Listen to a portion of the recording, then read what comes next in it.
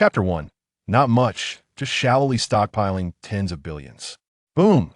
Xiaoyun was struck by lightning, feeling so good that he couldn't help but close his eyes. Xiaoyun is the strongest in the post-apocalyptic world 10 years later. Known as the Thunder General, that he wields the most powerful lightning abilities among the human race. In his boring life during the apocalypse, his favorite pastime is to enjoy a lightning bath, commonly referred to as being struck by lightning. Today, you didn't know which scumbag made a vow, but the thunder was booming, making Xiaoyun itch with anticipation. He immediately ran to the highest point of the back mountain, with a lightning rod on his head. After waiting for a while, he found it strange that the lightning suddenly stopped striking. Just as he was about to open his eyes, he saw a massive meteorite falling from the sky. It was moving so fast that it created a sonic boom, and the edges of the meteorite were sparking. Before Xiaoyun could react, the meteorite was already right in front of him.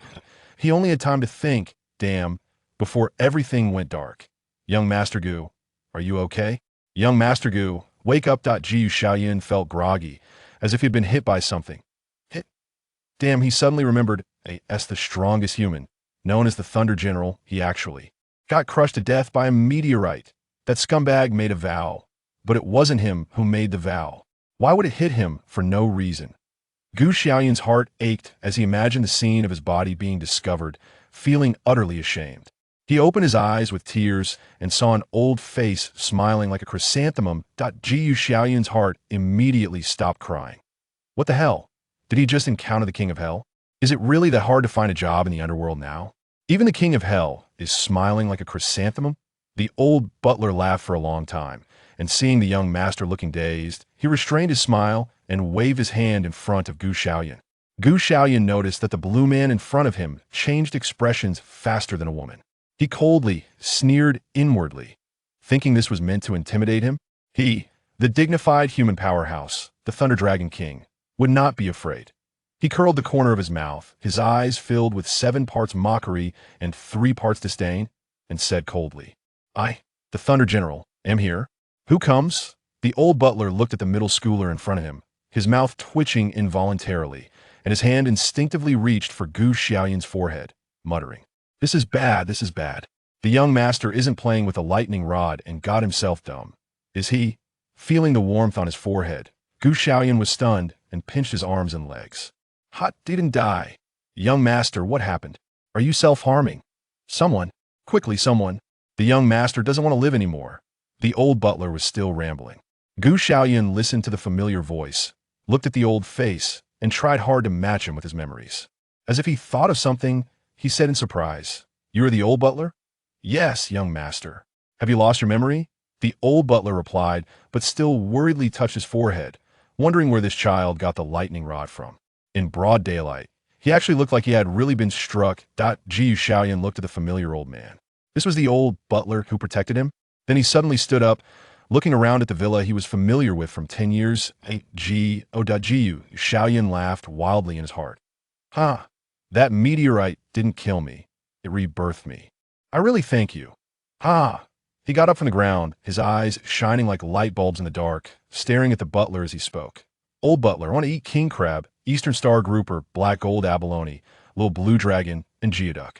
And hot pot, Kyoto roast duck, fried skewers, hamburgers, and spicy strips. Okay, young master. I will arrange it right away. 15 minutes later, all the dishes Xiaoyun ordered were served, filling the marble round table of the villa. He began to feast, and as the food entered his mouth, his taste buds were satisfied. Fresh, fragrant, crisp, spicy. This was something he had never experienced in the years of the apocalypse. Not to mention seafood. If you dare to go to the seaside, the seafood would eat you alive. Getting a bit of mutated animal meat after 10 years in the apocalypse was already a noble lifestyle. As for ordinary people, they ate virus-infested plants and drank virus-infested rainwater. Xiaoyun ate a king crab, dipped 2 large bowls of meat, and had some sashimi, trying various other dishes until he was stuffed. He looked at the food in front of him and felt regret. If only he could save it for the apocalypse, how many people would fight over it? Xiaoyun had already asked the old butler. It was June 1st, and there was a month and a half left until the apocalypse broke out on July 15th. Just as he was lamenting the food in front of him, suddenly the Kyoto roast duck vanished. That Kyoto roast duck appeared in Xiaoyun's mind as the Thunder General. Gu Xiaoyun had never thought he would unlock space. You all get out. Xiaoyun drove all the servants away, leaving himself at the dining table. With a thought, the Kyoto roast duck appeared on the plate, and with another thought, it appeared again in his mental space. Now Gu Xiaoyun was certain that he had space, and this space had no limits. This meant he could store whatever he wanted if possible. He could even store the villa itself. Gu Xiaoyun packed all the dishes into the space. He had tried it, whatever went in was the same when taken out. These dishes would still be incredibly fresh even 10 years later in the apocalypse.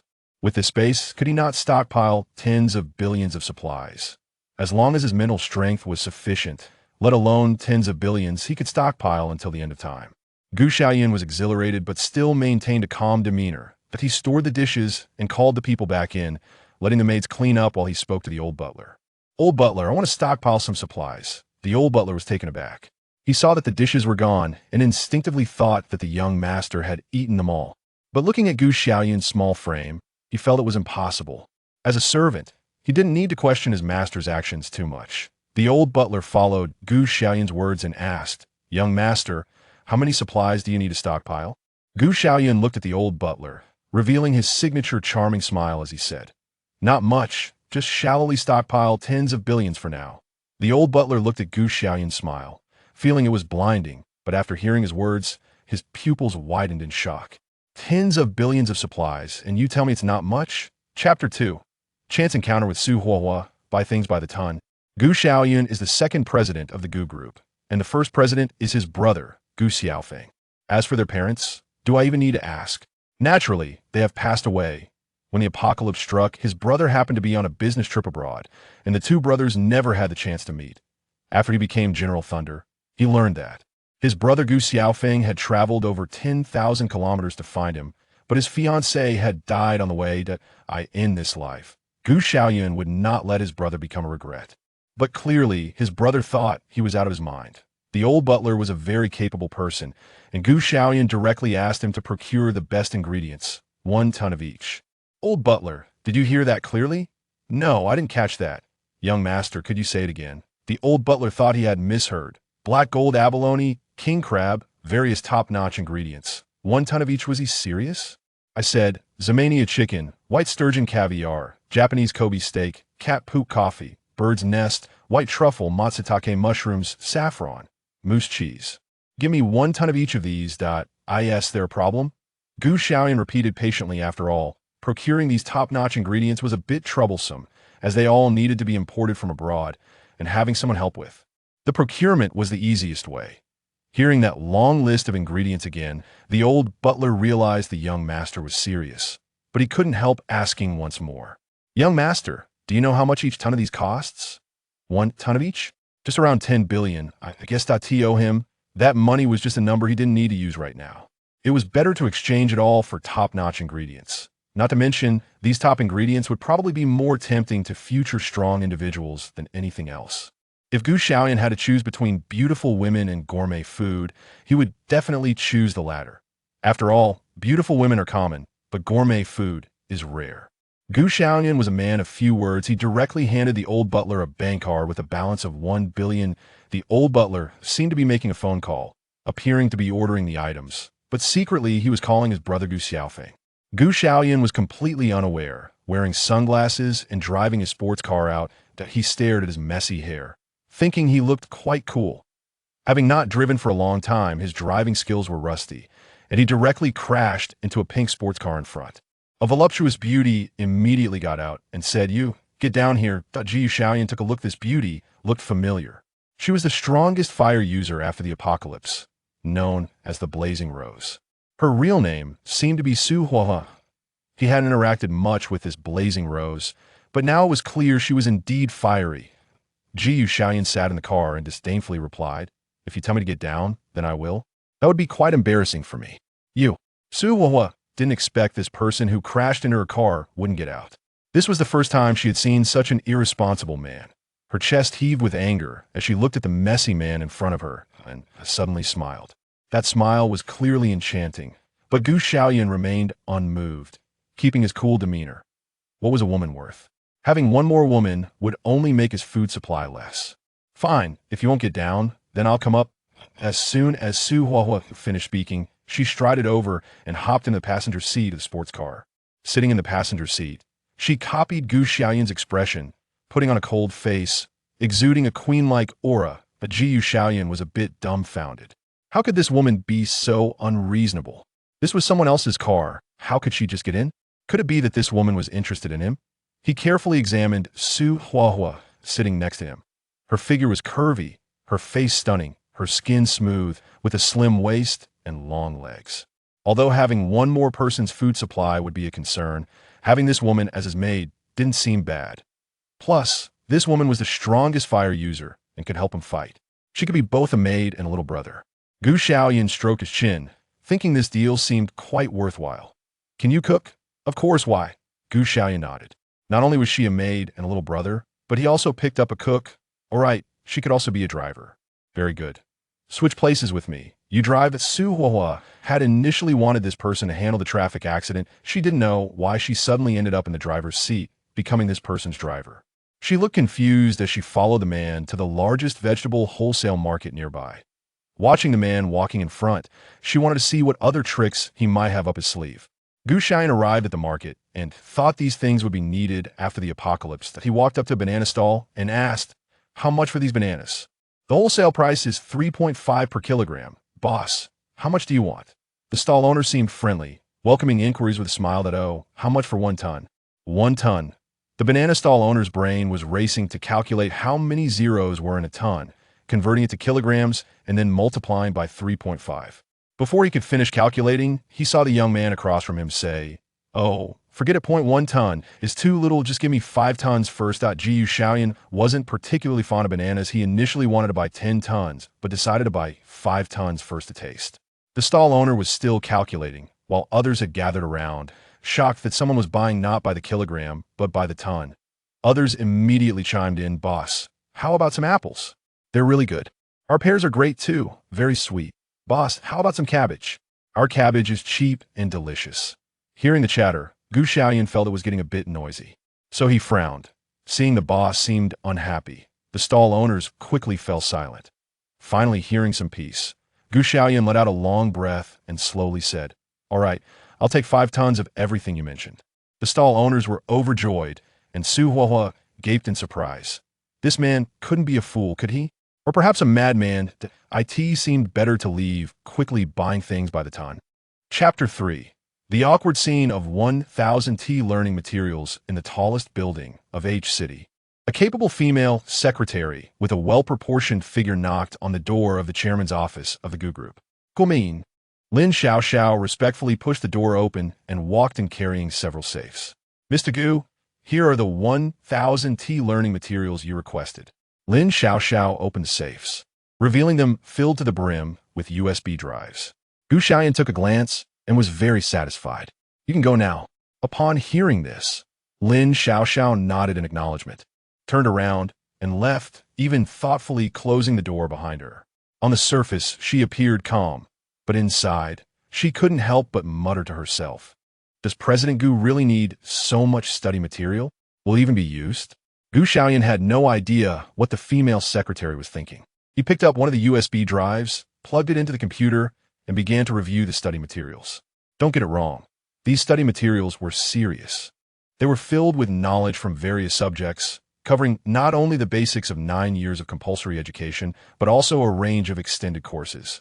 These included physics, chemistry, biology, electronic information technology, and other fields, as well as how to scientifically raise pigs and postpartum care for sows. Most importantly, there was agricultural science included. As a citizen of the Great Tower Nation, the ability to become wealthy was something that couldn't be neglected. Although he didn't know how to farm, he could hire people to help him later on. There were only 30 days left until the apocalypse. In the past 15 days, Gu Xiaoyun had transferred all the vegetables he bought from the market into his storage space. Measured in tons, it was basically starting from 5 tons. Now in his space, he had fruits, bananas, apples, dragon fruit, grapes, coconuts, pomelos, peaches, cherries, durians. Vegetables, radishes, carrots, Napa cabbage, Shanghai greens, pea shoots, center vegetables, cauliflower. Well, he had basically bought all the types of fruits and vegetables he could see. Since they weren't imported foreign fruits, buying them all wasn't expensive. He managed to gather a little over 100 million in bits and pieces. In the past 10 days, aside from harvesting fruits and vegetables every day, he had been frantically calling various friends he had known before. He sourced various supplies from them, such as firearms, bows, arrows, knives, and guns.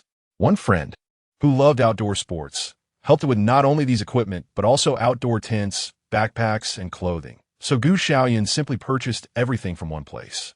He also had an acquaintance who specialized in solar energy. Gu Xiaoyun ordered solar panels and generators from him, so they placed the order together. There was also a car enthusiast among his contacts, and wealthy people's more serious hobbies often involve cars. Gu Xiaoyun had him help modify off-road vehicles, as well as large trucks, and most importantly, motorcycles. Each type of vehicle had an initial order of 10 units. After all, there was plenty of money and space, so he was quite indulgent. The only issue was that all these things required time.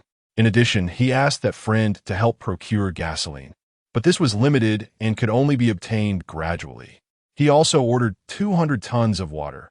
Even if an average person ordered that much, they probably wouldn't have a place to store it. However, the Gu group was different. They specialized in real estate and had plenty of warehouses for construction materials. When the water delivery person brought a batch, Gu Xiaoyun took advantage of the distraction to quietly collect another batch. So, in his space, besides various fruits and vegetables, the most abundant item was water. While having space was advantageous, it was also related to his own mental strength. At first, he could only collect a maximum of 30 tons of items per day, and gathering those fruits and vegetables wasted a lot of time. Additionally, the delivery time had already passed 7 or 8 days. Including the time spent collecting water, it had been nearly half a month.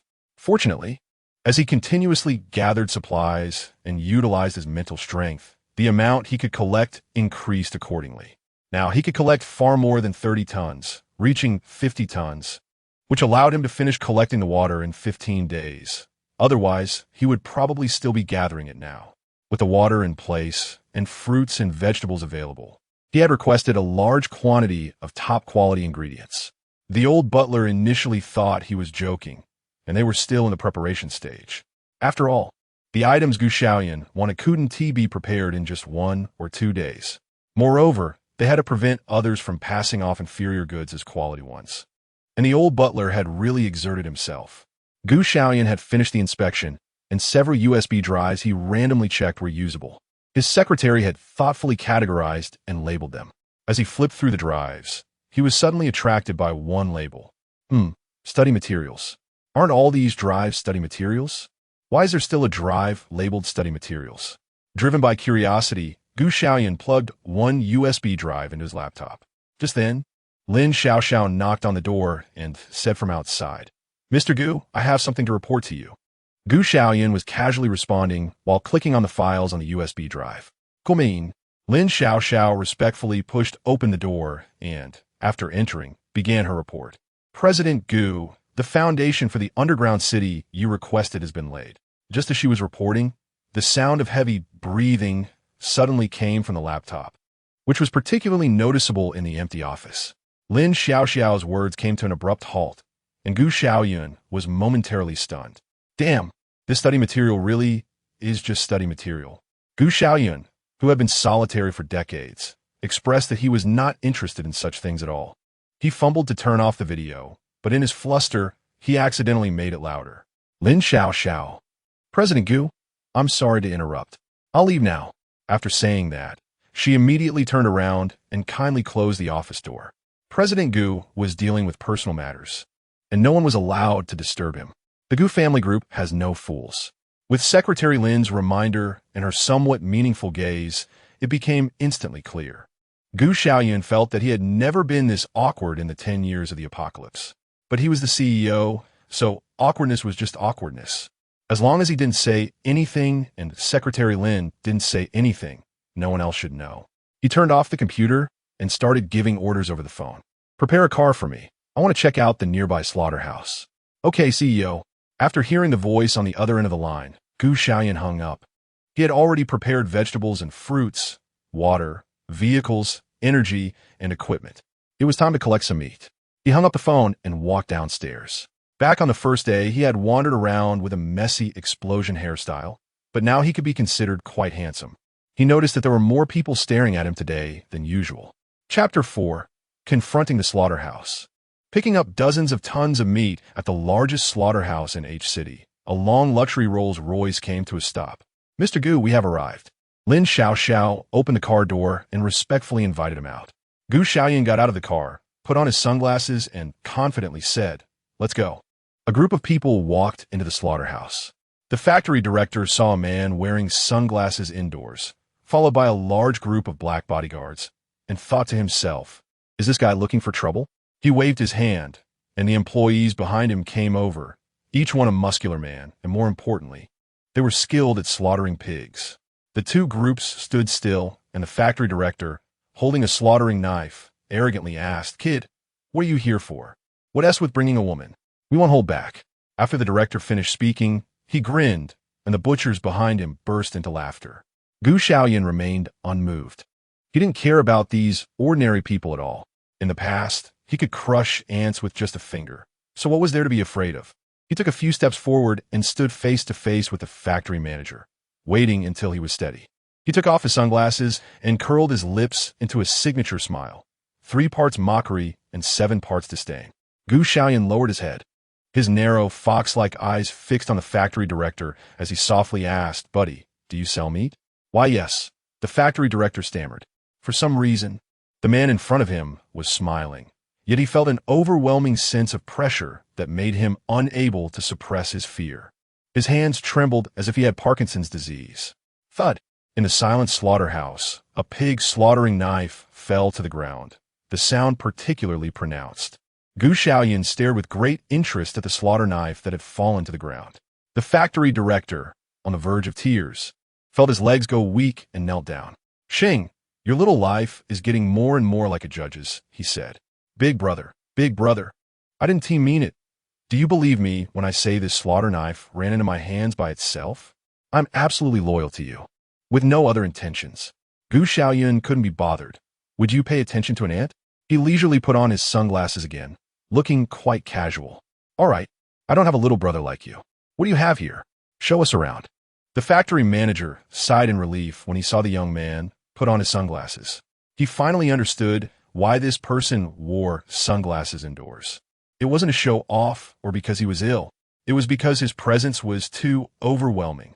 The factory manager was very fortunate that such an important person didn't blame him, although he lost face in front of his little brothers.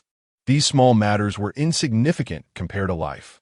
He flatteringly introduced the meats from his factory to Gu Xiaoyun.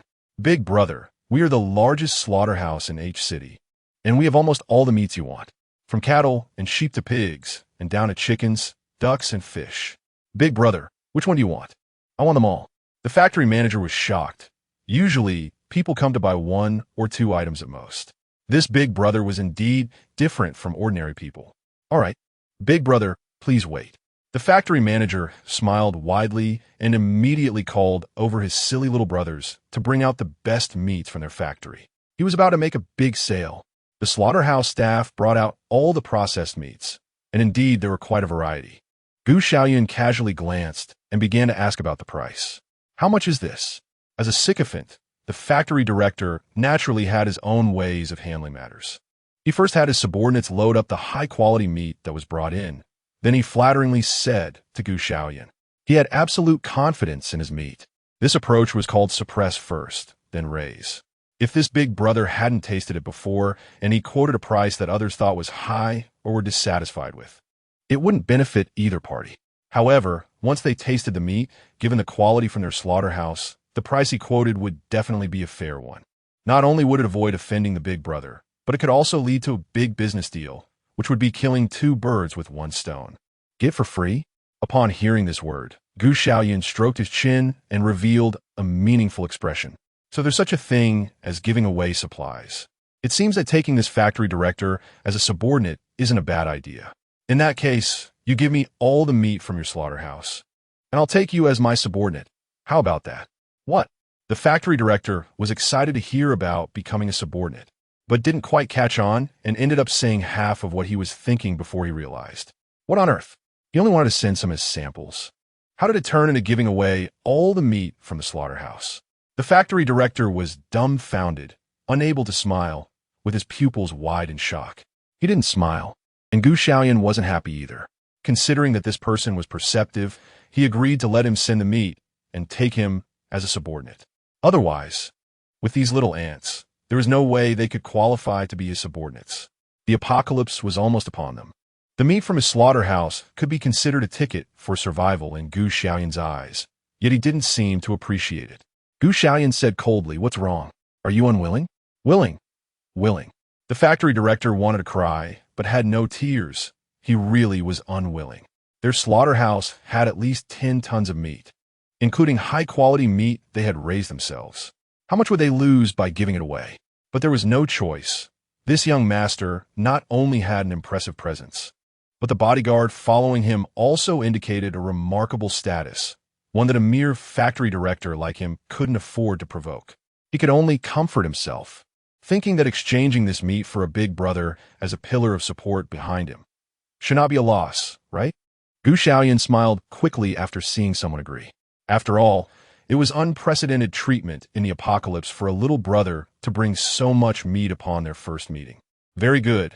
Have your little brothers deliver all this meat to the eastern suburb villa area, where someone will naturally receive it. Okay, big brother. The factory manager was too exhausted to complain. Not only was he sending meat, but he also had to cover the shipping costs. Is there really a big brother who slaughters his little brothers right at their first meeting? Moreover, this big brother really seemed to be quite sick. Why did he have to show that bizarre smile, like a brainless CEO? Xiaoyun heard the factory director's complaints and accidentally spoke out. His 7 parts sarcasm and 3 parts disdain weren't intentional. Wasn't it because he had just mastered the lightning ability and got shocked? Chapter 5, Sister-in-Law. Crazy? After buying the meat, Xiaoyun got inspired and decided to have his friends send him a little something. Since we're all friends, isn't it inappropriate to talk about money? It would hurt feelings. But since we're all friends, asking you to send a little something, is that reasonable? Very reasonable. Wang Shiba, it's me, your brother Gu. Oh, it's not ready yet? No problem. Take your time. I just wanted to tell you, the cars I asked you to make, could you send me 10 more of each? What? No problem. Good, the signal is bad. I'm hanging up, it's settled. Hello, is this Zhang Sanfeng? It's your brother Gu. The things you made for me. Could you send me 10 more? Oh, okay, no problem. I'm hanging up. Is this Rat? What? You say this is a shameless freeloading? No. He's just trying to maintain a relationship. Arriving at the villa in the suburbs, it was already quite different from over 10 days ago. If we said that 10 days ago, it was still a luxurious villa area. Now, it was definitely a construction site. If Xiaoyun puts on a hard hat, he would be no different from the construction workers. He has already acquired all the villas in the suburbs and built warehouses around them to conceal his activities. What he really wants is underground. That's right. Xiaoyun plans to create an underground city here. In the late post-apocalyptic period, due to extreme weather conditions, the surface has become unsuitable for human habitation for extended periods, and human settlements have shifted underground. Xiaoyun had a great idea. He would first build an underground city, which would definitely be ahead of other bases. Not to mention whether to build a survival base or not, being a landlord in the underground city would also be nice. After all, rent would be paid in crystal cores, and as an old hand, he could upgrade just by lounging around. He only needed to eat, drink, and have fun every day, and just thinking about it made him happy. Now, the foundation of the underground city had already been laid. Xiaoyun was very satisfied after wandering around. He imagined that in the future, he would have free labor to help him fight zombies. He wouldn't have to do anything and could enjoy delicious food and drinks. Landlord, why is the water cut off? Isn't the water bill free? If you want water, you have to bring me crystal cores. As for the base being taken away by others, that was even on his mind as one of the strongest in the apocalypse. Anyone who dared to come and steal could only be said to have good eyesight. Good days are coming to an end. As for Lin Xiao and the others, was he such a stingy person? Of course, he would have the butler prepare a separate table of good food to entertain them. Xiaoyun had just sat down and poured a mouthful of the 1982 law fight into his mouth when suddenly a woman's scream came from outside the door. Xiaoyun, come out here. You're messing with the Gu family's assets, buying and selling whatever you want. And now digging up the ground in the villa area.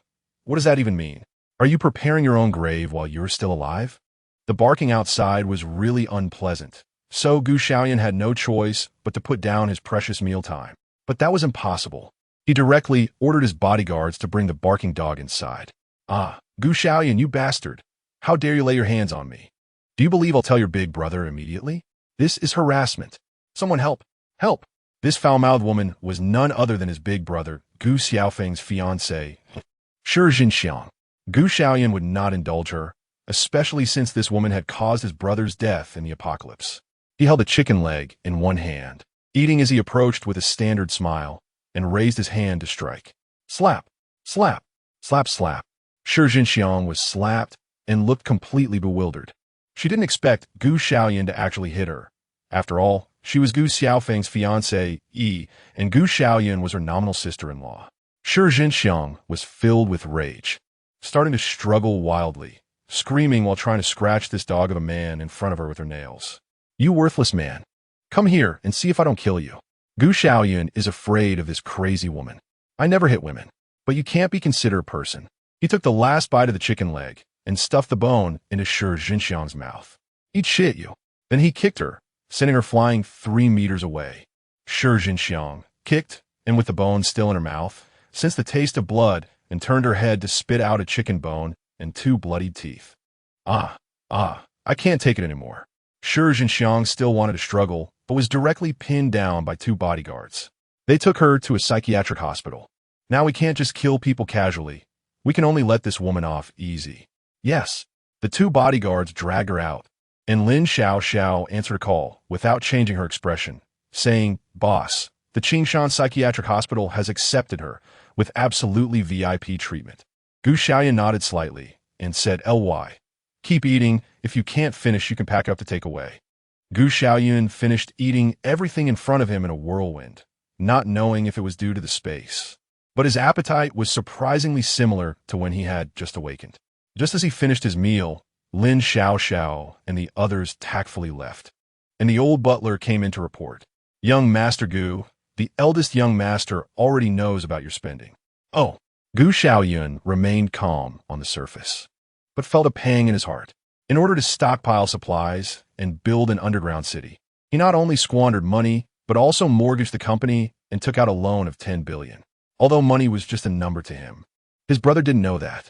The old butler quietly raised his head and, seeing Gu Xiaoyun's composed demeanor, felt that he seemed to be confident. So he spoke up to report another matter. Young Master Gu, the top quality ingredients you ordered have arrived halfway and are all at the international airport. Should we send someone to pick up all those top quality ingredients? Gu Xiaoyun was excited. Have we arrived so soon?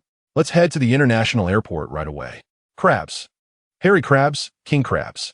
Just thinking about them made his mouth water. These things were not to be approached lightly in the apocalypse, let alone eaten. If he did nothing else and just sold these materials in the apocalypse, wouldn't he make a fortune? Chapter 6. Airport Attack. Unlocking abilities early international airport. Dozens of cargo planes were parked. Inside, there were not people but 10 tons of top-quality ingredients. Suddenly, a group of black bodyguards appeared at the airport, looking like they were about to confront the surrounding tourists, who quickly moved away. The old butler left and approached them for coordination. Gu Xiaoyun didn't know what they were talking about, but anyway, they said the goods were in place and needed to be paid for. He waved his hand, and the bodyguard behind him handed over a card. He gave that card to these people. It's worth mentioning that he directly bought these planes. Anyway, it was a big move that showed he wasn't short on money. The area near the villa in the suburbs had already been cleared, making room for the planes.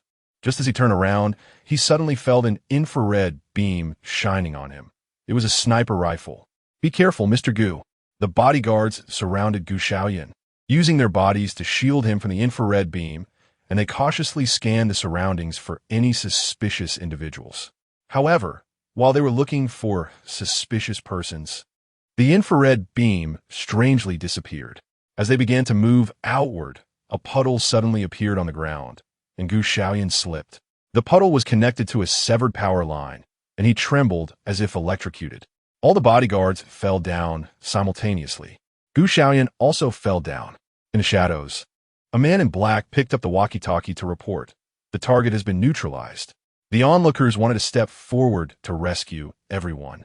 But then they thought about the risk of electric shock and were afraid to approach. After the man in black left, they waited for a moment. Xiaoyun got up from the ground, and a crackling sound came from all over her body. Refreshing. After half a month, she could finally taste the sensation of being electrocuted. Xiaoyun's eyes were filled with surprise as he felt a familiar arc of electricity at his fingertips.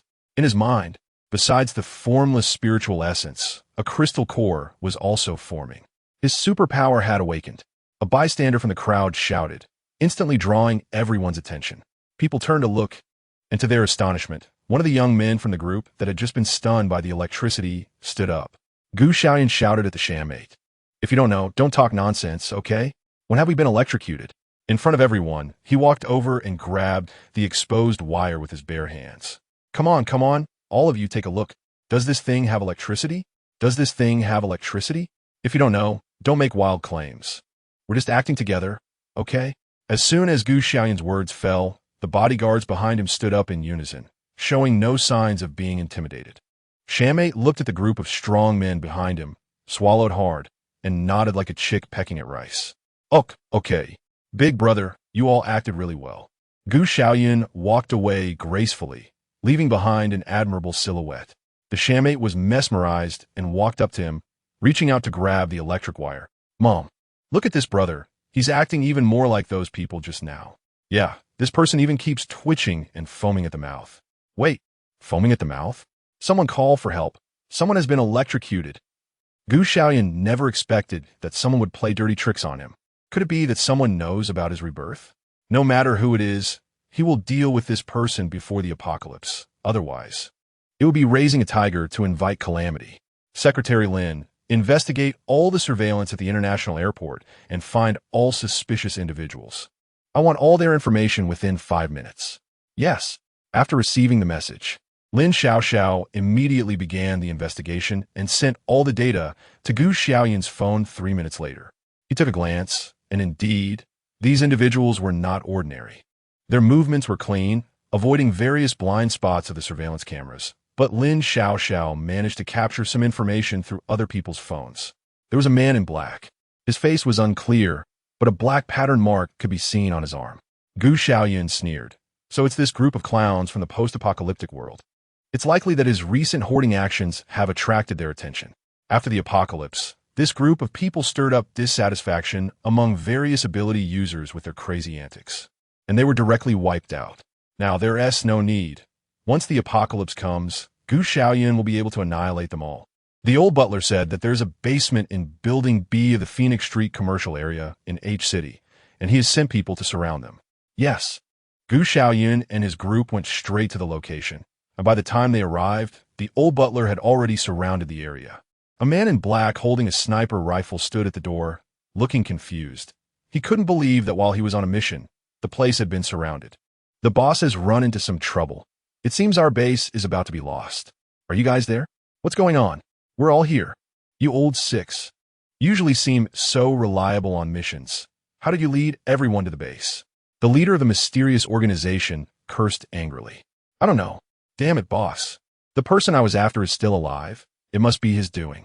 Old Six spotted Xiaoyun among the crowd. As a supernatural being, Xiaoyun's hearing and vision had improved significantly, and he had long noticed Old Six hiding nearby. A sniper rifle was just a small problem. Although he was a level 1 supernatural being with years of experience, dodging a bullet was a piece of cake.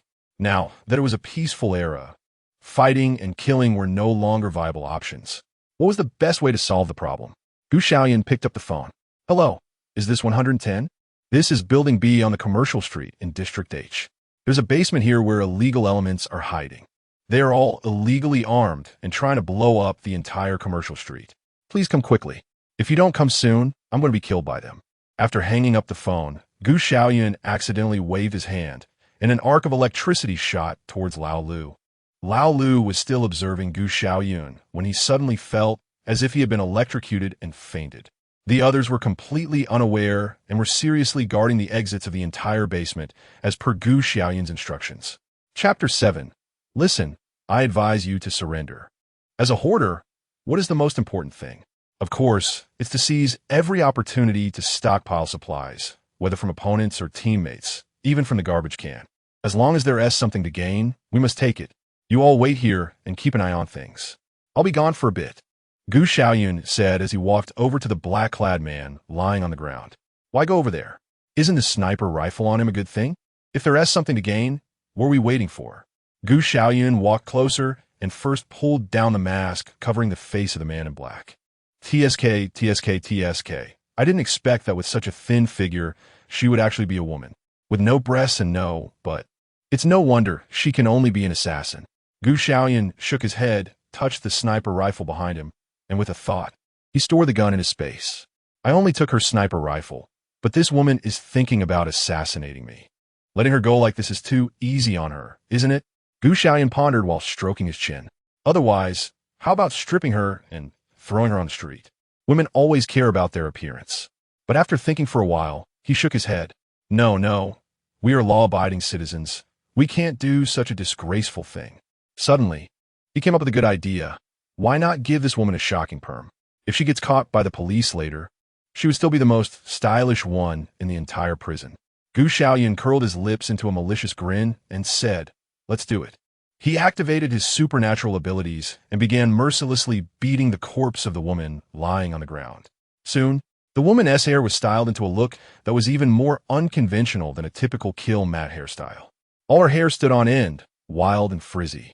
Her face was smeared with dirt, making her look like a beggar who hadn't tea-bathed for 9 days and nights. How's it going?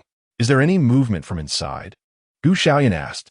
The bodyguard, Dahe, shook his head and replied, Young master, we've locked the exit of the basement for the people inside. Unless we use heavy machinery to break down the door, they won't be able to get out. Moreover, the material they use is quite thick, bomb-proof, and bulletproof. Even if they wanted to break out, it would take a considerable amount of time.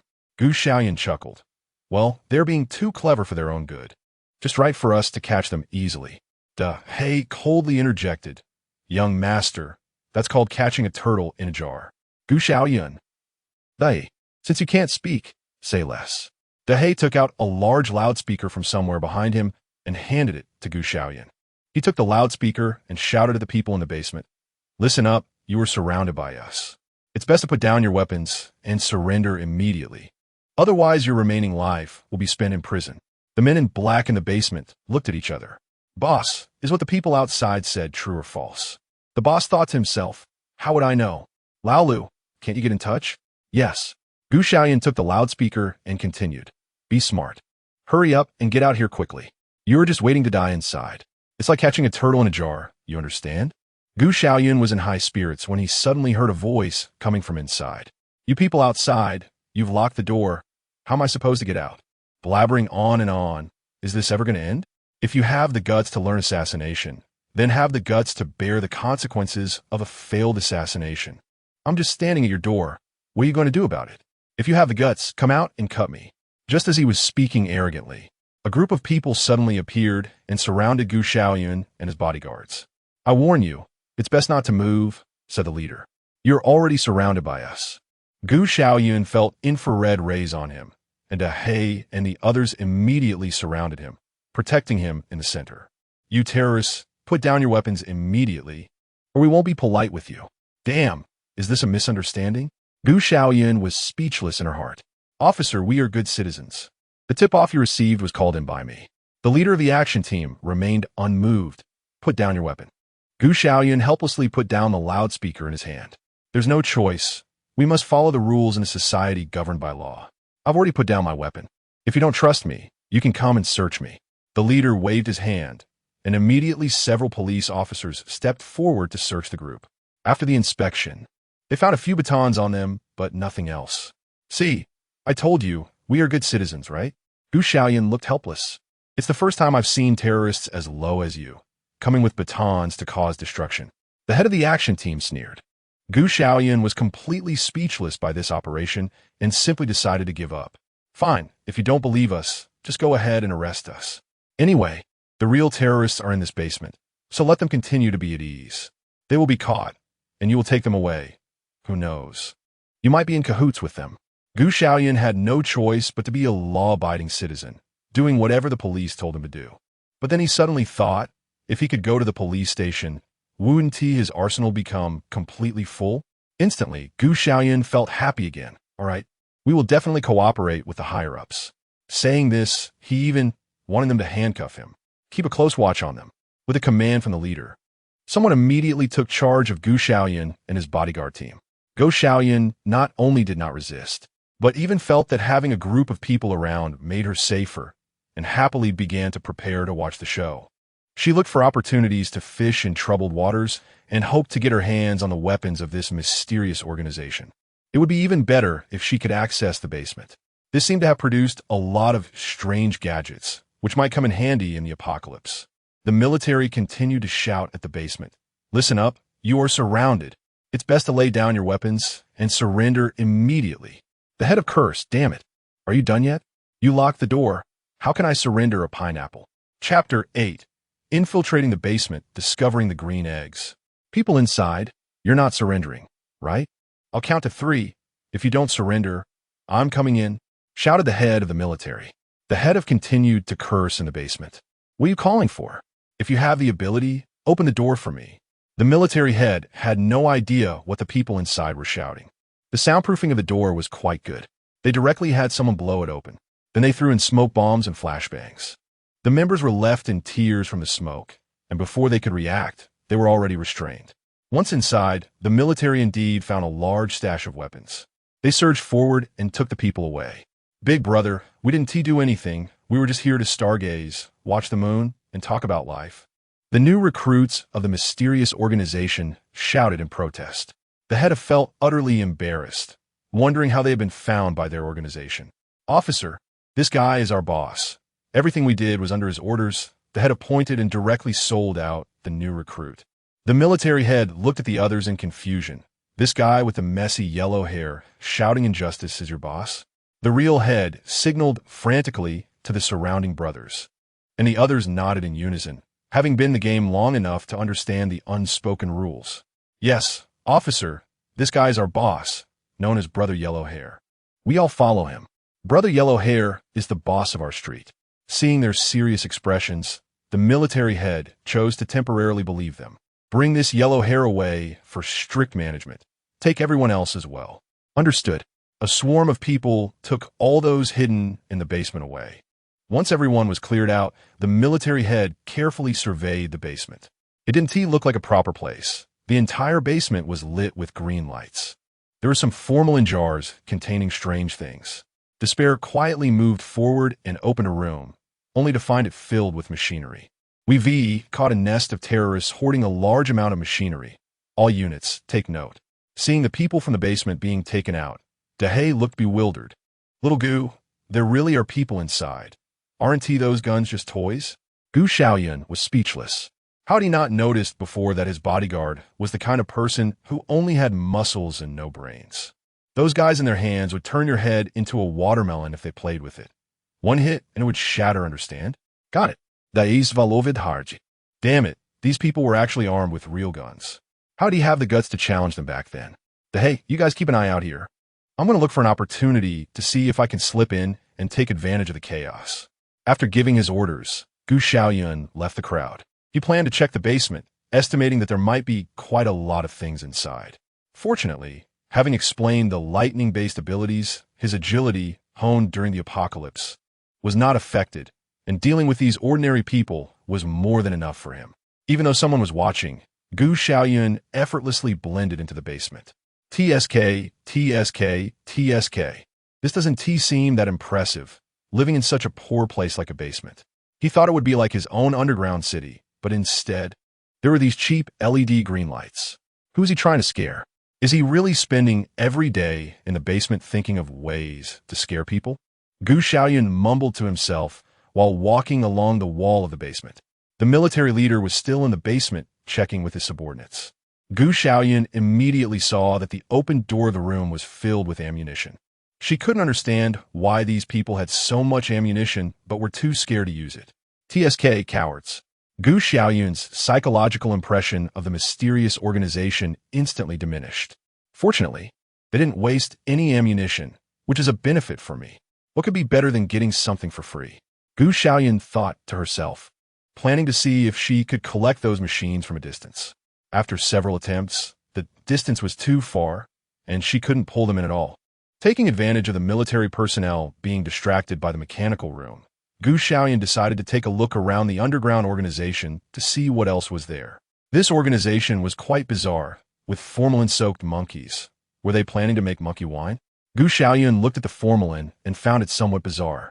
Just as he passed by another formalin container, he was suddenly attracted by something inside.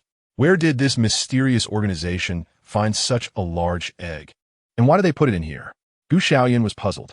He could sense that there was something inside, but because of his artistic abilities, he felt that this round, green egg was actually pulsating. In other words, this green egg was alive. No matter what kind of egg it was, he decided to put it into his space first. Bring it here. Xiaoyun reached out towards the green egg through the formalin. The green egg remained motionless. Xiaoyun. But asking him to put his hand into this green, hairy formaldehyde doesn't seem very good. Forget it, better not to do it. Who knows if his hand will turn green after putting it in. Xiaoyun murmured and turned to leave. Just at that moment, as he turned around, that green thing surprisingly emitted a burst of green light. Wow, what the hell? This thing can actually glow. Xiaoyun was greatly shocked. You say you're green? That's one thing, but you actually emit a green light. Could it be that this egg can sing too? Love is a light. Something just flashed, Captain. There was green light over there. A military guy spoke up. Where? The military immediately became alert and walked over with a small team. Xiaoyun quickly hid as he turned his eyes and made his way to the mechanical room. With everyone gone, it was just the right time for him to take away the machinery from that room. He had seen clearly from a distance earlier, but now that he was close, he realized that the leader was really cowardly. This room, full of machinery, was enough to arm 20 or 30 people, plus all these explosives and grenades, yet they didn't dare to fight. At worst, in 18 years, they could still be heroes again. While Xiaoyun was feeling emotional, he started to take action with the machinery in his hands. If he didn't take it, someone else would benefit, so it was better for him to take it. Those guns wouldn't be of any use to the leader of. He could use them to kill zombies. Chapter 9. Top 10 Premium Ingredients Collected in Space. Xiaoyun swiftly cleared everything from the mechanical room. Boss, where did those guns go? What? If it weren't for you, little thing, keeping me from leaving, I would have run away long ago. As he spoke, he reached into the green formalin. He had the right to doubt that the formalin turned green because the egg would fade. He took out an egg, which was as big as a human head. At first, he didn't notice anything while it was immersed in the formalin, but now upon closer inspection, the entire eggshell was covered with green dark patterns. This thing couldn't be stored in space, so Xiaoyun had no choice but to hold it and run. Taking advantage of not being discovered, the basement, being the base of a mysterious organization, had no cameras installed, so Xiaoyun was completely calm. He wrapped the green egg in his clothes and put it under his jacket, successfully blending in with the group of Dahe. How is it, Dahe? Everything okay? Xiaoyun stood among the bodyguards, looking calm as if he hadn't done anything at all. If there's something, just say it. Stop dragging it out like a woman. Xiaofeng frowned. He couldn't stand this kind of dragging. This belly at least 3 months along, right? Xiaoyun felt like she was about to explode. Dahe, are you okay? You just look dark-skinned, but why do you also seem not very bright? Can't you see such a big man? Pregnant. I'm pregnant with a pineapple. Dahe took a scolding head-on, but he didn't dare to retort and stood aside feeling wronged. I didn't want to say this either. Didn't you insist that I ask? Xiaoyun almost suffocated from holding back and finally managed to squeeze out a few words. I told you to ask, so just ask. Don't you know what it means to think twice before acting? Xiaoyun was comfortably sitting in her suburban villa, always feeling like she had forgotten something. The mysterious organization's old sixth, Xing, suddenly opened her eyes while lying on the floor, holding her head as she got up. Which little punk ambushed my sister? Xiaoyun instinctively reached to the side, but her sniper rifle, which often accompanied her, had actually disappeared. Who stole it? A big sniper rifle like mine was taken by some little punk. Rubbing her messy hair, Xiaoyun finally remembered. She had originally gone to snipe the young master of the Gu family, but unexpectedly got ambushed on the way. No matter who ambushed her, I definitely have something to do with this story's young master. Xiaoyun thought to herself as she headed out with her frizzy hair to find Xiaoyun. At this point, she should have just run away. Gu Xiaoyun took a break and enjoyed the hairy crabs prepared by the butler, feeling quite pleased. Butler, where did you put those top-notch ingredients? Gu Xiaoyun asked while eating the crab and spitting out the shells. If they're in the freezer, won't they be stale? What a waste. She clicked her tongue, and suddenly the hairy crab in her hand didn't taste as good. After eating half of her meal, she was forced to go out again because of the matter of collecting supplies. Gu Xiaoyun couldn't help but admire how dedicated she was. When it comes to harvesting things, it's best to do it secretly, so Gu Xiaoyun didn't bring anyone else. Upon arriving at the cold storage, someone greeted her. "Little Gu," said the guard. Gu Xiaoyun nodded. "Yes, brothers, you've worked hard. You haven't eaten yet, right? You all go eat first. I'll keep watch here. I'll have someone pack these goods." "Yes, young master." The guards, used to it, quickly left. Where else can you find such an easy job? Just look at the ice house door. And the employer even gives you paid time off from time to time. If you don't leave, you're not doing right by yourself. Gu Xiaoyun saw that no one was around, so she directly entered the cold storage and started her crazy collecting mode.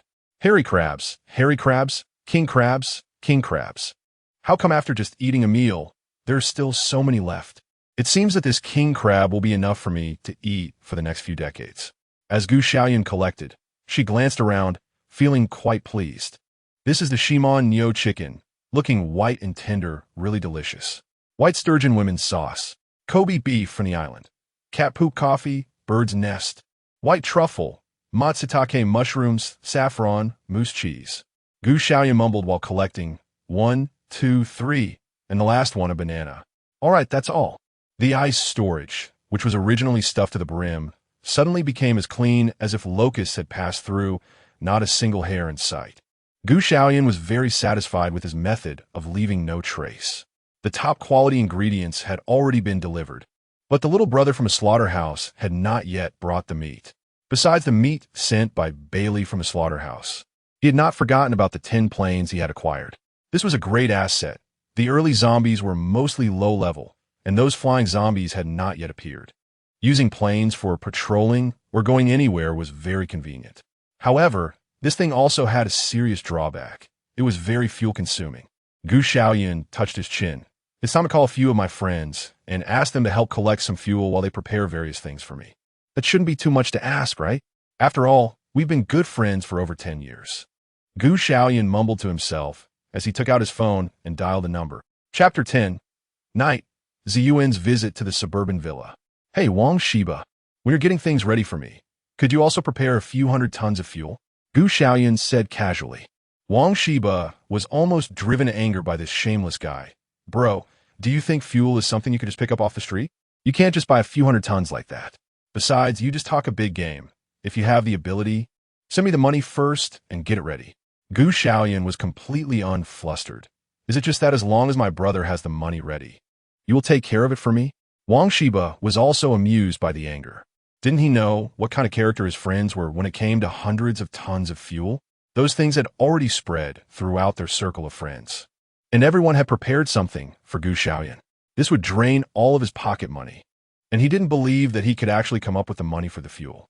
Brother, I, Wang Shiba, will lay it down like this. If you can come up with the money, I will get those things ready for you. If I can't do it, just turn my surname around. Gu Xiaoyun listened to the words on the other end of the phone and was speechless. Old Wang, tell me, does it make a difference whether you write your surname forwards or backwards? Whether it makes a difference or not isn't important. What matters is expressing my sincerity. Do you understand? Wang Shiba was thick-skinned and not the least bit embarrassed. All right, I've transferred the money to you. Let me tell you, my time is running out, so it's best to get this sorted out by this week. Gu Xiaoyun directly made the transfer without further ado, since he had found someone to solve the matter anyway. No, bro, you really transferred the money? Are you kidding me? Wang Shiba didn't believe it at all until he heard the notification sound from his phone. Dear customer, hello, your account ending in 2703 has received 100,000 yuan, balance 100,002, 353, 88 yuan. Paye, tempe. Description, tempai. Damn, my Gu brother is really serious about this. Wang Shiba was shocked. There were even some sense involved. Yang Lei had already said it, and it seemed unreasonable not to help his customer and get a few hundred tons of fuel. Wang Shiba counted his card balance and suddenly felt like he had become part of the wealthy elite. With this money, he could do whatever he wanted. Why not just take the money and run? Wang Shiba, how can you be so shameless? Gu brother didn't even ask and just transferred you this much money. What is this? It's his trust in you. And you, Wang Shiba, are only thinking about taking the money and running. Does that live up to Gu brother's trust in you? TSK, you really are inhuman. I can't even stand it myself. Saying this, Wang Shiba slapped himself twice. A strong sense of emotion suddenly surged in his heart. Gu brother, don't worry, just for the trust you have in me, Wang Shiba, I will definitely get this done for you. As long as Wang Shiba ran away, he would go find his dad and scam more money. What's the matter? He would be at a loss either. The top-tier ingredients had been sorted out, vegetables were collected, fruits were collected, water was collected, and the only thing left was the pork from those little brothers of the slaughterhouse that hadn't been delivered yet. Then he would go get some daily necessities and consumables. Things like cigarettes and alcohol. Where is this? The end of the world? It's simply like going on vacation. Gu Xiaoyun was planning while lying on his 100 square meter big bed. The green egg, which he had the old housekeeper soak in formalin, was resting at his bedside. At this moment, the egg was emitting a faint green light. Gu Xiaoyun looked at the round, green egg inside. If you want to get by in life, you must have a bit of green on your head. Whether life is good or not really depends on you, brother egg. Just look at your smooth shell, your wise glow, and your subtle green. It's the essence of life. Otherwise, soon enough, little mice will come running in. Gu Xiaoyun finished speaking, covered himself with a quilt, lay down, and even started snoring. He fell asleep in an instant. Damn it, Gu Xiaoyun, how dare you steal the sacred egg from our organization? So shameless. Dressed in a tight-fitting night outfit, Xiaoyun's perfect body curve was accentuated, and once seen, it was hard to look away. She clung to the windowsill with both hands, her legs tense, and her waist exerting force, lying outside Gu Xiaoyun's window. And a big man sleeping on such a large bed.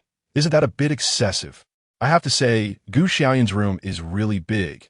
It actually fits a 100 square meter bed. Anyone who sees this bed would think it's somewhat bizarre. Xiaoyun naturally thought so too. After observing for a moment, a hint of surprise crossed her beautiful eyes. I underestimated him. This person is actually quite cunning. The room is so big, and with this bed, it is basically filled up. If I go through the corridor, the narrow path can't touch the edge of the bed. If I do, it will surely wake the person on the bed. If I go from the bed, the mattress will sink under the weight, and if he is alert, he will definitely wake up. Xiaoyun's brows were serious. What a seemingly nonsensical yet stable layout. It seems I can't go below. Do I have to go above? Xiaoyun looked up at the ceiling. In the center of the ceiling was a huge vintage chandelier. Everywhere else was smooth and empty. If I go above, I must cross this 100 square meter big bed. If I fall, I will definitely be discovered. This tests my skills quite a bit when crossing the bed. I must not make any noise or movement, not even a drop of sweat. Xiaoyun furrowed her brows, assessing the feasibility.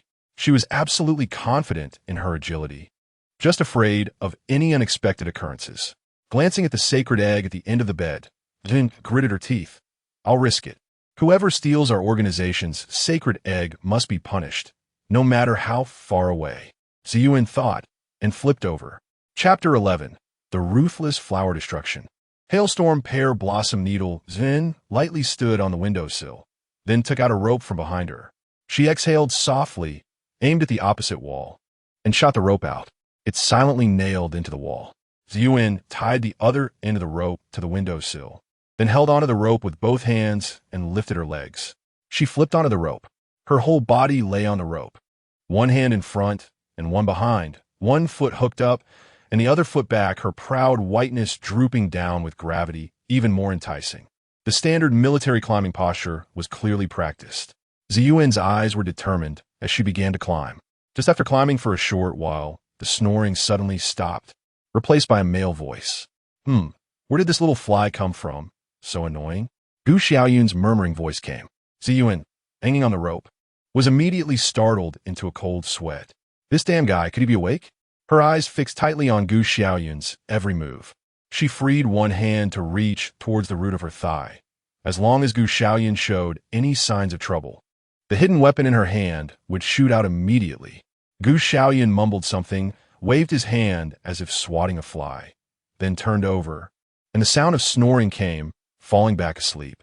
Xiaoyun breathed a sigh of relief, inwardly cursing. Luckily, this guy didn't wake up, otherwise he would probably disturb everyone in the villa. Fortunately, there were no accidents this time, and she successfully climbed to the chandelier. Just as she was about to pass the halfway mark, the person below was unresponsive, like a dead pig. Xiaoyun let out a sigh of relief and tried to lift her hand to wipe the sweat off her face. Drip!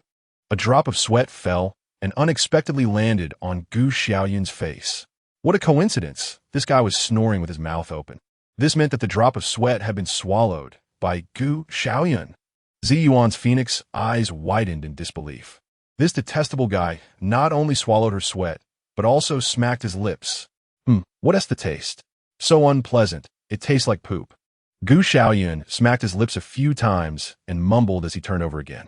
Hearing this, Xiaoyun almost exploded with anger. You filthy bastard. Not only did you swallow my sweat, but you also had the nerve to say it tastes like poop. If you can eat it, then why don't you spit it out? The peaks and valleys of her emotions were clearly intense. If looks could kill, she believed this annoying man would have been killed by her gaze 1,000 times over. I won't be angry.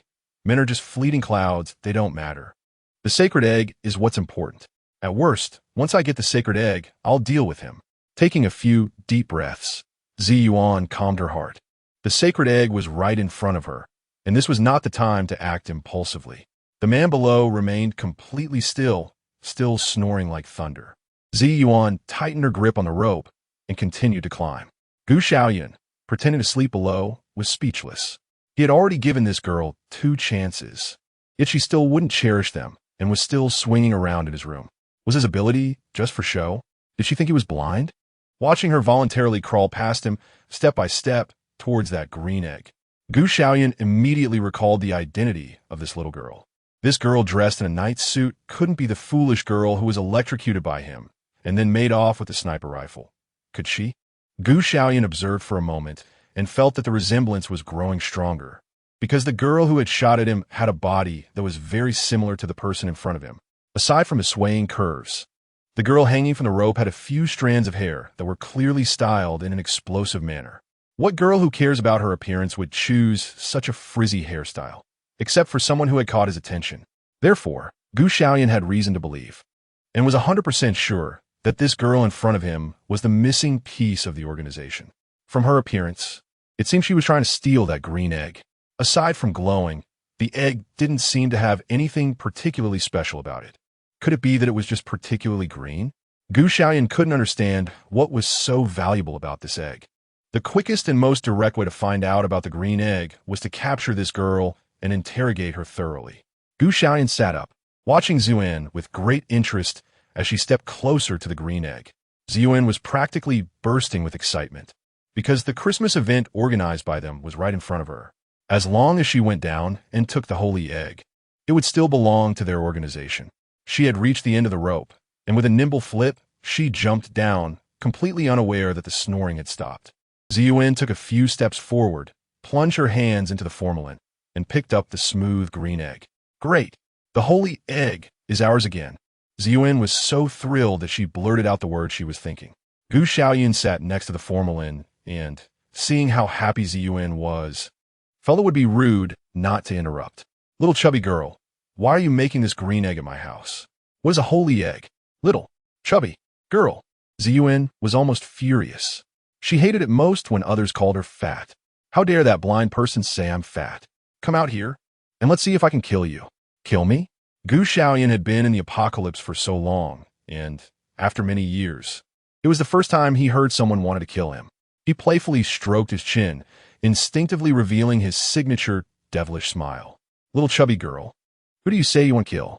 Of course it's you.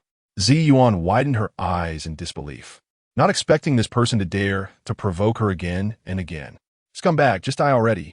Xiaoyun has supernatural abilities, and combined with the super strong eyesight developed in her previous life, she naturally noticed the hidden weapon in Xiaoyun's hand. Moreover, this weapon shimmered with a colorful black. It was obviously toxic. Xiaoyun sneered, since you have been ruthless towards me, don't blame me for being unmerciful to you. Watch me unleash my fierce attack. The rain of pear blossom needles. Gu Xiaoyun shouted the name of the technique and immediately raised his hand, pretending to throw a hidden weapon. Chapter 12. The Terrifying Trap. Don't come over. Upon hearing the name of the technique, Xiaoyun was taken aback. The famous rainstorm pear blossom needle. Who hasn't heard of it? It didn't matter if she was hit by the hidden weapon, but if she accidentally implicated the sacred egg and it got hit, leading to its shattering, what would she do then? Stop. I surrender. Don't use the hidden weapon. Then, frightened, turned pale and immediately crossed her arms, hugging the sacred egg tightly. Gu Xiaoyun didn't expect that just mentioning a name would make this girl surrender. That so-called ruthless flower destruction, rainstorm pear blossom needle, didn't even exist. He just wanted to scare her. Now that you've surrendered, quickly throw your belongings at your feet. Besides that, take off everything else you have on you. Don't think about hiding anything. If I find anything suspicious, I will use the ruthless flower destruction, rainstorm pear blossom needle.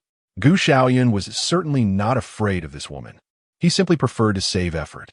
If a problem could be solved with just a few words, why resort to violence? Moreover, his opponent was just a foolish girl. As expected, upon hearing his words, the foolish girl in front of him really dropped the hidden weapon in her hand. Stop, don't use it. I dropped my hidden weapon. But you can hit me, just don't strike the holy egg. Upon hearing that he was going to use the lethal rain blossom needle, Xiaoyun quickly threw away the hidden weapon in her hand. Then she reached below her collarbone and took out another hidden weapon. She reached to the back of her head and retrieved another one. She also reached under her armpit, the soles of her feet, and behind her ears. Gu Xiaoyun was completely stunned. This woman was truly ruthless to herself, and indeed a peculiar character. Who on earth hides weapons in their armpits? Where else could one hide weapons? Wouldn't they be unable to hold back their laughter?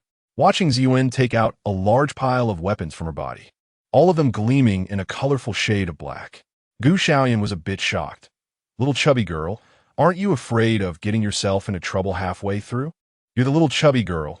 Your whole family is full of little chubby girls. A soldier can be killed, but cannot be humiliated. I've already surrendered. What more do you want? Xiaoyun was furious. She hated it the most when others said she had gotten fat. Gu Xiaoyun directly ignored her. You still have something that hasn't been handed over. Hurry up, or I'll have to use the ruthless rain of pear blossom technique. Xiaoyun was shocked. How did this person know she was hiding a hidden weapon? Biting her silver teeth, she thought that all of this was for the holy egg. You're ruthless. Opening her cherry lips, Xiaoyun put her hand inside and then dug out a small hidden weapon from her back molars, still attached to a few silver threads.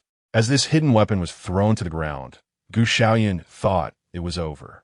However, this little chubby girl surprisingly reached for the hem of her clothes, lifting it up to reveal a glimpse of snow-white skin. Gu Xiaoyun was startled. What are you doing? I'm innocent. Don't try to tarnish my reputation. Xiaoyun rolled her eyes, pretending she didn't hear, and continued her actions. She reached in her belly button, rummaging around, and surprisingly pulled out another hidden weapon. Xiaoyun casually tossed the weapon onto the ground, her tone quite displeased. Now it's really gone, young master. Is your innocence still intact? Gu Xiaoyun really thinks this woman has something. Little fat girl, you may be a bit stupid, a bit ugly, and a bit fat, but I didn't expect you to be quite skilled at hiding weapons. Hurry up and hand over the hidden weapons you haven't revealed, or I'll have to use the ruthless technique of the rain pear blossom needles. If you dare to call me fat again, I'll make you regret it. Xiaoyun gritted her teeth. This annoying man said she was fat, which was one thing, but he also said she was stupid and ugly. By the way, the holy egg, where's her holy egg? My holy egg? Xiaoyun was shocked. Everything she did, exposing all her cards in front of the enemy, was to protect the holy egg. Just a moment ago, the holy egg was clearly in her hand. How could it disappear while she was drawing a hidden weapon? It was you, right? You took my holy egg. Xiaoyun turned her head, her narrow phoenix eyes fixed firmly on Gu Xiaoyun.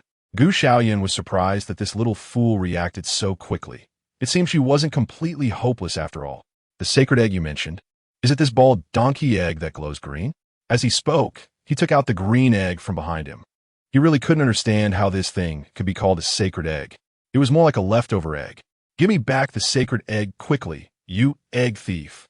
If you don't return it, I'll fight you. Xiaoyun stared at Gu Xiaoyun, her tone very dangerous. Will Gu Xiaoyun be flustered with this little girl? He can easily handle her with just a finger.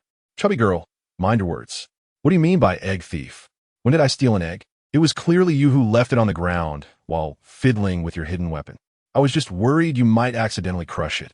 So I kindly picked it up. You shouldn't just brush it off like that. How can you say I'm an egg thief? Gu Xiaoyun frowned, clearly in agreement with what Xiaoyun said. Xiaoyun didn't expect this person to be so shameless. However, since she had already revealed her trump card, it seemed she couldn't do anything about her for the time being. Everything was for the holy egg. Xiaoyun comforted herself in her heart, exhaled a breath of foul air, revealing a hint of a seductive smile, and produced a sound that made her own skin crawl. Brother Gu, I'm sorry, I misunderstood you. I was just worried about you. You've been holding this egg for so long. Your hand must be tired. Why not let your sister take over? Gu Xiaoyun felt a shiver run down his spine. This new type of humanoid weapon had such immense destructive power. His Tao heart was stirred. Holding the green egg, Gu Xiaoyun silently recited in his heart, "Form is emptiness. Emptiness is form. The character form has a knife above it. Women not only need to eat and drink, but they also defecate, and they can produce such terrifying sounds. Encountering such a woman, one must keep their distance, as getting close will bring misfortune. It would be best to discuss what its purpose is, what this thing can do." Xiaoyun raised an eyebrow, not believing a word from this unpleasant man. Don't think she didn't notice that he had just wavered.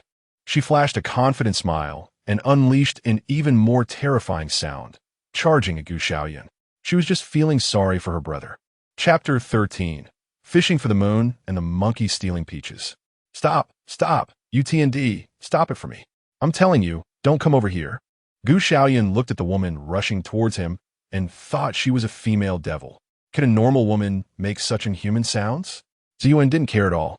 As long as she got the holy egg, everything else was irrelevant. Although just clouds. Gu Xiaoyun couldn't hold back any longer. Woman, you forced me to do this. Watch me fish for the moon. Gu Xiaoyun's hand shot out like lightning, grabbing Xiaoyun's legs. Xiaoyun, unable to maintain her balance with her legs caught, unexpectedly fell to the ground. Gu Xiaoyun maintained his gentlemanly demeanor and caught someone who was about to fall onto him with his hand. Xiaoyun found herself lying on the man and was momentarily at a loss. She lowered her head and noticed that the man was firmly gripping her legs. However, due to the recent fall, her pant legs had rolled up a bit. This meant that the man was not holding onto her pants, but was directly touching her legs. Xiaoyun slowly raised her head. One's intentions cannot be hidden in their gaze. "Oh, you filthy rogue. I'll fight you. Today, it's either you die or I live," Xiaoyun said, ready to pounce and strangle the shameless man in front of her. Gu Xiaoyun calmly threw the green egg into the formalin and freed up another hand. The monkey steals the peach. His hand shot out like lightning, attacking towards Xiaoyun's body.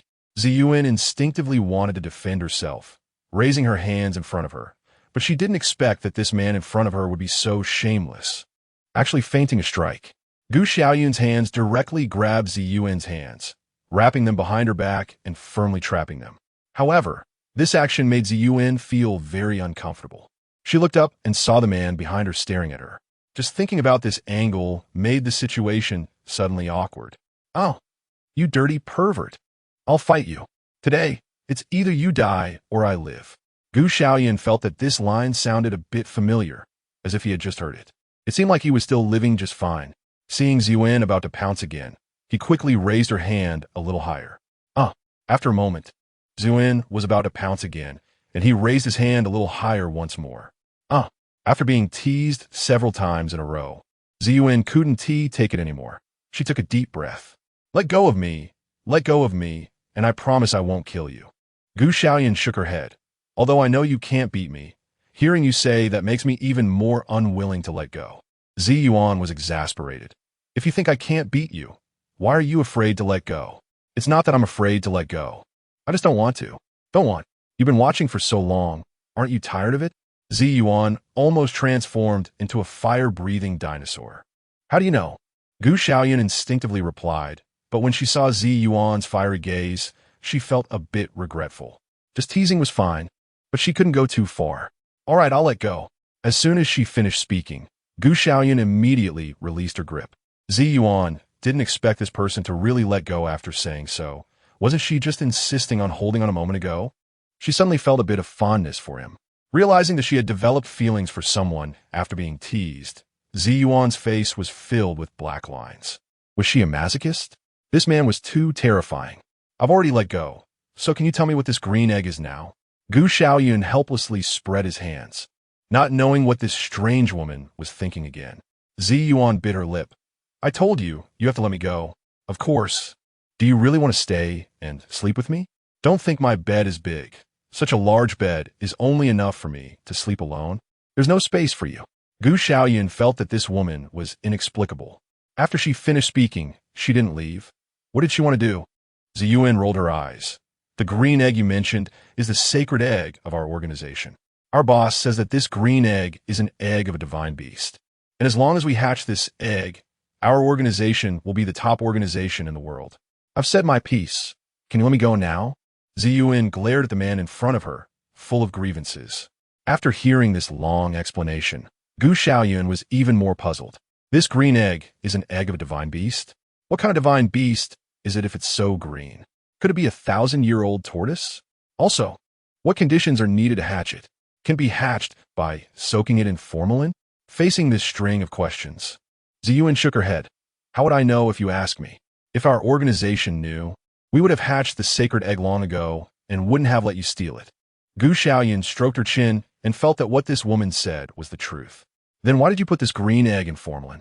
Could it be that it has some special effect, that formalin can make this green egg greener or accelerate its growth?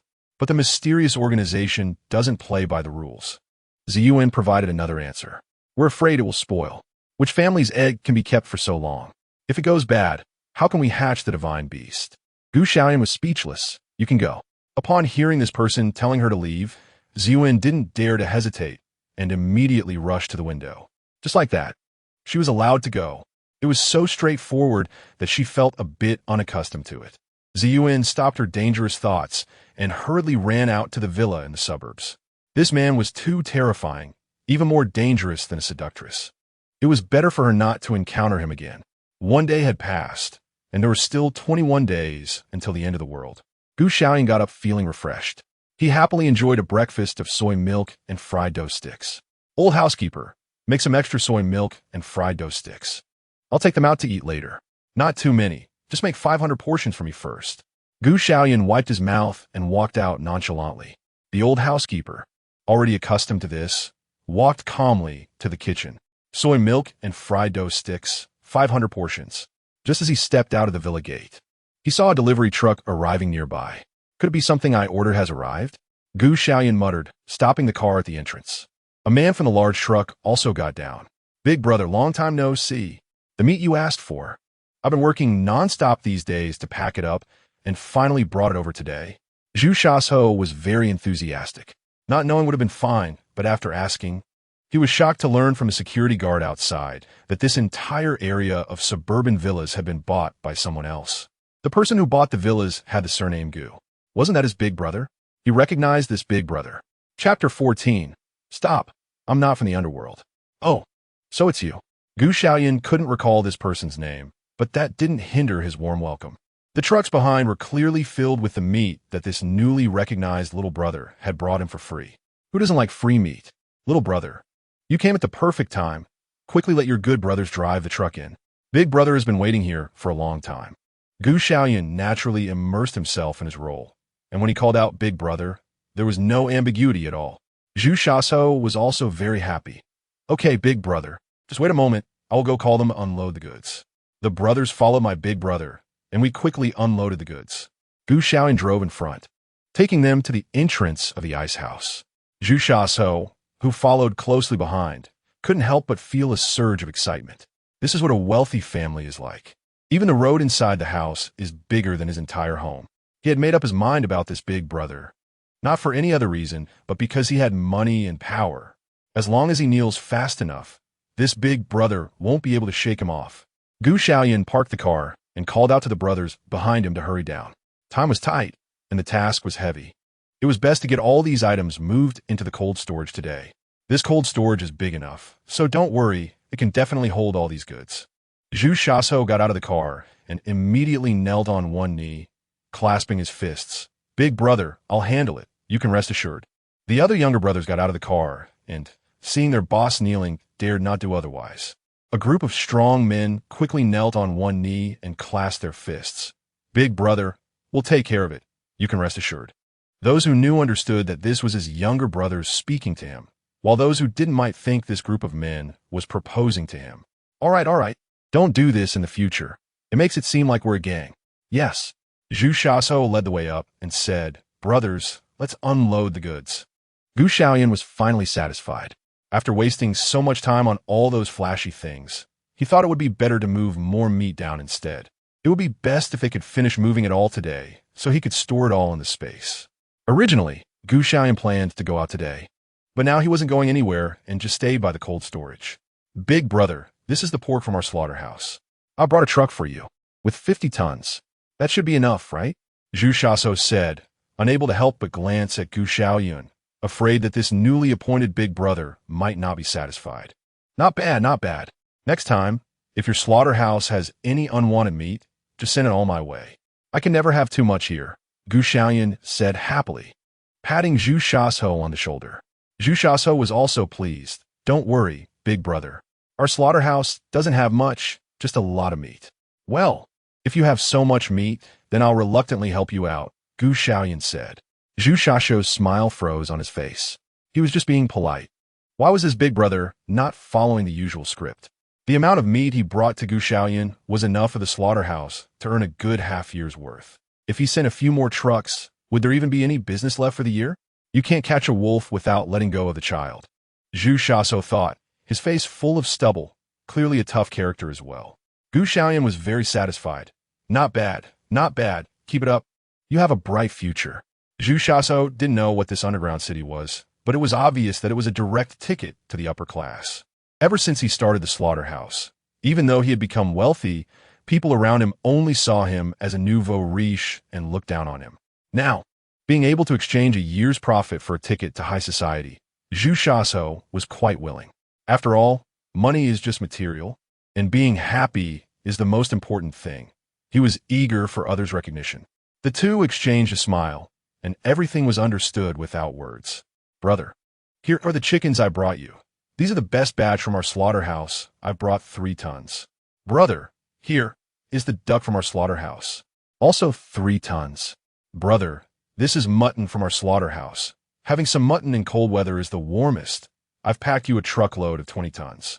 Brother, this is beef from our slaughterhouse. This meat is also great for hot pot. I've packed you 20 tons. Oh, right, brother, and this fish is not from our slaughterhouse. I got it from the factory next door, and I brought you 5 tons. Gu Xiaoyun laughed so hard that his eyes squinted. This little brother really knows how to be considerate. Not only did he bring meat from their factory, but he also had the sense to borrow from the neighboring factory. No wonder he is his newly appointed little brother. He has a bit of his charm. Zhu Xiaoso, next time don't just take from our factory, but go over to the neighboring factory and get some more. Zhu Xiaoso nodded. Big brother, that's exactly what I was thinking. What's the point of only taking from our slaughterhouse? There's also the canned food factory next door, the fish market, and the seafood market. They have plenty of goods over there too. Gu Xiaoyun didn't expect there to be so many good things nearby. At that time, he was attracted by the free 0 yuan purchase at the slaughterhouse and hadn't gone to take a look yet. Let's go to your place tomorrow, and you can take me around. If there are good things, we can buy some. Sure, big brother. When you come, I'll take you to see. Zhu Xiaoso readily agreed. However, why was the slaughterhouse giving things away for free while his big brother was spending money at other places? Big brother, can't we get them to give us a little bit? Zhu Xiaoso couldn't help but ask. Gu Xiaoyun glanced at him and said, a little bit is not enough. Even if I gave him the entire market, it would be about the same. Zhu Xiaoso, not everyone could be my little brother, you understand? Gu Xiaoyun looked very righteous, and Zhu Xiaoso was immediately moved. Big brother, I will stick with you. Let's work hard, mainly because not only are you foolish and rich, but you also seem to be quite capable. We can still fight zombies in the apocalypse, right? Chapter 15. 1 billion? Money is just a number. Sigh. Even though I am someone else's big brother, why do I have to work harder than they do? Fortunately, after unlocking my abilities, the amount of supplies I can store in my space has increased quite a bit.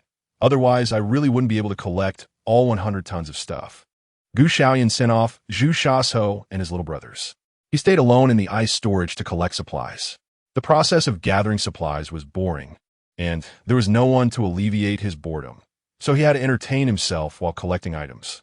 After working hard for most of the night, he finally organized everything. Now in my space, there are 10 top-quality ingredients, each weighing 10 tons. There is 200 tons of drinkable water, 100 tons of various meats, and around 100 tons of various types of fruits and vegetables. Oh, and there are also 1,000 tons of study materials, along with a room full of machinery confiscated from the basement of the... There are about 20 days left until the apocalypse. Gu Xiaoyun rubbed his chin, realizing that all the meat in the ice storage had been collected, and he began planning the next steps. Next, he needed to gather some daily supplies, a generator, a vehicle, and an airplane, along with fuel for the plane and various military supplies and equipment that were almost ready. It all depended on when his friends would call him to pick up the goods. Looking at the time, it was indeed running short. The entire foundation of his underground city had been completed, and now the interior decoration was underway. 20 days was completely sufficient, and as long as the funds were in place, the underground city should be finished in these 2 weeks. He planned to first visit his younger brother tomorrow to buy all the necessary food, and then use the remaining time to collect daily necessities. Early the next morning, Gu Xiaoyun set out, not realizing it until now. He calculated that he truly had very little time left. Upon arriving at the slaughterhouse, he immediately spotted Zhu Shasho waiting at the entrance. The burly man with a thick beard waved excitedly. "Big brother, I'm here." Gu Xiaoyun got out of the car gracefully. Wearing sunglasses, "Zhu Shasho, let's go." "Yes." Zhu Shasho was excited. It was time to show the factory next door the true charm of the big brother. After walking a few steps, he felt something was off. Why were there only him and the big brother? Where were the big brother's bodyguards? "Big brother, what happened to your black-clad brothers?" "Oh, you mean my bodyguards? I gave them the day off." Gu Xiaoyun, wearing sunglasses, didn't understand why his little brother was asking that. Zhu Shasho felt complicated. "Big brother, you didn't take them with you?" "Why take them? Once he's done, we leave. We have a lot to do today, and it's not convenient with so many people." "Okay." Zhu Shasho initially thought he could show off, but unexpectedly it turned out this way. So he could only sulk and lead the way ahead. "Big brother, this is the seafood market I told you about." Gu Xiaoyun walked in and was indeed greeted by the smell of the sea, which was overwhelmingly fishy. "Do you know anyone in charge here? Or someone who has the authority like you?" Gu Xiaoyun just wanted to make her purchase and leave quickly. She couldn't stay in this place for long. Zhu Shasho went to call someone over. "This is the guy. Just tell him what you want to buy." Gu Xiaoyun nodded. "How many types of seafood do you have here?" He had bought top-quality seafood, but he also needed to buy some regular seafood. After all, it wasn't practical to eat top quality every meal. If he wanted to sell to others in the future, it wouldn't be very convenient. The manager of the seafood market thought for a moment. "If we count in detail, there are probably hundreds of types." Gu Xiaoyun nodded, expressing great satisfaction. "I want a few tons of each of the hundreds of seafood varieties you have." "What? Not a few tons of each?" The manager of the seafood market was shocked. "If each variety is a few tons, that would amount to hundreds of tons. Do you know how much this will cost?" Gu Xiaoyun nonchalantly nodded. "Is 1 billion enough? If it's short, I'll ask for more." One billion. Gu Xiaoyun nodded. "Do you have a card machine? Bring it over." The manager of the seafood market instinctively pulled out the card machine he had been carrying. "Transaction successful. Credited 100,000,000 yuan." The manager had been working here for so many years and thought he had seen it all, but he realized that in the face of money, he was just a small tadpole. "Prepare all the seafood and deliver it to the villa in the suburbs. Someone will be there to receive it." After giving his instructions, Gu Xiaoyun turned and left. He still had other places to check. Okay, sir, take care." The manager felt as if he was walking on cotton, floating. Zhu Shasho was also shocked by his brother's big spending. "Brother, are we really spending this much money on seafood?" Gu Xiaoyun pushed her sunglasses. "What's this? Come on, take me to see what's next." Zhu Shasho swallowed hard, not daring to say much, and led her to the nearby canned food processing plant. This time he was quite skilled, having summoned the plant manager. Gu Xiaoyun calmly spoke. You are the manager of the canned food processing factory. How many types of canned goods do you have here? Zhu Xiaosou swallowed hard. Here it comes. His older brother was about to start spending money again. I want 5 tons of each of these hundreds of types of canned goods, delivered to the villa in the suburbs. Gu Xiaoyun continued to speak calmly. What? 5 tons of each? That would be several hundred tons. Are you sure? The manager of the canned food processing factory was shocked. Don't ask so many questions. Just hurry up and bring out the card machine from your factory. Zhu Xiaosou couldn't help but interject proudly. His older brother had money, so rounding it off. Wasn't that the same as him having money? His older brother was showing off, and rounding it off, didn't that mean he was showing off too? As a result, the card machine handed over by the manager of the canned food processing factory was very tactfully passed to his older brother. Card swipe successful, credited 100,000,000 yuan. The manager of the canned food processing factory was also taken aback. I must be hearing things this is 100 million. Zhu Xiaosou felt proud. Don't worry, little brother, my brother won't cheat you. Rest assured, with my brother here, you'll either get a refund or a supplement. Just make sure to deliver the goods. Money is just a number for my brother. All right, okay. The manager of the canned food processing factory was stunned, not expecting to finalize a deal worth 100 million in just 2 minutes. Chapter 16. As long as you don't get killed by anger, keep making yourself angry. Brother, what are we going to do next? Zhu Xiaosou had already started to enjoy the pleasure of spending money. So this is what it feels like to be rich. What kind of difficult days had he been living before? What are we going to do? Of course, we're going to keep buying. Gu Xiaoyun pushed up his sunglasses. Do you know where our largest wholesale supplier of daily necessities is? Hurry and take me there. My wallet is already itching. Zhu Xiaosou looked excited. Of course I know. Just follow me. Gu Xiaoyun sat in the back of the car, watching Zhu Xiaosou drive. Suddenly, a familiar flashy red sports car passed by. Hey, isn't that the car of the fiery rose, Xiaoyun? The red sports car flashed by and quickly disappeared from sight. Gu Xiaoyun pushed up the sunglasses he was still wearing in the car. Anyway, the fiery rose can't compete with me, so I'm not afraid at all. Who knows? Maybe the fiery rose will wither at the very start of the apocalypse. Gu Xiaoyun was thinking maliciously that it was this woman who had scammed him out of some money last time. She shouldn't think that just because he had been in the apocalypse for a long time, he was really foolish and had plenty of money. She scratched his sports car and actually made him pay 1 million. At that time, he didn't know what he was thinking to actually give it to her. Maybe to him, money was just a series of numbers. Gu Xiaoyun rubbed his chin, lamenting that he was really too kind-hearted. Big brother, we've arrived. Zhu Xiaosou had no idea what his big brother was doing behind him and was dutifully driving the car. Gu Xiaoyun pushed the door open and got out of the car, seeing the familiar red sports car parked at the entrance. What is the surname of the person in charge here? Gu Xiaoyun asked. Little brother, let's go. Gu Xiaoyun led the way ahead, and as soon as he entered, he saw a stunning woman in high heels walking towards him. With wavy, voluminous hair, exquisite and deep facial features, snow-white skin, fiery red lips, and a deep V-red, tight-fitting dress that accentuated her curvy figure. She also revealed a pair of long, straight legs. The person was Xiaoyun. What are you doing here? Xiaoyun didn't expect to see a foolish rich person walking in. Thinking about how she had tricked him out of 1 million, she felt a bit guilty. But once she remembered that he was a simpleton, she felt he was in the right place. With this fool in her territory, Xiaoyun would feel embarrassed to walk out of her own door without scamming him again. Xiaoyun flashed a charming smile. Young Master Gu, welcome to the largest wholesale market in H City. What can I do for you? I guarantee you'll be satisfied. Gu Xiaoyun looked Xiaoyun up and down and asked, do you have anything here? Introduce it to me. No wonder this woman was able to survive when the apocalypse came. Her home had everything. As long as she stayed here, there was food to eat, drinks to drink, and useful items to use. If she didn't survive, she could only blame herself for being an incapable person. Some people really have good luck, unlike him, who could only work hard to collect supplies and even dig a dungeon for himself. As soon as Xiaoyun heard this, she knew this fool was about to start spending money. The thought of him buying things by the ton made her smile even more. We have all kinds of daily necessities, and for electrical appliances, we have various solar power devices, including solar panels and solar water heaters.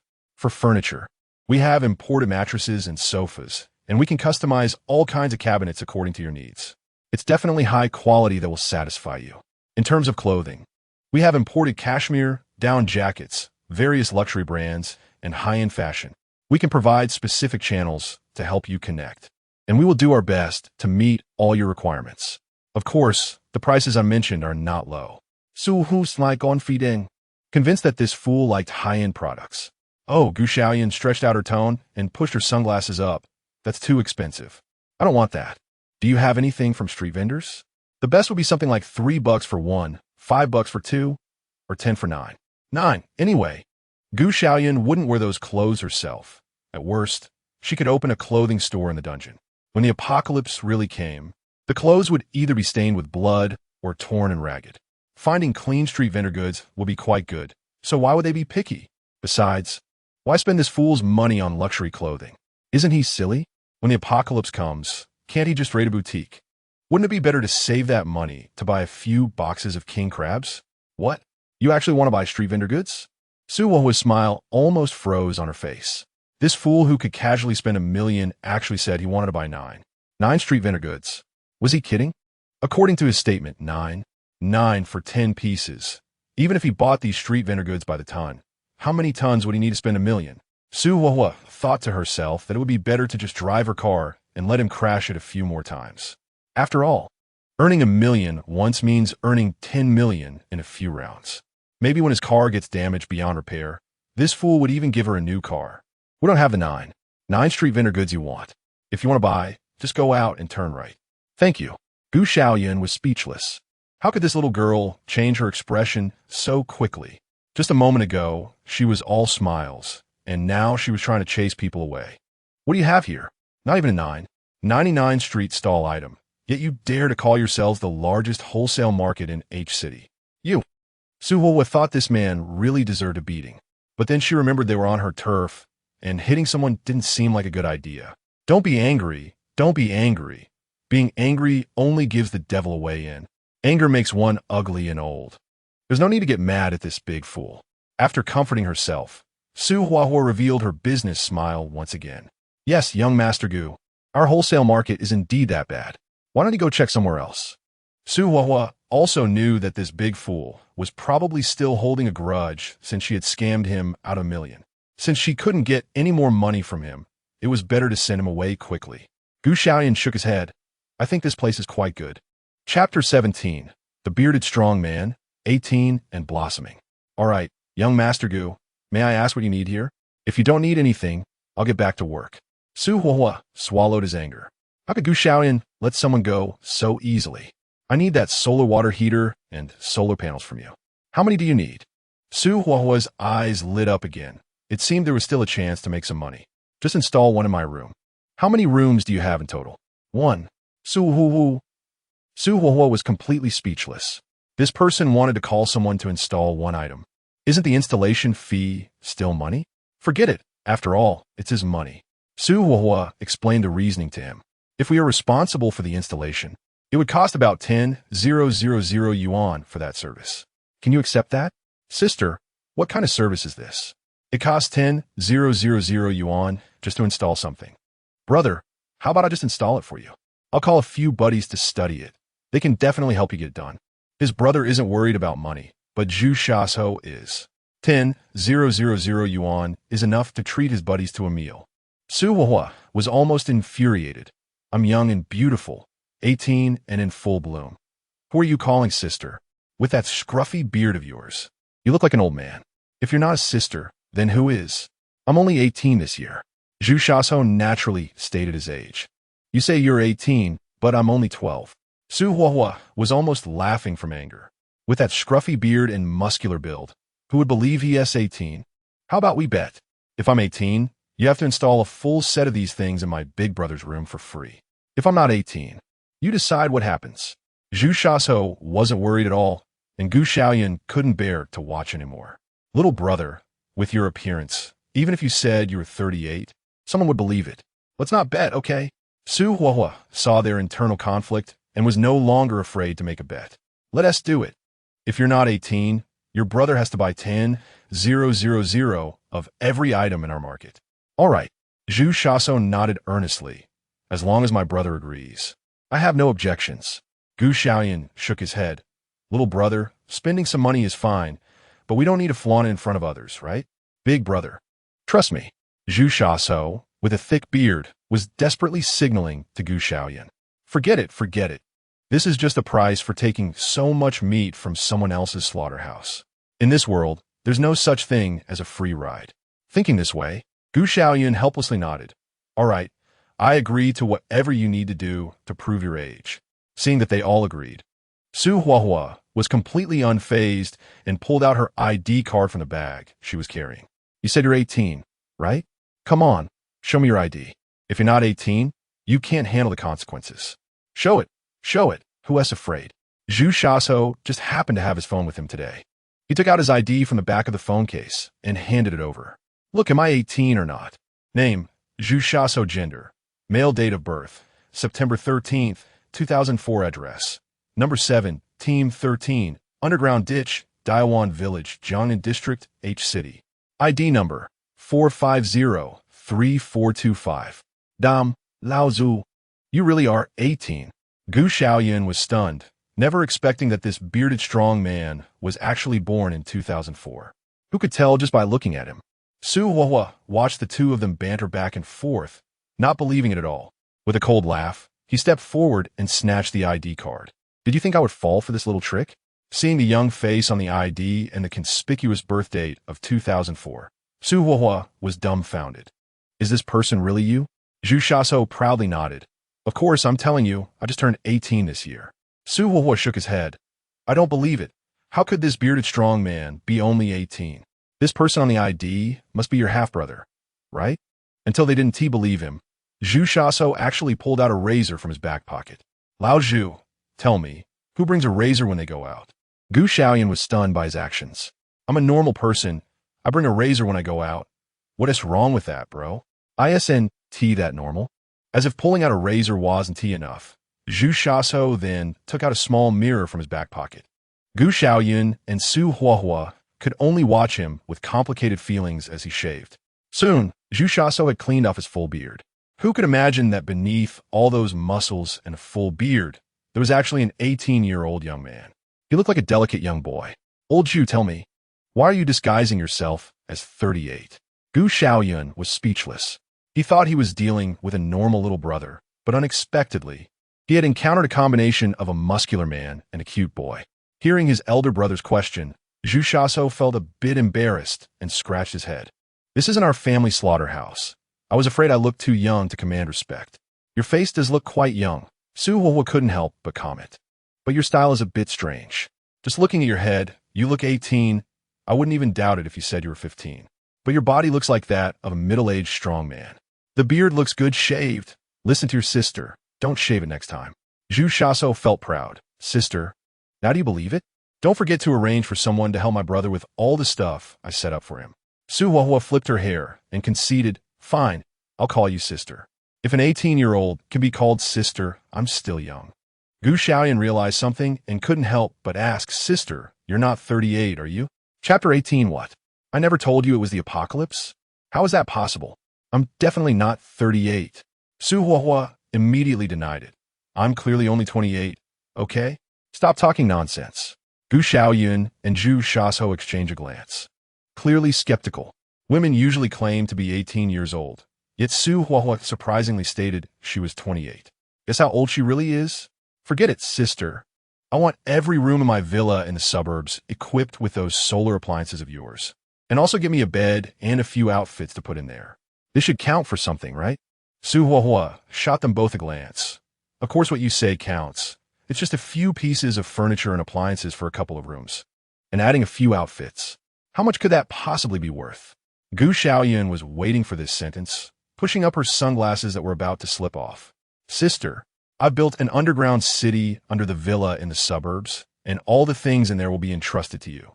There aren't many rooms, just a few hundred, right? Gu Xiaoyun's dungeon has single-person housing, as well as large suburban villas. There are indeed residential areas with hundreds of units. Su Huahua, who initially agreed, was a bit dumbfounded. What kind of place can have hundreds of rooms? She thought a dozen or a few dozen would be the maximum. But how did this big spender come up with hundreds? Are you serious or joking? Su Huahua still held a glimmer of hope that this big spender wasn't just kidding her. Of course it's true, Gu Xiaoyun nodded. Zhu Xiaosou was a bit proud. Sister, let me tell you, our big brother's territory is vast, so I'm not surprised at all that there are hundreds of rooms at his place.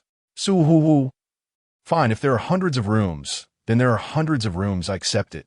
You leave me a phone number, and tomorrow I'll send someone over to install it for you. Su Huahua hurriedly took the phone number and left, but her back looked a bit dejected. Gu Xiaoyun was very satisfied. It was another day of zero-cost shopping. She originally wanted to buy some daily necessities, but unexpectedly solved the soft furnishings for the underground city, saving a significant amount. Let's go, Xiaozhu. Let's see where we can buy daily necessities like tissue paper, cigarettes, alcohol. Let's get a little of everything. Yes, boss. Zhu Xiaosou happily drove off. Gu Xiaoyun and Zhu Xiaosou wandered around H City for most of the day, engaging in all kinds of crazy shopping. Tissue paper, 10 tons. Toilet paper, 10 tons because one needs some paper to wipe after using the toilet. Toothbrushes, toothpaste, towels, and bed linens, 5 tons each. Sanitary pads, 10 tons. If he ever gets a girlfriend, she'll have enough to last her a lifetime. Various crop seeds, 1 ton each. To stockpile some soil for planting and growing flowers in the underground city, directly leading a retirement life. There are also books, pots, bowls, masks, ropes, helmets, wrist guards, raincoats, rain boots, umbrellas, mats, wipers, toilets, toilet brushes, wires, hot glue guns, welding equipment, various wrenches. Besides these common tools, he also bought snacks like honey, cotton candy, popcorn, jelly, chocolate, spicy strips, fruit candies, white rabbit milk candies, throat lozenges, potato chips, cola, Sprite, orange juice, vacuum-packed chicken legs, chicken wings, ham sausages, marinated eggs, plus all sorts of instant noodles and self-heating hot pots. After a day of watching his brother spend money like crazy, Zhu Xiaosou sighed that his own mindset was still too small. This shopping spree spent money just as fast as women do. Who said women's money is easy to earn? He felt his brother's money was also quite easy to earn. Brother, why are you buying so much stuff? Zhu Xiaosou asked seriously. The apocalypse? Zhu Xiaosou was stunned.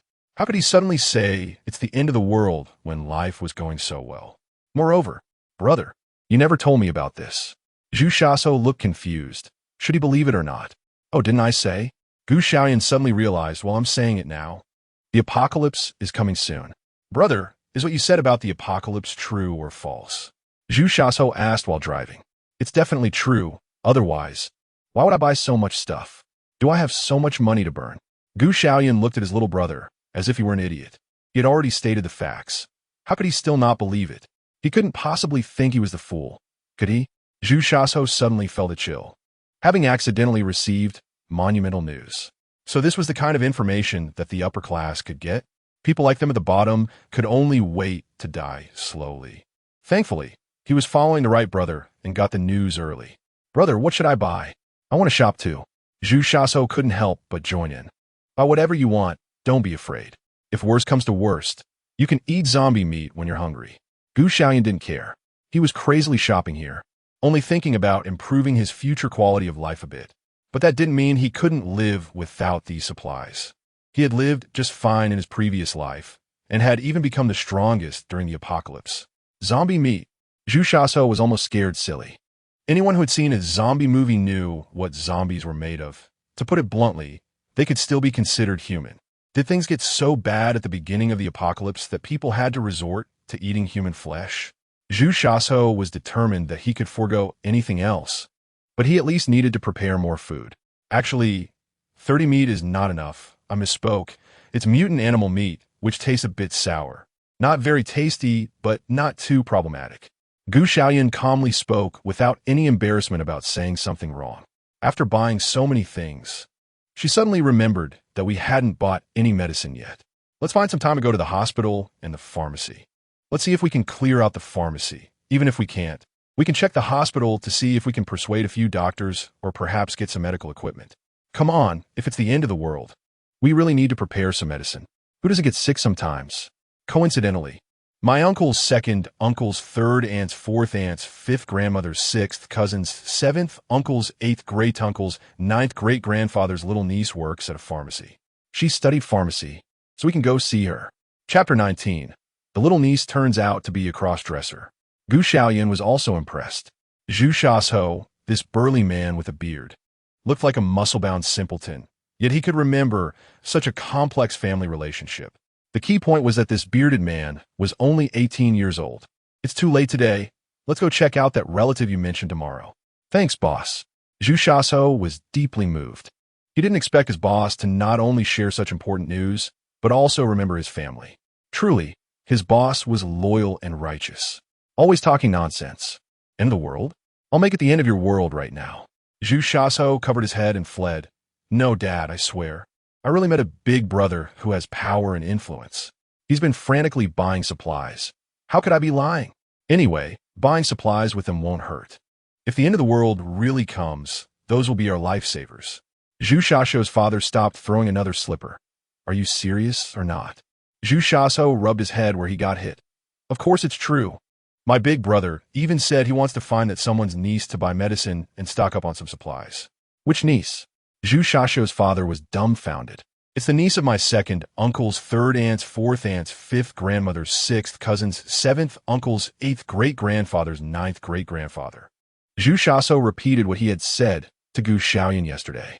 His father, Zhu Wudi, almost got dizzy. Do we have that relative? Of course we do. You even gave them a New Year's red envelope 10 years ago. Zhu Shashou nodded seriously. Zhu Wudi scratched his head, unable to remember who that was. Fine. I won't hit you today. Let's see if your big brother really shows up tomorrow. If he does, we'll stock up too. Xiaoyun arrived the next day. There are 19 days left until the apocalypse. He needs to hurry up. Little brother, where's your little niece? Big brother, you're here, Zhu Shashou said excitedly. But his expression changed a bit when he heard his big brother ask about his niece. Well, she did come, but there might be some discrepancies with what I told you yesterday. What discrepancies? Xiaoyun was a bit puzzled. Could it be that his little niece wasn't selling medicine? Or was it that she was selling fake medicine? Ahem. Zhu Shashou coughed to cover up his awkwardness and turned to the side. Xiaoyun, come out. Xiaoyun saw not far away a woman in a white dress with long flowing hair, looking very delicate and pretty. Aside from having a somewhat flat figure, she had no other flaws. Hello, my name is Feng, the long-haired woman said. Xiaoyun almost doubted that she had misheard. What the hell is that, a deep, magnetic male voice? Are you a man or a woman? I'm a man, of course. Feng spoke up, showing no embarrassment of a cross-dressing big shot at all. Xiaoyun looked at him with his long flowing hair and a dress. Wow, this person is actually a cross-dressing master. He finally understood what his little brother, Zhu Shashou, meant when he said there was a bit of discrepancy between what he said yesterday and just now. This person is not a little niece. He is a little nephew. Xiaoyun is someone who has seen a lot in life. Being a cross-dresser isn't a big deal for him. In the apocalypse, human nature is unleashed, and not only cross-dressers, but all sorts of strange hobbies are common. It's pointless to think about such chaotic matters. Discussing serious business is the way to go. Do you have any channels to buy medicine? It would be best to get a bit of everything that treats various illnesses. Feng nodded. Yes. But how much does Mr. Gu want? The more, the better.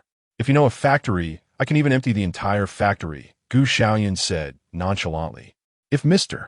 Gu really empties the whole factory, it might cost quite a bit. Are you sure? Feng was taken aback. Money is not an issue. I'm more afraid of buying too little than too much. Zhu Wudi, who had been eavesdropping, started to believe what Zhu Shashou said upon seeing this person seemingly not short on cash. Spending money like this indicates something significant is about to happen, not just someone being foolish with money. Zhu Wudi believes that his own son is the real fool with money. Honey, we need to stock up on supplies. The apocalypse is coming.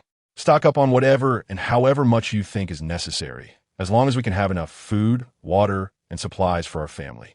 Feng took Xiaoyun to the factory where he works. Mr. Gu, what kind of medicine do you need? The factory manager asked. How many types of medicine do you have in your factory? Xiaoyun inquired. Zhu Shashou, who was listening nearby, was at a loss for words. Here it comes. This damn iconic scene. Our factory should have at least 100 types of medicine. I'm not sure which one you want. Give me 1 ton of each. What? 1 ton? The factory manager thought he heard wrong and confirmed several times, finally believing that the person really wanted that much medicine. Qin Feng finally understood what it meant when someone said that money was just a number. They truly don't regard money as money. Sir, although some medicines have no quantity restrictions, others do have regulations. The factory manager was in a difficult position. Gu Xiaoyun said expressionlessly, I have money. The factory director's eyes brightened, but he still looked a bit troubled. It's not really a matter of having money or not. The main issue is that the funds are still not sufficient. Gu Xiaoyun continued with a blank expression. Is 100 million enough? I'll adjust if it's more or less. And if it's not enough, I'll add a bit more. 100 million? The factory director's eyes lit up. They really aren't short on money. Mr. Gu, don't worry. Isn't it just 1 ton for each medicine? I guarantee we'll have it ready for you. We'll list all the precious medicines for you, rest assured. We won't charge you a penny more. Gu Xiaoyun nodded. Swipe the card. I have something to do. I'm in a hurry. After swiping the card, Gu Xiaoyun left in a hurry with 2 younger brothers, leaving the factory manager happily counting the zeros in the card. A raise. Qin Feng must get a raise. Shocked by the billion-dollar deal that took only 10 minutes, Qin Feng sat in the car, unaware that he was about to get a raise and a promotion. Mr. Gu, I have a friend. Chapter 20. Fox friends and dog friend. Of course, if you can pit, then pit Mr. Gu. I have a friend who is also in the related industry. I wonder if you need any talents in this area? Qin Feng asked. He remembered that Zhu Shaso had mentioned that Mr. Gu not only needed to buy medicines, but also needed some medical experts. After all, his underground city doesn't support idlers. My friends include a surgeon, an internist, and an oncologist. As for me, I specialize in pharmacology, Qin Feng introduced. He graduated from the top university in the country. So naturally, his friends are also impressive. However, in this industry, being talented doesn't guarantee success. If you have no power, no money, and are just a newcomer, it's already good if you aren't suppressed by those old seniors.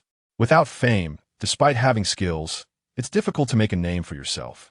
Now that he has the opportunity to climb a ladder to success, Qin Feng certainly wants to help his brothers fight for it. Gu Xiaoyun nodded. It's not that he couldn't find a doctor, but to find a professional one would cost a lot, and they might not even be willing to come. Now that someone has recommended a doctor, it saves him the trouble of searching. You can have your brother come over today or tomorrow to take a look. If he really is talented, I'll keep him. If not, then there's nothing we can do. Yes, thank you, Mr. Gu. I'll have them come over right now. Qin Feng was very happy. He had lived in a mixed dormitory during college and got along well with these 3 roommates. Young master, the 500 servings of rice with sauce you requested today are ready. You can have them sit and rest for a while. I'll go take care of those things first. Gu Xiaoyun nodded and walked towards the old butler where the rice with sauce was being placed. How to deal with these things? Of course, they would be stored in space. In fact, the old butler had also noticed that things prepared every day would mysteriously disappear. However, as a qualified butler, he would not speak out about these matters. The old butler smiled, resembling a blooming chrysanthemum. Ladies and gentlemen, please follow me. Gu Xiaoyun was collecting the rice, topped with gravy. He can now collect more and more items in his space every day. Previously, he could only collect 50 tons a day, but recently he was able to collect 100 tons, and now he could collect 120 tons. Just after finishing the collection of the rice, topped with gravy, he heard the phone ring and answered it. Brother Gu, the items you wanted are ready. Where should we deliver them? Just send them to the villa in the suburbs. Gu Xiaoyun was excited about what he had his brothers prepare. Of course, it was modified cars, gasoline, fuel, generators, and various supplies. After waiting for so long, these things were finally ready. Soon, Wang Shiba came over with a few friends. To be honest, among these friends, Gu Xiaoyun had the best relationship with Wang Shiba. His relationship with the others was just average.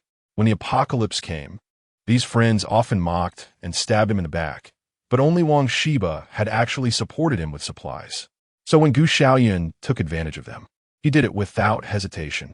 Besides paying them a deposit, only Wang Shiba had truly given him real money. Brother Gu, the military tents, military backpacks, military daggers, and military rations you wanted, I've got them all for you. But when are you going to pay me? Said a yellow-haired guy. Gu Xiaoyun glanced at him. What's the rush? Let's take a look at the goods first. A group of people, including his newly recruited Zhu Shaso and Qin Feng, along with two younger brothers, followed along. There are one truck of military tents, two trucks of military rations, and also various military daggers and engineer shovels loaded onto two trucks for you. Huang Mao introduced. Gu Xiaoyun doesn't care about these superficial things. What he had people do is not so simple, otherwise it wouldn't take so long. We're all on the same side, what about those things? The yellow-haired guy took a glance, and the others behind him said no more as they walked to the last few trucks.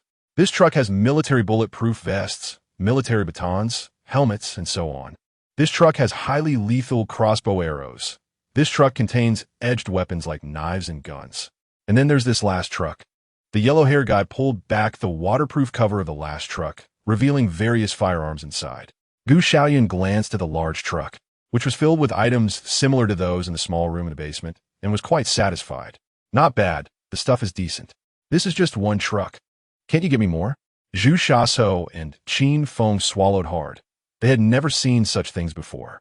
However, seeing that everyone else was quite natural about it, they felt embarrassed to show any other feelings. Huang Mao gave a slight bitter smile. Bro, getting you one truck is already pretty good. How much more do you want? All right. Gu Xiaoyun nodded, accepting the items. Fortunately, he had searched the basement again earlier. Otherwise, this little bit would really not be enough. He still needed some heavy weapons. Things like tanks, cannons, and rocket launchers were not something he could obtain. After the apocalypse, he wondered if there would be a chance to visit a police station or military base. Old steward, have someone drive these trucks in. Yes. The old steward quickly sent someone to drive the trucks away, maintaining an expressionless demeanor, showing no reaction. Another red-haired guy came over. Gugu, I've also prepared those generators you asked for. I guarantee they're the latest models. Even if there's a power outage, they'll be enough to keep your suburban villa powered. Gu Xiaoyun was also very satisfied with this thing. He had long been accustomed to a life with electricity. Without it, nothing could be done. Hong Mao began to introduce one by one. This generator is solar-powered. This generator runs on crude oil or coal, and you can choose according to your needs. This generator is impressive. It is the first wind energy generator we developed in our family. And this is a hydropower generator, which can generate electricity by utilizing the drop in water level. There is also this backup human-powered generator, which simply converts kinetic energy into potential energy for electricity generation. This way, even if there is truly no energy left, electricity can still be generated through human power.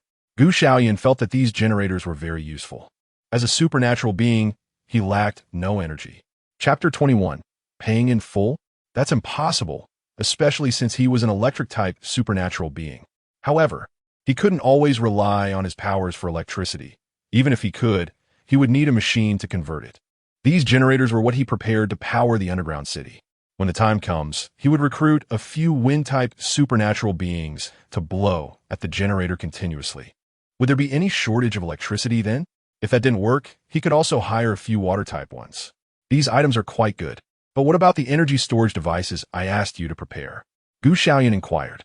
The red-haired man smiled, maintaining an air of mystery. Brother Gu, look, they're all here. I prepared all the energy storage devices you asked for. If these chargers are fully charged, they can provide normal usage for a villa in the suburbs for a year. Exactly. This was what Gu Xiaoyun really wanted. If he could generate electricity but not store it, what was the point? Moreover, he wanted these energy storage devices not just for generating electricity. He also needed them to practice his powers. Thinking about how he would soon be able to enjoy the feeling of being electrified, Gu Xiaoyun couldn't help but feel a bit excited. This was a method he had figured out himself to better enhance his electric-type abilities, and it was his favorite method. If it weren't for wanting to be struck by lightning, he wouldn't have been reborn. Very good. I'm satisfied with your items. Old steward, take all of these away. Yes. Following his old steward, who remained silent, they quickly had Dahe and the others take the truck away. Next, it should be Wang Shiba's turn, which he was also looking forward to. Wang Shiba was a normal black-hair guy, but he had 8 ear piercings, giving him a bit of a non-mainstream vibe. He flashed a charming smile and began to introduce the items he brought. Brother Gu, you can rest assured about my work. The trucks transporting all their goods are brought by me. They're all modified, with not only large capacity, but also bulletproof and crash-resistant. Here are 10 modified off-road vehicles, all equipped with bulletproof glass, heavily reinforced and modified. Even if you ram these cars into a building, they won't be damaged at all. There are also 10 motorcycles at the back with ample horsepower. Although they consume a lot of fuel, they can run continuously for 50 kilometers, with a top speed reaching 150 kilometers per hour. I prepared helmets and protective gear for you as well. Xiaoyun nodded, quite satisfied with these vehicles. In the apocalypse, there's no need to worry about looks or aesthetics. The focus is on having a large capacity, fast speed, and being sturdy and crash-resistant. All of this is for the convenience of fleeing. Wang Shiba then walked to the back. There are also 5 buses here which are for you. They have been modified. Although they are a bit slower, they're quite good for carrying people, and they can be charged without using gasoline. After seeing these vehicles, Xiaoyun thought they were all good, but there was still one important thing. After looking at all these, where's the fuel? Xiaoyun asked directly. It's all in the back for you, Wang Shiba replied without hesitation, leading people to see the fuel. The trucks in the back are filled with gasoline and fuel. This cost me a lot of money. There are definitely hundreds of tons. Xiaoyun looked over and was surprised to see a long line of trucks behind. A few people walked over and casually inspected several boxes of goods from the trucks. Indeed, they were all gasoline and fuel. Now Xiaoyun was even more satisfied. Not bad, Xiaoba. You did well, I'm very pleased. I'll reserve a spot for you in the underground city. The previous trucks were all a gift from me to you, but these ones behind haven't been modified, so I won't be giving those to you. Wang Shiba was also quite proud. After all, with so much gasoline, it would really be a bit difficult if it weren't for him. Wang Shiba. Xiaoyun nodded. He didn't care much since his vehicles were almost enough. Let's not forget he still had 10 planes parked. Brother Gu, you've seen all these things. You should be ready to pay, right? Huang Mao asked a bit impatiently. Yeah, Brother Gu, as the head of such a big group, you wouldn't default on payment. Would you? Huang Mao also seemed very eager. Although they were relying on family connections for this big deal, when it came to their own money, they could at least buy a new sports car with what they were getting. Xiaoyun naturally wouldn't default on his debts. He pretended to look troubled and said, You all know that this money is managed by my older brother. How about this? I can give you half of the money for now, but you'll have to wait a few days for the rest. That's not acceptable. The blonde guy was the first to disagree. We agreed on cash on delivery. We already paid a 20 deposit, and even if we give you 50 now, that's just an additional 30. We still have half the money left to collect. The red-haired guy also disagreed. Brother Gu, if you don't give me that money, we can't hand over the goods to you either. If you give half, we will give half too. How could Xiaoyun possibly spit out what he had just obtained? Otherwise, why would he call the old butler to take it away after the inspection? He shrugged his shoulders and directly gave up. There's nothing I can do. All my money is with my older brother. Why don't you go ask him for it? Hong Mao and Huang Mao were both the spoiled, rich kids of their families. While Xiaoyun's older brother, Gu Xiaofeng, was the golden child who had been praised by the family since childhood. Asking Gu Xiaofeng for money would be quite embarrassing for them, right? Hong Mao and Huang Mao looked frustrated, but they didn't dare to ask Gu Xiaofeng for money. Fine, half is then. Xiaoyun hurriedly finished paying the money and told Hong Mao and Huang Mao to get lost. It was already good enough for these two to get a little money. They still wanted him to pay in full. If it weren't for not wanting to ruin the relationship with their family behind them, he would have taken advantage of them long ago. Wang Shiba saw that Brother Gu had sent them away and was a bit worried about whether he would be able to get the money. What are you looking at? Does your brother Gu look like someone who would default on payment? Take out the card reader. I'll swipe it for you. No, of course not. Wang Shiba was overjoyed and took out the card reader he had brought in the car. Xiaoyun simply transferred 200 million to him. Wang Shiba felt a bit dizzy, as if he were walking on cotton. Although his family was wealthy, their total worth was only in the tens of billions. Yet this little rich second generation suddenly had 200 million. Chapter 22. The Four Swordsmen of Medical Students? The Four Jerks? The end of the world is coming. Xiaoyun explained a bit more, not caring whether Wang Shiba believed him or not. Is it true? Brother Gu, you wouldn't be joking with me, would you? Wang Shiba originally didn't believe it, but when he thought of his brother Gu's recent unusual hoarding behavior, he suddenly felt a chill run down his spine. Xiaoyun smiled faintly, 3 parts sarcasm and 7 parts helplessness, looking somewhat unruly. All right, Fine. The more he thought about it, the more he felt that what his brother Gu said was true, and without caring about anything else, he followed his parents' words. Naturally, his parents didn't believe it. But Wang Shiba started hoarding supplies with the 200 million data given by his brother Gu. The old housekeeper had someone drive all these cars inside. I'll handle it later, Gu Xiaoyun instructed. The old housekeeper was quite familiar with this process. Everyone understood what was happening without needing to say it out loud. Zhu Shaso had already heard the news of the apocalypse once, so hearing it again at this moment felt rather unserious. But Qin Feng was a bit shocked. However, he wisely chose not to voice his questions. Just knowing this news was good enough. He didn't have the right to inquire whether it was true or not. Mr. Gu, my friends have already arrived. Do you want to take a look? Qin Feng spoke, still exuding an ethereal aura, resembling a woman's body. But the voice that came out was a deep man's voice. After listening for a while, Gu Xiaoyun didn't feel it was out of place and even felt somewhat accustomed to it. Sure, let them in. 3 people in white coats walked into the suburban villa.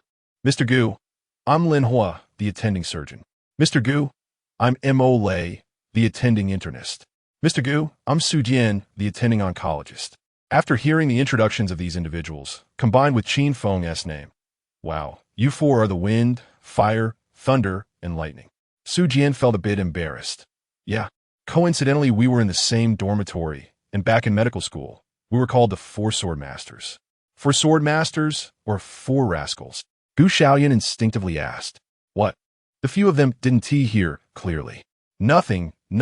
Why don't you introduce yourselves? Let me see if you really have the skills. If you're all talented, you can stay, and of course, I won't let you down on the treatment. A salary of $1 million a year, or even 10 million a year, is not a problem. If you're really talented, I can also allocate research funding or something like that. For me, it's just a number. You can ask for as much as you want. In any case, he would first paint a big picture for them. Even if it was a salary of 100 million, after half a month, it would all just be numbers, and Gu Xiaoyun was not afraid at all. The wind, fire, thunder, and lightning sword masters were instantly a bit excited. It's rare to meet someone who says, a good horse is common, but a good trainer is not. This Mr. Gu in front of them was exactly the trainer they had encountered. Mr. Gu, let me go first. Qin Feng took a deep breath, being the first to speak. He ranked first among the 4 sword masters. We all studied at the top university in B City. During our studies, I was ranked first in the major. Published 5 undergraduate papers in journals and led teams in 6 projects. As for the other 3, they were similarly excellent, each having received scholarships, published numerous journal papers, and independently led projects. Your achievements look pretty good. How did you end up here looking for a job? Gu Xiaoyun was surprised. Qin Feng smiled bitterly and shook his head. It's a long story. Then make it short. Qin Feng originally didn't want to explain, as it concerned all 4 of them, but thinking that if he didn't say it, it would be hard to seek a job. He simply started speaking directly. There was a guy in our major who envied us 4 sword masters and designed a trap for us. Because his family has power and influence, he not only snatched all our signed journal papers, but also falsely accused us of academic misconduct. In the end, it led to all of us losing our graduation qualifications. Gu Xiaoyun did not expect such a result. What you said is indeed very tragic, and I sympathize with you. But how do I know you won't deceive me? How are you going to prove that what you are saying is the truth? Mori became agitated. If it weren't for that bastard, we would have already gone to run the business. How could we have come here? That little loser only knows how to engage in these lowly tricks. Lin Hua and Su Jian saw Mori so agitated and quickly pulled him back. Old 3, don't be impulsive. This has nothing to do with Mr. Gu. It's all that scoundrel Chen Shimi's fault. Gu Xiaoyun touched his chin and said, Chen Shimi. Just hearing this name doesn't sound like a good person. If you're willing, when the truth is revealed, the 4 of us brothers can work like oxen and horses for you. Are you 4 brothers really willing to sell yourselves for a so-called truth? Gu Xiaoyun was taken aback. The 4 medical students nodded in unison, standing on the same front. Mr. Gu, a tree lives for its bark, and a person lives for their breath. We 4 are just like poor children who couldn't compete with Chen Shimi back then, which allowed him to get away with it. Now that we have the chance to bring him down, of course, we are willing to do so. Qin Feng had previously not known he had such a relative, and that this relative had become wealthy and encountered a benefactor. It wasn't until Zhu Shaso found him that he realized. If he had known earlier, perhaps he wouldn't have been wronged. It seemed like another opportunity for a no-cost, freebie deal. Moreover, He remembered that these 4 medical students were quite famous in the apocalypse. However, they were not called the 4 swordsmen, but the 4 knife masters. Each of them had awakened, and their powers were naturally quite different from their names. They were 4 mental-type ability users. With their understanding of human anatomy, the 4 of them combined really had a sense of being invincible when facing the weak. Not only could he get 4 free doctors, but he could also get 4 free muscle men. This deal was definitely not a loss. The Ximaniu you mentioned. Where's he from? Xiaoyun asked. The 4 medical students immediately became excited. This meant there was hope. Qin Feng spoke up. Mr. Gu. He's also in H City. Then what are we waiting for? Let's go. Zhu Shaso drove, Old Butler, gathered Dahe, and the others. Chapter 23. A dog-eat-dog show begins in H City at the Chun family. Ximaniu, how many times have I told you, when you're out playing, clean up your mess properly? Another one with a child has come to our house. The head of the Chun family, Chun Wuqing, yelled at the ugly man lying on the sofa, who had a flat nose, sharp jaw, and squinty eyes. This man was none other than Ximaniu. Those women come in, and I just give them some money to send them away. I've already taken precautions. Who knew they would pull something? In fact, Ximaniu didn't know how to take precautions at all. Either he would let the women take pills, or he would leave them to deal with it after they got pregnant. He could be considered quite heartless. You're going to keep making me clean up after you day in and day out? At this rate, someone will eventually get you killed. Chun Wuqing was exasperated. If this fool weren't his only son, he would have choked him to death long ago. It was all his mother's fault, that wretched woman, for secretly drugging him after giving birth to Ximaniu, making him lose his ability to have children. What are you afraid of? Aren't you still here? Ximaniu was completely unbothered, still crossing his legs. Chun Wuqing sneered. Yeah, let me keep cleaning up for you. You just keep causing trouble. And if any of those women give birth to a son, let's see if you have a future. You're worthless. I can just raise another one if needed. Only then did Ximaniu react a bit. You want to replace me? You stupid fool. Having a son or not is the same. It would be better to replace you early to avoid ruining my family fortune. If any one of them has a son, see if I don't choke him to death. Thinking of this, Ximaniu became unbothered again and resumed crossing his legs. Chun Wuqing sneered. If you dare to choke him, I'll choke you first. Let's see if I dare to choke him. Just as the father and son were arguing, the butler's voice suddenly came through. Master Chun. There's a young master go outside, looking for the young master. Who? Looking for me? Ximaniu was surprised. In this day and age, there was actually a young master looking for him. Could it be that big fool he scammed out of hundreds of thousands a few days ago had come to his door? Chun Wuqing was not as foolish as Ximaniu. Young Master Gu. Which young Master Gu? The young Master Gu from the Gu group in H City. As Ximaniu saw the 4 white coats behind him, he immediately laughed. So it's you 4 useless ones. I thought it was someone else. The 4 nodded. Xiaoyun continued to complain. Such an eyesore shouldn't be called Ximaniu. It should be called Chin's ugly instead. Where did this little good-for-nothing come from? How dare you insult me, your grandpa?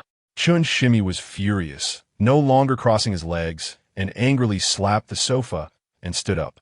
Bodyguards, hurry up and throw this little good-for-nothing out for me, and preferably break his 3rd leg while you're at it. Xiaoyun chuckled disdainfully. Do you think you guys are worthy of this? I didn't expect you to look so ugly when you stand up, and even uglier when you sit down. With your short, poor, and unattractive appearance, how can you have the face to live in this world?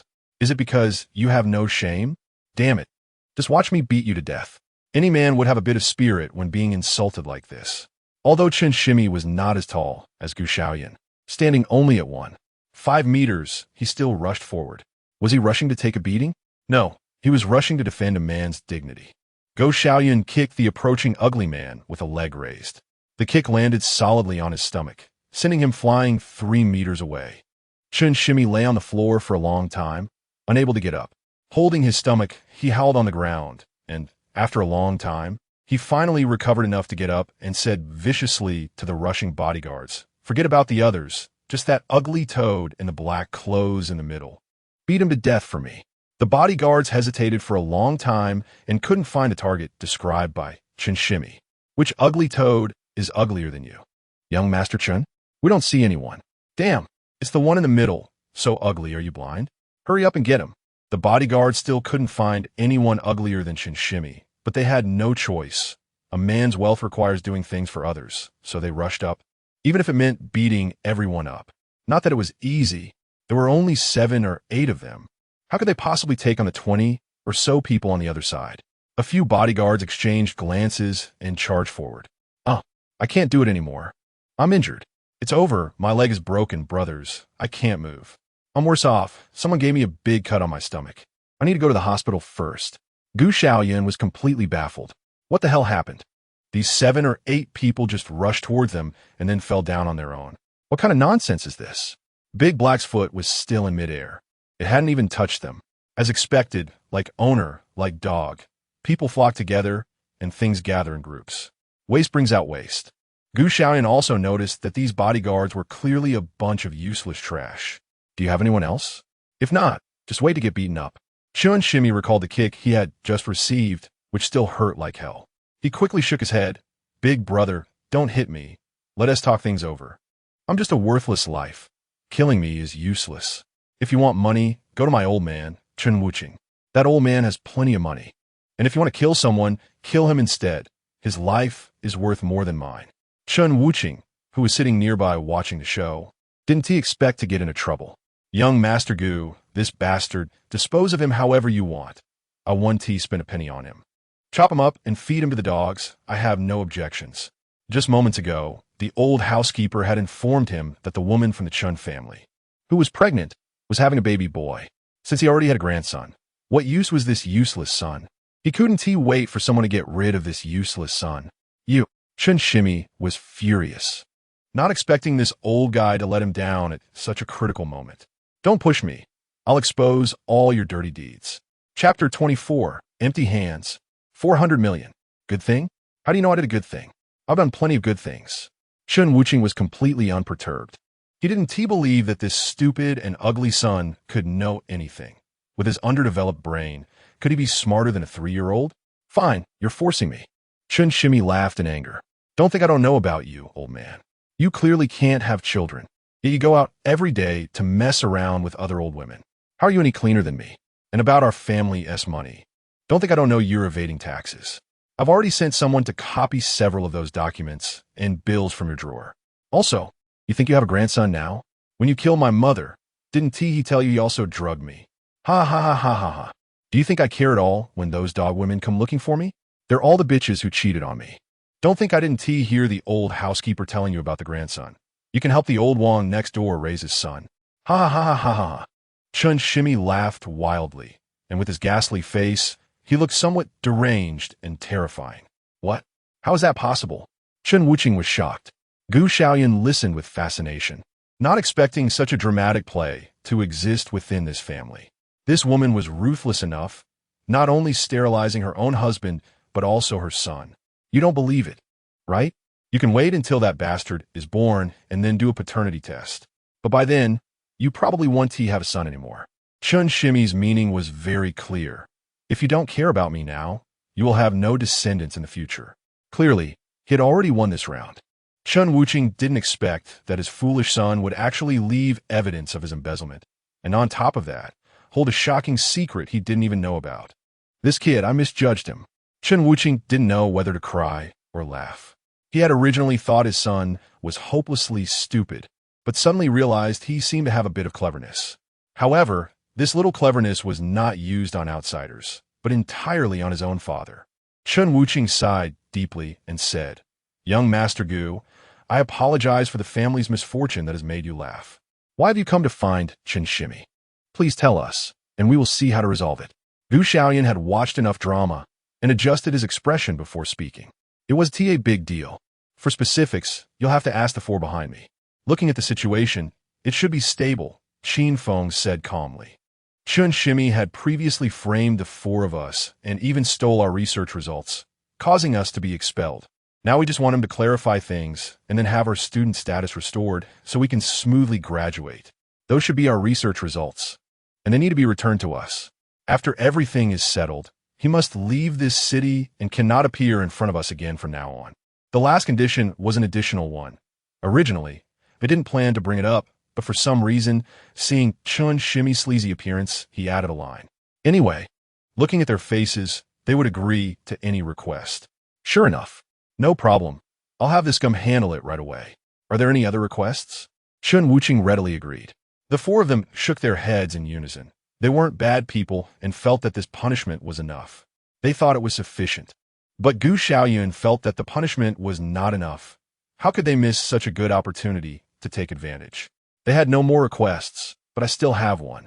These few people are my little brothers. He bullied my little brothers, so he must compensate for emotional damages. All right, no problem. As for compensation, Chun Wuching was already familiar with the process and showed no hesitation. Who knew?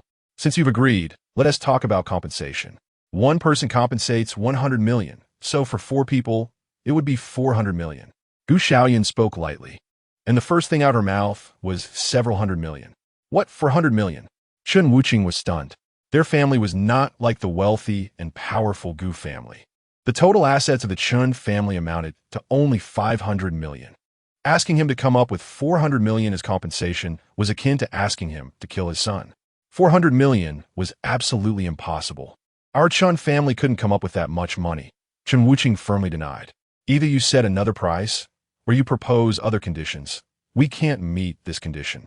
400 million. Where could the Chun family possibly get that much cash? Even if they tried to raise it, they would have to sell off a significant part of their assets.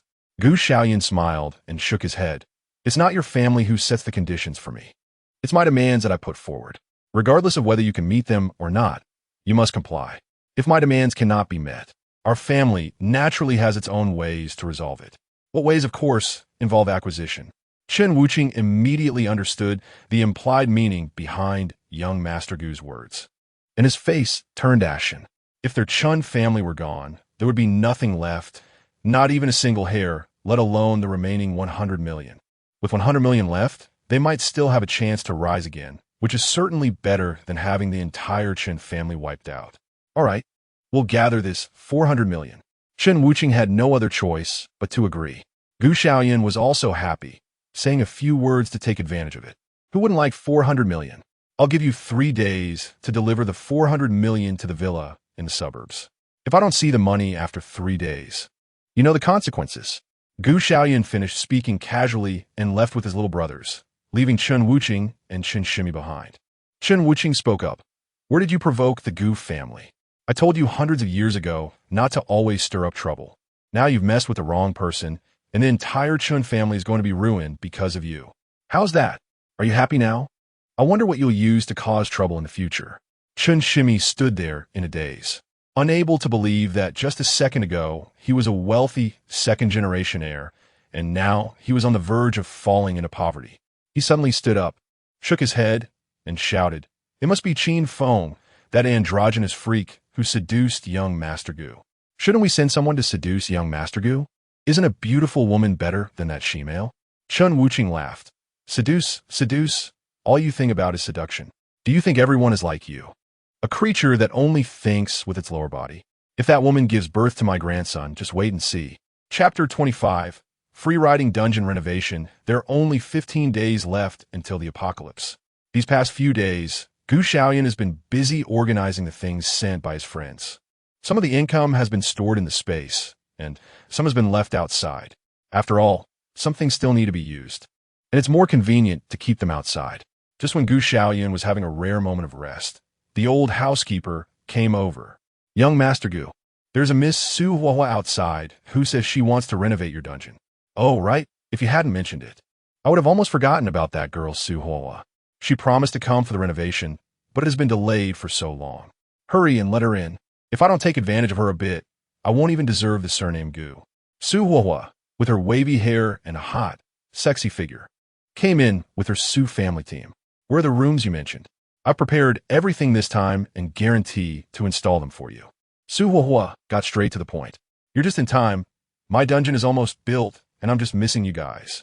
Gu Xiaoyun finished speaking and led the way, taking these people to the underground city. He was not afraid of them and was familiar with the routes of the underground city. Gu Xiaoyun was quite confident in the design of his dungeon. Even if he remembered everything clearly now, it would be useless by the time the dungeon was officially opened. Many of the planned routes would change. What mattered most was his confidence in his own strength. He didn't believe anyone would dare to invade his dungeon. Wow, Gu Xiaoyun, is this really what you call a few hundred rooms? Su Huahua followed him into the dungeon, utterly astonished. This was far more than just a few hundred rooms. It looked like a miniature city. Who would have thought that there were several buildings constructed underground? If she were to furnish all these buildings with their family's items, how much would that cost? Su Huahua regretted it. Could she still leave now? Yeah, what's wrong? Actually, these buildings aren't very tall. The highest is only 5 stories. And some don't even have floors. Once you finish furnishing all of these, it shouldn't cost too much, right? You just need to speed up a bit. Can your family handle it? Gu Xiaoyun spoke in a calm tone, seemingly indifferent. However, to Su Huahua, this tone was particularly grating. This person must be showing off. Absolutely. Who said my family was failing? We can finish this in 5 days. ISNT at just these few shabby buildings? Su Huahua said angrily. If it can really be done in 5 days, that would be the best. I'm just afraid your family can't manage it. Gu Xiaoyun was still being infuriating. Even though Su Huahua knew this person was trying to provoke her, she couldn't help but respond. If you want to show off, then go ahead. I don't have time to waste on you. Someone, call all the members of our family here, and we must finish the installation within 5 days. Yes, miss. I'll call them right away. The Su family members began to continuously enter and exit the underground city, which had already been built with a rough framework, and various reinforcements and soundproofing devices were being installed. The soft decoration of the houses by the Su family did not conflict with this, and could even be carried out simultaneously, greatly accelerating the construction speed of the underground city. When Su was said to get it done, she meant it. Accomplishing this would also enhance the reputation of the Su family. All the ordinary apartments were fully furnished with beds, curtains, soundproofing, cabinets, sinks, refrigerators, and all basic infrastructure. Some are also equipped with bunk beds and large dormitory-style setups, as per Gu Xiaoyun's request, where the focus was on accommodating more people rather than on exquisite living conditions. These items were all placed in a coordinated manner, and after getting familiar with the process, the installation was quite fast. In addition to decorating these ordinary apartments, there was also a luxury area and villa area that had been intentionally reserved for decoration, which required even more furniture. Various chandeliers, flower pots, wooden wardrobes, European-style sofas, curtains, carpets, air conditioners, filters, and kitchen tools. In short, there was much more to install in the luxury and villa areas compared to the ordinary apartments, and the items were also more luxurious and detailed. Su Huahua, during these 5 days, hardly slept and was constantly monitoring the progress in the underground city. On the 5th day, in the afternoon, all the projects were wrapping up. Today is the 5th day, and I've finished installing everything you wanted, Su Huahua said proudly. Gu Xiaoyun generously gave her a thumbs up. After all, it was all free, so praising this woman wasn't a big deal. Not bad. Your family is quite capable. If I need anything next time, I'll come to you again. Don't worry, I'll be paying for it. Who knows when the next time will be? During these 5 days, Gu Xiaoyun certainly didn't idle away his time. He almost forgot to buy something indispensable for a person, table salt. He first bought 10 tons of salt to stock up. Then he purchased a considerable amount of water. 500 tons. After all, water is something that can never be too much. Although there are water-type supernatural beings in the apocalypse, what would he drink when there are no water-type supernatural beings? Even if he doesn't drink it, he can still use it for bathing.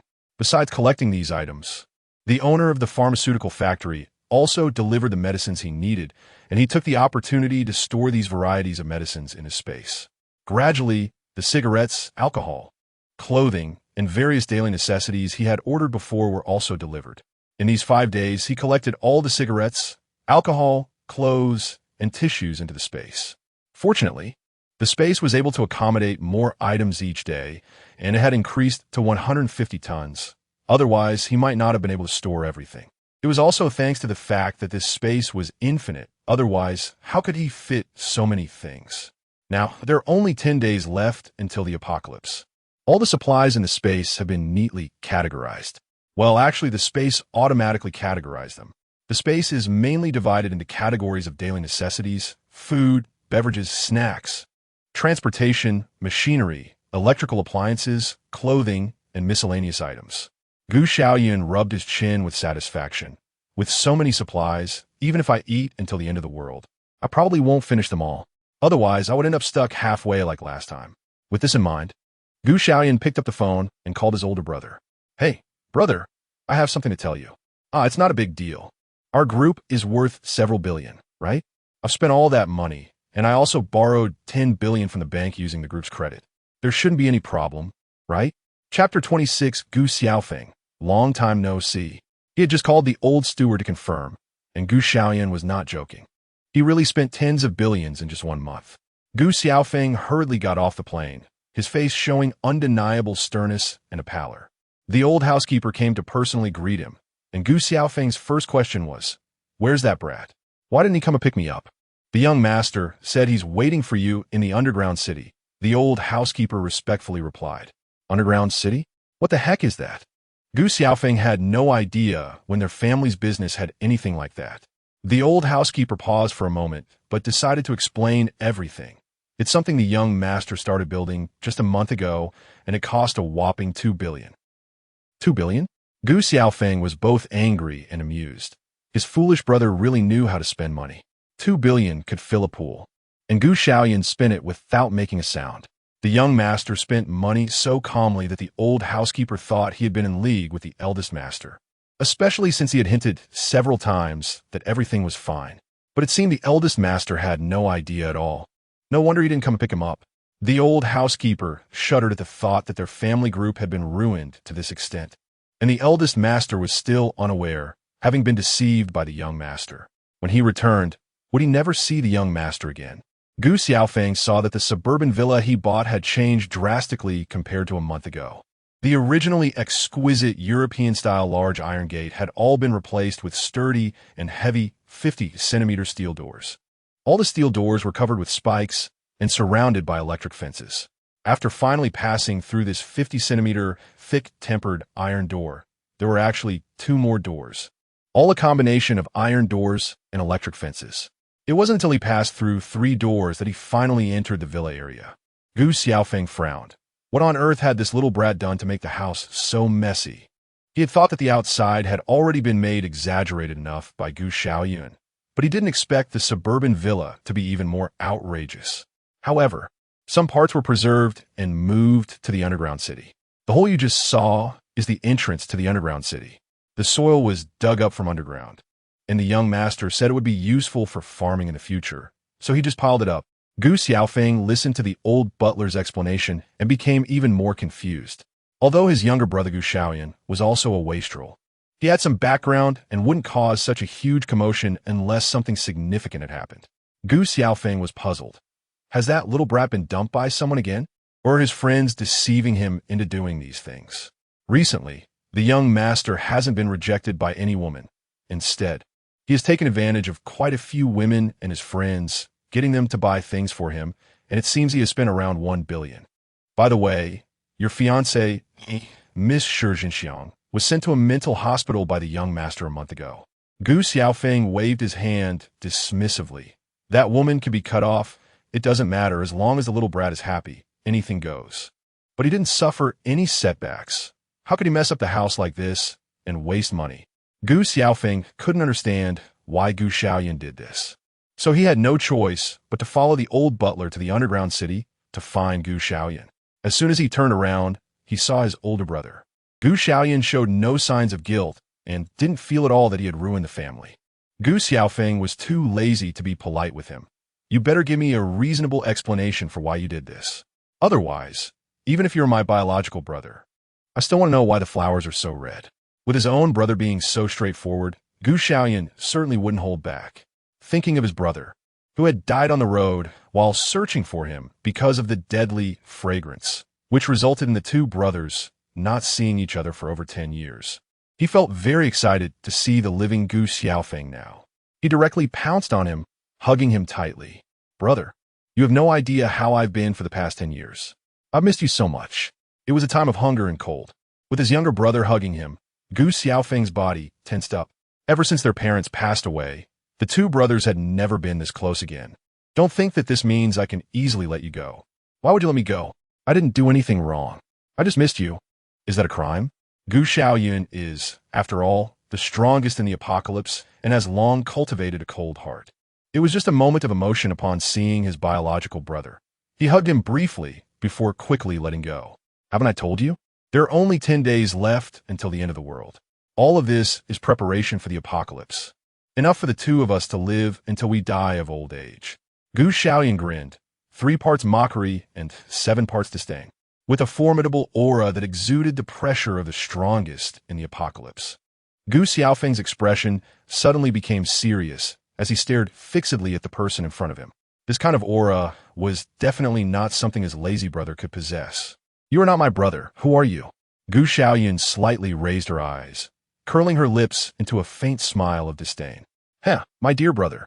Of course, I am your most beloved younger brother. However, I am Gu Xiaoyun, not Gu Xiaoyun. To be precise, I am no longer the Gu Xiaoyun who only knows how to live off others and wait for death. Gu Xiaoyun slowly raised his right hand, and a burst of purple light suddenly erupted, with purple arcs of electricity dancing along his entire arm. I am the strongest person in the apocalypse, and I am the master of lightning. Gu Xiaoyun. Chapter 28. The Brother's Confession. So, what you said about the apocalypse is true. Gu Xiaofeng looked at the flickering arcs of electricity on his entire arm, falling into silence. Of course, Gu Xiaoyun retracted his imposing aura and the electric arcs, appearing somewhat harmless. This underground city will be our fortress in the future. If you like, you can use it to develop your influence. As for me, I'd be best off just continuing to live off scraps and wait for death. Gu Xiaofeng looked at his silly, smiling younger brother in front of him, as if nothing had changed from before. But there seemed to be a slight difference. This feeling was something he couldn't quite put into words. It was just very mysterious. If what you said about the apocalypse is true, then where did you come from? Rebirth? Transmigration? Or time travel? Gu Xiaoyun didn't expect that her older brother, who is usually a workaholic, actually understands such trendy terms. Seeing the difference in her younger brother's eyes, Gu Xiaofeng rarely added, "Hey, I also have a social life, okay? Besides, those pop-up notifications on my phone every day, like the one about the 700-year-old immortal waiting for someone, or the demon lord suddenly descending to the mortal realm for the reason that a little kid climbed onto his throne. And what about the apocalypse, starting with billions of resources in an underground city collecting rent? These pop-ups are impossible to ignore, all right? Don't think your brother is some kind of old-fashioned guy." Gu Xiaoyun nodded in realization, and he remembered that his phone had been pushing notifications every day recently. I should belong to the category of rebirth. I remember that it was already the 10th year of the apocalypse for me, and due to the need for cultivating my abilities, I often had to. That day, I happened to be standing on a mountaintop, enjoying the feeling of being struck by lightning while cultivating. Who would have thought that a piece of jade would fall from the sky and knock me back to a month and a half before the apocalypse? I also unexpectedly unlocked space, and now I have stored about several billion supplies in my space. Gu Xiaoyun boldly shared his background and origins, since he was facing his own brother. If even his brother couldn't believe him, there would be no one in this world he could trust. In his previous life, his brother had been killed by sturgeon while trying to find him. Although people's hearts can change, as the strongest survivor in the apocalypse, he wasn't afraid of his brother betraying him at all. Gu Xiaofeng listened to this and thought of something else. Were you hit by that meteorite? Because being hit by a meteorite unlocks space. Could it be that the meteorite is a type of stone that can create space rings? You know, there is indeed such a possibility. How come I didn't think of it? Gu Xiaoyun touched his chin, contemplating the possibility that the stone could create space rings. He originally didn't have space, and it was only unlocked after being hit. Could it be that he bled when he was struck, and then his blood dripped onto the meteorite, successfully binding it to the space of Baiyun stone? Thinking about it this way, Gu Xiaoyun felt it was quite possible. If that meteorite really is a medium that unlocks space, it could also be a medium that can cut through time. If that meteorite is really that magical, he might as well go back to the place where he was hit by the meteorite to see if he can find the remaining meteorite there.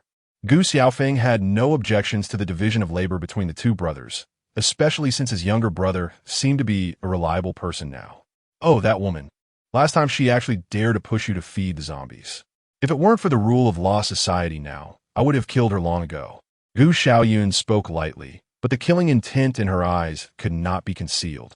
So that's how it is. You don't need to take action. I'll find an opportunity to deal with her myself. Naturally, Gu Xiaofeng would never let go of any potential threat to her own safety. Gu Xiaoyun also knew that her brother was not the kind of soft-hearted person. Since her elder brother wanted to take revenge himself, there was no reason to refuse. All right, then you can handle it as you see fit. Gu Xiaofeng certainly had questions to ask. What time will the apocalypse arrive? Do I have any special abilities?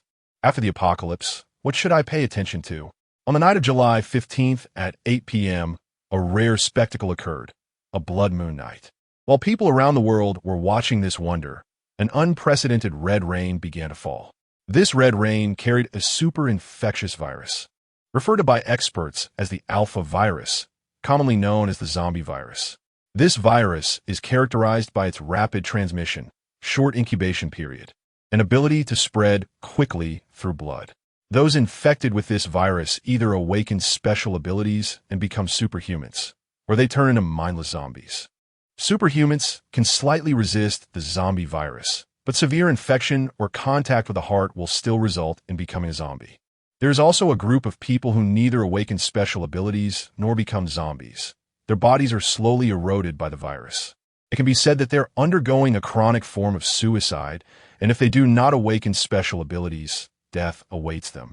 Infected individuals will treat humans as their prey, as experts explain that human blood possesses an irresistible allure for zombies.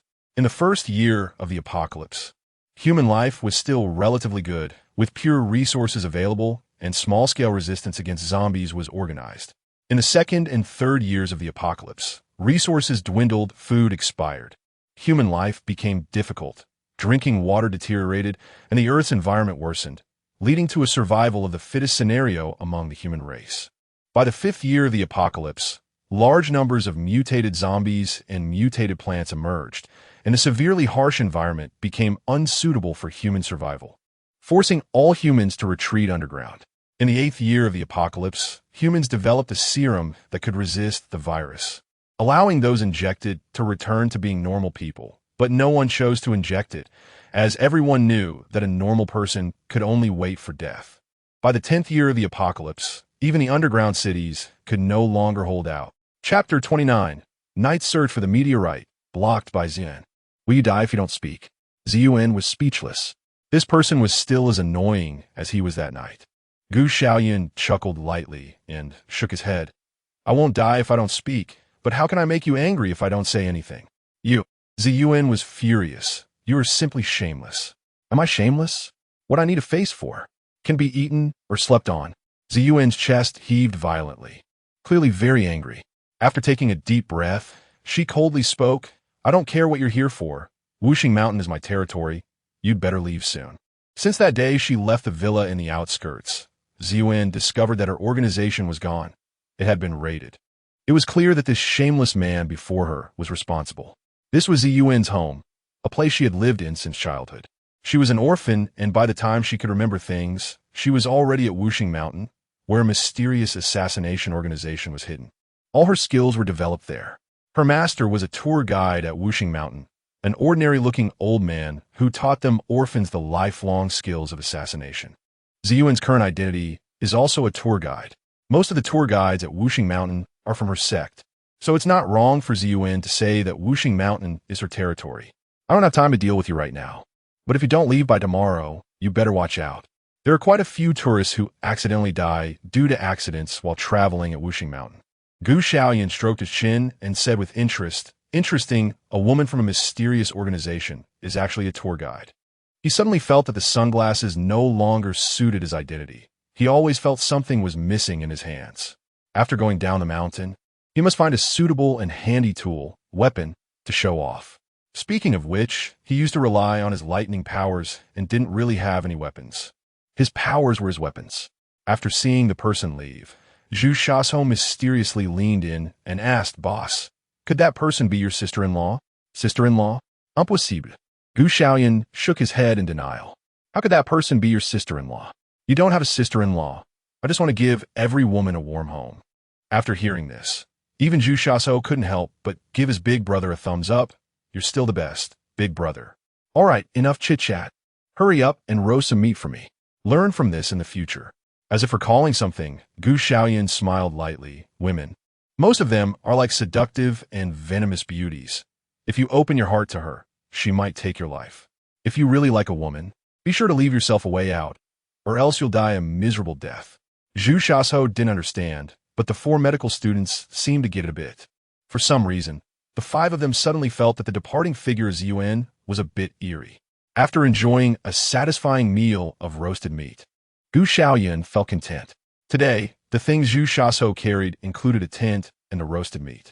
All right, go to bed early. There's still work to do tonight. After Gu Xiaoyun said this, he was the first to enter the tent and immediately began to rest. Of course, he was just closing his eyes to recuperate. In reality, he was continuously practicing his mental power. With the space he had, he could clearly feel his mental strength was continuously enhancing. He had also figured out some methods to train his mental power. Mental power is ethereal, but one can focus attention to use it to control objects.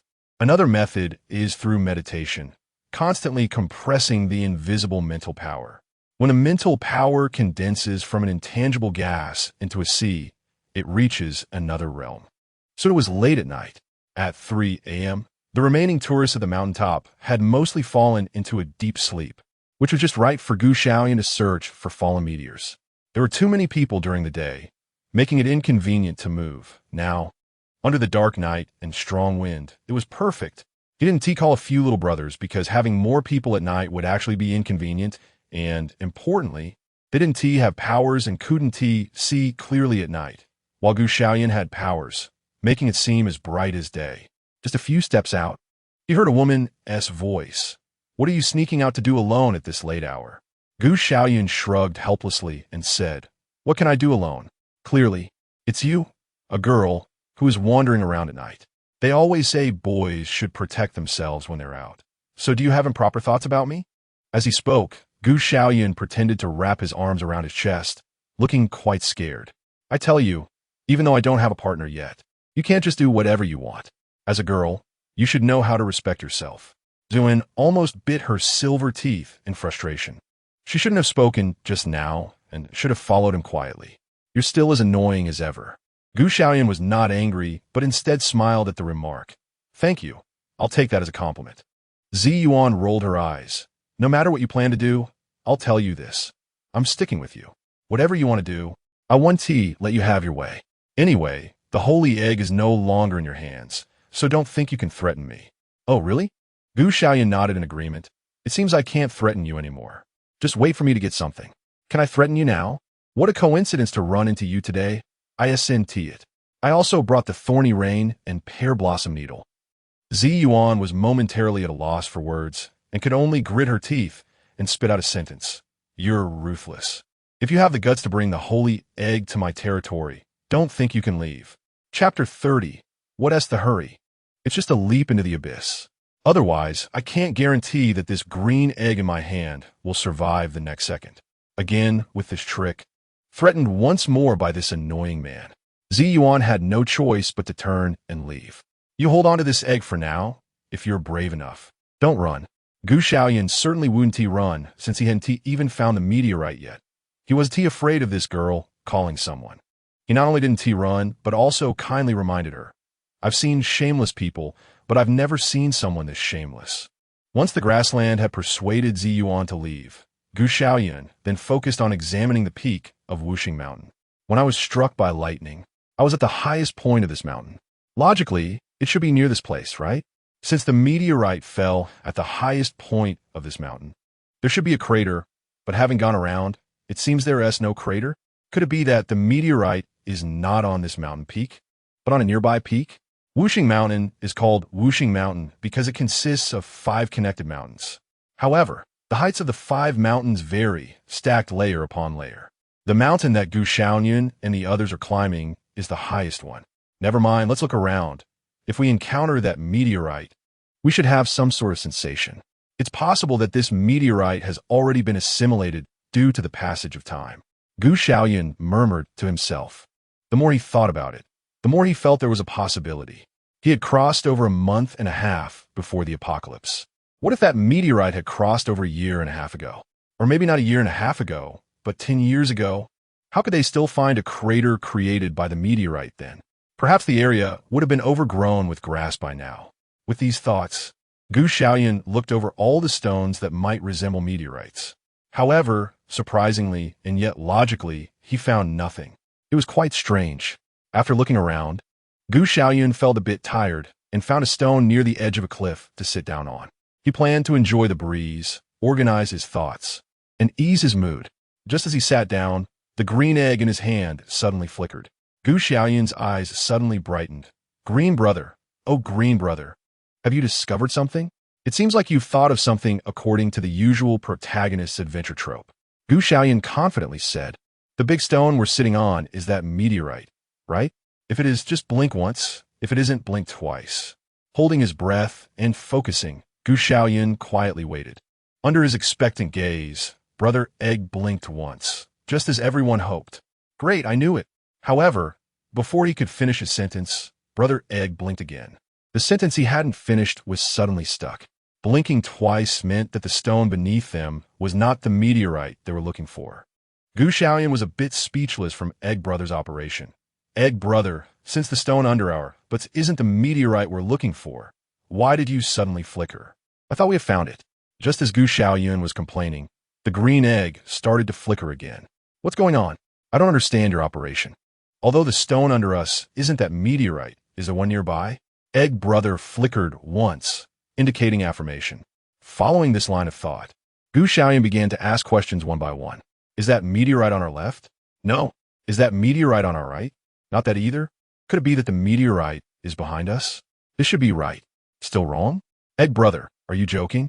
Could that meteorite be in front of us? In front is just a cliff. A cliff? Egg Brother, are you saying that meteorite is at the bottom of our cliff, meaning below us? This time, the green egg flickered once, then remained still for a long time, clearly confirming that Xiaoyun's statement was correct. All right, Egg Brother, you're amazing. Otherwise, I wouldn't have been searching around the mountaintop all night without finding anything.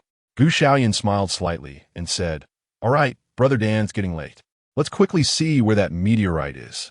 As she spoke, Xiaoyun left the stone she had been sitting on and walked to the edge of the cliff, leaning over to look down.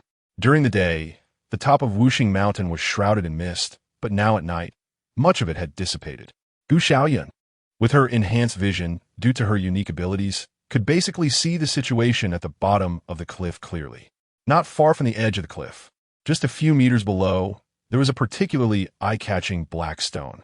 It was especially noticeable because the stone had been struck into a human shape.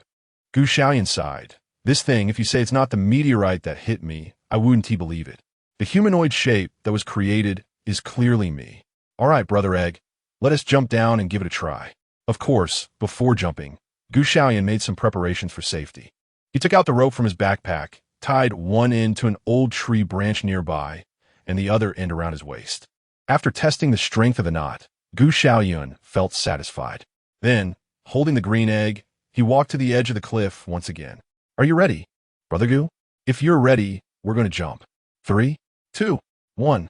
Xiaoyun jumped down without hesitation, completely unconcerned that below was a sheer cliff. Xiaoyun's eyes widened in shock, and just as she was about to shout to stop, wait, don't do anything rash. If you jump, the holy egg will. Before she could finish her sentence, the person and the egg standing at the edge of the cliff had already disappeared, staring blankly at the vanishing figures. Xiaoyun completed the rest of her words. At least leave the egg behind. Chapter 31. The Great Change in the Sea of Consciousness. Well, this human-shaped pit is quite large. I just don't know if it can be stored in space. Xiaoyun precisely jumped onto the protruding meteorite, holding the green egg and gazing at the humanoid figure that she had smashed out. She tried to take it back, but it wouldn't fit. It felt like if she lay down, it would just be right. Xiaoyun said so, and he acted accordingly. He directly hugged Egg Brother and laid down in the humanoid crater created by himself. In an instant, Xiaoyun felt a powerful attraction surge in his mind, and his spiritual power formed a mental vortex, continuously drawing energy from the meteorite. It felt as if 1,000 people were hammering nails into his head, and various buzzing sounds echoed in his ears. Damn, why is it so painful? Xiaoyun couldn't help but hug Egg Brother tightly, curling up closely. Egg Brother was glowing with a green light, as if it were absorbing some kind of energy. In Gu Xiaoyun's mind, the invisible mental power that was originally undetectable was continuously compressed by the whirlpool in his brain.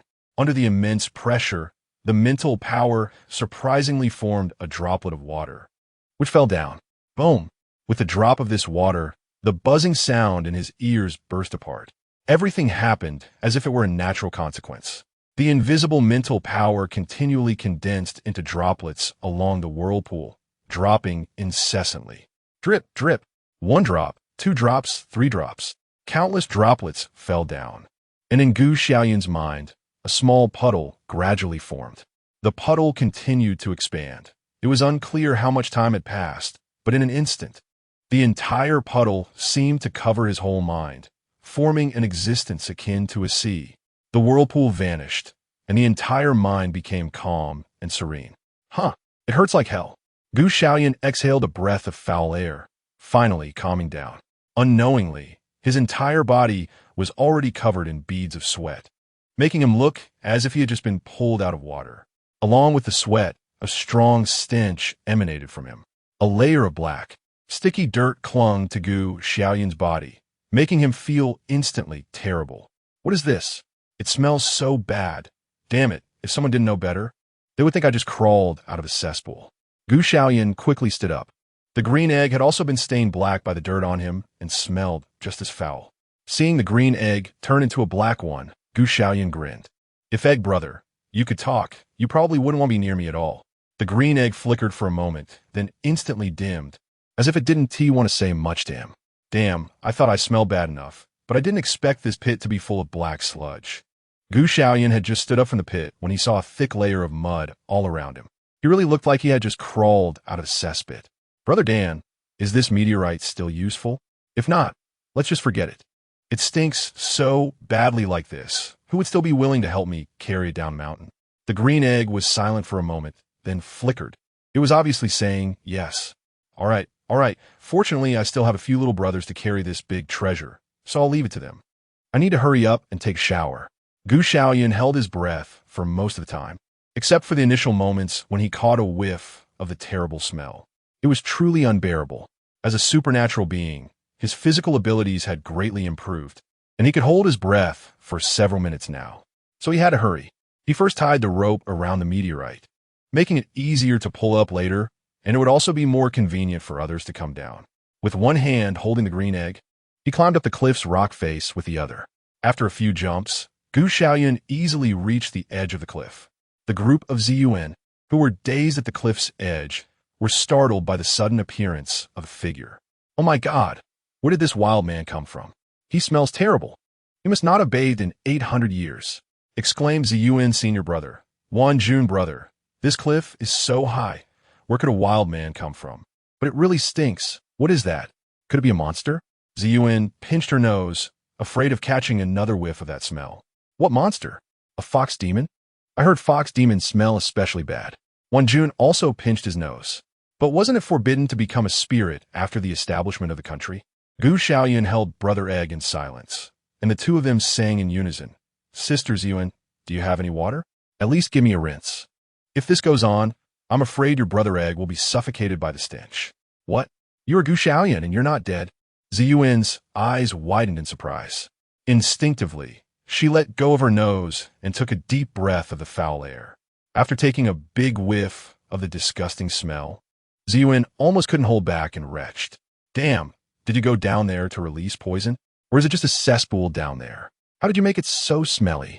It's one thing to make yourself stink, but you also made our holy. You also made our egg smell this bad. Wretch. Gu Xiaoyun was at a loss for words and had to speak again. Hey over there, do you have any water to wash this off? This smell is simply too captivating. It's almost fragrant for 10 miles. The others sitting on the mountaintop were suddenly awakened by the stench. Who took a dump in the tent? It stinks so much. Hurry up and get out. Can't you be a bit more considerate? I didn't take a dump. It must be you who did. I didn't do it at all. You didn't do it either. Could it be that the city sewage tank exploded? Are you dreaming? We're on a mountaintop surrounded by cliffs. Where would a sewage tank come from? In the midst of the chaos, most of the tourists were basically awakened by the stench. Xiaoyun and her senior brothers acting as guides, had no choice but to do something that was against their status in front of everyone. Xiaoyun couldn't care less about her holy egg and had to pinch her nose to fetch water for Xiaoyun, using a hose to wash his body. Be careful. It's not easy to get water on you. Xiaoyun watched him wash, feeling it was a waste, and immediately felt heartbroken. Oh, it's fine. I'll pay for it. Xiaoyun was indifferent. If it weren't for the people around, he would have used the water from his space long ago. By the way, the space. With such a big change in the spiritual sea, I haven't checked my space yet. I hope the resources in there haven't been cleared out because of this incident.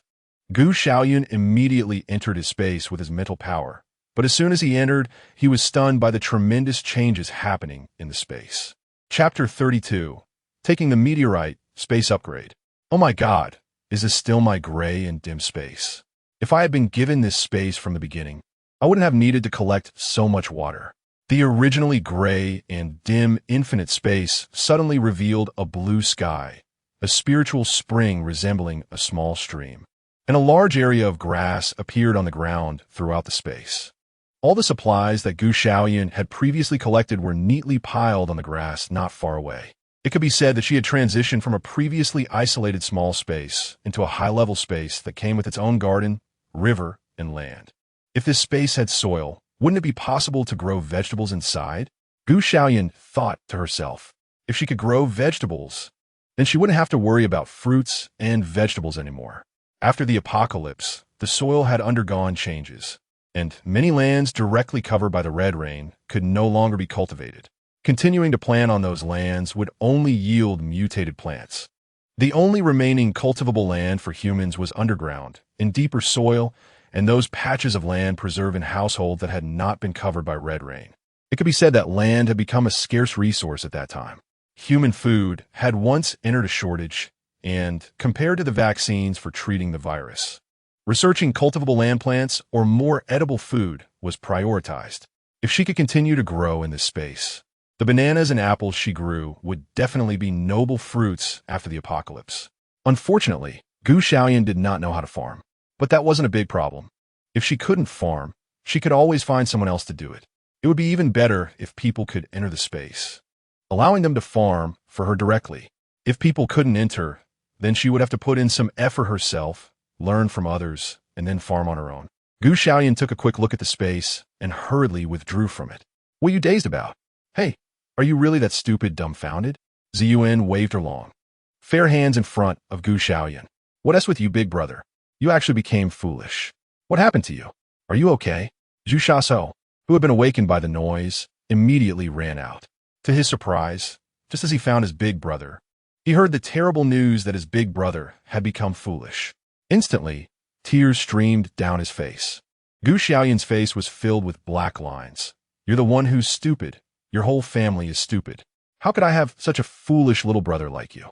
Zhu Xiaoso, hearing Xiaoyun scold him, was instantly overjoyed. Big brother, you're not stupid, that's great. Overcome with joy, he immediately rushed over and hugged the soaking wet Xiaoyun without hesitation. 1 second later, he instantly bounced off Xiaoyun. Damn, big brother. Why do you smell so bad? Did you fall into a sewage pit? Xiaoyun. I really want to thank you, you little brother, but there's no need for that. After several rounds of cleaning, Xiaoyun finally managed to reduce the unpleasant smell on him. If you get close, you can still smell a faint odor. Dan Xiong also helped him rinse several times, especially Xiaoyun, who almost wanted to do it herself. Why are you running such a small stream of water? Turn up a bit. Hurry up and rinse it clean. Look, it's turned black. Can't you rinse it? Rinse it from head to toe, then from toe to head. If it really doesn't work, let me do it. Xiaoyun watched Xiaoyun fumble around, feeling anxious and wishing she could take over and give the holy egg a bath herself. What's the rush? Running a smaller stream of water is just right, saves water. No need to save. Besides, can you even tell which side is the head and which is the foot? The top is the head, and the bottom is the foot. If I turn it upside down, won't the top become the foot and the bottom become the head? Your reasoning doesn't hold up at all. Can you move a bit faster? Otherwise, I'll do it myself. Xiaoyun was furious. Xiaoyun sighed helplessly and walked over to turn up the water. Sigh. Women are really troublesome. You asked me to waste water. If I have to pay later, don't ask me to pay. You should ask this egg for money. The green egg remained silent. Xiaoyun also fell silent. Once this sentence was spoken, both those who could talk and those who couldn't were quiet. Listen, is this even human language? A rich second generation who spends money without blinking actually want a green egg to pay. I don't know how much water was used. But Xiaoyun finally finished washing the egg. Brother Egg, you seem to be even greener than before. Xiaoyun was surprised. If before it was the kind of green that was almost fluorescent, now Brother Egg has turned into a dark green. Initially, I thought it was stained black by the dirt, but it seems it was originally this dark. Surely Brother Egg has gained quite a bit from this. Xiaoyun had a premonition that Brother Egg should be coming out soon. Zhu Shaso, along with Fenghuo Lei Dian, you five go over there and take a look. There is a rope tied to a stone below. Bring it up for me. Boss, what do you want that stone for? Zhu Shaso asked, puzzled. Is a jade true or false? Don't worry, boss. I'll get it for you right away, Zhu Shaso said eagerly as he went off. However, Fenghuo Lei Dian certainly wouldn't believe such nonsense that could fool a 3-year-old. The idea that a stone on the edge of a cliff could produce jade was something only Zhu Shaso would believe. The 5 of them worked together and finally managed to bring the meteorite up. Boss, this stone smells terrible. Are you sure there is jade inside? Zhu Shaso asked, pinching his nose. Stinky jade? Is there such a thing? Zhu Shaso said, looking completely bewildered. Xiaoyun continued to persuade. Of course there is. I think this piece of stone is probably jadeite, which is really valuable. Upon hearing that this thing is valuable, Zhu Shaso became very excited. Really very valuable? Then we must take this down. A promising student indeed. Yes, we have to take it down, so this stone will be carried by you. Xiaoyun patted Zhu Shaso's shoulder to encourage him. All right, boss, I'll carry it. Zhu Shaso readily agreed, then suddenly realized something was off. Wait, boss. This big stone is taller than me, and you want me to carry it down? Not to mention whether I can carry it or not. If I really have to carry it down, wouldn't I be risking my life? Xiaoyun smiled and said, Old pig, I believe you can do it. It's just a rock, right? I can have you carry 5 without any problem. Chapter 33. Bro, why don't you let some blood out and give it a try? Boss, you really treat me well. Zhu Shaso felt very touched, sitting in the cable car. Ever since the boss said he would have to carry the meteorite down the mountain yesterday, he had been quite anxious. He didn't expect that early in the morning. The boss would actually ask them to take the cable car down and have the staff help with the meteorite. Just thinking about not having to carry the stone down the mountain made Zhu Shaso feel refreshed. Boss, since there is a cable car on this mountain, why didn't we take it up when we came? Why did I have to carry so many things up? Can Xiaoyun be said to have not thought of the tour bus at the beginning? After all, he spent 10 years in the apocalypse, and some things are really hard to remember. Cough, isn't this to train your physical fitness? After climbing the mountain for so long, don't you feel that your physical fitness has improved, that you have become stronger, and that your strength has increased? Zhu Shaso thought seriously for a moment, scratched his head, and said, It seems like I haven't. How can you not? I believe you have definitely become stronger. If you don't believe me, just ask Fenghuo Lei and Dian. Xiaoyun continued to tease without changing his expression. Really? Zhu Shaso turned his head and asked the 4 people sitting beside him, Do you feel like you become stronger? Like your strength has increased, or in some other aspect? The 4 nodded in unison. Yes, we feel like we have become stronger. Thanks to the boss's careful cultivation and trust. Now Zhu Shaso was even more dumbfounded. Everyone came together, and others felt the changes, yet he felt nothing. Could it be his own problem? After thinking for a moment, Zhu Shaso stood up and bumped into the cable car with a bang. Ouch, that hurts. Xiaoyun suddenly felt that taking this little brother was probably not the right decision. Could there really be such a stupid little brother? Therefore, in the spirit of humanitarianism, he decided to ask, Old pig, what's wrong with you this time? Big brother, I've thought it over. You guys take the cable car down. I want to train myself. I'm going to walk down the mountain. Oh, okay. Xiaoyun nodded in agreement. In that case, hurry up and jump off the cable car. Otherwise, we'll end up at the foot of the mountain. Zhu Shaso immediately froze. There was still quite a distance to the bottom of the mountain. Jumping from here would either turn him into a meat paste or a meat pie. Big brother, are you serious? Zhu Shaso finally quieted down. Egg brother was placed in the backpack, which was right beside Xiaoyun. With nothing to do, Xiaoyun thought he would try to see if Egg brother could be stored in the space. He reached into the backpack and grabbed Egg brother. Store. Xiaoyun widened her eyes. Unlike several previous instances where the egg couldn't be stored in the space, this time the green egg actually appeared in the space successfully. Damn, could it be that the space can hold living things now? Xiaoyun thought to herself. Does this mean I can raise chickens, sheep, pigs, dogs, ducks, and fish in the space? After upgrading the space, can I put that meteorite in there? Xiaoyun immediately regretted it. Why didn't he try it earlier? If he had tried, he could have saved a sum of money and wouldn't have let others find out that he had discovered this stone. Brother Egg automatically rolled away after entering the space, rolling right into the stream. Then it quietly soaked in the water. This stream was formed by the continuous flow from a spiritual spring. Although Xiaoyun didn't know the specific purpose of this water, judging by Egg Brother's expression, it should be a good thing.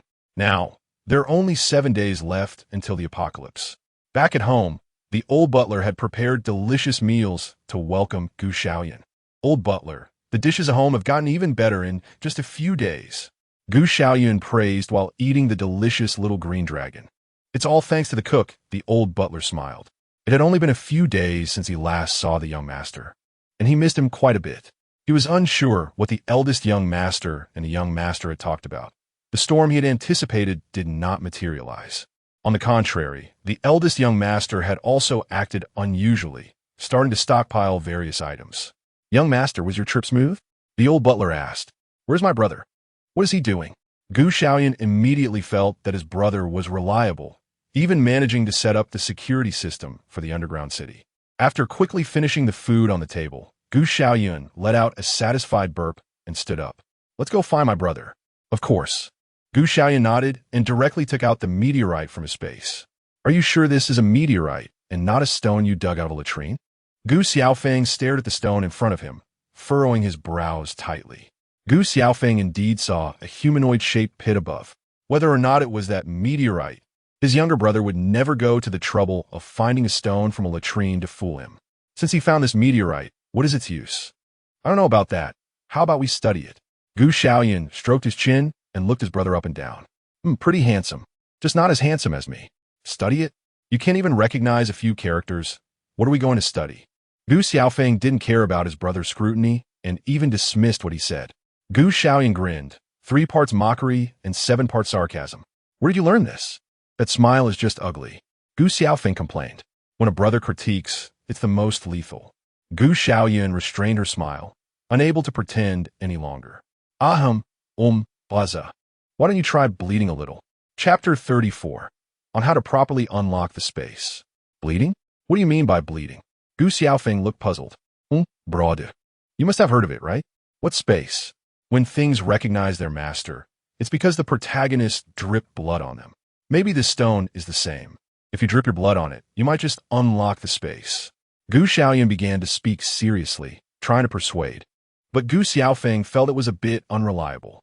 However, after listening to his brother's words and considering his identity as a reborn person, he hesitated a bit. Could what he said be true? Fine, let it be. Gu Xiaofeng didn't know where he pulled out a dagger from, and with a slash against his own hand, blood flowed out like it was free, gushing out in spurts. Xiaoyun was stunned by his older brother's smooth and swift actions.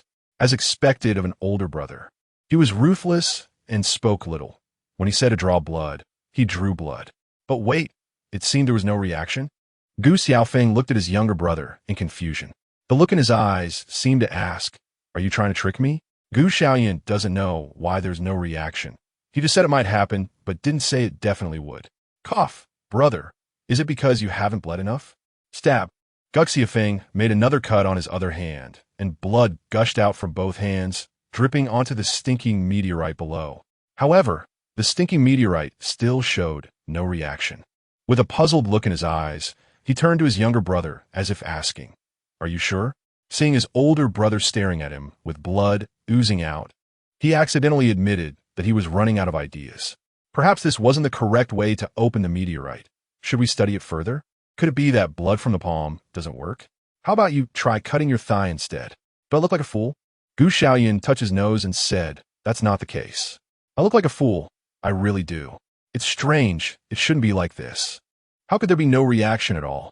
Just as Xiaoyun was puzzled and staring at the meteorite research, he was interrupted by a strong, foul smell.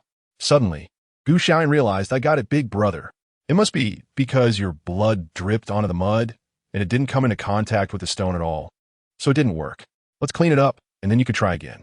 Gu Xiaofeng sneered and silently watched Gu Xiaoyun fumble with the meteorite. He originally wanted to throw the meteorite into his space water, but after thinking about it, he realized it would be problematic if it contaminated all the water in his space. So he decided to clean the meteorite with tap water instead. After being cleaned, the meteorite revealed its pure black color. It seemed to have no changes compared to before, except that the foul smell was gone. This should be about right. Gu Xiaoyun was very satisfied with this large meteorite. Big brother, this time let's try a different method. It might require the meteorite to draw some blood from you. Your own blood may not be enough.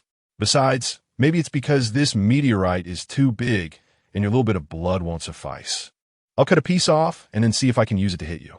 Gu Xiaoyun began his operation, carefully cutting a palm-sized piece from a one-person-high meteorite. He was very cautious, shaping the meteorite with edges and corners without causing any damage.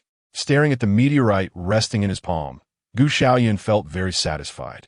This should be about right, brother. Come over quickly. Gu Xiaofeng was a bit reluctant to go over, but he also had a glimmer of hope about the space.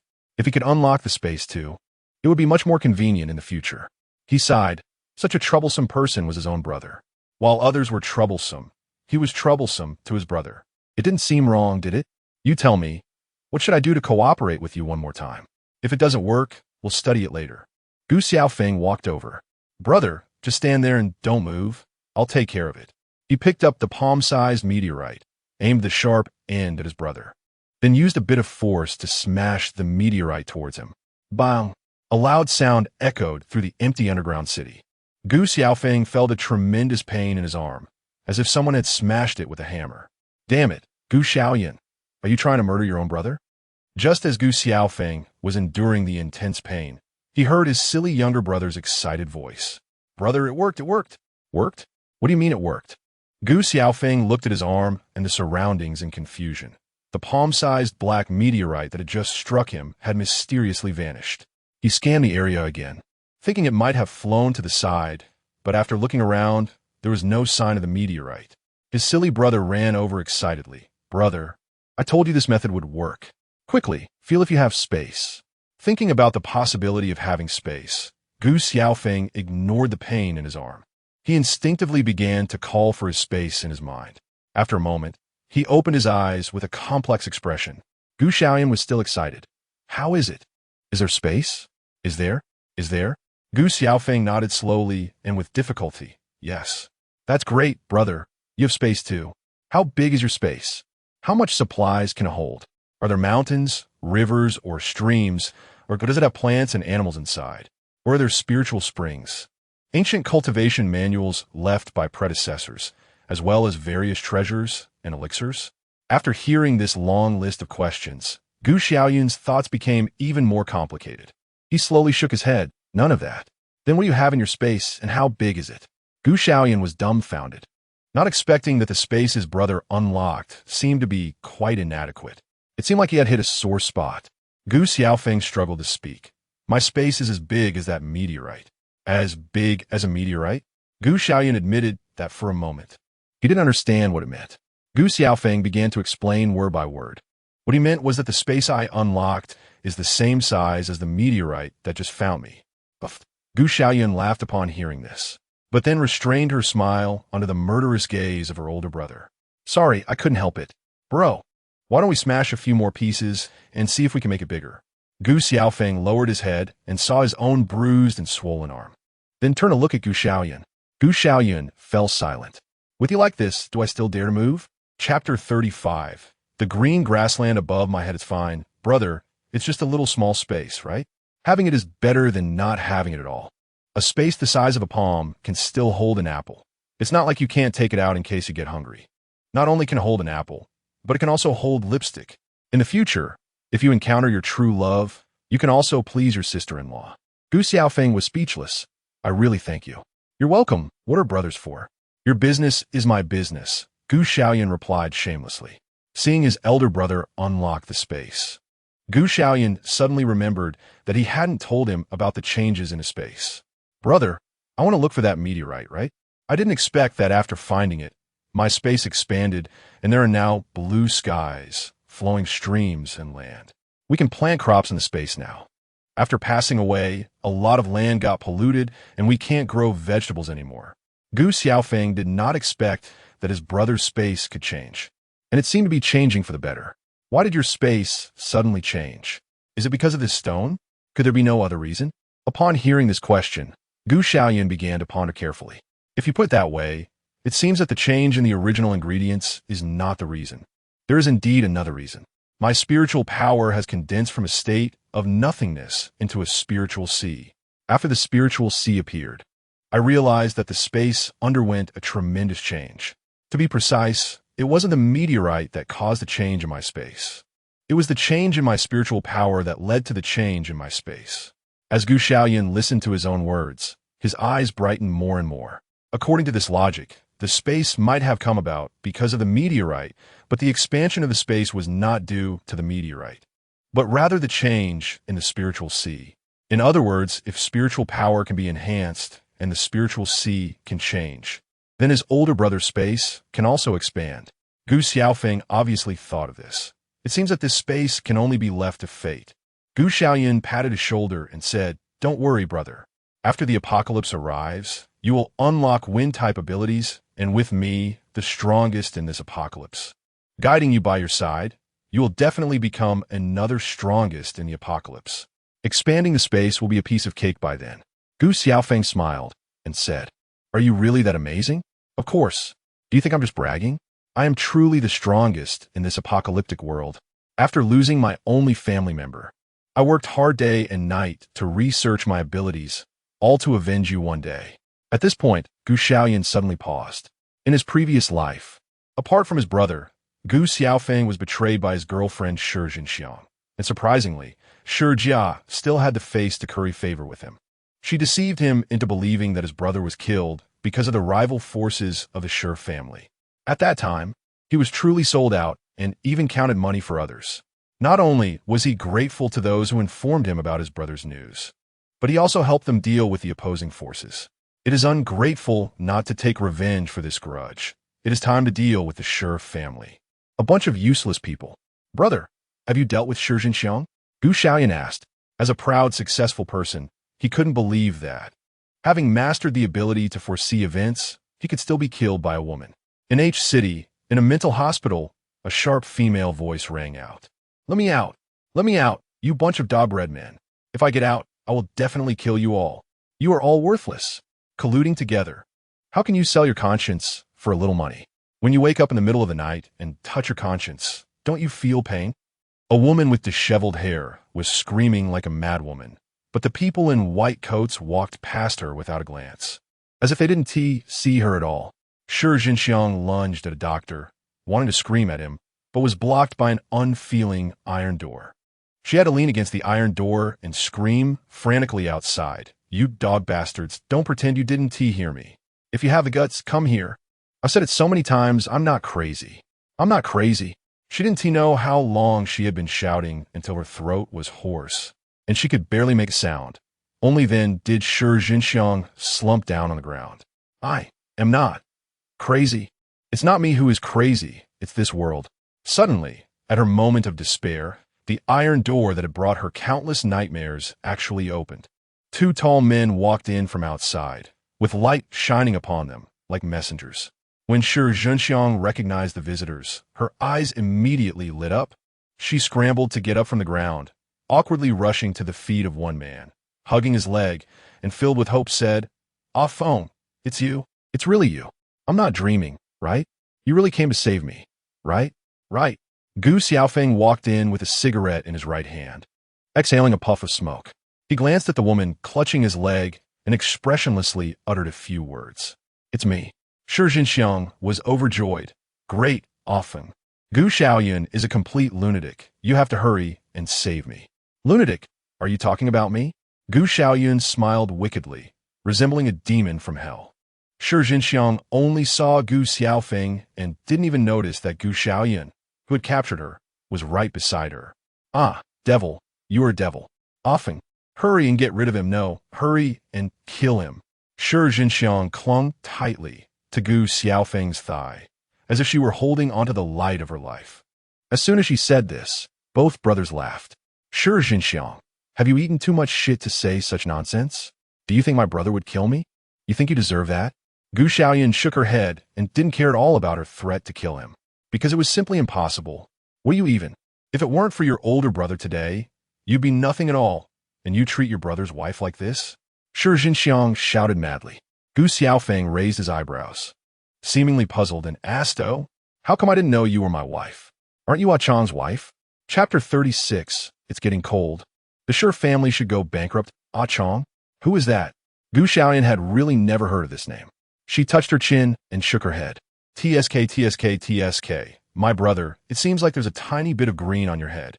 Upon hearing the name, A Chong, Sure Xinxiang's previously crazy demeanor instantly froze. If she weren't disheveled and her face obscured, Gu Xiaoyun would have been able to see her complexion change to pale in an instant. A phone, listen to me. I really have nothing to do with Changgu. I swear. Gu Xiaofeng had not made any response yet, and the onlooker Gu Xiaoyun began to interject, stirring the pot. After all, if he didn't do it, who would? TSK, still calling him brother, so intimate. How many times have you two been together? No, wait. We've barely even met a few times. My relationship with him is completely innocent. The only reason I know him is because of you. Often, you have to believe me. Everything I say is the truth. As Sure Zhenxiang explained, she lifted her head, trying to move Gu Xiaofeng with her pitiful gaze. Unfortunately, a month ago, she might have had some charm left. Now, with her disheveled hair and haggard appearance, anyone who looked at her would only see a madwoman. Gu Xiaofeng calmly pulled out his foot, took another puff of smoke, his face shrouded in mist, making it hard to see his expression. After a moment, he slowly spoke. Go ahead, how many have there been? Hearing this, Sure Xinxiang shook her head vigorously like a rattle drum. No, I really haven't, off phone. You have to believe me. Believe you? How can I believe you? You better come clean, or else you'll spend the rest of your life here. Sure Xinxiang glanced around at her surroundings and then at Gu Xiaofeng. Spending her entire life here was worse than struggling to survive outside. Even without this man, she had other men. She didn't necessarily have to rely on him. Besides, she still had her Sure family. As long as she could get out, her life wouldn't necessarily be unsatisfactory. Once she came to this realization, Sure Xinxiang stopped hesitating. Fine, I'll tell you.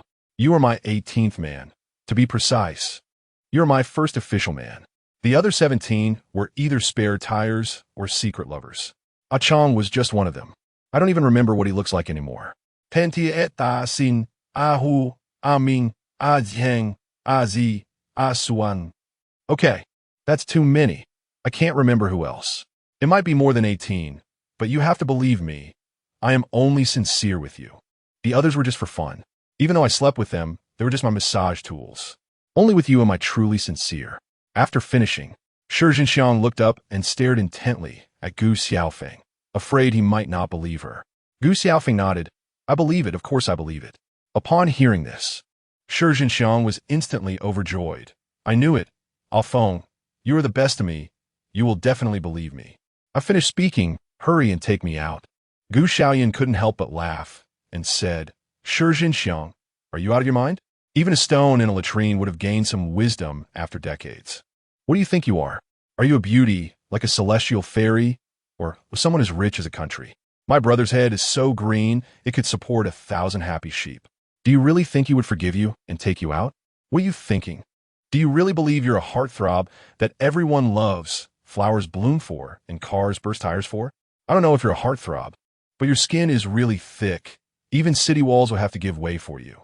Using my brother's money to support a pretty boy and acting like it's all for true love, making your behavior as AC King sound so fresh and refined.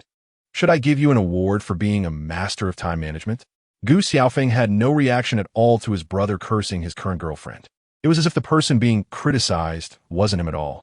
Meanwhile, his brother was having a heated argument with another party involved. If someone didn't know better, they might think it was his brother who was the one being cheated on. Thinking about it this way, it seems somewhat reasonable. Gu Xiaofeng stood by with a clear conscience, taking on the role of a spectator. After listening to Gu Xiaoyun's tirade, Sure Zhenxiang's face brightened again. You devil! You put me in here, I just raised a few men. What wrong have I done? The wrong person is not me, but you. Gu Xiaoyun, who was in the midst of a heated argument, didn't even notice that his brother was just watching the drama unfold and didn't want to pay any attention to this woman. Instead, he was eagerly chattering away. What did I do wrong? I just thought you had mental issues and had you admitted to a mental hospital. If you don't believe me, you can ask the doctors here if you have a problem. I'm not sick. Shi Jinxiang shouted. Gu Xiaoyun calmly retorted. People with mental illnesses always say they are not sick. I'm not sick. After saying this, Shi Jinxiang fixed her gaze on Gu Xiaoyun, blaming him for her current state. People with illnesses say they're not sick. Gu Xiaoyun continued to rebut calmly with the same line. Well, I can say I'm sick, right? I'm sick. Let me out. You have a mental illness? Then you definitely cannot be let out. Gu Xiaoyun remained composed, showing no sign of being provoked. Once I get out, I will definitely kill you. Shi Jinxiang didn't want to waste any more time arguing with this despicable man and turned her attention to Gu Xiaofeng, who was watching the drama unfold. Feng, do you really think what he said is true? You really don't believe me? Of course I believe you, but my brother is not wrong either. It's impossible for me to let you out. After saying this, he took out a voice recorder from his pocket. Pressing the play button, the voices of their previous conversation filled the air. Listening to the background music, Gu Xiaofeng spoke up. You cannot go out, but I recorded the conversation as evidence. With this evidence, I can ask your Shi family for some compensation. The weather is getting colder. The Shi family should be going bankrupt. Chapter 37. The Wolf's Destruction. Head of the Shi family, Shi Taiduo doctor, we just checked on her, and her condition seems to have worsened. Not only does she have persecutory delusions, but she also shows tendencies for violence. It could possibly be a case of antisocial personality disorder. You need to pay more attention. We need to increase the dosage of medication. Don't worry, we won't skimp on the money. Her family has plenty. After explaining everything to the doctors at the psychiatric hospital, the two brothers left the facility. Just taking psychiatric medication, can it really kill that crazy woman? If it doesn't work, will there be any unexpected turns? Gu Xiaoyun said something, fearing that her brother would be soft-hearted. Gu Xiaofeng glanced at him and said calmly, Tomorrow's news will be about a patient at the psychiatric hospital who died after consuming a large amount of sleeping pills. At this, Gu Xiaoyun felt relieved. He knew his brother was not a soft-hearted person, nor was he the type to be overly compassionate. To be honest, if Shi Jinxiang were still alive and his brother didn't take action, he would have taken matters into his own hands. After enduring 10 years of the apocalypse, he would only be close to those he recognized. As for others, they were merely numbers. If Shi Jinxiang were not dead tomorrow, he would go see her. If she were alive, he would give his brother a little push. Let's not even mention that Shi Jinxiang hasn't done anything yet. As long as she poses a threat to him, anyone must die. In City H, the Shi family is known for their jewelry business. Otherwise, Shi Jinxiang wouldn't have her name. As one of the top jewelry families in City H, the Shi family has always maintained a good relationship with the Gu family. The Shi family valued the two brothers of the Gu family, and when the Gu family experienced a huge upheaval, they sent their daughter to marry into the Gu family. It is often said that it is difficult to provide timely help in dire situations, but easy to add embellishments to a flourishing situation. The head of the Shi family always believed he was adding to their success. After the Gu family rose to prominence, the relationship between the two families remained friendly, and with mutual support, the Shi family successfully dominated the jewelry market in City H. Until today, the Gu family has arrived. A servant came in to report. The Gu family? Is my son-in-law here? Quickly, let him in. The head of the Shi family, Shi Taiduo, had high hopes for his son-in-law and was very satisfied with his choice at the time. He never expected that the Gu family would come to him at this time. For what reason? Shi Taiduo excitedly walked over and patted Gu Xiaofeng on the shoulder. Good son-in-law, what brings you here? Come sit down. Do you have some good projects to discuss with me? Gu Xiaofeng nodded. There is indeed a good project. Shi Taiduo was delighted. What good project? Tell me. We can all make money together, right? Indeed, we can all make money together. Gu Xiaofeng smiled slightly. What do you think about acquiring the Shi family project? Acquiring the Shi family, that's pretty good. Shi Taiduo chuckled, then suddenly realized. His expression froze. Son-in-law, you're not joking, are you? The Shi family and the Gu family are the closest two families. What does acquiring the Shi family mean? Gu Xiaoyun suddenly appeared from behind and said to Shi-Tai-Duo, "What do you mean?" "Of course, I mean it literally. It's getting cold. The Shi family should go bankrupt. Don't you understand? Coincidentally, the Shi family is in the jewelry business, and besides jewelry, they have a bit of jade and other things. If they discover the legendary ancient jade from another space, wouldn't they make a fortune? Anyway, letting my brother deal with the bleeding is fine." "What? Yugu family actually want my Shi family to go bankrupt? Why?" Shi-Tai-Duo shook his head, looking incredulous. "Our Shi family has been so good to your Gu family, and you are so ungrateful. Don't you fear the world's criticism for treating us this way?" "Of course. I was extremely afraid at that time." Gu Xiaoyun patted her small chest, looking scared. "You don't even know what your precious daughter has done to my elder brother. The green on my brother's head could sustain an entire green pasture." Shi-Tai-Duo completely ignored Gu Xiaoyun and looked directly at Gu Xiaofeng, the true power holder of the Gu family. Gu Xiaofeng said nothing, but took out a voice recorder from his pocket and slowly pressed the play button. A voice that Shi-Tai-Duo was very familiar with came out. "I have 18 boyfriends. Oh no, maybe more than 18. Shi-Tai-Duo was shocked. Could this person be my daughter, Shi Jinxiang? Moreover, there were more than 18. Every time she would ask him for money, claiming it was to buy gifts for her husbands, not knowing that the money was all being fed to that bitch. Shi-Tai-Duo decisively stated, "Young Master Gu, you have mistaken. Shi Jinxiang is not my daughter at all. A wild seed is just a wild seed, no matter how you raise it. She can be dealt with however young Master Gu sees fit. Whether to kill or torture is fine, but our Shi family will always be loyal to the Gu family. A man without shame is invincible in the world. That is the kind of shameless man I, Shi-Tai-Duo, am. In the face of family and interests. What is a daughter? Even if it's his wife? As long as Gu Xiaofeng speaks, he could send her to someone else's bed." Gu Xiaoyun was shocked by the kind of operation that Shi-Tai-Duo was pulling. There are plenty of people who embarrass themselves in the apocalypse, but it's rare to see someone so ruthless in reality. No wonder he managed to deceive the man who remains unflustered in the end of the world. So today, the Shi family will either go bankrupt or go bankrupt. Bankruptcy is inevitable. Gu Xiaofeng did not waste any words and directly took out the contract he had on him, handing it over to Shi-Tai-Duo. "This is the contract for the transfer of all the assets of the Shi family. Sign it. If you don't make a choice now, there will be no time left tomorrow, so how you choose is merely a bit of trouble." Shi-Tai-Duo's trembling hands accepted the contract and examined it carefully. Signing it would mean he would unconditionally and free of charge give all the properties under his name to the Gu family. If he signed this, he would instantly fall from grace, left with nothing. Given the Gu family's influence in H City, he knew the Shi family could not be saved.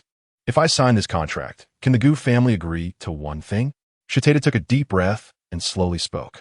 While he still had a bit of negotiating power, he wanted to seek a final ray of hope for a comeback. But no. Chapter 38. The Barefoot are not afraid of the Shad. A shocking headline emerged in H City. The well-known jewelry family, the Shi family, unexpectedly changed hands overnight. All of the Shi family's assets were transferred to the Gu family. Shi-Tai-Duo looked at the news reports and the discussions around him, feeling utterly unwilling to accept it. He found out that his daughter, Shi Hengxiang, had died in a mental hospital, and it was clear that those people had forced his daughter. As long as I expose today's big news, the Gu family will eventually fall as well. Shi-Tai-Duo held a voice recorder, a cold smile on his face, looking very sinister. The Barefoot are not afraid of the Shad. Since Gu Xiaofeng dared to bankrupt the Shi family, he dared to ruin the Gu family's reputation as well. After all, it's a case of either the fish dies or the net breaks. There are 6 days left until the apocalypse. Gu Xiaoyun also received the news of Shi Jinxiang's death, and he personally confirmed that she was indeed dead. There are no body doubles or fake deaths involved. The current situation is that Shi Jinxiang is dead, but the Shi family that deceived him still poses a hidden danger. Unexpectedly, he didn't go looking for them. They came right to his door.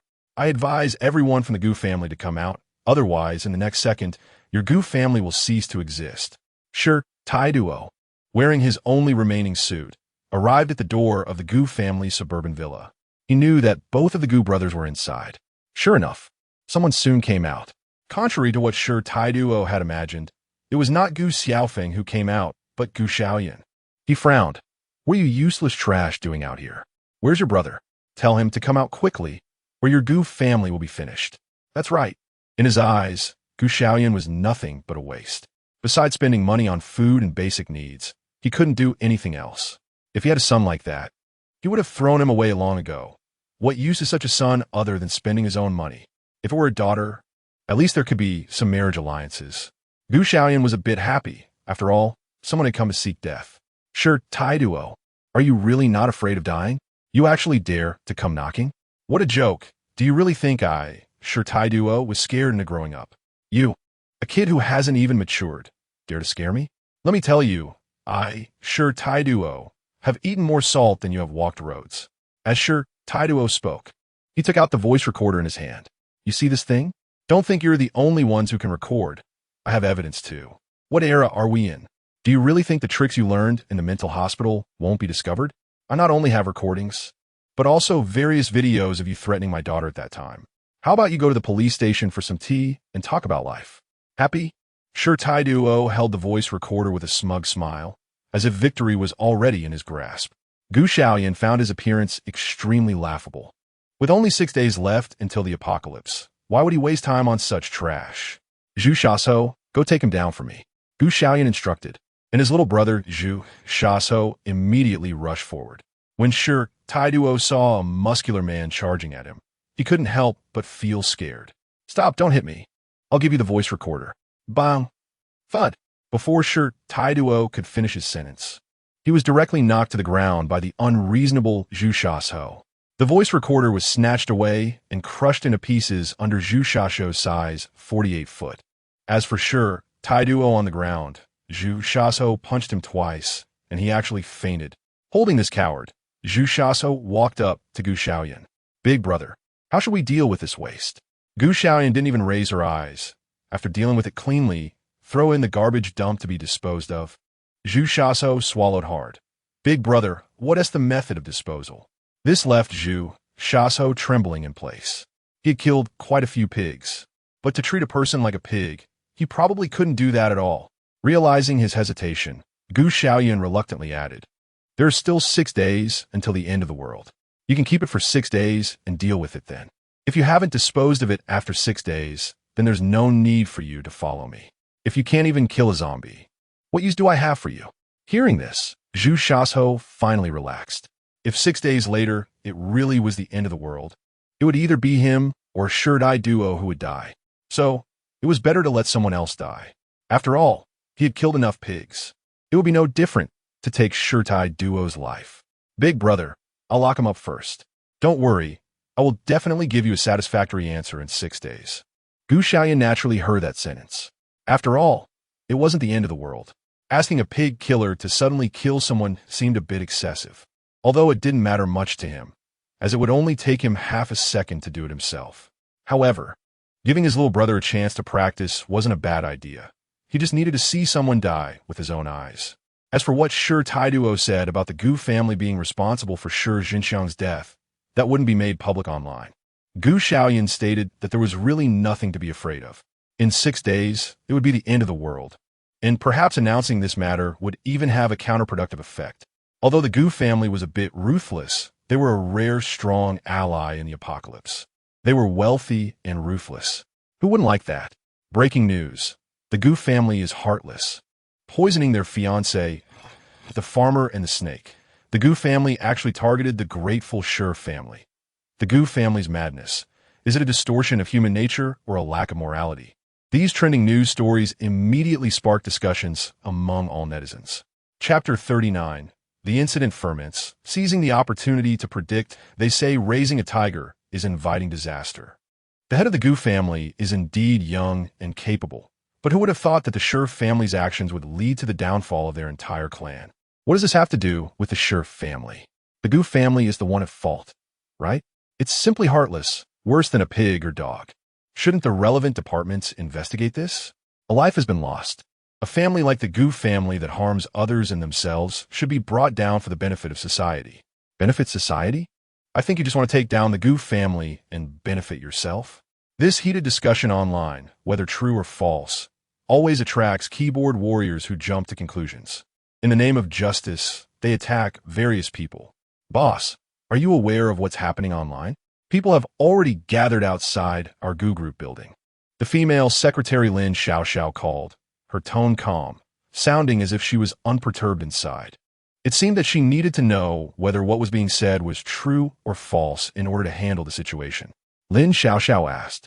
Of course it's true. Gu Xiaoyun didn't care at all and revealed the truth. Okay, I understand. Lin Xiaoxiao hung up the phone and walked out of the Gu group's main entrance. Outside, the self-proclaimed justice warriors immediately swarmed around her. This is Secretary Lin from the story group. Everyone surround her. Surrounded by the crowd. Lin Xiaoxiao remained calm. Are you all trying to restrict my personal freedom? What is Secretary Lin talking about? We just want to understand the truth of the facts. Among the crowd, a bespectacled gentleman pushed up his glasses and spoke. Miss Lin, you must know some facts. After all, you are the right-hand person of the Gu group. The gentleman smiled. Sorry, you have the wrong person. I really don't know. Please step aside, or I'll call the police. Lin Xiaoxiao couldn't be bothered to look at him. Any problem that can be solved with money is not a problem. Moreover, the Shi family had already fallen. She would be crazy to betray the Gu group behind her.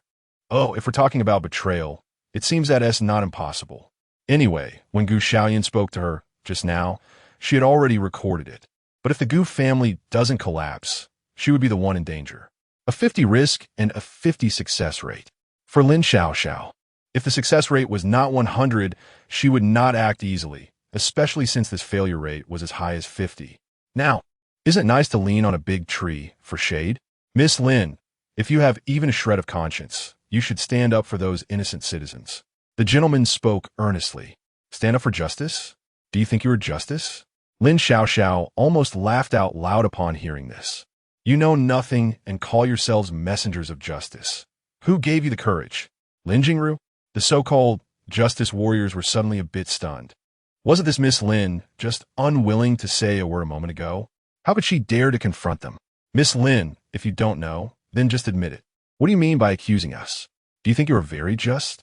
Lin Xiaoxiao almost laughed at their shamelessness. Why can you say something about me? But I can't say anything about you. Double standards are common, but it's rare to see double standards as blatant as yours. The gentleman adjusted his glasses and spoke again. Miss Li, if you don't know, we naturally won't disturb your life too much. Just tell us the address of Mr. Gu and the others, and we will retreat. Why should I tell you? Are you the police? You are nothing and still dare to ask for someone else's privacy. You people who disturb others' lives at the slightest disagreement are not good people. The few who remained at the Gu group exchanged glances. As soon as Lin Xiaoxiao left the crowd, she called her boss. Boss, they want to find you. Be careful. Find us? Got it, just be careful. Gu Xiaoyun hung up the phone. He didn't take this matter to heart. However, his lost conscience suddenly began to attack him.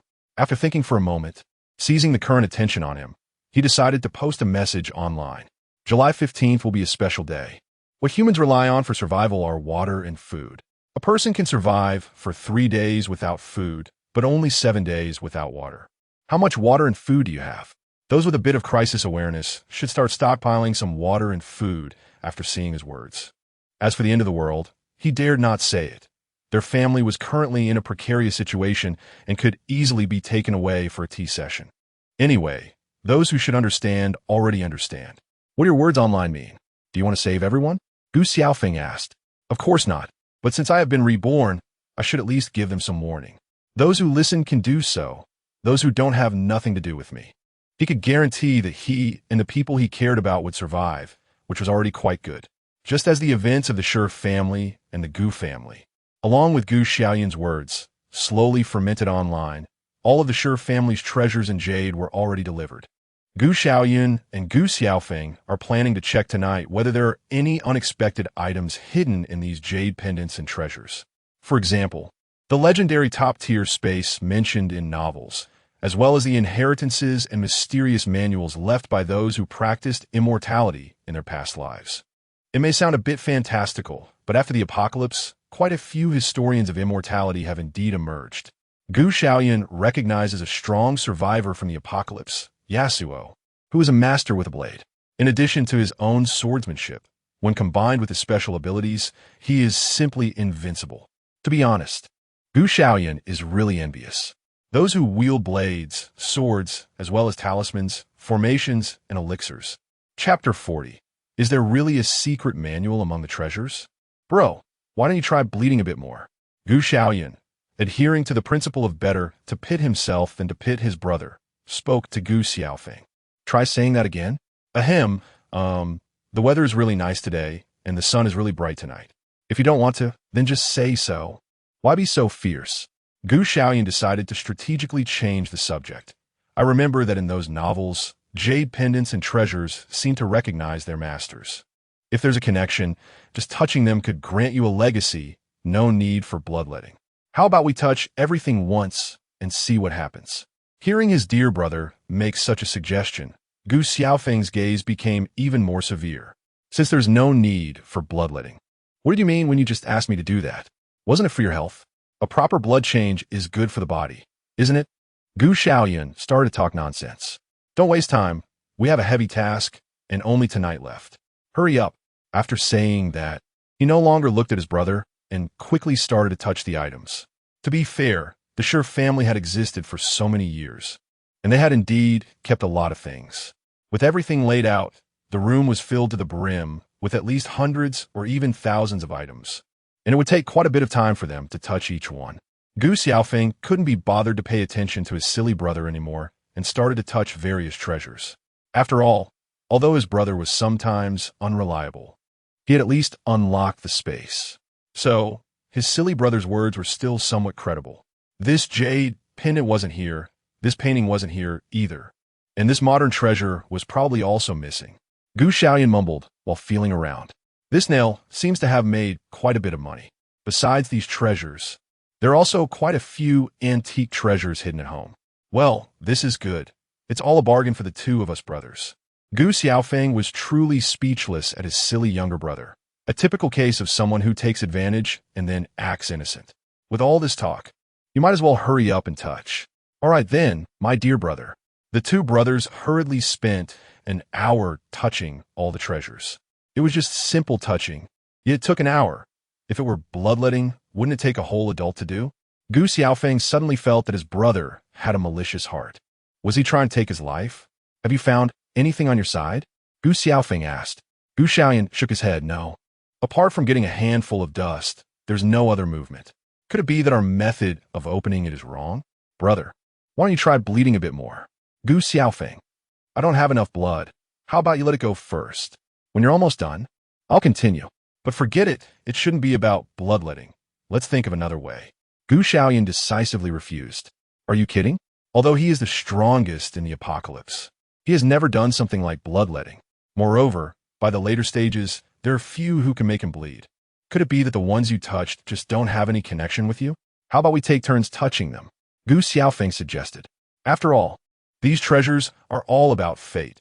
Who knows if there is something that is meant for him among those he hasn't touched yet. This method is good. Let's switch it up. The two brothers started a new round of treasure touching.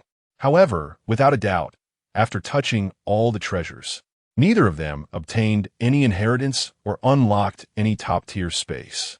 Strange, this is impossible. Could it be that these things really don't work? It seems those inheritances are not as easy to get as they thought. Gu Xiaoyun sighed. Having spent the entire night on it, he was ready to give up.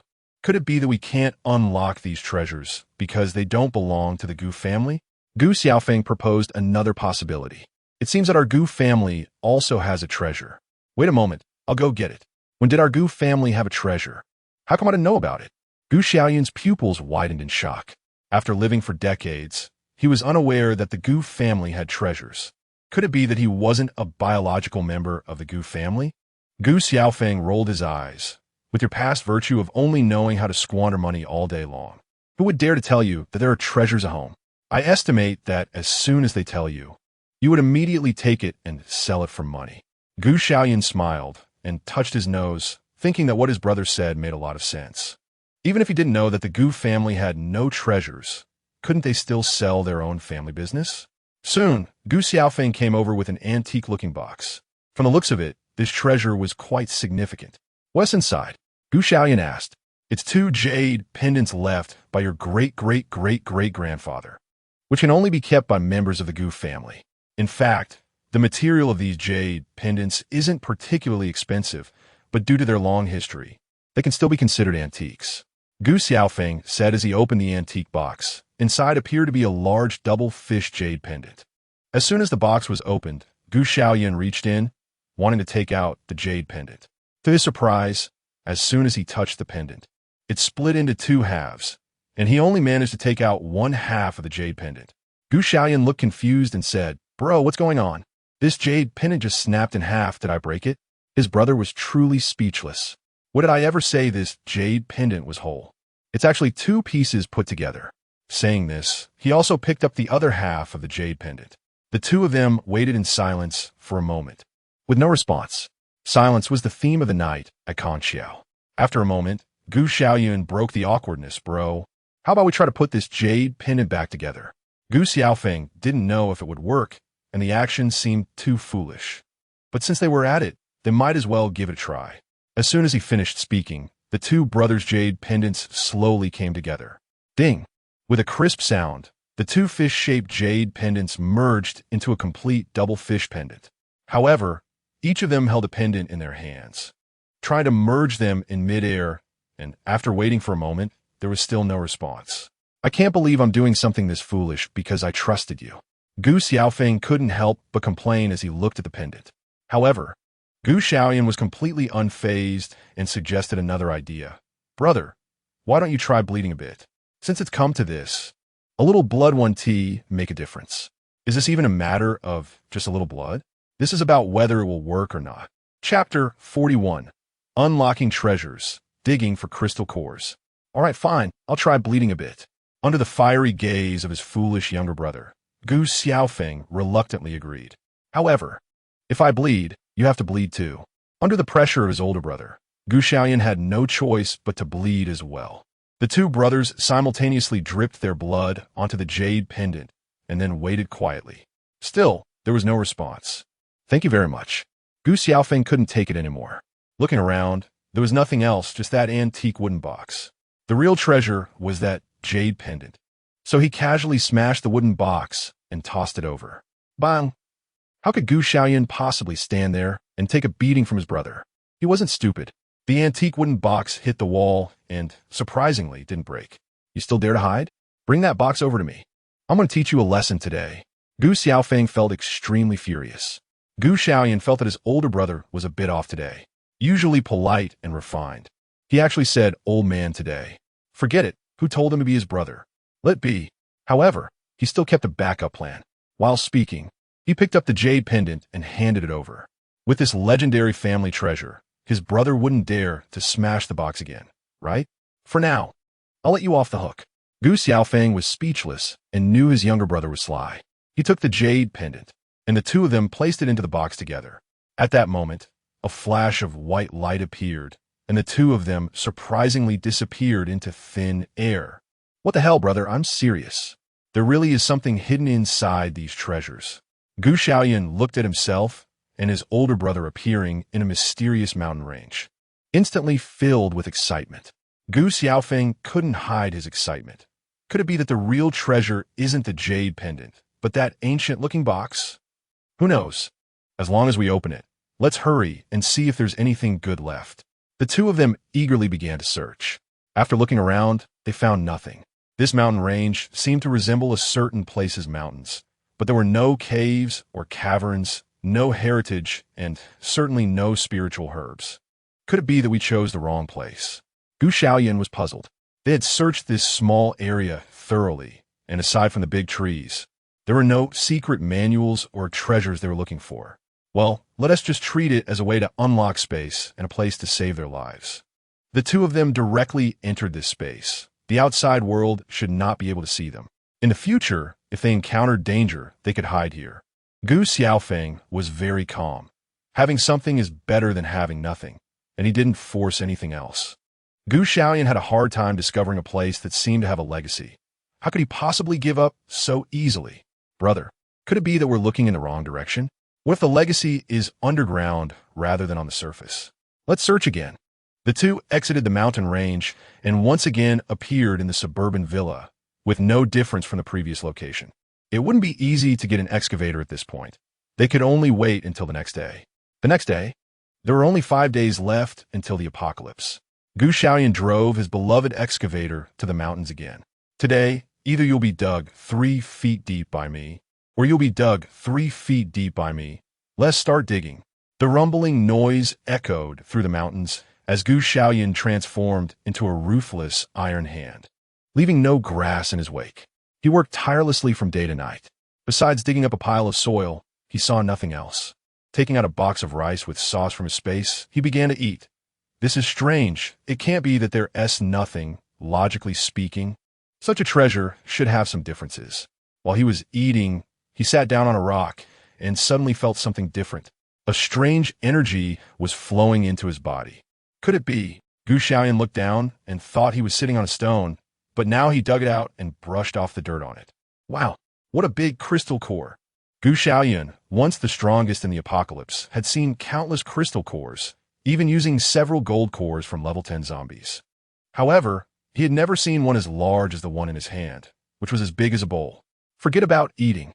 Hurry up and start digging. Throwing aside his meal, Xiaoyun began sharpening his tools for the crystal core. Although the apocalypse had not yet arrived, and he had unlocked his abilities, the growth rate of his powers was extremely slow. If he used up his abilities in a day, it used to take just a few hours to recover. But now it required a full day. With crystal cores, it would be different, as long as he had enough cores. He was confident he could reach level 1 or even level 2 abilities within these short 5 days. After working hard all day, Xiaoyun realized that digging for crystal cores was not as easy as he thought. In such a large area, he had only managed to dig out 8 cores. In the following days, he needed to quickly improve his strength, recruit a few excavators, and, if possible, bring others in to help dig for crystal cores. Right? I can call my brother to help dig. Without even having a bite to eat, he quickly ran to find Gu Xiaofeng. Seeing his silly brother running over with an excited expression, Gu Xiaofeng knew something good must have happened. Did you find something? How did you know? Xiaoyun was surprised. Just look at you. Only a fool wouldn't guess. Come on, tell me, what good stuff did you find? Ginseng? Herbs? Food? Gu Xiaofeng bluntly admitted that he really couldn't think of what could be underground. None of those. Chapter 42. Breaking Through Abilities. 1 versus 4 Sparring Brother. I dug out a crystal core. Surprised, right? Oh, surprised, unexpected. But what about the secret skills, inheritance, talismans, and formations you mentioned? Ahem, don't be too ungrateful. Having a crystal core is already quite good. Xiaoyun lowered his head to hide his embarrassment. If you're free, go help dig too. Let us get a dozen more excavators and work together. It would be even better if we could have unmanned, automatic excavators. Gu Xiaofeng was speechless. What are you thinking? At most, I'll help you get a few excavators. There can't be no one outside. You dig inside while I guard outside, keeping the bigger picture in mind. All right, you help me prepare first. I'll take this crystal core to cultivate. There was no choice. Gu Xiaoyun had to agree. There really couldn't be no one outside. Cultivation was something he had to do. As long as his ability level increased, he could stay up for 24 hours straight, constantly digging for crystal cores. Plus, with Zhu Shaso and a few younger brothers like Feng, Hua, and Lei Dian, they should be able to dig up quite a few crystal cores. The bowl-sized crystal core had energy continuously pouring into him, filling his entire body. At this moment, Egg Brother also began to flicker continuously, clearly absorbing the overflowing energy. After cultivating all night, Gu Xiaoyun felt no fatigue from staying up late. Instead, he felt full of energy, as if he had drunk 52 cans of Red Bull. In his hands, the originally milky white crystal core had turned transparent and could even turn to powder with a gentle squeeze. In just one night, he had actually broken through to level 1 ability. It seemed that this crystal core was worth at least 100 ordinary zombie crystal cores. It was said that to upgrade from level 0 to level 1 ability, one needed to absorb 100 ordinary zombie crystal cores. To upgrade from level 1 to level 2 ability, one needed to absorb 300 crystal cores. This is why high-level ability users are rarer. It's simply too difficult to level up. However, once you do level up, it represents a qualitative leap. Level 0 abilities can be released 4 times, basically exhausting the ability. But level 1 ability users can release it 8 times. That's a full doubling. Not only is there a change in quantity, but the quality also changes. A level 1 ability, user's 1 ability, can basically withstand 4 attacks from a level 0 ability user. Feeling refreshed, Xiaoyun walked out of the door. His elder brother had already prepared 10 excavators, neatly lined up in the empty space of the suburban villa. However, the people were nowhere to be found. Xiaoyun planned to go out to pick up his little brothers first. Otherwise, how long would it take him to dig for crystal cores all by himself? Besides, if the little brothers were digging for crystal cores, he could practice at the same time, killing 2 birds with 1 stone. He had Dahe drive them out quickly. Only 4 days were left before the apocalypse, and time was tight with heavy tasks ahead. Feng, Hua, Lei, and Dian, the 4 of them, had previously sent someone to guide their fighting skills. After practicing for a few days, they should have made some progress. So it was just the right time to test them. Big brother, you're here. Qin Feng was the first to see Xiaoyun come in and greeted him. The other 3 also spoke up upon seeing him. Big brother, hello. The training has been good. We complete our training on time every day, and compared to before, there has been significant improvement, Qin Feng said modestly. It can't be said to be just a significant improvement. It's simply a transformation overnight.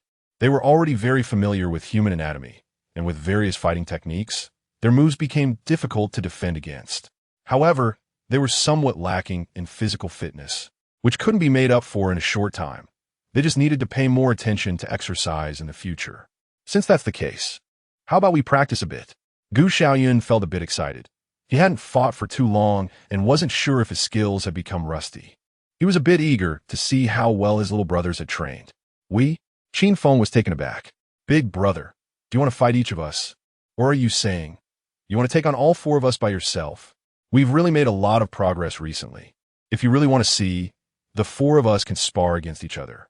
It wouldn't be good if we accidentally hurt you. Xiaoyun didn't expect his strength to be questioned. Well, it was understandable. He always solved problems with his cash ability and had never shown his true strength in front of his subordinates.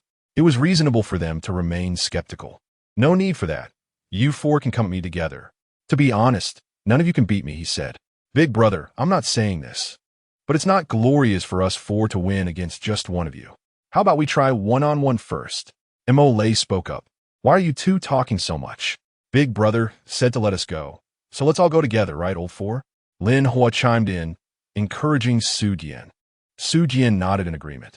If we're going to fight, let's just fight. Big brother said to go for it. So hurry up. Don't drag it out like girls. As soon as he finished speaking, the 4 of them realized that instead of talking, it would be better to just have a good fight. They all rushed forward in a swarm. Xiaoyun raised an eyebrow. He could tell that these 4 people had some connections. Good timing. Xiaoyun let out a soft breath and dodged the punch thrown by Qin Feng. He shifted his footwork and delivered an elbow strike towards Mo Lei.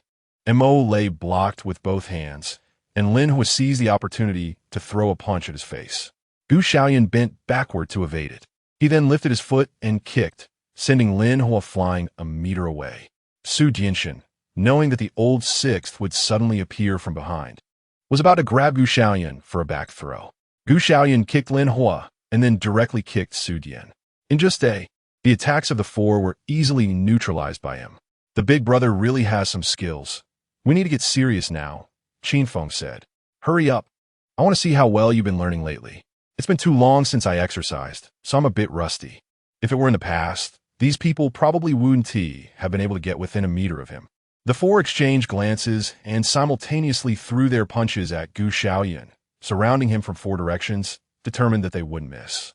Xiaoyun was calm and composed, directly charging at a random person. He raised both hands to block the incoming punch and then pushed outward, directly tripping the person to the ground, crashing into the 3 others rushing over. Bang! The 4 of wind, fire, thunder, and lightning instantly fell apart. Chapter 45.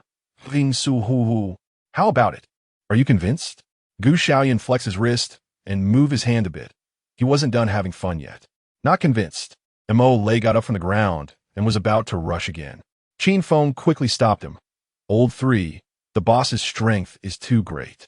We really can't beat him, and his fighting skills are indeed better than ours. We are trained for one-hit kills. In direct combat, we can't compare to the boss. Seeing that they were still trying to persuade him, it was obvious that Qin Feng was likely not too convinced either. How about you all come at him together with your weapons? Men are all bloodthirsty, and besides, being provoked like this by a man made the other three, except for Qin Feng, quite unsettled. Qin Feng decisively shook his head in refusal.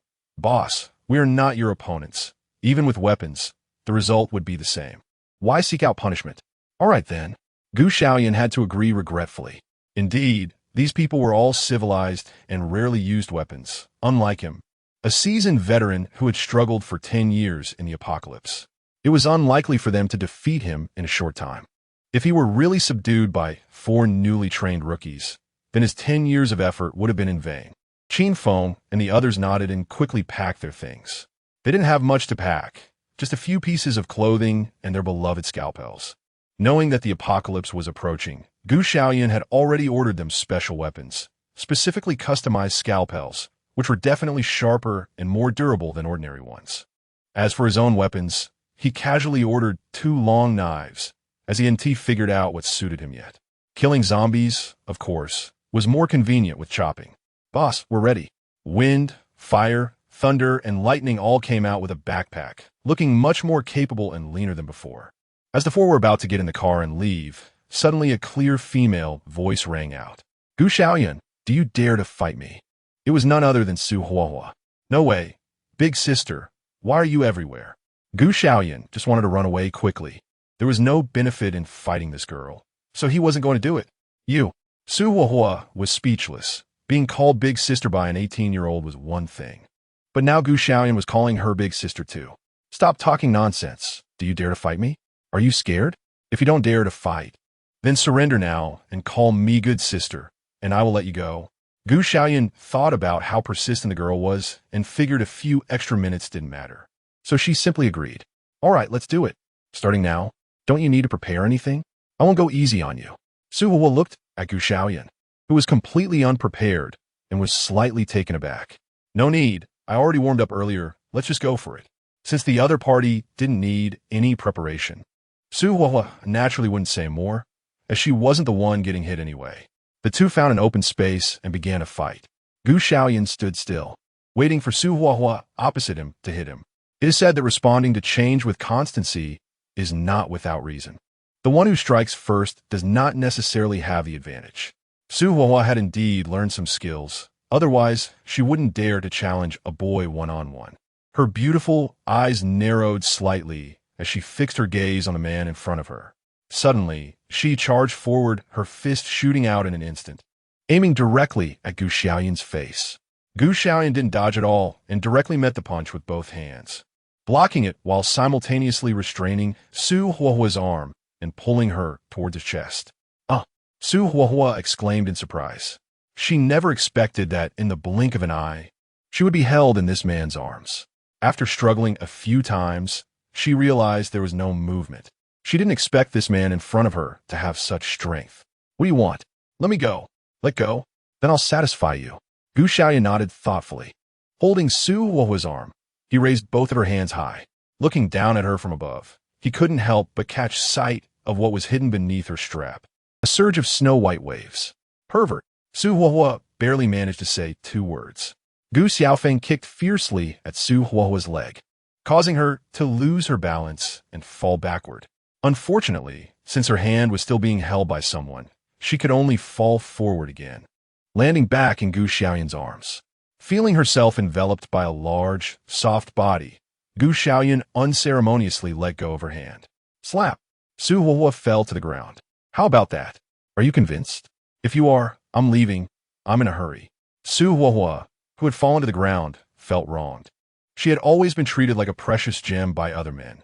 So why was she facing obstacles with Gu Xiaoyun? Was it her problem or Gu Xiaoyun's? The more she thought about it, the more wronged she felt, and she unexpectedly began to cry on the ground. Are you convinced or not? If you don't say anything, I'll take that as you admitting defeat, and I will leave. Gu Xiaoyun, oblivious, raised his foot to leave the place. As the saying goes, those involved are clear. While onlookers are confused, Qin Feng and the others were watching. Their big brother seemed to have some connection with this Miss Su. Otherwise, he wouldn't chat with her every time they met. Qin Feng hurriedly stepped forward and said, Big brother, it seems Miss Su is crying. What? Su Huahua is crying? Gu Xiaoyun almost thought he misheard. He had seen Su Huahua several times after the apocalypse. Every time, she was incredibly strong. How could such a strong woman cry? It would be surprising if she didn't make others cry. His shoulders slightly shook, and it seemed he could really faintly hear the sound of sobbing. Could it be? She really was crying. Gu Xiaoyun tentatively walked over and asked, "Hey, Su Huahua, are you crying?" Su Huahua looked up, her eyes red. Chapter 44. The crystal core of the 5-person team. You're the big sister. Your whole family is big sisters. Su Huahua's voice was thick with tears. Looking at her red eyes, Gu Xiaoyun suddenly felt at a loss. There was nothing he could do. Although he had lived long enough, he had never comforted a woman, especially one who was already crying. In the apocalypse, women didn't need comforting. If any were crying, they would just be thrown out to feed the zombies. If that didn't work, finding some food would definitely make them smile. But now, with Su Huahua, Gu Xiaoyun only felt a headache coming on. Big sister. No, Su Huahua, please stop crying, okay? Let us say you win. I was wrong. Can that work? What do you mean you win? You're a boy and I'm a girl. My strength is naturally not greater than yours. You should suppress your strength to match mine. That way you definitely can't beat me. It should have been me winning all along. There was nothing to be done. You shouldn't reason with a woman because no matter how you argue, they are always right. Gu Xiaoyun nodded in acknowledgement. Yes, I can't beat you. I'm just too weak, and I only won by playing dirty. You should have one. Are you satisfied now? Can you stop crying? Little ancestor. Hearing him comfort her, Su Huahua slowly stopped crying. But when she thought about how she had cried in front of so many big men, she felt a bit embarrassed. She simply stood up, turned her head away, and stopped looking at them. Aren't you going to hurry up and leave? What are you staring at? Do you see flowers on my face? Do you really think I'm someone you can watch for free? One more look, and it's a million for a second. Gu Xiaoyun looked at the woman whose mood changed faster than flipping a book and shook his head helplessly. All right, Auntie, we wouldn't dare to look at you. We just wanted to see if we left anything behind, and then we'll leave. The few big men didn't dare to stay longer, fearing that if her emotions flared up again, she would start crying. In the car, Gu Xiaoyun still felt a bit uneasy.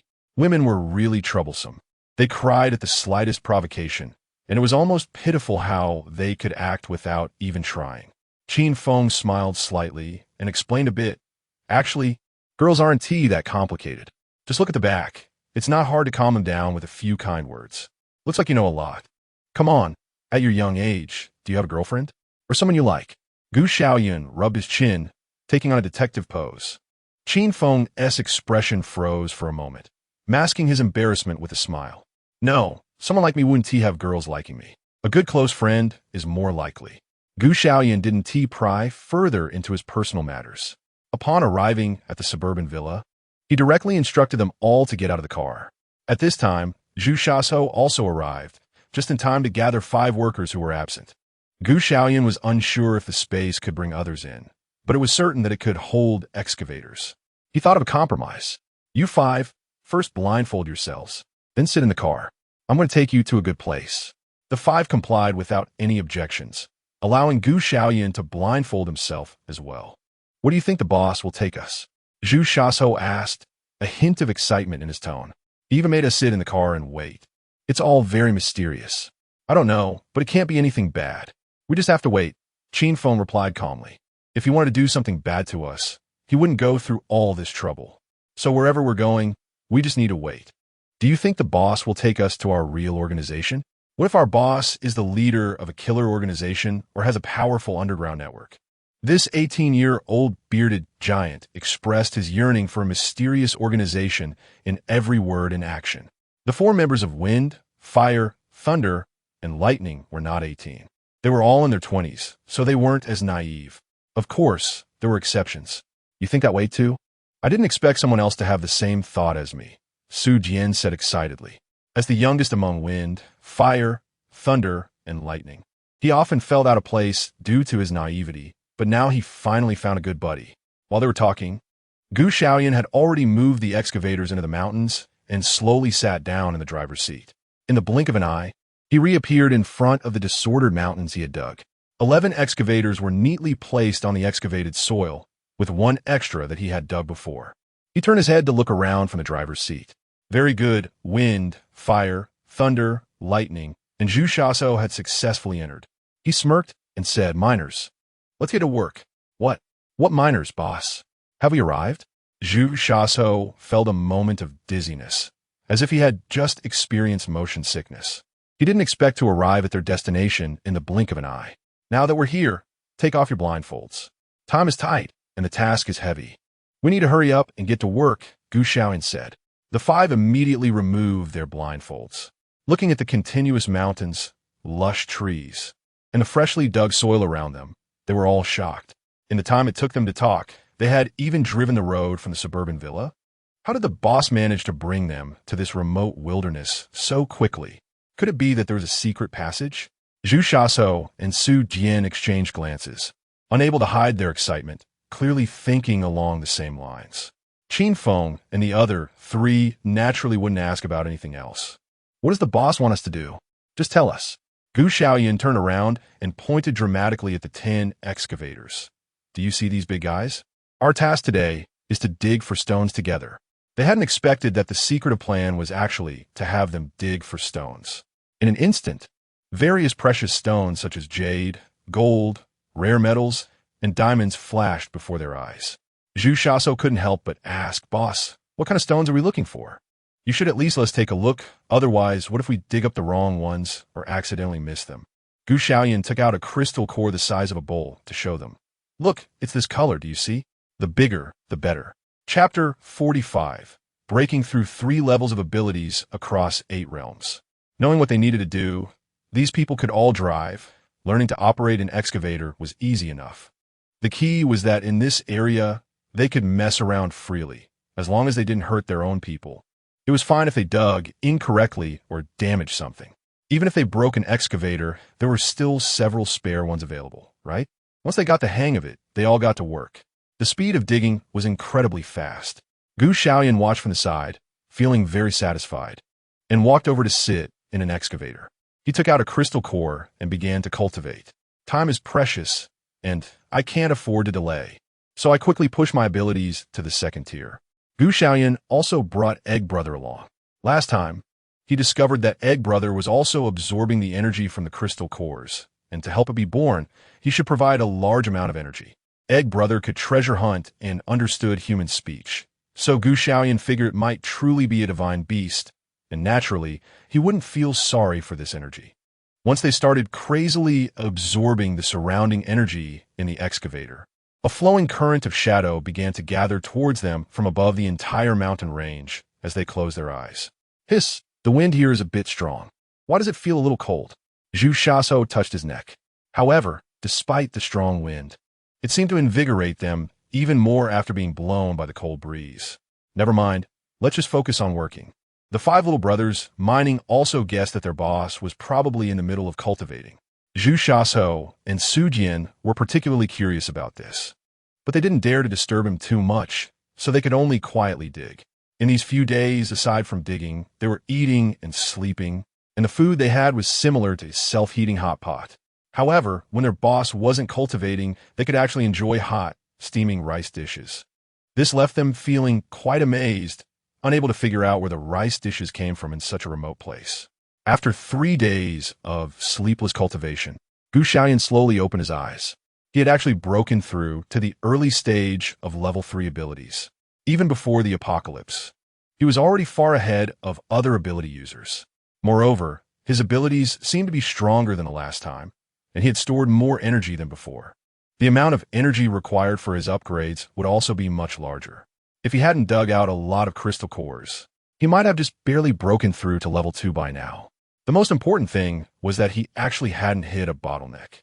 In the past, breaking through abilities always required going through a battle or accumulating a large amount of energy for a breakthrough. But now, cultivating in this mountain range, he had directly broken through from level 2 to level 3. Was it due to the mountain range or the absorption of the crystal cores? It couldn't be because he had broken through last time, which is why there was no bottleneck, could it? Gu Xiaoyun pondered for a moment, unable to understand. He glanced at Brother Egg, whose original dark green color had deepened, now becoming a shade even darker than navy blue. If one didn't look closely, it would be hard to tell it was a green egg. One might think it was a pure black egg. "Brother Egg, Are you about to come out? A green light flickered from the egg in front of him. Gu Xiaoyun smiled slightly. I thought your light had turned black too, but it's still green. A green light flashed by again. All right, enough about you. It's time for us to go out. Gu Xiaoyun retracted her smile, put Brother Egg into the space, and then nimbly got off the excavator. Huh, why do I feel like I just heard the boss speaking? Zhu Xiaoso was digging earnestly when he suddenly looked up and scanned his surroundings, but he didn't see his boss anywhere. Moreover, his excavator was still running. Where was that voice coming from? No way. Could it be that despite the distance, I can still hear the boss's voice while the excavator is working? Zhu Xiaoso almost popped his eyes out like cowbells. It's at least a few hundred meters away. How could it be so fantastical? He had just used a bit of effort when he spoke earlier. Although his voice wasn't too loud, it could still spread over this distance. It could be understood as turning his supernatural ability into a very weak form and then dispersing it around. This was something he had researched during the apocalypse. The consumption wasn't too high, but it was very effective. For some reason, he was just standing there, and a few younger brothers were looking at him, feeling that he was somehow different from before. But they couldn't quite put their finger on it. If they had to say something, it would be that he had become more imposing. Ahem, just kidding. Who would say that about their older brother? It felt like he had a stronger presence than before. Clearly someone you couldn't take on. Boss, aren't we going to keep digging? Didn't you say you wanted to dig up all these places? Linhua asked. If it weren't for digging these days, he wouldn't have realized that he actually quite enjoyed this kind of work. Simply put, it was digging, and he was a bit high from it. If he hadn't studied medicine, he would probably have done well in construction. Everyone put on your goggles. Get in the vehicle, we're leaving. Yes, boss. In these happy days here, they almost forgot there was still an apocalypse. And the five of them didn't ask much more, quickly putting on their goggles and climbing into the vehicle. There were a total of 155 crystal cores. He upgraded to level 3 supernatural ability, crossing through the initial, mid, late stages and perfection of level 1 and level 2 supernatural abilities. A total of 8 small realms and 2 large realms.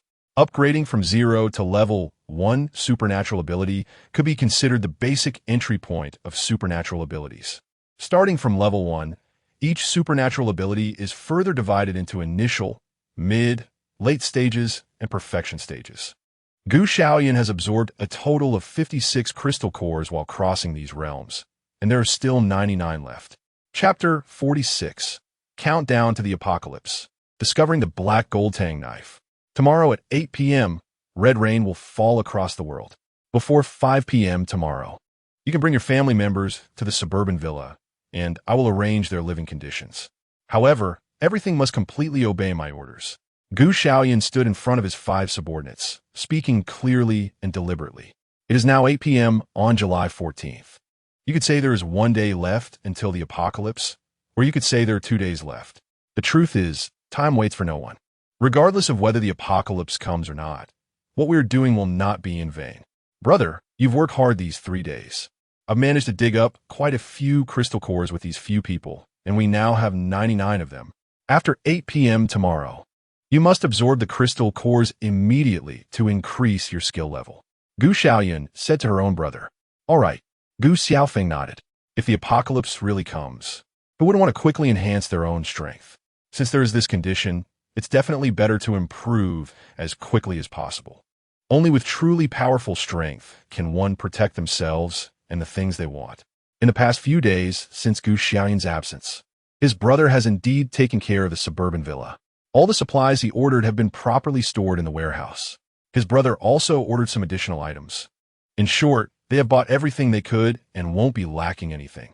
The underground city has also been fully established, with a complete drainage system, ventilation system, security system, and defense system. It can be said that they have built an enlarged version of a bomb shelter, but one that is even more complete and secure. Are the workers who built the underground city still there? Gu Xiaoyun inquired. Don't worry, they're all here. I've already told them to stay in the underground city. If anyone disobeys. Gu Xiaofeng didn't finish his sentence, but Gu Xiaoyun understood. Those who disobey would naturally be dealt with. Tomorrow, they will be separated even though they are still in the underground city. The acid rain erodes at a slower pace, but the air still carries viruses. People in every corner of the world are undergoing mutations, and they are no exception. If they turn into zombies, then they will be killed directly. Gu Xiaoyun was ruthless. After all, once turned into a zombie, one was no longer human, so killing was just killing. The surgical knife and the 2 long knives you ordered have arrived. Do you want to go take a look? Gu Xiaofeng suddenly said, remembering something. They've arrived? Perfect, let's go check them out. Weapons, after all, what man doesn't like them? Soon, the 2 arrived at the place where the weapons were stored. These warehouses had been moved entirely underground. The surface had been set with various traps, explosives, and surveillance equipment by Gu Xiaofeng. Anyone unfamiliar who dared to barge in would definitely be blown to pieces. As they opened the cold, iron door of the warehouse, a variety of firearms came into view. These were consumables, and Gu Xiaoyun skimmed over them, his gaze turning to the cold weapons in the back. In addition to ordering these weapons, I also ordered some armor. When the zombies first appeared, we could wear them for some basic protection to safeguard ourselves. Those items have all been received here as well. The brothers chatted casually as they walked inside. The bright silver long knives gleamed with a chilling light. However, what attracted Gu Xiaoyun was not these 2 long knives, but an ancient tang knife behind them. The scabbard was entirely black, wrapped in golden satin, giving off an aura of unyielding authority. Gu Xiaoyun found it strange that a knife could give her such a feeling, and she couldn't help but ask, where did that tang knife come from? Following the direction her foolish younger brother pointed, Gu Xiaofeng also saw the black and golden long knife over there. Oh, you mean the tang knife? It's also a treasure passed down in our family. Didn't I tell you? Gu Xiaoyun. Thank you so much. My dear brother, when did you ever tell me that our family had so many treasures? Didn't I mention it to you? Maybe I just forgot. Gu Xiaofeng felt no embarrassment at all and naturally took over the conversation, knowing that he was interested in the Tang Dao. He briefly explained its background. This ice sugar is also yours, left behind by your great-great-great-great-great-grandfather. I've heard it once slayed demons, fought on the battlefield, and killed thousands of enemies. However, I don't know why it can't be drawn. As the saying goes, gold and jade on the outside, rotten on the inside. Perhaps this Tang Dao only looks new, but inside it is long rusted. This was the explanation given by the older brother earlier, which made Gu Xiaoyun even more interested. Could it possibly be some kind of divine weapon? I saw many people encountering flying in the late apocalypse. Could it be that our family was once a family of immortals? The more he thought about it, the more likely it seemed. Gu Xiaoyun eagerly wanted to try pulling out the sword, having seen his foolish younger brother suffer several times. Gu Xiaofeng didn't stop him and just stood by quietly watching him perform. After all, if it couldn't be drawn, the one who would be embarrassed wouldn't be him. Gu Xiaoyun took a few steps forward and stood in front of the Tang knife. Just a moment ago, from a distance, he only felt a sense of pressure, but now that he was closer, Gu Xiaoyun could even sense the killing intent emanating from the Tang knife. A knife, surprisingly, had killing intent. Gu Xiaoyun was somewhat surprised, because after struggling for so many years in the apocalypse, he could never mistake the aura of killing. It now seemed that what his dear brother said was probably quite accurate, and at least some of it was true. This knife must have killed quite a few people. Gu Xiaoyun's eyes sparkled with excitement. The more dangerous the thing, the more he liked it. After spending 10 years in the apocalypse, how many people were still normal? I want to meet you and see what skills you truly possess. Have you killed more people than I have killed zombies? A cool, arrogant smile appeared on Gu Xiaoyun's face, and at this moment, he looked somewhat mad. He slowly raised his right hand, not using any abilities for protection, and directly reached for the black golden Tang knife. An invisible magnetic field suddenly surged from the Tang knife. Chapter 47. Subduing the black golden Tang knife. This is interesting. Gu Xiaoyun brought his hand close to the Tang Dao, but an invisible force blocked him. What? Do you think you can still stop me? You underestimate me too much. As his words fell, a purple lightning appeared in the palm of his hand, instantly enveloping his entire hand. An invisible aura slowly rose from around Gu Xiaoyun. That was his momentum, the return of the king. A carefree smile rose from the corner of Gu Xiaoyun's mouth. Now, let's see who is stronger. As soon as he finished speaking, his right hand suddenly reached for the black gold Tang Dao. Two invisible magnetic fields collided violently in the air, subtly forming a current that blew his hair wildly and lifted the fallen leaves into the air. Standing beside and watching, Gu Xiaofeng realized for the first time how strong his younger brother truly was. Under this intense confrontation, Gu Xiaoyun subtly gained the upper hand, his hand continuously approaching the black gold Tang Dao. A mere trick, and you dare to show off in front of me. In an instant, a strong purple light erupted from Gu Xiaoyun's right hand, and a purple dragon appeared out of nowhere, rushing towards the black gold Tang Dao. A long and powerful right hand appeared on top of the black gold Tang Dao, firmly grasping it. The ancient black contrasted with the white, intertwining in an indescribable charm. At that moment, Gu Xiaofeng felt as if the entire world had quieted down. It was as if nothing had just happened. So this is it. Gu Xiaoyun easily picked up the black gold Tang knife and even waved it a couple of times in front of her brother. This knife doesn't seem difficult at all. It was just so easy to handle. Brother, you couldn't have not even touched the knife before, could you? Is that why you kept it here all this time? Gu Xiaofeng was speechless. Look at your character. What's the use of having it if you can't even pull it out? If you have the ability, go ahead and try to open it. Fine, I'll open it, Gu Xiaoyun said as he touched his nose, ready to draw his sword. He held the scabbard with one hand and the hilt with the other. He exerted some force and pulled outward. Very good. The black gold Tang sword didn't budge at all. Uffed. Gu Xiaofeng laughed. Didn't you say you could pull it out? It seems you can after all. Hey, you little brat, I don't believe I can't deal with you. Gu Xiaoyun was also getting angry and increased his strength. Today he was determined to draw this Tang sword. Gu Xiaoyun gripped the hilt and scabbard of the black gold Tang knife tightly, his veins bulging as he exerted all his strength to try to pull it out. His face turned slightly red from the effort. Unexpectedly, this black gold Tang knife didn't budge at all. Both those trying to draw the sword and those who weren't fell silent. It turned out that this thing was really difficult to pull out. Should I try dripping some blood on it? Isn't this kind of treasure supposed to be connected by blood?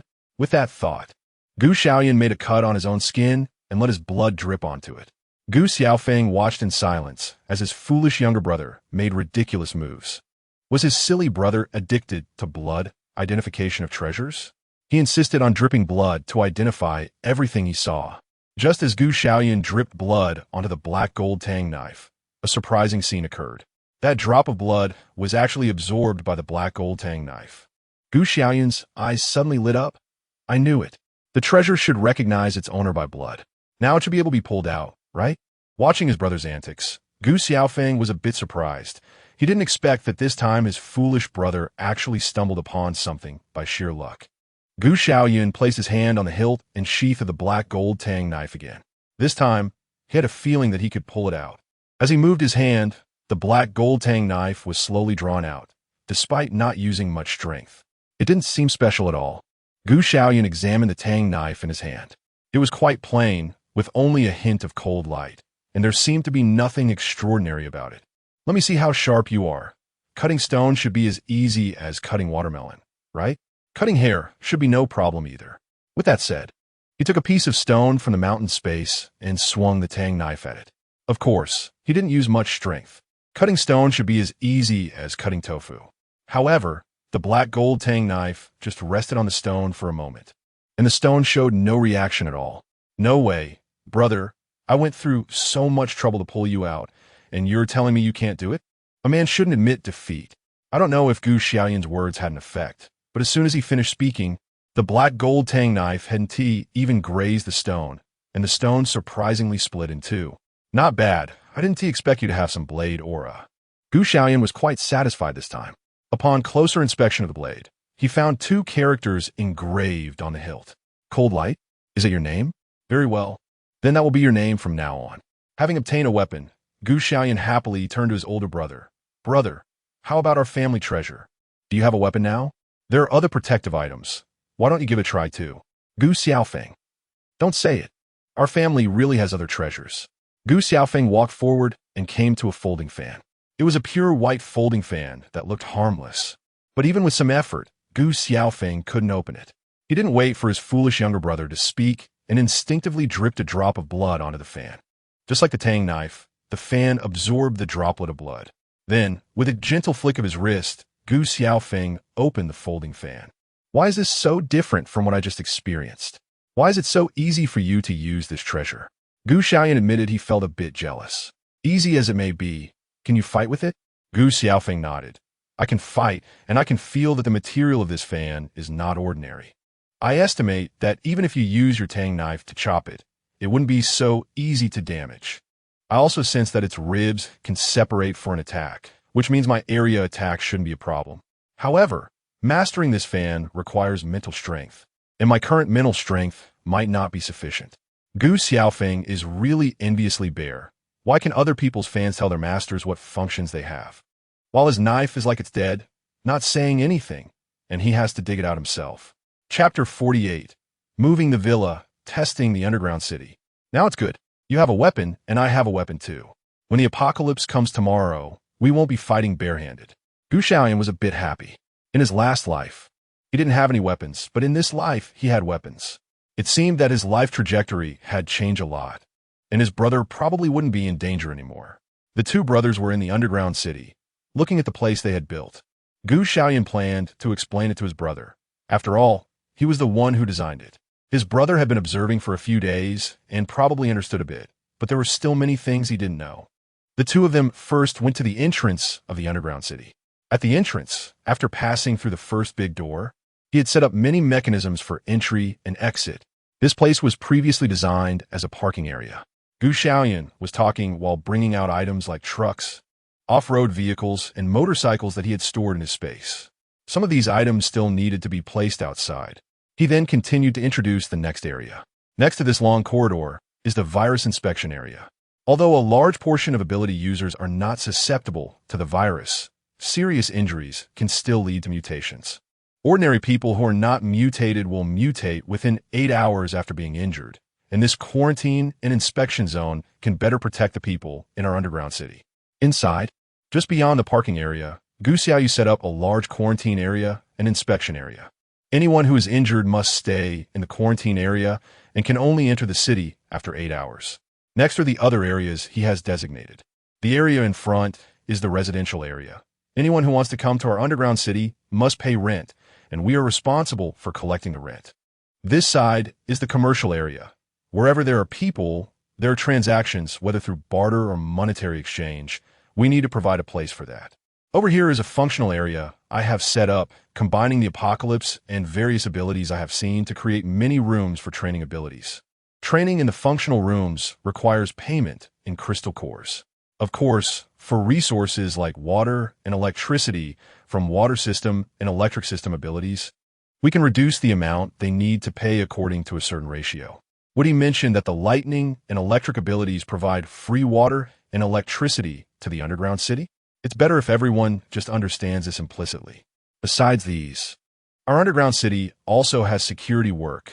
We will arrange a group of people to patrol and manage the underground city, and these people can be our chosen subordinates. We will just be responsible for collecting money and enhancing abilities.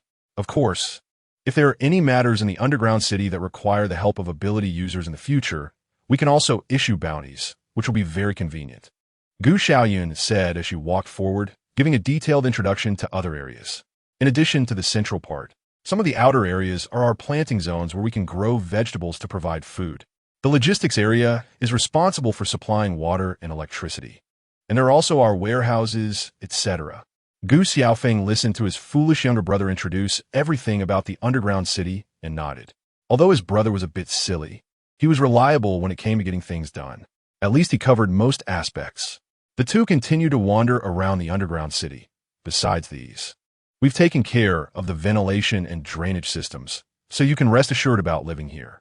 If anything happens in addition to the main entrance, there's also an underground passage and a back door for us to safely escape.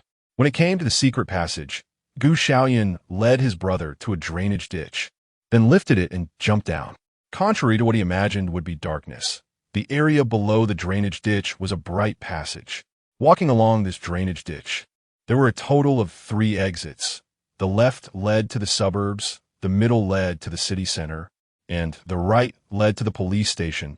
There was bound to be one that led to the place he wanted to go. Gu Xiaoyun leaned against the cement wall and was quite satisfied with his design. They say a cunning rabbit has 3 burrows, but he has more than 3. Gu Xiaofeng seriously remembered what he said. These could really save his life at a critical moment. He just made a mistake. It should be 2 back doors. One is at the back of the residential area where there are many people, making it convenient to escape. The other one is in the rich neighborhood. Xiaoyun said as he led people to the villa area, a luxurious residential district he had prepared for himself. Besides preparing for himself in the apocalypse, there are also quite a few nobles and wealthy individuals. If others were truly willing to stay in his underground city, he could at least find a luxurious place for them to live. How could he let them squeeze into those small apartments, which wouldn't match their taste? Of course, the price is also quite high. Charging 1,000 crystal cores a day shouldn't be too much, right? This area is for the wealthy, and although it is said to be for the rich, we can actually move in as well.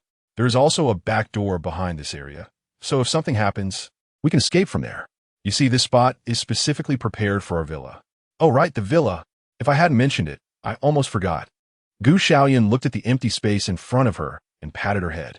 I'll go and move the villa from the ground down here, specifically reserved for us to place the villa. We've gotten used to living in a home, and even if we move into the underground city, we can't be without a home. Xiaoyun said that when it comes to moving, it's like the wind turning into rain. If he wants to move a villa, then they will move a villa. Fortunately, he had previously instructed the master to pry up the foundation of the villa, so now they can directly bring the villa into the space. He took the villa out again and placed it in the underground city. Looking at the villa that suddenly appeared in the underground city, Xiaoyun felt very satisfied. It looks much more pleasing this way. Originally, the old butler was staying in the villa, but when Xiaoyun took the villa into the space, the old butler naturally followed the two brothers down to the underground city. Usually, he was only aware that Xiaoyun could store some items, like takeout or soy milk and fried dough sticks, but he had only grasped a little of it. However, seeing Xiaoyun store the villa for the first time still shocked the old butler, although he didn't show it on his face and appeared very calm. Young master, can I go into the villa now? Chapter 49. Official move in. Red rain is coming, old butler. Aren't you curious? Xiaoyun asked with a smile. Young master, big young master, is there anything worth my curiosity? Are you hungry? If you are, I can go find someone to make food for you, the old butler replied calmly. Having spent so much time with the two young masters, he had long regarded them as his own sons. Moreover, as a butler, he knew very well what to ask and what not to ask, what to say and what not to say. The old butler smiled. What's the big deal? As long as the two young masters don't mind. In fact, he also enjoyed cooking for the two young masters. It was very satisfying to have the food he made himself liked by others. Ever since the family became more affluent, he had cooked less for the two young masters. Just thinking about being able to serve the two young masters in the future excited him. Young masters, what do you want to eat? Do you want fried sauce noodles or dumplings? I can make it for you right now. The two brothers exchanged smiles. I'll have fried sauce noodles, and I'll have dumplings. Xiaoyun loves to eat dumplings, and Gu Xiaofeng loves to eat fried sauce noodles. These two dishes are the favorites of the two brothers. All right, I'll go make them for you too. The old butler happily went to cook. As soon as he entered the villa, he realized something was wrong. Young master, doesn't our villa have water and electricity? Xiaoyun. Damn, he was only thinking about getting the villa set up, as if he really forgot about the need for water and electricity. Fortunately, Gu Xiaofeng kept those workers in the underground city. They quickly found a few workers to connect the water and electricity for the villa. Watching the lights of the villa come back on, the old butler walked into the kitchen with a confident stride, satisfied. Young masters, just wait for a good meal. The two brothers were indeed sitting at the outdoor dining table, waiting for delicious food. After wandering around for so long, and with Xiaoyun having his abilities, they were really a bit hungry. Soon, the old butler came out with 2 servings of food. One was chive and egg noodle soup. The other was thick noodles with soybean paste. Looking at the familiar dishes they hadn't had for a long time, the two brothers couldn't help but laugh. After so many years, your cooking hasn't changed at all. The mixed sauce noodles and dumplings were still as sloppy as ever. The old butler smiled a bit embarrassedly. I've been practicing secretly every day. I just didn't perform well this time. I'll definitely make something delicious for the young masters tomorrow. After finishing the meal, Xiaoyun glanced at the time. It was already past midnight. Today was July 15th, the day the apocalypse was about to arrive. He logged into his Weibo account that he hadn't used for several days. The last post was the prophecy he had shared a few days ago, ignoring his 99 comments and 99 mentions. Xiaoyun pondered for a moment and edited a new message to post. In the darkness, we will welcome a blood-red dawn. He had said what he needed to say. Whether others understood, it was their business. It was time to cultivate and time to sleep, preparing for the arrival of the apocalypse. The next morning and noon, the old butler made heartfelt lunches for the brothers. But as for the taste and appearance, let's not even mention it. Xiaoyun stated that the villa area still needs to find a maid who can cook. If that's not possible, a male servant who can cook is also acceptable. There are also 4 other people, Arii, Sanhai, Sihai, and Wuhei. They can stay behind to patrol the underground city for the time being. They can also keep an eye on the imprisoned Shiteidu. At this moment, just after finishing dinner, Dai came in to report, "Boss, someone is outside." "Who?" Xiaoyun casually asked. At this time, apart from his few little brothers, he couldn't think of anyone else who would come to their diplomatic villa. "It's your little brother, Brother Zhu," Dai replied coldly. "Zhu Shaso has come, huh? Let him in," Xiaoyun said. "He has come, but he's not alone." Xiaoyun was indifferent. Since they said to bring their families, they naturally meant what they said. "How many came?" He coldly replied, "Not many, just about 100 people." Xiaoyun almost couldn't sit still. He thought he had misheard. "What did you say? Can you say it again?"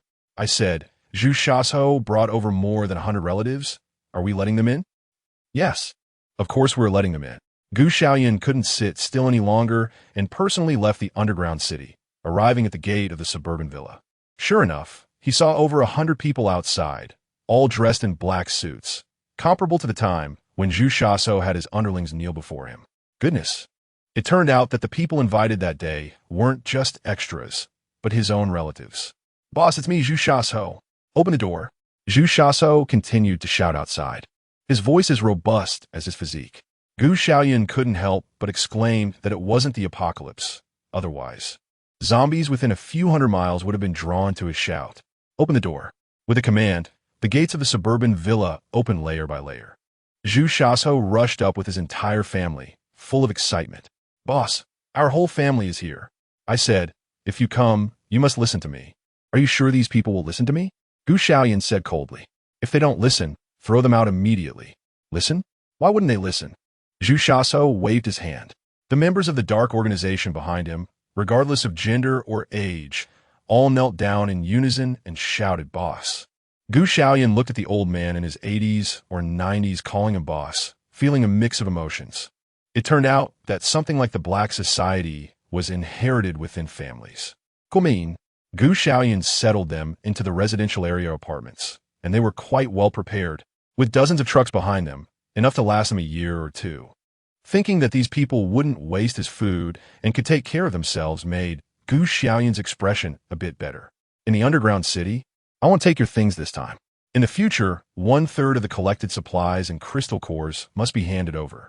If you don't listen, you'll all be kicked out of the city to feed the zombies." Yes. The Zhu family had no dissenters. They all agreed. Once they were settled, Feng, Hualei, and Jian also arrived, but their families couldn't compare to the number Zhu Shaso brought. Why was there such a big gap between people? Next, it was just a matter of waiting for the arrival of the Red Rain at 8 p.m. Chapter 50, Blood Moon Night, The Apocalypse Arrives. Good evening, everyone. It is now 1955, and a rare blood moon phenomenon has appeared in the sky, one that occurs once in 100 years. Experts predict that this phenomenon will last for 5 minutes and will disappear at 2000 hours. So please join us in watching this rare sight. The news anchor on the huge LCD screen smiled as the camera captured the blood-red moon in the sky. It looked like an incredibly eerie scene. Yet people all around the world were cheering for this spectacular phenomenon. Xiaoyun looked at the countdown on the screen and smiled.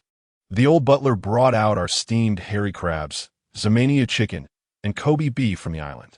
"All right, young master, please wait a moment." The diligent young butler walked towards the kitchen, where among the group brought by Zhu Shaso, there was someone who could cook, and one of them had been requisitioned by their family. Of course, the one with a salary. "Young master, here are the steamed hairy crabs, king crabs, spicy small lobsters, Ximaniu chicken soup, and Kobe beef from the island that you requested. The kitchen is currently cooking matsutake, mushrooms with white truffles. And we'll serve you bird's nest, and elk cheese shortly. Do you need cat poop coffee? Anything is fine. Gu Xiaoyun was very satisfied with the feast in front of him, and the old butler sat down to eat together. Brother, you too, don't be so formal. Saying that, he picked up a hairy crab and started to eat. The countdown had already begun on the TV screen. Dear viewers, there are 10 seconds left until the blood moon spectacle ends. For those who haven't seen the spectacle yet, hurry up, we will start the countdown now. 7, 6, 5, 4, 3, 2, 1. Dear viewers in front of the television, the blood moon spectacle has ended. Thank you for watching. The outdoor reporter smiled, wanting to cut off the live feed, but when she looked up, the blood moon spectacle was still ongoing. It seems to be raining? Dear viewers, aside from the blood moon spectacle, it is now raining on site, and to our surprise, this rain is actually red. Could it be a special phenomenon brought by the blood moon? Just as the reporter was seriously reporting, a sharp scream came through. Ah! Help! Someone pull this madman away. He's actually eating me. Through the camera, one could vaguely see behind the reporter a thin man lunging at a woman standing nearby, his shoulders and head constantly jerking. The rain was heavy, but it was apparent that he seemed to be chewing on something. Hearing the woman's cries, people around immediately rushed over, trying to restrain the man, but the man's strength was surprisingly great. One man couldn't control him at all, but fortunately, several other men came forward to help. 3 or 4 men finally rescued the woman from the man's mouth. The man's face was twisted, his eyes bulging and bloodshot, his mouth chewing continuously, and he was still struggling, trying to bite forward. Old Wong, wake up, what's wrong with you? I haven't heard you have rabies. Should we hurry and take Old Wong to the hospital? These men clearly knew the emaciated man and kept talking to him, but the thin man showed no reaction. The reporter walked over and comforted the bitten woman. Miss, are you all right? Did you have a conflict with him? If you have any difficulties, tell us. We will help you. Don't bite me, don't bite me. The bitten woman, with her hair disheveled, repeatedly trembled and said these 3 words. Miss, are you okay? Do you want to go to the hospital? The reporter continued to ask. Gu Xiaoyun clearly saw that the woman who had been bitten had her eyeballs gradually stained with red blood vessels. Their people were exposed to the red rain, and it was likely that this woman would undergo a transformation in a moment. Just then, another scream echoed out. Ah! Old Wong, stop it! No, shut up. You really are like a dog, biting whoever you see. The camera shifted again, and one of the men who had just subdued Old Wong was knocked down by him. Old Wong's shoulders kept heaving, looking as if he was biting him. Shut up. You better shut up. Don't think just because you're skinny I won't dare to hit you. If you don't let go, I'll beat you to death later. The bitten man was clearly very strong, but for some reason, he was pinned down by the emaciated Old Wong and couldn't push him off no matter how hard he tried, only able to watch as Old Wong bit into him. He kept threatening, but Old Wong remained unfazed, still gnawing at the flesh beneath his mouth. The other men nearby began to feel scared, unsure if they should step and stop it. Just then, several more screams rang out. Ah! Help! Don't bite me! Horrific cries came from all directions. Besides Old Wong, more people lunged at their companions nearby, continuously biting. The few men standing next to Old Wong exchanged glances, realizing something was wrong, and they actually ran away. The entire live broadcast scene was in chaos. There were screams everywhere, cries for help, wails of pain, and even the smell of blood that the rain couldn't wash away, all amidst this biting frenzy. The reporter's heart raced, her face turning pale, but she forced herself to gather her spirits and immediately stood up. Quickly cut the broadcast.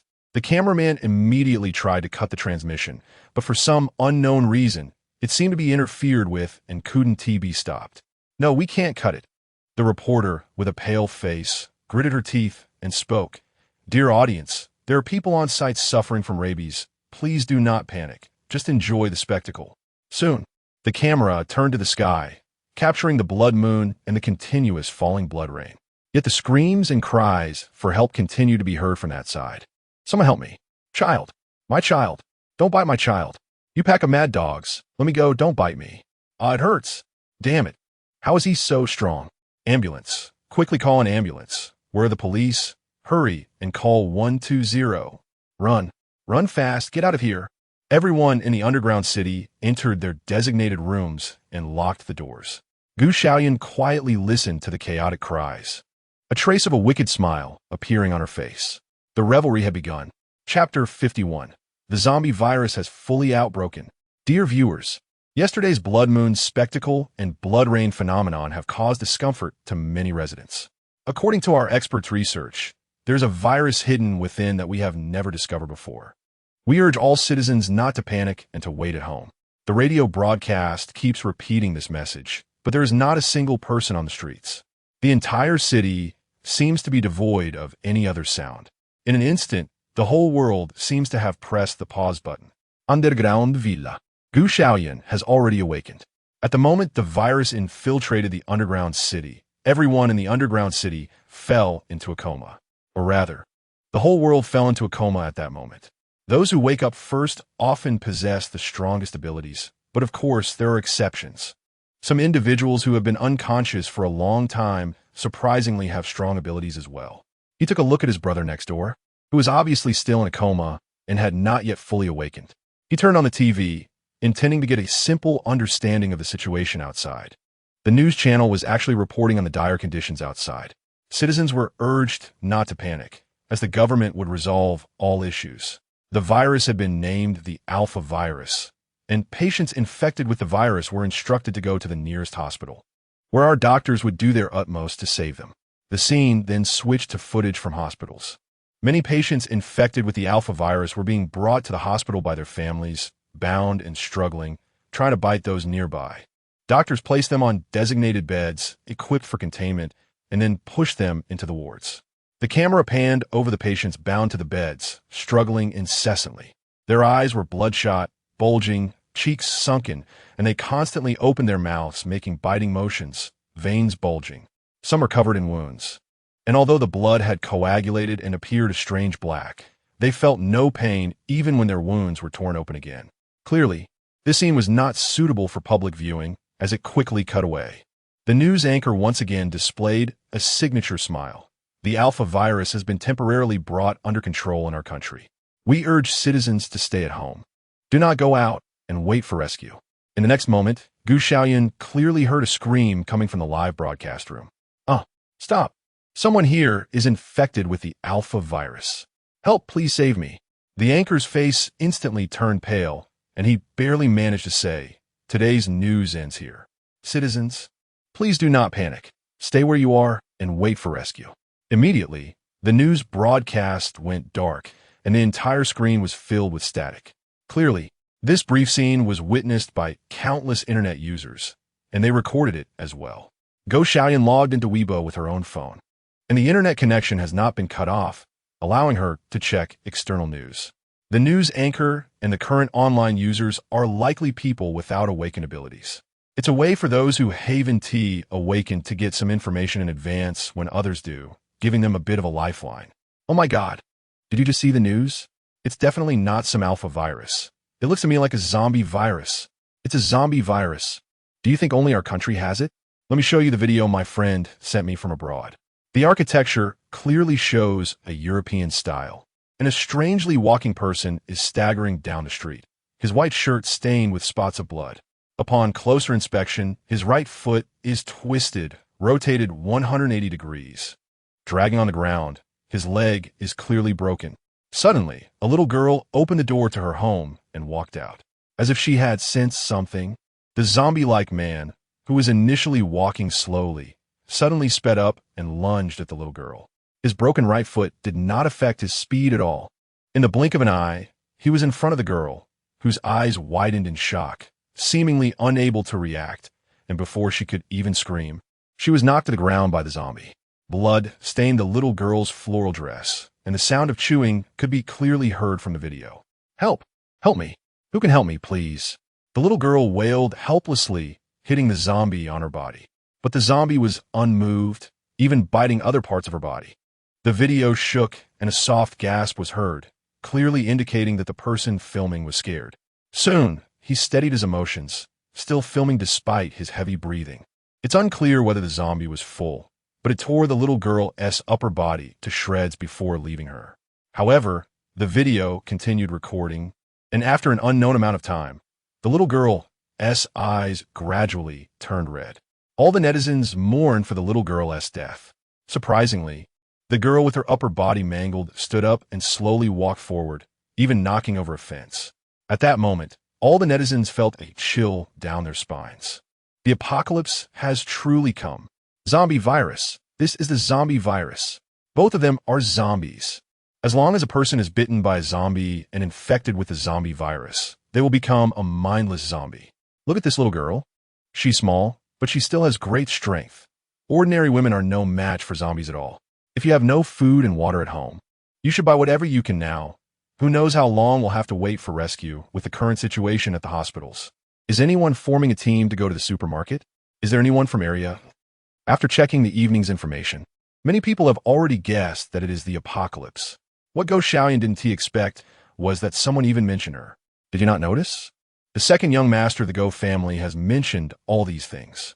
He told us to stock up on supplies beforehand, and a few days ago, he predicted that something must happen during the blood moon. He's a prophet. Fortunately, I sensed it earlier, always feeling uneasy, so I stocked up on some supplies. Now I'm not too panicked. Does anyone know where he lives? I want to go seek refuge with him.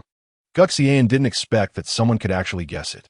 It seems that it's impossible for him to rely on others now, but he can still send these netizens a prophecy. He opened his Weibo backend and started editing. Darkness is about to descend. Everything depends on yourself. Chapter 52. Unlocking dual abilities. Brother Egg emerges. Not bad. I didn't expect that the second ability, the spatial system, would also be unlocked. Xiaoyun nodded in satisfaction. After editing and sending the information, he took a moment to feel his awakened abilities. In addition to his already awakened lightning powers, he had also awakened a second ability, space manipulation. He gently raised his hand, and an invisible blade shot out, slicing through the corner of a nearby table. Although it was only at level 1, it was a rare space ability, and he could use spatial skills at this level, not just simple storage space. He was already miles ahead of others. In Xiaoyun's memory, space abilities were quite rare and incredibly powerful in later stages. Skills like spatial teleportation, spatial transfer, spatial crossing, spatial distortion, and spatial locking were things he had envied greatly in his past life. Of course, even rarer were dual ability users. He never expected that in this life, he would also become a dual ability user. After consuming so much of his energy, Xiaoyun felt hungry and decided to eat something first. His brother and the others were still asleep and hadn't eaten, so he had to enjoy it alone. A person is like iron, and food is like steel. If you skip a meal, you'll feel anxious. Unfortunately, the others were still asleep, but fortunately, he had warm food in his space. He decided to have a simple breakfast of soy milk, fried dough sticks, hand-grab pancakes, tea eggs, and a portion of roast duck. Xiaoyun muttered to himself as he took out steaming hot food from his space. He turned on the TV again, but all the channels were just static, clearly indicating that he couldn't watch anything at the moment. Just as he was about to enjoy his meal, he suddenly noticed that something seemed off in his space. Xiaoyun rubbed her eyes, almost thinking she had seen it wrong. She took another look inside the space. It was even greener than before. What is going on? She had unlocked a spatial ability, but not only did the space not change much, it had turned greener. Xiaoyun scanned the space with her mental power and finally found the source of the green light. Even if you're green, you shouldn't harm my space. With this green light of yours, can I still eat my food? Even if I can, eating something that looks so grim and green really kills my appetite. People who don't know might think I bought a bunch of dark cuisine. Xiaoyun murmured to herself as she released Egg Bro from the space. The moment he was released, the entire villa was illuminated in green. Xiaoyun. Wow, it's better not to take it out at all. The food he just took out looked delicious, but once covered by this green light, it looked moldy. He lost his appetite and simply watched the changes of Egg Brother. Layer upon layer of green light radiated from the egg floating in mid-air, enveloping the entire villa. Egg Brother, you're not about to come out, are you? Xiaoyun asked. Then it continued to emit green light. Xiaoyun, who was completely covered in green, received a definite answer and didn't care anymore. Instead, he eagerly watched Egg Brother break out of his shell. I heard that when a chick hatches, the first one it sees will be called mom. And it said that whoever it sees first at birth looks like them. If you see me first, I'll be your dad. Moreover, look how handsome I am. You'll be super handsome too. Good son, come out quickly. The light emitted by the green egg stopped upon hearing this. I really thank you. Can I refuse?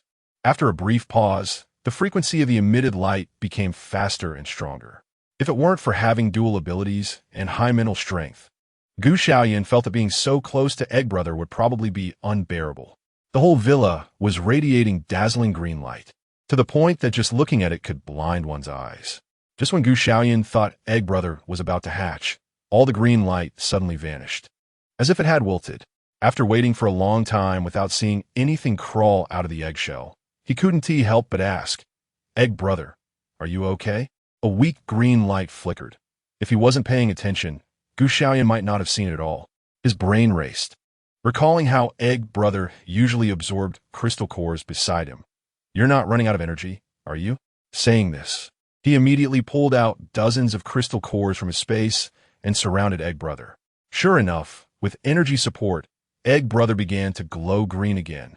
First, a dim green, then bursting into an even stronger green light than before.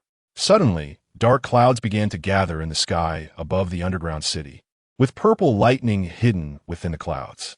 A divine beast is about to be born, and the world is showing signs. Watching the surveillance, Xiaoyun was extremely excited. He knew this time, Egg Brother was truly going to hatch. What kind of son is this? Even if he himself is in trouble, he still gives his dad a big gift. This lightning is the best opportunity to train his body. Good son, your dad is taking you up to enjoy this. Saying this, Xiaoyun excitedly grabbed Egg Brother and rushed out of the underground city, quickly reaching the surface and standing under the dark clouds. The green egg. I'm really fed up with you, old six. Everyone else is just trying to avoid the lightning tribulation, but he actually brings me to get struck. There's no way. If I'm going to get struck, then so be it. Fortunately, this person has placed a lot of crystal cores around me. If I had legs, I would have kicked him aside long ago. The thunder continued to gather, clearly about to strike down at any moment. Egg Brother began to absorb the energy from the surrounding crystal cores, the green light illuminating half the sky, clearly targeting the dark clouds. Boom! A lightning bolt as thick as a thigh struck down directly onto the green egg suspended in midair. It seemed that Egg Brother was not harmed and remained as green as ever, upholding the spirit of better a dead friend than a poor one. Xiaoyun stood under his son, taking the lightning strikes. Awesome. After being reborn, he enjoyed being struck by lightning for over a month. The long-awaited lightning made Xiaoyun feel a tingling all over. This body hadn't been struck by lightning before. Fortunately, Egg Brother bore most of the lightning, and the remaining intensity was just right for him to withstand without harming himself. Boom! A bolt of lightning thicker than the previous one struck down, and the eggshell remained completely unharmed. Boom! Boom! One bolt of lightning after another struck down, and Xiaoyun realized that Egg Brother was really about to be born, unable to help but shout into the sky. Come out, my son. Chapter 53. The Divine Beast Xuanwu. Everyone awakens. All right, let us gamble. Come down if you dare. Xiaoyun directly responded. Xuanwu simply dropped from the sky to the ground, the dark clouds gradually dispersing above. Here I am. If you have the ability, then flatten me. Go ahead, just don't dodge when I strike. This father-son contest officially began. Xiaoyun listened to the palm-sized turtle lying on the ground, held his breath, and raised his right hand, intending to strike. Xuanwu stared at Xiaoyun with his pea-sized eyes. Although he was a divine beast, he could sense that this man was somewhat formidable. He had to be steady for this blow and use all his strength to block it. Xiaoyun shouted, "Watch out!" At this shout, Xuanwu immediately put up his defenses. Who would have thought that after Xiaoyun, this old trickster, shouted, he actually didn't hit him? After waiting for a moment, Xuanwu relaxed a bit and looked up, only to see Xiaoyun's palm coming down. Just when he thought it was going to land on him, he was instead knocked over. Damn, I've seen old tricksters, but I've never seen one like this. Xuanwu was sprawled out, his limbs flailing as he tried with all his might to flip over. Are you serious? What happened to the father-son match we agreed on? Xiaoyun stood with his hands on his hips, smiling as he looked up at the sprawled turtle. It was a joke. A bet was a bet. But whether he slapped the turtle hard enough to hurt his hand and waste his abilities, or actually flatten the turtle into a puddle of meat. It was clear he would be the one at a disadvantage, right? Would he do something that would cause him to lose? Of course not. So all he needed was for this turtle to beg him to call him dad. The black tortoise lay on the ground, cursing silently in frustration. He had seen shamelessness before, but never to this extent. It was supposed to be a bet, and yet he was being treated like a fool. However, he couldn't turn himself over, and there was no one else around. As a divine beast, one must be able to bend and yield. The black tortoise reluctantly muttered, "Baba, all right, that should be enough. Now hurry up and flip me over." "What did you say? I didn't hear you. Can you speak a little louder? Are you out of strength? Or haven't you had enough milk?" Xiaoyun said, digging at his ears to indicate he didn't hear clearly. The black tortoise could no longer endure it and simply shouted, "Dad, that's more like it, son. Come on, let your old man flip you over." Xiaoyun smiled as he turned the black tortoise over. The black tortoise, now free, let out a sigh of relief. Although he was a divine beast, this was indeed a weakness of his. When lying on the ground, others couldn't beat him, but he couldn't do anything to them either. Now, however, it was different. The black tortoise glared at Xiaoyun with his little green bean-sized eyes, angrily hissing at him. "I'll bite you to death." Xiaoyun was suddenly pounced on by a small green creature, and instinctively summoned his lightning powers to defend himself. Xiaoyun bit down and immediately felt what true sourness was. It tingled from his head down to the soles of his feet. Although he didn't turn into a roasted turtle, he felt his thinking was disrupted. He felt as if he were drunk. Dazed, Xiaoyun had no choice but to let it do as it pleased. "I'll go make you some food. I woke up late today." "It's fine. That lightning has already dissipated. Old butler, you can get busy. I'll go check on my brother," Xiaoyun said as he walked into Gu Xiaofeng's room. Just as he entered, his brother happened to wake up. "How are you? How do you feel?" Gu Xiaofeng carefully sensed it, raising his hand to sweep an invisible wind that floated out lightly. It seemed harmless, but when it passed over the table, it actually cut through the corner of the table. The palm-sized space had also expanded significantly, now becoming the size of a cube. He felt very satisfied. It felt pretty good. "Not bad, brother. You grasped the method of attack so quickly." Xiaoyun was also very happy and wanted to take a crystal core from his space. Suddenly, his expression froze. "What the hell? I had 99 crystal cores. How come there are only 9 left?" After confirming several times, he realized there really were only 9 left. He didn't expect that this turtle was actually a gold guzzler. Breaking an egg cost him 99 crystal cores. There was no other way. He had to take out the remaining 99 crystal cores and hand them to his brother. "Brother, you only have these few left. Use these for your cultivation first. When we have time, we'll go dig for crystal cores. This should at least be enough for you to level up to level 1 ability." "Thank you." Gu Xiaofeng said thanks without being polite. It was most important to enhance their strength now. Without strength, it would be difficult to defend such a large underground city. The old housekeeper had not awakened any abilities and was diligently busy with his kitchen tasks. Soon, Feng, Hua, Lei, and Zhu Shaso came to find Xiaoyun. "Boss, you might not believe it, but my strength has become incredibly large." Zhu Shaso excitedly spoke, clearly thrilled about his increased strength. "Oh, how much? I feel like I can lift this villa." Zhu Shaso exclaimed excitedly. "Really?" Xiaoyun was astonished. Power-type supernatural beings were common, but someone like Zhu Shaso, a 0-level supernatural being who could lift an entire villa, wasn't just a power-type supernatural being. This was basically the Hulk. Could it be that the green light from that turtle's sun affected the people in their villa, making their powers turn green?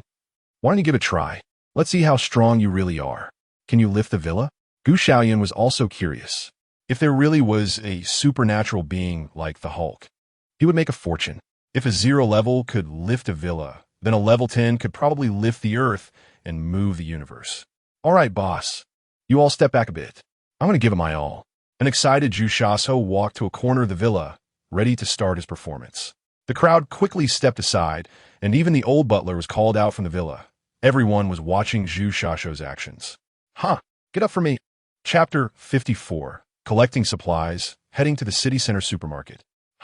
Zhu Shaso's veins bulged, his face twisted, and the blood vessels on his body became visible as his muscular frame suddenly expanded, ripping his clothes apart.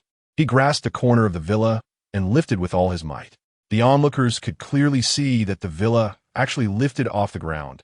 Just as everyone thought he was about to raise the villa, Zhu Xiaosou suddenly let go, collapsing to the ground, gasping for air.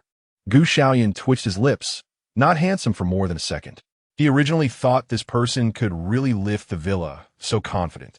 He did manage to lift it, but only one corner, and couldn't hold it for even half a second before putting it down. Zhu Xiaosou, this won't do. A man must be persistent. If you're this quick, what will you do if you get a girlfriend in the future? Feng, Hua, Lei, and Dian all nodded in unison.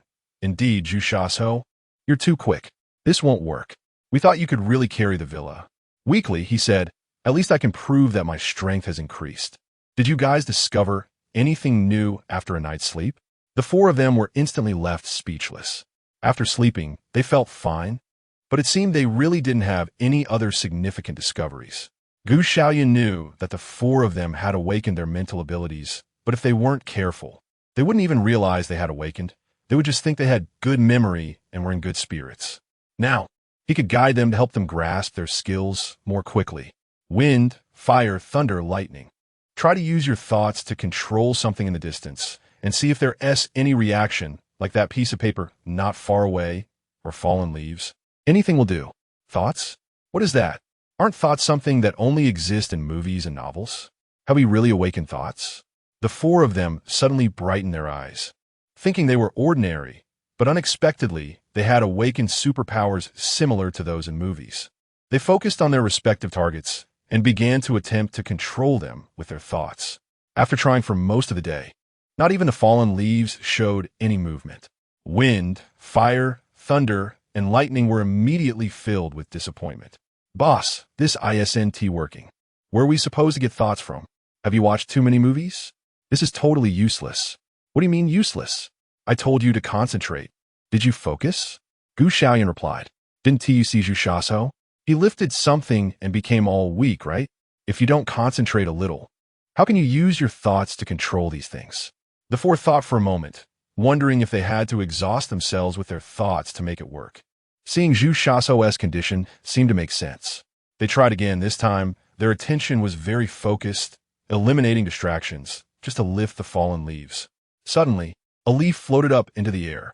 They succeeded. Wow, brothers, we did it. Thought control. Zhu Xiaosou exclaimed excitedly. Wind, fire, thunder, and lightning were also very excited. Did we really succeed? Slowly, the leaf floated back down. A gust of wind blew across everyone's faces. Gu Xiaoyun had a face full of black lines. What success? This is just the wind blowing, right? Do any of you control this leaf? Feng, Wu, Lei, and Jian exchanged glances, their expressions stiff.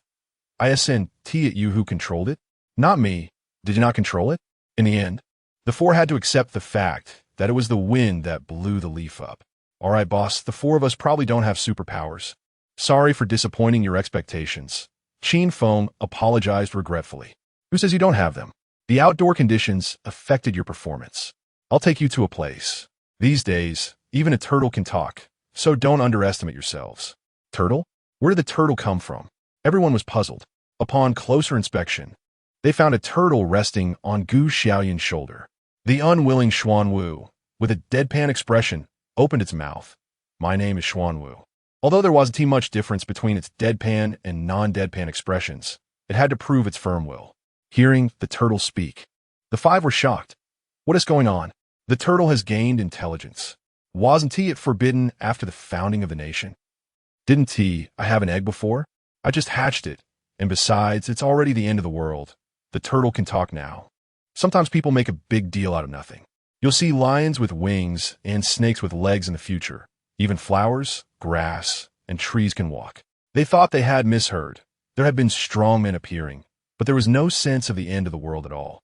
Gu Xiaoyun took a glance and realized that these people thought there was no change. All right, let's stop the training for now. I'll show you some news, and later I'll take you to gather supplies, while also letting you see the outside world. Gu Xiaoyun found today's news broadcast and the video posted by that viewer.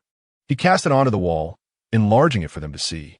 After watching the video, everyone felt a chill down their spines. Boss, is it really the end of the world? Of course, is this a joke? Come with me to the warehouse. grab any weapons you can find. Let us kill a couple of zombies for excitement. Zhu Shaso swallowed hard. Boss, are we really going to kill? Didn't the news say there's still hope? Hope? Gu Xiaoyun laughed.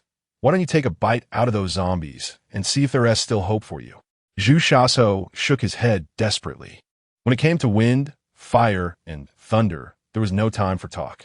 He put on the helmet, bulletproof vest, and boots that had been prepared in advance, and picked up a weapon. Zhu Shaso had no choice but to follow. Gu Xiaoyun also called his brother, making it a total of 7 people. Soon, they arrived at a large supermarket. While everyone was still unaware, let's raid the supermarket first.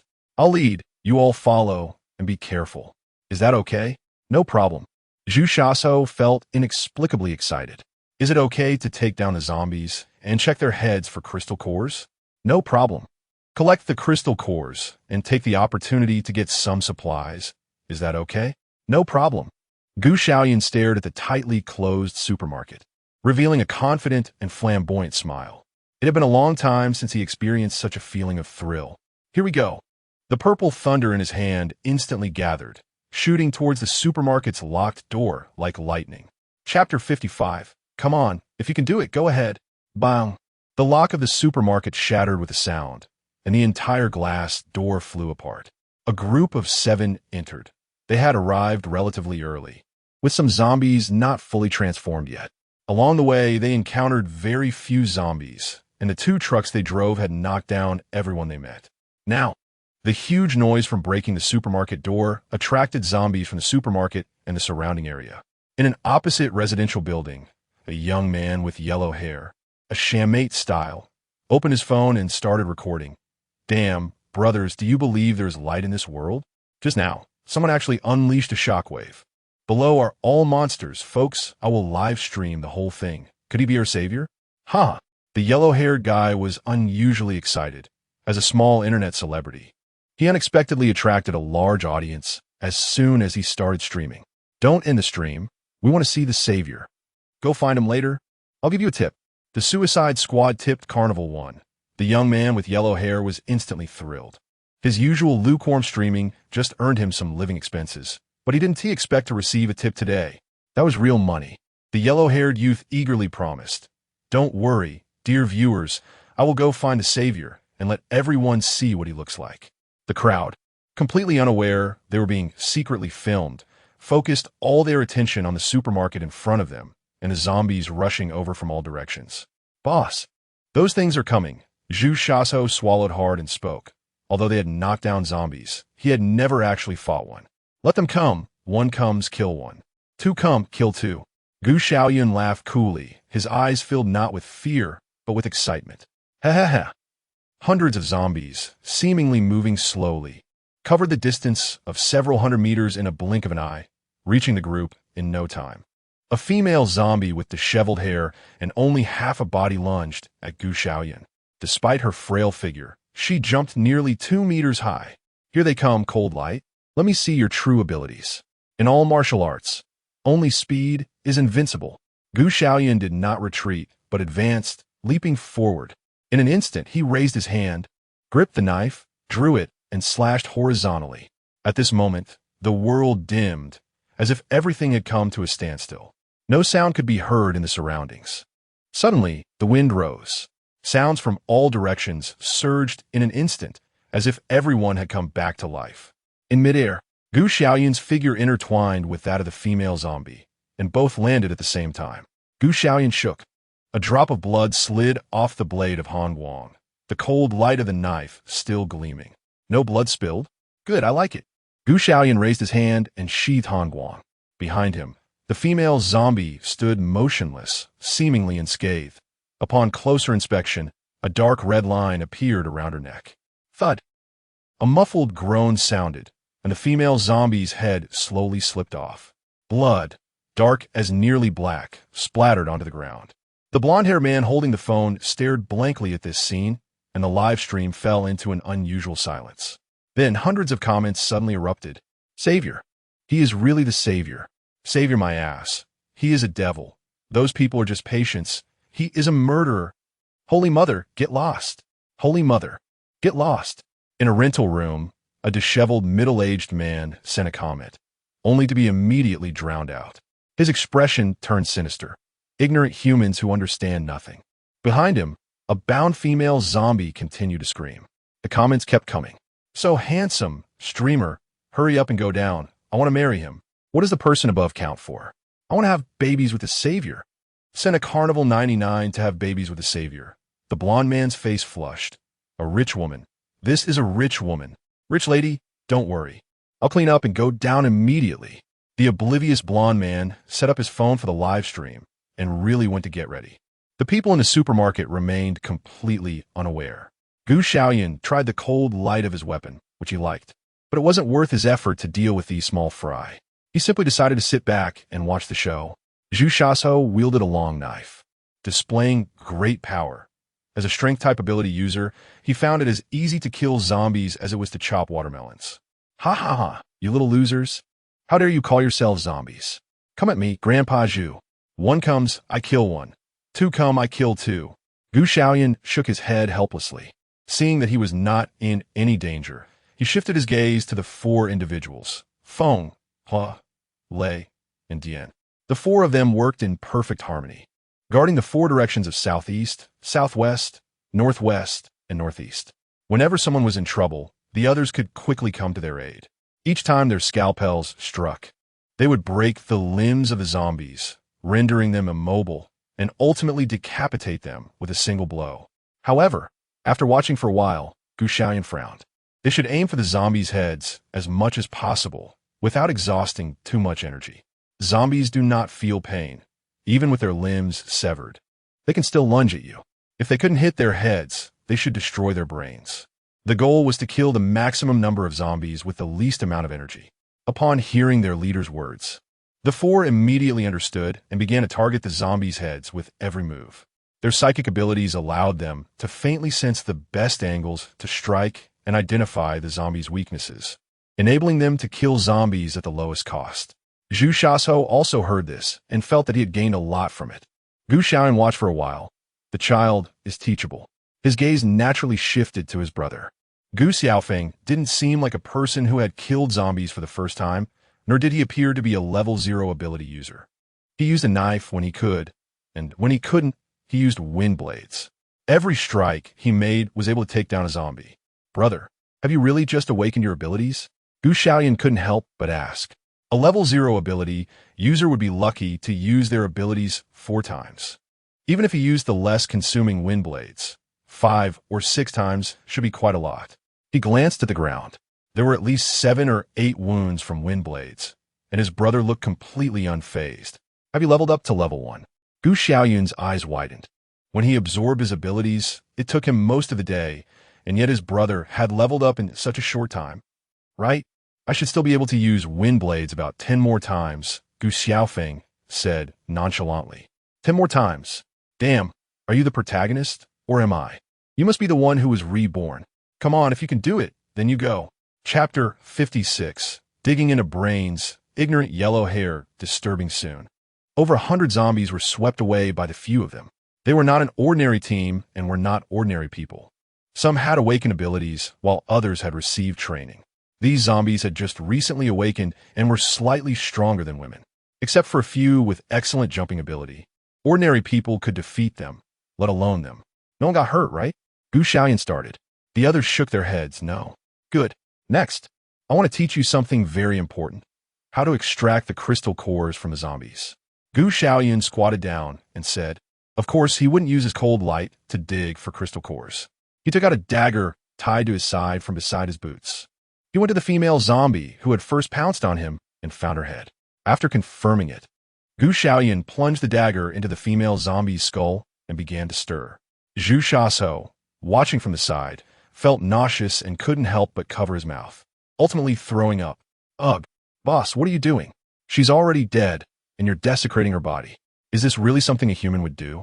He originally thought that since it was his first time killing a zombie and he didn't throw up, he had already saved face for his brothers. After all, no one else vomited, so he felt embarrassed to do so. But unexpectedly, after holding in for so long, he still couldn't hold back.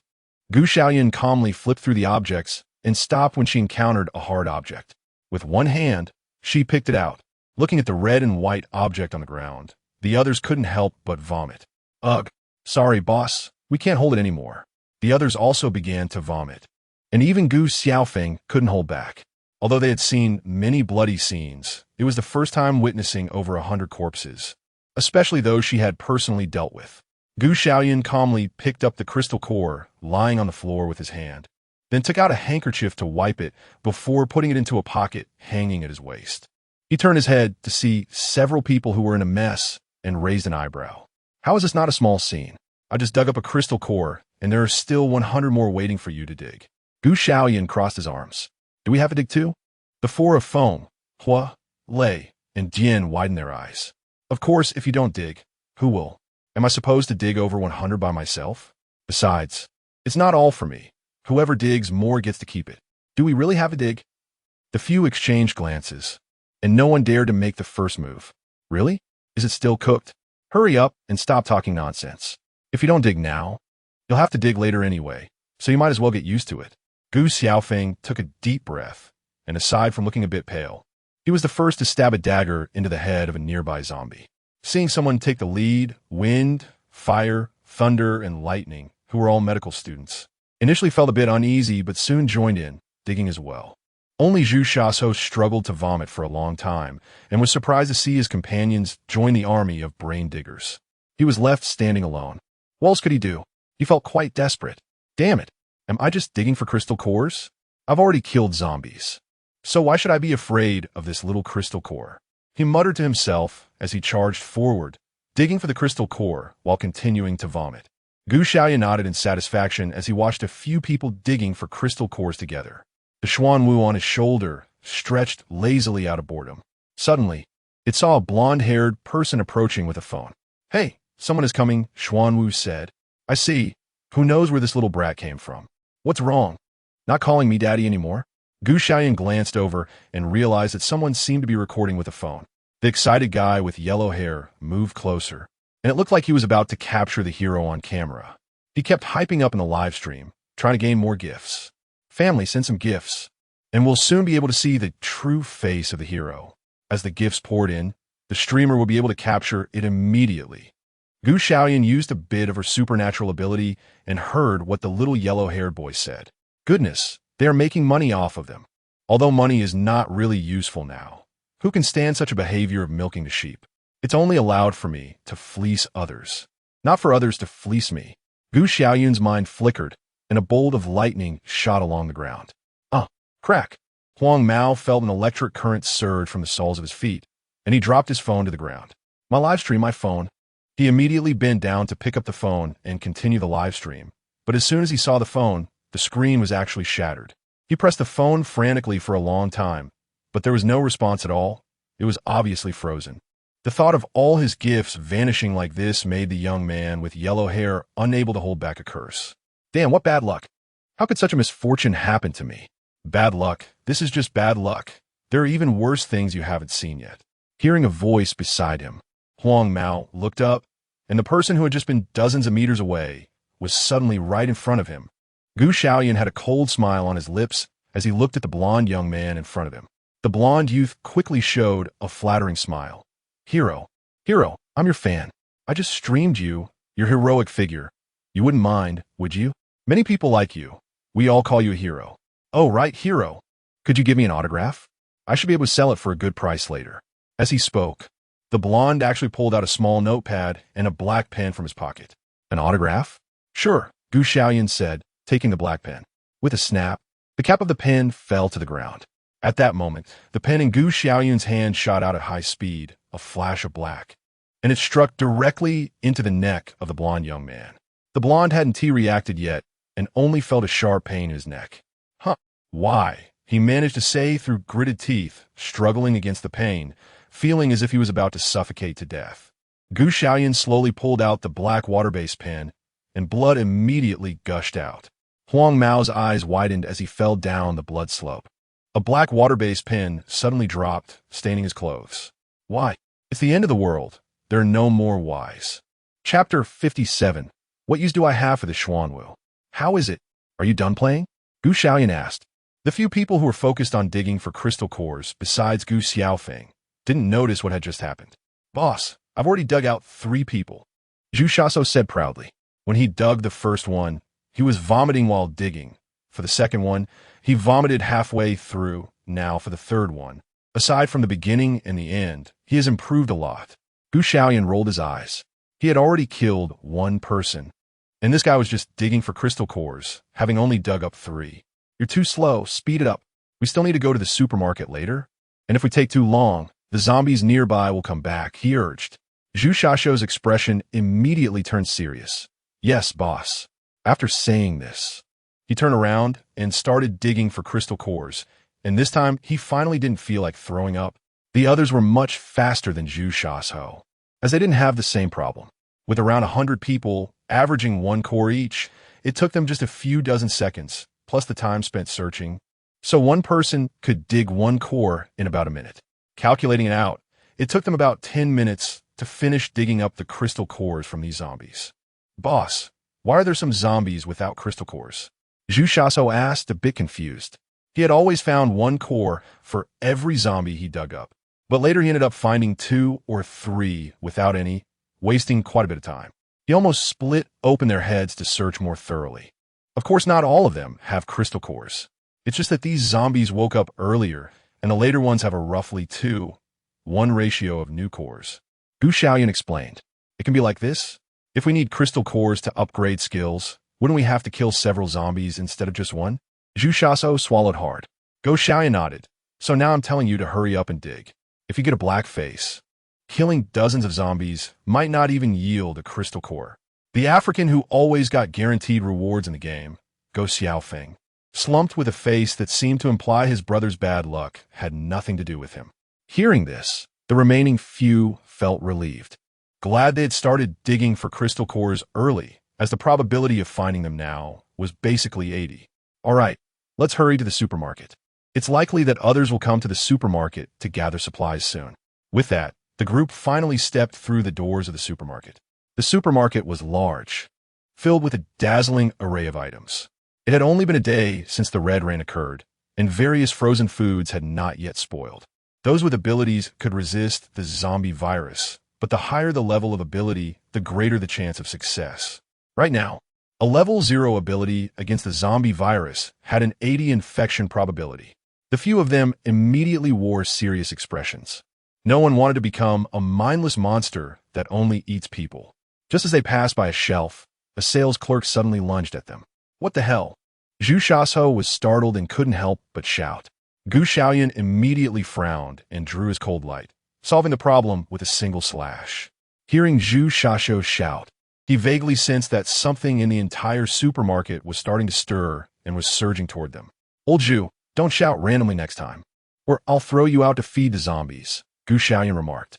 Those zombies that hadn't woken up yet would surely be disturbed by such a shout. In the narrow aisles and corridors of the supermarket, the fallen zombies began to rise.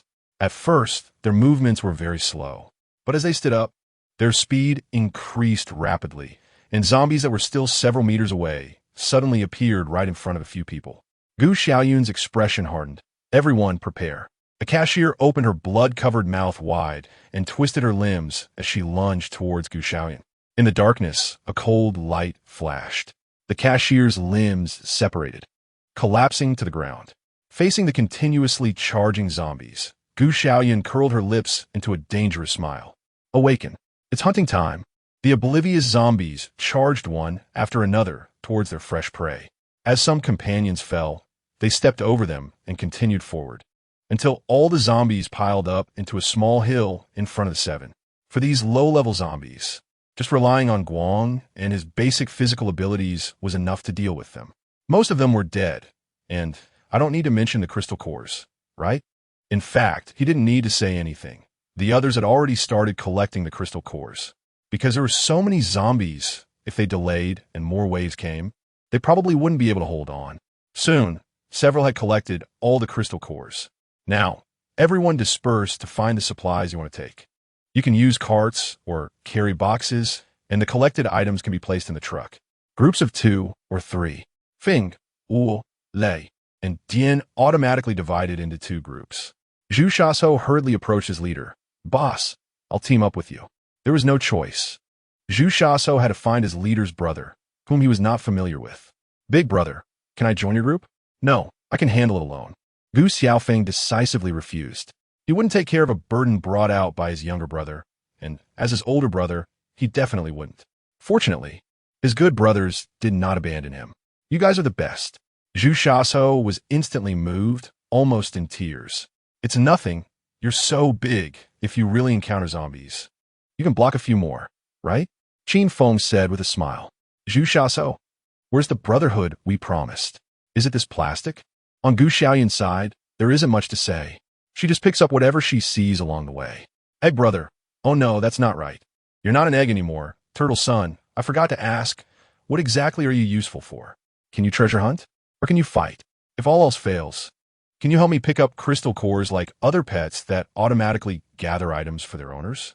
Life isn't easy, sighed the turtle. No, Xiaoyun. I'm not that exaggerated. Look at my small frame. Who can I possibly fight? As for treasure hunting, if I really encountered something, I might have a bit of sense, but do you really think I'm a dog? And about picking up crystal cores, I'm good at that. But if I touch a crystal core, it might just turn into a pile of dust. Do you need that?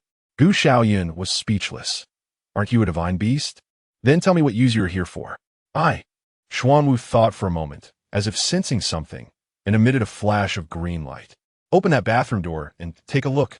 Chapter 58. The treasure in the bathroom turns out to be twins. What good things are inside? Gu Xiaoyun was puzzled.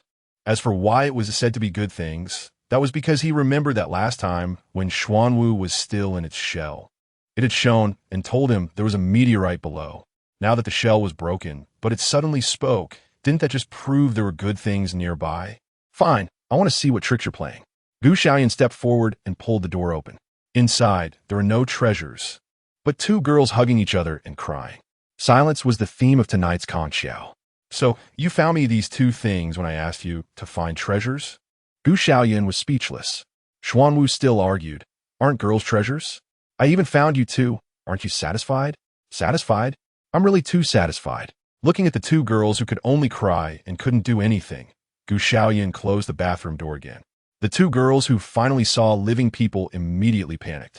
They were twins, and the only man they encountered ignored them completely. How could that be acceptable? Sister, what should we do? The twin sister, Xiao Shuang, spoke up. What else can we do? Of course we follow him outside, the Shuang said, wiping her tears, and resolutely pulled the door open, wanting to take her sister out. In her eyes, men were always easily moved by women. As long as she acted cute with her sister, this man would take them away. Xiao Shuang couldn't argue and could only follow her sister out. However, as soon as they stepped outside, they found that the man was nowhere to be seen. Sister, the person is gone. What should we do? Xiao Shuang pulled her sister, looking like an innocent little white lotus. The Shuang was scared too. She felt that there were monsters outside, which was why she had brought her sister to hide in the bathroom. It was hard to see someone come in. How could she give up this chance to escape? Gritting her teeth, she said, Don't be afraid. Let's look for him. He definitely hasn't gone far. Thinking this, the two sisters began to feel their way through the dim supermarket. Suddenly, a zombie happened to wake up, and the two sisters immediately sensed something was wrong. Xiao Shuang tightly grabbed her sister and whispered, Sister, look at that thing. Shoo, lower your voice. Don't talk. Let's run. The Shuang didn't dare to look at the monster and immediately pulled her sister to crawl in the supermarket. They wanted to scream for help, but were afraid that the noise would attract more monsters. But what terrified the Shuang and Xiao Shuang was that they found a monster waking up in front of them. With zombies behind and in front, they were trapped in the aisle between two zombies. The frightened sister hid completely behind her sister. Sister, what should we do? Are we going to die? How could we die? We've worked so hard to survive. We not only won't die, but will live long and well. The Shuang gritted her teeth and pushed hard against the shelf beside them, which suddenly collapsed with a loud crash. Bang! Watching the hard-earned escape route open up, the Shuang quickly led her sister to run. However, this sound not only opened a way for them, but also attracted more zombies. Many zombies that had not yet woken up were disturbed and crawled up from the floor, rushing towards the two sisters. Xiao Shuang screamed, trembling and hiding behind her sister. The The Shuang's face turned pale from fear. She wanted to move, but couldn't take a step. Moreover, if she left, wouldn't that monster pounce on her sister behind her? So the Shuang could only stand in front of her sister with a pale face. Suddenly, a cold light flashed. The Shuang blankly raised her hand to touch the blood on her face and stared blankly at the man who had saved her. Xiao Shuang, hiding behind her, immediately ran out and sweetly said, "Thank you for saving us. My sister and I can't offer anything else, nor do we have money. We can only serve our benefactor." As soon as the Shuang heard her sister say this, she immediately followed up, "Yes, benefactor, you can ask us to do anything." The implication was very clear. Wanted to offer themselves. However, how could Gu Xiaoyun take two burdens with him? He ignored them completely and turned to leave. Seeing this, the Shuang and Xiao Shuang couldn't possibly stay behind, especially since there were monsters around. They immediately followed him. While following Gu Xiaoyun, they promoted themselves. "Benefactor, we are twins," which is quite rare. "We both have some looks, and our figures are decent. Taking us out won't embarrass you at all. My sister can cook, and I can pour drinks. If you get hungry, we can serve you." "Yes, benefactor, we promise to listen to everything you say. If you say east, we won't dare to go west.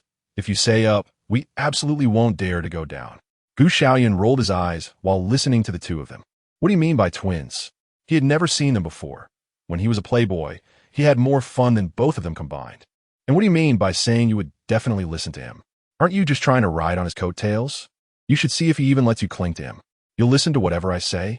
After finally hearing his benefactor speak, the two sisters immediately nodded. "Of course. Benefactor, feel free to make any requests." "All right, since that's the case, how about you both go die?" Gu Xiaoyun smiled wickedly, his eyes devoid of any emotion. The two sisters were taken aback. They had followed this man, hoping he would take them out of this place, and ideally, look after them afterward. But they never thought about dying. "Benefactor, what nonsense are you talking about?" The Shuang forced Ximaniu, trying to convince herself that the man in front of her was just joking. Gu Xiaoyun didn't care about any of this. Either die or disappear from my sight right now. The two sisters felt a chill as they saw the coldness in the man's eyes. They knew he was serious. They exchanged glances, both thinking that dying at this man's hands was not worth it at all. After finally getting out, how could they easily die? The two sisters, Dashin and Xiao Shuang, spoke in unison. "Benefactor, we'll leave. Please don't be angry." After saying this, they didn't linger and immediately turned to leave. They knew that when a man is not interested in you, it's useless to cling on. If you leave gracefully, you might even pique his interest. Chapter 59. A compassionate heart or heartless and unfaithful. Once the two annoying ones left, Gu Xiaoyun finally had time to complain about Xuanwu. "What kind of demons and monsters have you found? You give me these two women who only know how to scream and cause trouble for free, and I still find them a burden. Isn't it? I used to hear that men like women. Don't you like them?" Xuanwu smiled awkwardly. When he was hidden in the eggshell, he could vaguely hear voices from the outside world, and over time, he learned quite a bit about men's insights. He thought all men in the world loved beautiful women, but who knew Gu Xiaoyun was an exception. "Who said I don't like women?" "Of course I do." Gu Xiaoyun stroked her chin and expressed her ideal type.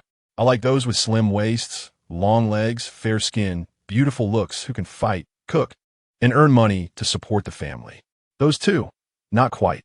Gu Xiaoyun shook her head, indicating that she didn't have any interest in that pair of twins. Upon hearing Gu Xiaoyun's requirements for a partner, Xuanwu almost rolled his eyes. Don't ask how a turtle could roll its eyes. Just know that it was because of this man. With so many demands, are you looking for a nanny or a woman? You won't find a girlfriend like this. No wonder you're still single. "If I can't find one, then I can't find one. I don't need a girlfriend," Gu Xiaoyun said nonchalantly, not only indifferent, but even wanting to give up. "If those women are like the two of them, troublesome and only know how to eat, I'd rather keep all the food and resources for myself. Don't think that if you're nice to those women, they will be devoted to you. How many men have been done in by women in the apocalypse? I've seen plenty of that." Although Xuanwu had heard some secrets about men, he didn't know if it was because he had gotten used to eavesdropping. But he became even more curious about the juicy gossip Gu Xiaoyun was sharing.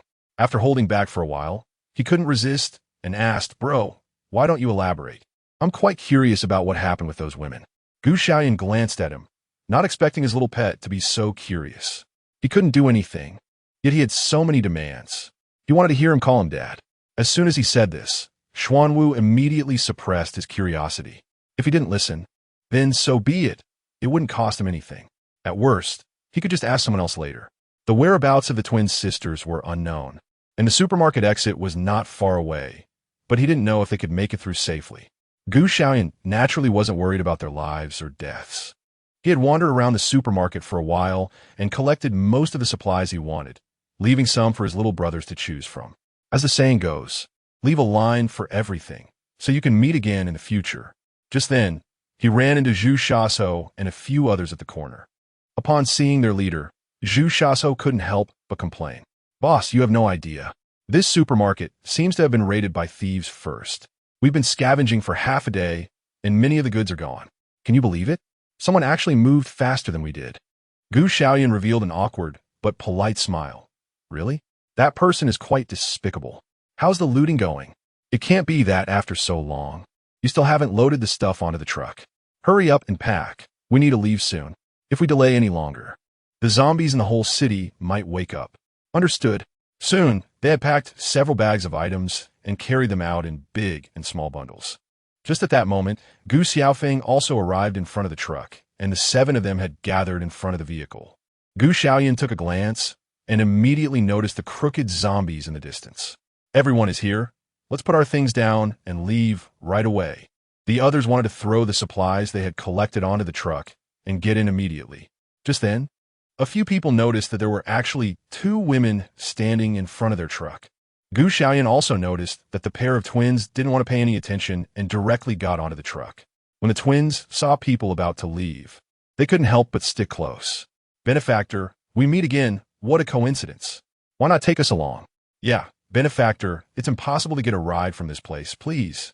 Seeing the 2 twins pleading like this, Zhu Shaso immediately felt a twinge of compassion. Boss, they really have it tough. Why not let them come up and sit for a while? Just because they have it tough, does that mean we have it easy? Gu Xiaoyun shot a glare over, originally thinking she had found a laborer, but unexpectedly realized the person was foolish. If you want us to take them with us, you need to get down. The space is just big enough, and since they are both thin, if you go down, they can come up. After hearing this, Zhu Shaso was stunned. Although they had just gone through a battle, he had not transitioned from the real world to the apocalyptic state at all. It was only after hearing his boss's words that he realized how dangerous this could be. If these 2 women were carrying the zombie virus and turned into zombies in their vehicle, they could easily end up dead. Moreover, what if these 2 unknown women decided to stab them in the back later? Not to mention, who would be responsible for their food, drink, and basic needs? Was Zhu Shaso supposed to provide them with food, drinks, and a place to stay? Their entire group of over 100 people was arranged by the boss. He had no reason to help others. Furthermore, in this apocalypse, he had worked hard to gather supplies. Was he supposed to just let women sit at home waiting for others to deliver supplies to them? Being a saint to others would only lead to his own demise. Boss, I was wrong. After saying this, Zhu Shaso fell silent and got into the car. For this 18-year-old boy, facing the impending apocalypse, there were still too many things he needed to consider. In the astonished eyes of the twins, the group of stinky men took the supplies and ran off. Sister, what should we do? Xiao Shuang shivered again, hiding behind her sister. What else can we do? If we can't rely on men, we have to rely on ourselves. Let's go find some food in the supermarket.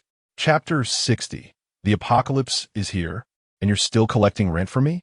The younger brothers obviously had no objections, and Gu Xiaofeng had even less, as their family wasn't too short on food or drinks. You guys only need to use 1/3 more of the supplies. If others live in the underground city in a regular dormitory, they have to pay 3 crystal cores a day, and 2/3 of the supplies they collect also have to be handed over. If the people you bring in can't afford their share, then you have to cover it. Right now, I'm only collecting the supply portion. If you want to live in the underground city and receive our protection, the rent cannot be less. For a regular dormitory, 3 crystal cores a day means 90 crystal cores a month. Not too much, right? With such harsh conditions, most people could be turned away. Those with some ability would prefer to go solo rather than come to the underground city. As for capable people wanting to come to the underground city, Gu Xiaoyun wouldn't impose such stringent conditions. However, For those ordinary people without much ability who wanted to come in without his permission, that would be difficult. Xiaoyun then continued to talk about the rental situation, saying that the rules must be clear from the start. If someone wants to live in a better apartment, it will be 5 crystal cores per person. For an even better one, it's 8 crystal cores per person. In a month, it's just a little over 100 crystal cores per person. If you don't want to share with others, you can also rent a studio apartment, with options for single rooms, 2-bedroom, 1 living room, or 3-bedroom, 1 living room. We can meet all your needs, with appliances included and ready to move in, plus air conditioning and water heaters. However, the prices are as follows. A single room costs 500 crystal cores per month. A 2-bedroom, 1 living room costs 1,000 crystal cores. And for a 3-bedroom, 1 living room, it would be around 2,000. If that still doesn't meet your needs, we also have villas in our underground city, but the prices. Xiaoyun finished speaking, and a group of little brothers stared in astonishment. They never expected that, even in the apocalypse, they still had to pay rent. Who was it that always thought about the end of the world? Did they really think that the apocalypse meant no more work? Did they think they wouldn't have to pay rent? They realized that even with the end of the world, they still had to work hard, not just for survival, but also for a living. Even in the apocalypse, they still had to worry about mortgage and car loans, and still had to worry about food every day. The dishes smelled delicious, unlike anything the old housekeeper would make. Old housekeeper, did you make all this? Xiaoyun asked in confusion. Based on his understanding of the old housekeeper's cooking skills, he thought that just getting the food cooked without burning it was already exceptional, let alone making it flavorful and aromatic. The old housekeeper, feeling embarrassed, cleared his throat to cover his awkwardness. Young master, it wasn't me. Didn't T. Mischan wake up? She kept mumbling about how she overslept and insisted on making you all a nice meal. So I didn't stop her. Oh, Ms. Chun. Xiaoyun looked at the old butler with a meaningful expression. Ms. Chun was the aunt who had come from the Zhushaso family to help cook for their family. Seeing the butler's shy little expression, it seemed a bit off. The old butler was only awkward for a moment before returning to normal. Young masters, the food is getting cold. You should eat. Let's eat and talk at the same time. The two brothers were indeed hungry, and they sat down to devour the food like a whirlwind.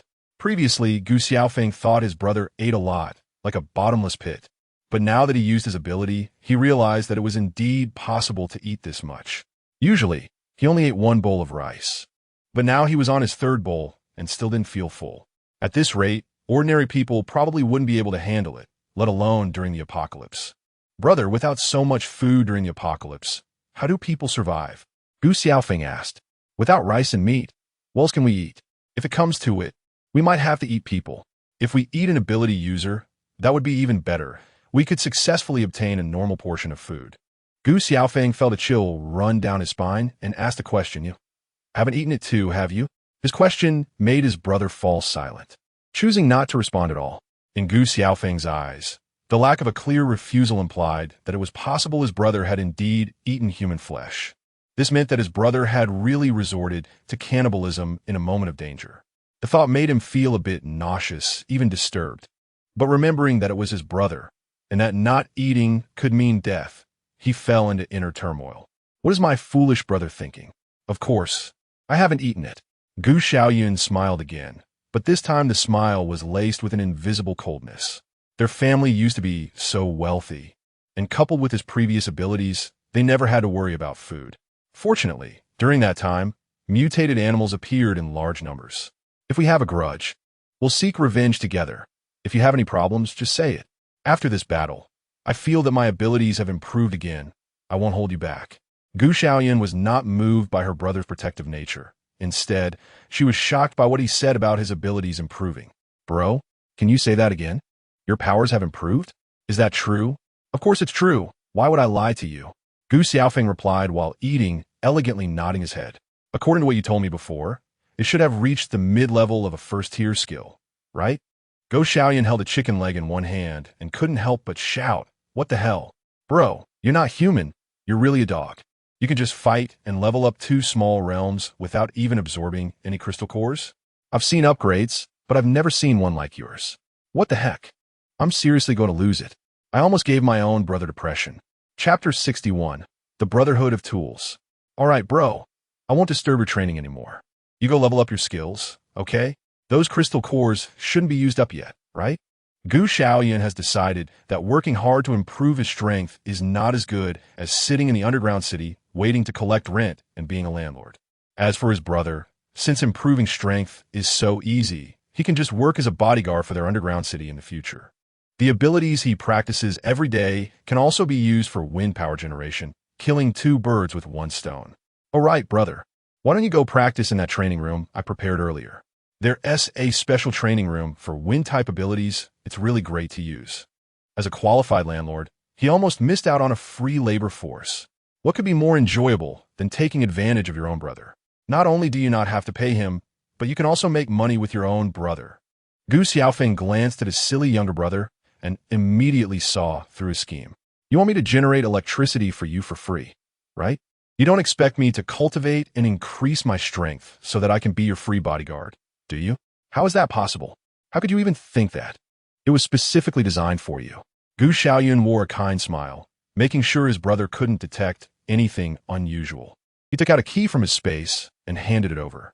Room 503 in the functional area is reserved for you. He thought, since it was his own silly brother, a little exploitation wouldn't hurt.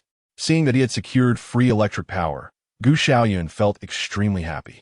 He planned to check on how his little brothers were doing in their discussions. He was also ready for those who had awakened water, lightning, or wind abilities, and promised them that the special functions would be absolutely free. There were fewer family members among Feng, Hua, Lei, and Dian, so he decided to visit their homes first. Qin Feng, Lin Hua, Mo Lei, Su Jian, are you all at home? Boss, all four of us are here, Su Jian shouted out from the second-floor window. Then I'll come up, Gu Xiaoyun replied as he stepped into the apartment building. Upon arriving, he saw the four brothers sitting in one room. How's it going? Is everyone at home okay? Mainly, he was concerned that his brothers' families were fine. He himself had no family. With his current state, he had long been disowned. As long as there's no problem, Gu Xiaoyun said politely before asking his real intention. Has anyone in your family awakened water, wind, or lightning abilities? Abilities? Montak Libas Pasit. Yes, it doesn't matter about other types, but mainly these three.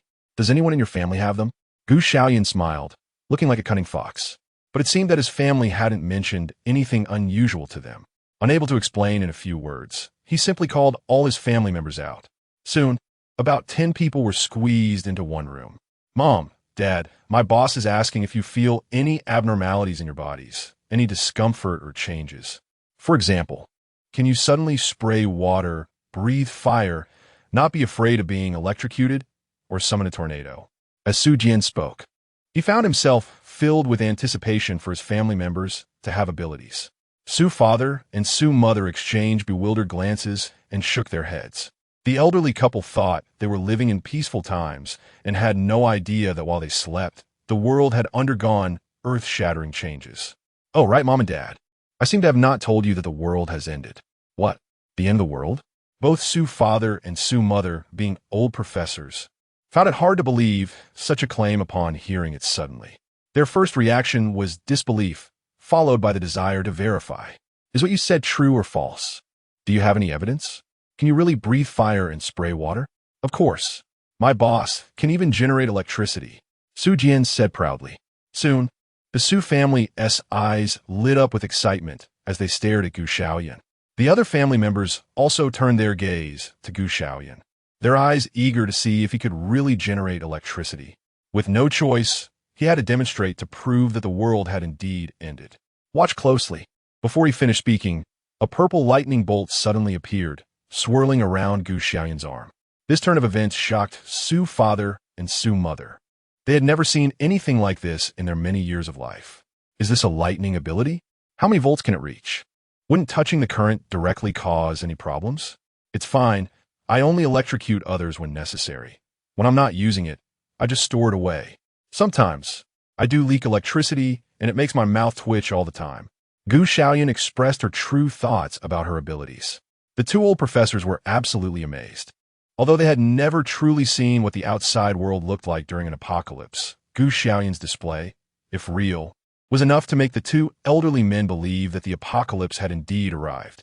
Their families began to sense whether they had any magical abilities. Not knowing how to discover their own powers, They all closed their eyes. They tried to see if they could control the 5 basic elements: metal, wood, water, fire, and earth. There were also mental abilities, spatial abilities, speed abilities, and strength-based abilities.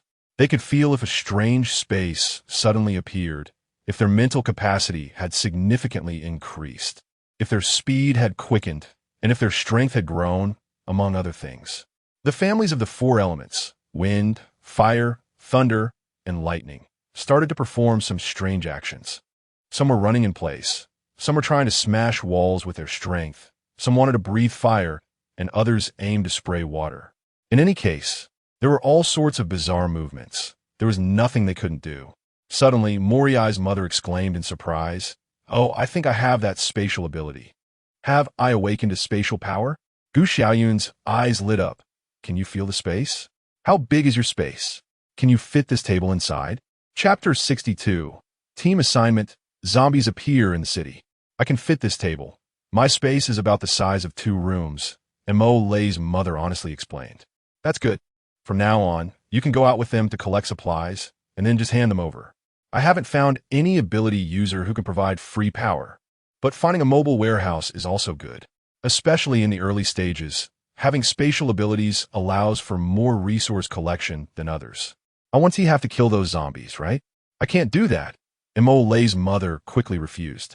As soon as he heard that his mother would also be on the front lines, Mo Lei quickly spoke up. "Boss, my mom is so thin and frail. She can't possibly fight zombies. I'm not asking you to fight zombies. I'm asking her to pack things up while you kill the zombies. And then your mom can take the stuff away. This way, it's beneficial for you too. You just focus on fighting, and your mom can't collect things. Each has their own role, which can also speed up efficiency." Xiaoyun spoke convincingly, and others felt there was some truth to it. The remaining few, regrettably, did not realize whether they had any special abilities. Seeing their dejected expressions, Xiaoyun comforted his brothers by patting their shoulders. "It's okay. Even if you don't awaken any special abilities now, there will still be opportunities in the future. Not turning into a zombie is already the best outcome." "What? Could we actually turn directly into zombies?" Everyone present was shocked. They thought the worst that could happen was not awakening any abilities and just being ordinary people. But they didn't expect there could be an even worse outcome of turning directly into zombies. Xiaoyun smiled and said, "Of course there are, otherwise. How did those zombies come about?" Those who had not awakened their abilities immediately felt relieved. "It seems that even though we haven't awakened any abilities, it's still quite good. At least we haven't directly turned into zombies. Indeed, being alive is the greatest fortune. All right, you all chat for now. I'll go check on old Zhu." Not finding the designated target, Xiaoyun discovered a space-type ability and decided to see if another little brother had anything. After all, that little brother had over 100 family members. Surely a few of them could awaken abilities, right? Among those who had awakened abilities, it would be too much to ask for a few more water-type abilities. With that thought, he walked to another apartment. This apartment was packed full of Zhu Shasho and his family. "Old pig, are you all home?" "Boss, what brings you here?" After a moment, Zhu Shasho peeked out, and Xiaoyun keenly noticed a hint of embarrassment in his expression. He was clearly hiding something. Xiaoyun put on a smile and calmly said, "I just came to see how you all are doing, and if you need any help." "No need, boss. Everyone at home is doing well, and we have enough food, so we won't trouble you." Hearing that he was coming to his home, Zhu Shasho decisively refused. At this point, Xiaoyun could guess with his intuition that something must have happened in Zhu Shasho's family. And with a little more thought, it was clear that someone in his family had turned into a zombie. "It's fine. If you don't want me to go up, I want tea." Xiaoyun was easy to talk to and agreed to his request. Zhu Shasho let out a huge sigh of relief. "All right, boss. Sorry for the trouble." "Not a problem. Not a problem. But I do have one more question for you. How many have turned into zombies at home?" "A few? It should be around 7. Before he could finish speaking, Zhu Shasho realized what he had just said. He reluctantly agreed to keep the secret for his family, but didn't he expect to inadvertently reveal it? "If only I had sold them out earlier, but I ended up leaking the secret after trying to hide it." It felt as if he was like a wall hanger, not pleasing either side. Zhu Shasho showed a bitter smile. "Boss, you already know." "Of course, if I didn't know, how could I be your boss?" "Quickly report how many people you have. I'll go up and see what the situation is." Also, old Zhu, I'm not saying this to criticize you, but such a major issue should not be concealed. If others get infected, you know how dangerous it is. In this case, if it happens again and I find out, I'll directly kick your whole family out. Xiaoyun went upstairs with a blank expression, completely losing the good demeanor he had just shown. Knowing he had done something wrong, Zhu Shaso followed behind him like a quail. I want to see who dares to touch my wife today. My wife is not dead. She is not crazy. She is just sick. Yes, I want to see who dares to touch my grandson. Whoever dares to touch my grandson will have to deal with me, the old lady. Anyway, I'm already this old. I might as well not live anymore. But you all better not think you can have it easy. No one should touch my daughter. My daughter is just sick too, and she will recover soon. She is a good child with excellent character and studies. We are all from the same family. Why do you have to retaliate against us just because our family members are sick? If you also fall ill, can we casually decide your life or death? Are you really going to take brutal action against your loved ones? As Xiaoyun just went upstairs, he heard a chaotic noise coming from below. The Zhu family was already in an uproar. An old woman was standing at the front with a kitchen knife, looking very fierce. A man was blocking his wife's way. Behind him was a zombie with its hands and feet tied up. There was also a pregnant woman, crying and begging for mercy, and next to her was a girl in a school uniform, also tied up, looking like a student. Besides these few conspicuous figures, there were others with their zombie relatives. One relative was particularly bold, daring to lean his head close to the zombie. Xiaoyun thought that if he got any closer, his ear would be bitten off. It was thrilling. He thought that people after the apocalypse would be bold enough, but he didn't expect people before the apocalypse to be even bolder.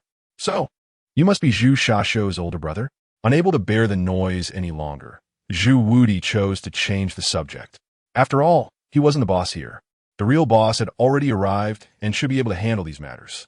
He regretted not letting his son invite the boss of the underground city over earlier, causing him so much headache for so long. Xiaoyun took out a pair of sunglasses from who knows where and walked in with big strides. Yes, I am the boss of this underground city. Zhu Shasho must have told you before, if you want to enter the underground city, everything here must listen to me. Chapter 63. Partition Processing, facing the old lady directly. You are the boss of this underground city? Come on, let us hear your judgment. My grandson is just sick.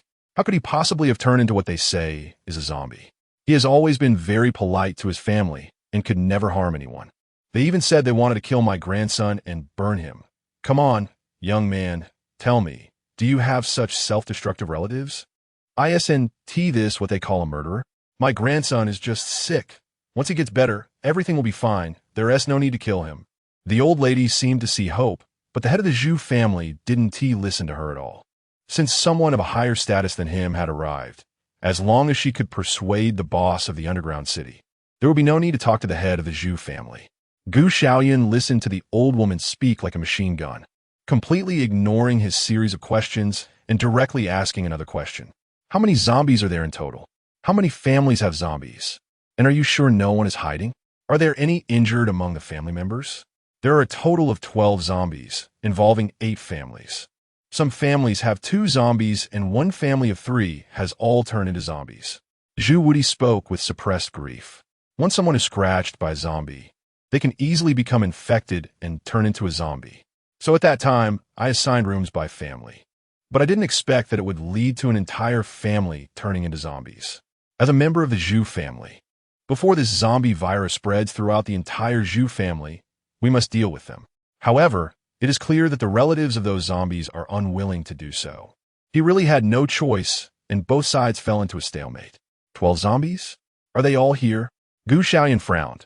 After walking around, he only saw 8 zombies. One of them is a 3-year-old child. They didn't bring the family of 3 out, the rest are all here. The Zhu family members who had turned into zombies and those who had not were clearly divided into 2 sides. Some relatives chose to stand with their sick family members. However, a portion of the relatives chose to stand behind the head of the Zhu family. So you are in cahoots with them, you murderers. The old woman was very angry and raised her kitchen knife once again. I tell you, no one is allowed to touch my grandson. As long as I, the old woman, am here, you will never take him away. Xiaoyun turned a deaf ear. All of you who are not infected, go to the next room. Each person should carefully check if you're injured. If you're injured, it's best to stand up voluntarily. If someone accidentally gets infected, the zombie virus won't just harm your relatives.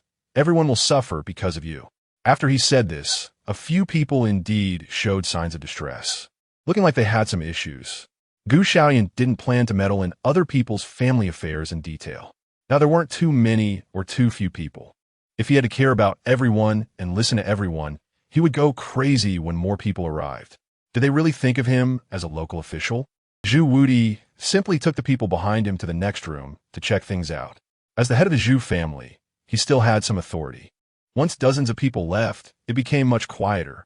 Xiaoyun sat down in front of the chair he had previously occupied and began to deal with the zombie problem. All right, those of you who still want to live, come over quickly. Those who don't want to live, stay over there. As soon as Xiaoyun said this, the old lady thought she and her grandson were saved. She quickly pulled the rope binding her to the pillar, wanting to take her grandson over. Oh dear, young man, I misjudged you. It turns out you're truly a good person. I was talking about my people coming over. The zombie is already dead. What are you coming over for? Xiaoyun said expressionlessly, if you dare to bring the zombie over here, I will kill it in front of you. His words could not be described as anything but severe.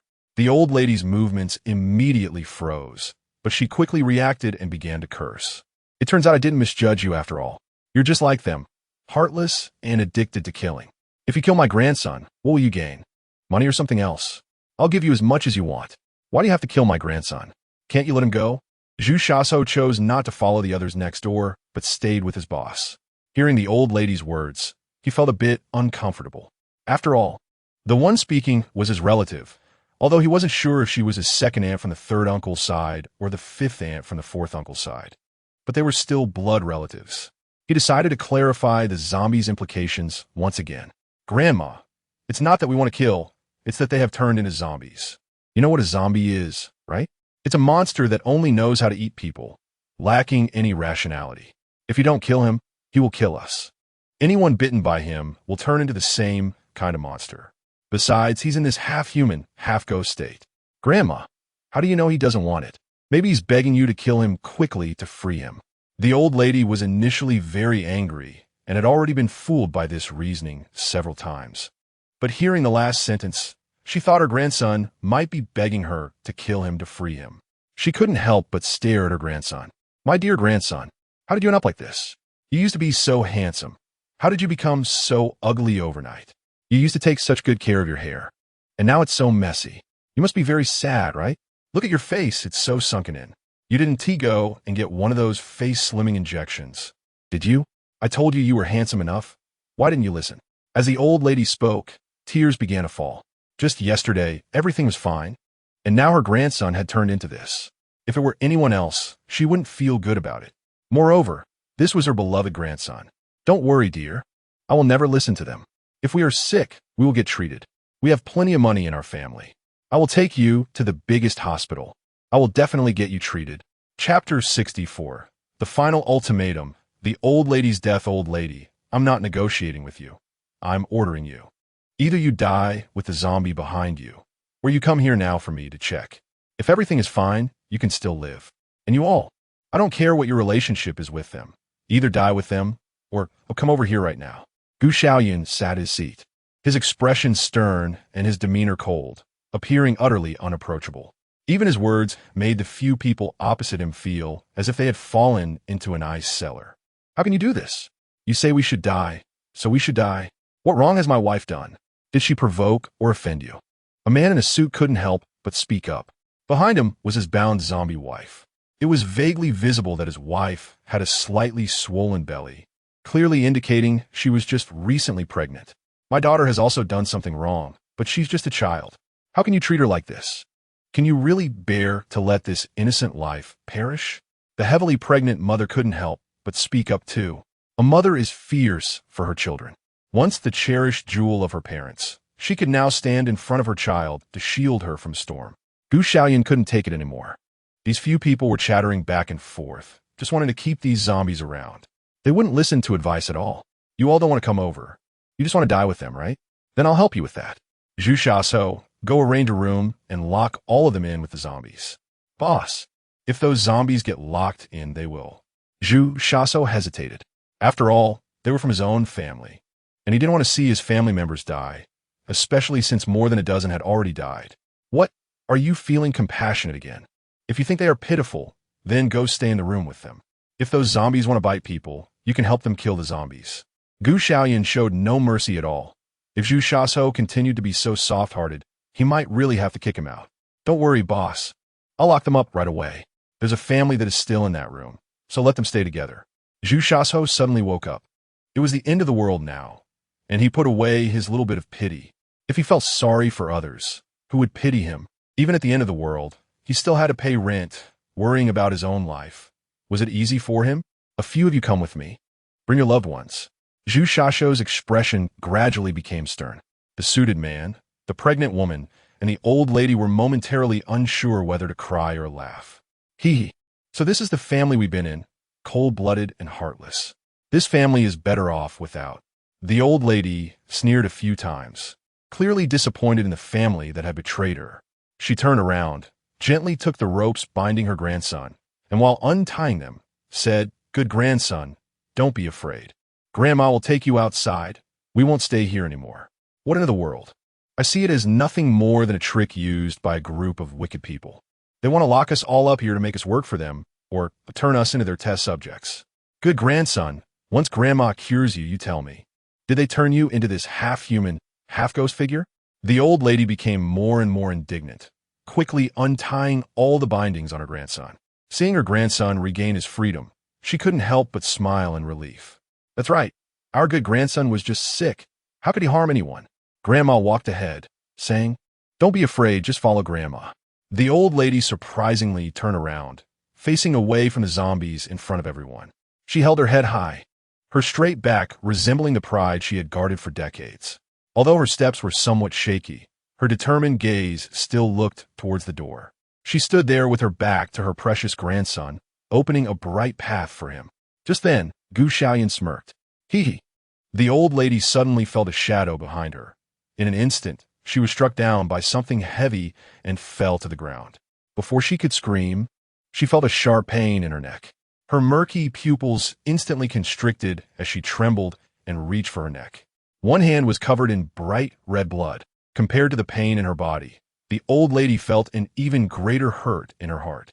Good grandson, how did you become like this? Could it be true what they said, that you've turned into a devil that only eats people? The old lady struggled to finish her sentence.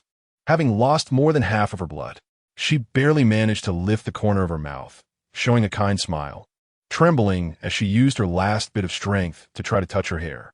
However, before she could reach it, her hand ultimately fell weakly. With the old lady's voice gone, the entire room fell silent. Only the sound of her grandson chewing on her flesh could be heard.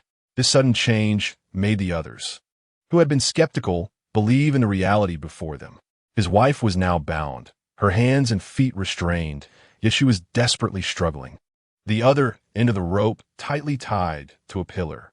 The once gentle wife was nowhere to be seen. The woman who couldn't even get used to doing housework was now frantically tearing at the rope, each tug tightening it. It made one suspect that in the next moment, she would break free and rush towards him. Even more terrifying was that his wife opened her mouth wide, continuously making sounds. Hee hee, hee hee. The suited man swore he had never seen his wife open her mouth so wide. The sounds his wife made were identical to those of the monster on top of the old lady. At the thought of this, the suited man couldn't help but feel the hair on his body stand on end. Could it be that his wife had also turned into a monster? Chapter 65. The fence-sitter and the zombie queen appears you are the lord of the underground city, right? After some deep thought just now, I'm willing to stand on your side. The suited man pushed up his gold-framed glasses and, as soon as he finished speaking, intended to step over to Gu Xiaoyun's side, especially for such a trashy man. I advise you not to come over. Otherwise, you will be the second person to die. Gu Xiaoyun spoke lightly, as if without any deterrent power, but just such a casually spoken sentence made the suited man stop in his tracks. He stood there confused and pushed his gold-rimmed glasses up again. Why? I've already made my choice, and it is a wise choice, isn't it? Gu Xiaoyun originally didn't want to explain to him, but for some reason, The Xuanwu beside him quietly transmitted a message into his mind. Is this the so-called scumbag? I've never seen one before. Why didn't you let him come over? I didn't expect that the turtle I raised would actually be a gossiping internet CAF. He helplessly shook his head and softly said, if you want to know, call me Dad and I'll tell you. Yin Dad. For some reason, Xuanwu, whose bottom line suddenly disappeared, directly called out with a hint of hesitation. The pit you dug, you have to fill it yourself. After all, it's a pet I raised, so forcing a bit of effort isn't out of the question. Xiaoyun had no choice but to waste some breath explaining to this scumbag. A man like you, even if you still stood by your wife, I would still look at you with some respect. Seeing others die and thinking about running away, what else can you do besides being a fence-sitter, swaying with the wind? To be honest, the kind of person I despise the most in my life is someone like you. You say you are smart, but it's just a bit of cleverness. And you easily fall into the trap of your own cleverness. You say you are stupid, but sometimes you are sentimental. However, sentiment is nothing compared to one's own life. In simple terms, you are a selfish and self-serving man. So you better not come over, or I fear I won't know when you'll stab me in the back. The suited man was immediately stunned. He didn't expect that his thoughts and character were seen so clearly by the boss in front of him. He was indeed a bit selfish. He was just protecting his wife for the sake of the child in her womb. But who isn't a selfish person? Is there anything wrong with valuing one's own life? Don't you fear death? Making the right choice at a critical moment is what a successful man should do. As long as I'm alive, I can marry countless wives and have countless children. Therefore, I can certainly abandon this woman and her child at a critical moment. What's wrong with a person like this? As long as you satisfy my interests and desires, I can give up anything to do anything for you. I admit I am a double-edged sword, but in the eyes of successful men, I am the sharpest weapon. Only in the eyes of failed men will they fear my backlash. Sir, as the ruler of the entire underground city, do you still fear me? The suited man spoke these words with heartfelt sincerity.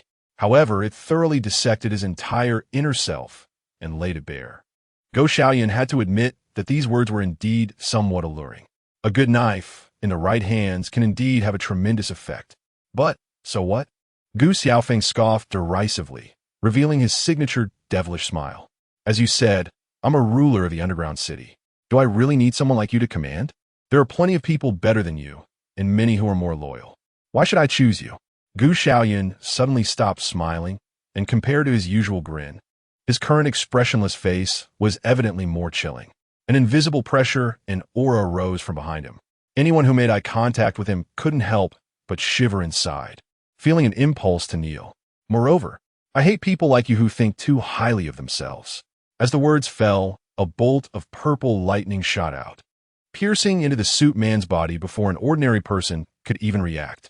The suited man felt something suddenly strike his heart, causing intense pain, followed by a wave of numbness throughout his body. It seemed as if his heart had suddenly stopped. The suited man stared wide-eyed, falling straight to the ground. He lay there, his eyes fixed on Gu Xiaoyun in front of him, as if unable to close them even in death.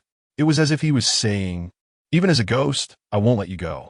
Gu Xiaoyun doesn't care at all. It's the end of the world now. If someone makes him uncomfortable, they can just be killed. Why should he keep them around to irritate himself? Seeing this turn of events, Ben Yang, who wanted to walk over to Gu Xiaoyun, couldn't help but stop in his tracks. Only that one pregnant woman remained firmly standing in front of her child. Please let me and my child be together, she said, or if you find it troublesome, just let me take my child and leave. I will absolutely not leave my child. The pregnant woman's gaze was resolute. Despite her large belly, she showed not the slightest hint of retreat. Gu Xiaoyun saw the little girl behind him, looking about 7 or 8 years old, dressed in a pure white dress. Seeing this outfit, he couldn't help but think of something. What is your child's name? After all, only by satisfying the man in front of him would he let go of the mother and daughter. My daughter's name is Gu Ling. Ling? Gu Xiaoyun thoughtfully stroked his chin. The name seemed a bit familiar. Does she have a nickname, Belle? How do you know? The pregnant woman's surprise immediately appeared on her face. Her daughter's nickname was known by very few people in their family. Unexpectedly, the man in front of her actually mentioned her daughter's nickname. Could it be that this man has investigated them? Just as the pregnant woman calmed down, Gu Xiaoyun revealed a genuinely pleased smile. Not bad. Not bad, so it's little Belle. I was wondering who it was. I didn't expect to find a future zombie queen on the first day of the apocalypse in my underground city. Chapter 66. The Battle for the Zombie Queen. Zombie Queen? What is that?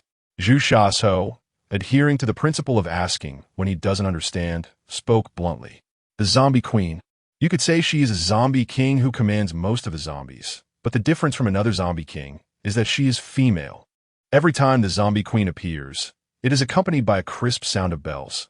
We all call her Belle. Of course, that zombie queen also calls herself that. Queen Belle. Sounds nice and artistic, right?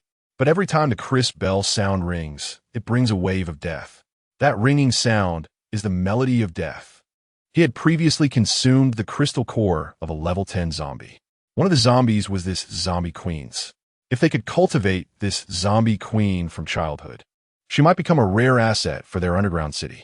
If they raise a white-eyed wolf, that was fine too. They could just kill it when it grew up. Using it to enhance their own abilities would also be a good choice. Zhu Shaso swallowed. Although he didn't understand, he felt an inexplicable sense of awe. Boss, how do you know so much? Xiaoyun glanced at him, her expression, but with a hint of killing intent. Do you know that some people die from talking too much? And others die because they know too much. Guess which type you are? Zhu Shaso swallowed hard, no longer daring to speak. Why ask so many questions? Wouldn't it be better to honestly play the role of a background character? Xiaoyun looked up at the pregnant woman in front of him, speaking to himself regardless of whether she could understand. Your daughter has great potential. The one in your belly might become another trump card. Both of them can stay, and of course you can too. The pregnant woman, who was waiting for her fate to be judged, never expected such an outcome. Surprised and delighted, she didn't know how to express herself, and tears began to fall uncontrollably. That's great, we don't have to die, my precious babies, my precious daughter. Thank you, sir. Xiaoyun calmly accepted the pregnant woman's series of remarks, then said lightly, no need to thank me. If you want to thank someone, thank your daughter. If you want to see her alive, I advise you not to let her scratch or bite you. Otherwise, when she regains consciousness, the first thing she sees will be you turned to ashes. The pregnant woman felt even more grateful upon hearing such advice. The others around them began to ask questions in a flurry. Are you saying that this little girl can return to normal? Then is it possible for our loved ones to return to normal as well? Since they're just sick, why do you have to kill them? What you're doing is against the law. Xiaoyun didn't care at all about the insults from these people. Since there is a zombie king in the base, raising a few capable zombies is fine, but let's skip the odd ones. If you want to die, feel free to keep talking. I don't mind sending you to your death. As soon as he said this, the entire room fell silent again. The death of the man in the suit lingered in their minds, and the corpse of the man in the suit lay quietly before them. Nobody wanted to die. At that moment, the old woman's grandson had already eaten most of her. For a zombie in extreme hunger, if the human body structure is damaged more than 50, there's basically no chance of transformation back into a zombie. Moreover, his grandson had directly bitten off the old woman's neck. After gnawing for a long time without tasting fresh blood and flesh, the zombie slowly raised its head.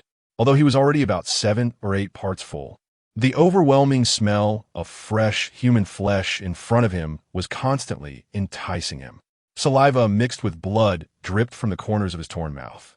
The noisy people, seeing him raise his head to look at them after finishing the old woman, found this scene far more effective than any threat. Is he going to eat us? A woman stammered. Besides her question, no one else dared to breathe, fixated on the zombie's movements. The zombie turned his gaze towards the pregnant woman. This woman clearly drew his attention even more. TSK, you can choose whoever you want. But choosing her won't do. If the zombie queen regains her consciousness, I still want to rely on her to hold back a bit. Xiaoyun leaned on one hand. Speaking lazily, I advise you, pregnant woman, to hurry over here, or you'll end up dead. The pregnant woman, understanding the urgency, chose a route that was relatively far from the zombies and ran to stand behind Xiaoyun. Seeing this, the others also wanted to run behind him to escape from the terrifying, flesh-eating monsters. However, without Xiaoyun's words, the body of the suited man fell dead before their eyes, making them hesitate. The zombie's gaze turned to Xiaoyun, and although he could sense that this man was not easy to deal with, it was clear that he was very eager for the pregnant woman behind him. Go Xiaoyun didn't care about the lives of others. He curled his lips into a contemptuous smile. Come on, zombie queen, let me see what you've got. As soon as he finished speaking, the ropes binding the zombie queen snapped apart. Ha, ha, ha. It would be best to put on a good show of dogs biting dogs. The onlooking Go Xiaoyun was somewhat looking forward to the performance of this zombie queen. However, the remaining humans who had not turned into zombies were terrified. One monster was already scary enough, and now another one had been released. Although they believed their families were still alive, who could remain unafraid when faced with the grim reality of seeing someone being devoured alive? They admitted they were scared. This was a duel of zombies, as well as a test to the humans' hearts. I'm still young. I don't want to die. Monsters, stay away from me. These humans scattered in all directions. Some tried to find a door, some wanted to smash a window to escape, and others sought refuge behind Go Xiaoyun and the others. But faster than them were the zombies. Ha, ha, ha. The zombie that had just feasted on an old lady's grandson lunged at the nearest woman. Ah, get away from me, monster. Don't bite me, don't bite me. The woman struggled desperately to shake the zombie off her. But her feeble strength was no match for a zombie that had just eaten a person. Chapter 67. Thunderous Wrath. The final disposal, the sharp teeth quickly pierced the skin of the woman's neck, blood gushing out. Her screams soon faded, replaced by ragged breathing, like a broken bellows. Last time, it had bitten her and left because another person had run past. Compared to a half-dead body from a bite, it preferred fresh flesh and blood. The choice to eat the old lady's corpse was only because it was the closest. Now, with plenty of energy, it naturally chose something fresh. The target was a big-bellied man. The zombie lunged at him, just about to bite his neck when, unexpectedly, the prey was snatched away by a fleeting white figure.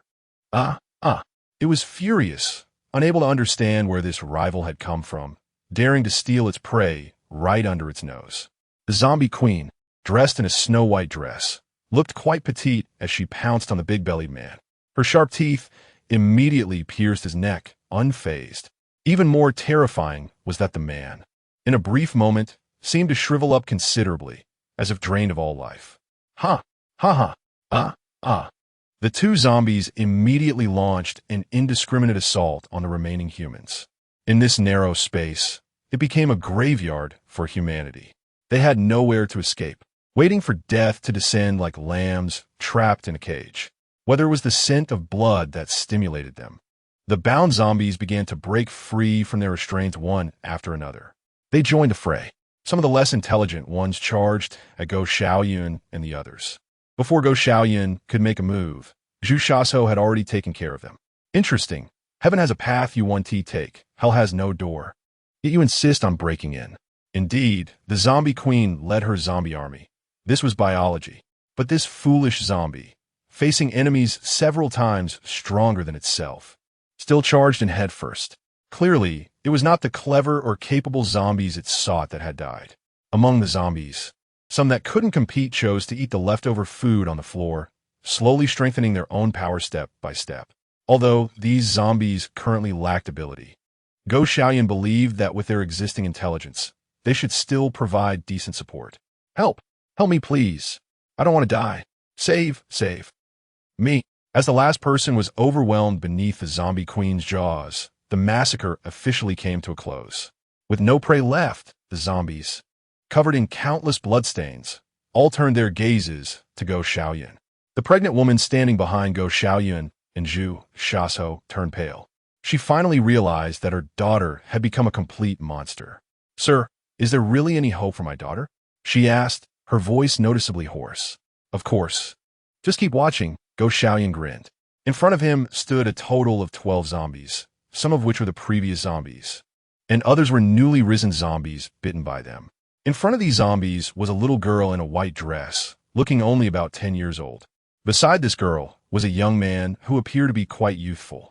Clearly, the young zombie was very dissatisfied with the little girl standing at the forefront. Gu Xiaoyun raised his head, his eyes filled with infinite killing intent, and a surge of thunder erupted in his hands. Come on, beasts. Let me see what kind of abilities the future zombie queen possesses. Hee. The zombie queen in a dress let out a few sounds, and as the last sound fell, All the zombies charged forward. Unlike the mindless rush to their deaths, this time their attack was surprisingly coordinated. The stronger zombies blocked the front, while the smaller ones weaved between them. The faster zombies took the opportunity to try to break through the defense of these two. Not bad. They seem to have some skill, Xiaoyun praised. However, if it's only at this level, that's still far from enough. Thunder. Myriad tons. As the words fell, a strong purple light erupted from the room. Centered on Xiaoyun, the entire room was enveloped in purple, except for a small area behind him. All the zombies that charged towards him seemed to have their speed slowed down, appearing to crawl like turtles in his eyes. If it weren't for the need to spare your lives, you would definitely be turned to ashes with just this blow. If it's only at this level, that's still not enough. Xiaoyun gently shook her head, retracting her abilities, and the room returned to its original pristine appearance. The zombies, which had been moving in various ways, were now all lying on the ground. Some of the weaker zombies had a layer of charred skin. The young zombie and the zombie queen were also lying on the ground. Compared to the other zombies behind them, their condition was much better. They were only trembling continuously. It was as if they were drunk, or like they had Parkinson's disease. Only those who knew would understand that they had been electrocuted, leaving their whole bodies numb and shaking involuntarily. Xiaoyun shook his head and instructed Zhu Shaso. All right, it's all settled. These zombies should be locked up, preferably together with that zombie queen. No mistakes allowed. As for the viruses and fresh blood in this room, if any of you have fire-type abilities, let him clean this room thoroughly. Boss, you can rest assured, I'll call my dad right away. He has awakened fire abilities. Zhu Shaso took the order and immediately went to find his father, then carefully tied up all the zombies. Zhu Wudi didn't expect that after finally awakening an ability, he would think he was on the path to life's peak, starting a cool and powerful reversal journey. The first task turned out to be burning corpses. Am I directly starting a cremation job? Zhu Wudi helplessly comforted himself and began to work diligently. There was no other choice. Maybe this was fate. The cremation industry didn't seem so bad. It should be a stable job. Chapter 68. Green Hair Monster and Mutated Zombie H City? This is definitely the right place. Is this the city where that so-called savior is? I want to see who the real savior is. In the center of H City, a green-haired man got out of a car with a backpack. 3 days had passed since the apocalypse began. People around the world had started to understand the changes happening. Except for the first day, when the internet was functioning normally, by the second day, the internet began to go down. On the third day, many areas experienced water and power outages. For the residents waiting for rescue, all of this reflected that something bad was about to happen. Many people began to leave their homes in search of supplies. After stepping out, they encountered many monsters, and everyone clearly realized that the apocalypse had arrived. In this apocalypse, food was more precious than money. However, humans were fortunate that besides monsters, many had awakened abilities like in movies. Some could breathe fire, some could spray water, some could manipulate metal, and others could control the earth. Some ran faster, while others became stronger. In short, this undoubtedly gave humans a chance to fight back against the monsters. For these awakened ones, it was an opportunity to rise from being losers. On the first day of the apocalypse, many people saw the savior who appeared during the live stream with the blonde hair. The first ability user they saw was regarded as a hero who would save them, but many later awakened ability users saw him as a stepping stone. Many ability users wanted to prove their strength by defeating the hometown hero, and the green-haired man was one of them. According to the last known location, it seemed to be in the city center supermarket, which seemed to be called Daeunfa. The map indicated that Daeunfa was just to the right. To the right. That is correct, but why is there only a dead end here? The green-haired man stood still, looking at his phone map, utterly confused. He had followed the instructions on the map, but due to the internet outage, he could only view the offline map. It must not be my sense of direction. The map has to be wrong. Forget it. I'll just wander around and see where I end up. The green-haired man decided to stop looking for directions and started to wander around the center of H City. Now, the center of H City had become a paradise for zombies, except for those who initially came to gather supplies. Anyone else who ventured out to collect supplies without abilities was basically seeking death. All the zombies had awakened, even to the point of level 1 and 2 zombies emerging. In various corners of the city, There might be even more advanced zombies and mutated zombies hiding. Zhu, drive faster. Can't you see that guy behind us is catching up? Mo Lei shouted from the back of the truck while shooting at the zombies. If I could drive, would I need you? Hurry up. That mutated zombie is about to climb onto our roof. If that car gets damaged, we'll all die here. I don't care if I die, but my mom is still in the car. Hurry up. Otherwise, I won't know how to explain to my dad if I die. After shouting a few words, Mo Lei fired his submachine gun, sending a barrage of bullets towards the mutated zombie behind him. The mutated zombie reacted quickly, dodging a few bullets with several jumps. Not only did it not back down from the bullets, but it also moved a few steps closer to the SUV.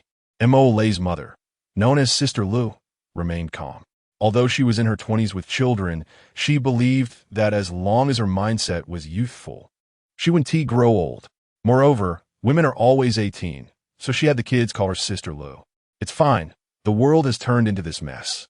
Dying sooner or later is still dying. Dying with you kids makes me look younger. Sister Lu, I don't want to die yet. Hold steady. There's an alley ahead. I'll shake it off. Zhu yelled, pressing down hard on the gas pedal. The SUV spun 90 degrees and darted into the right alley.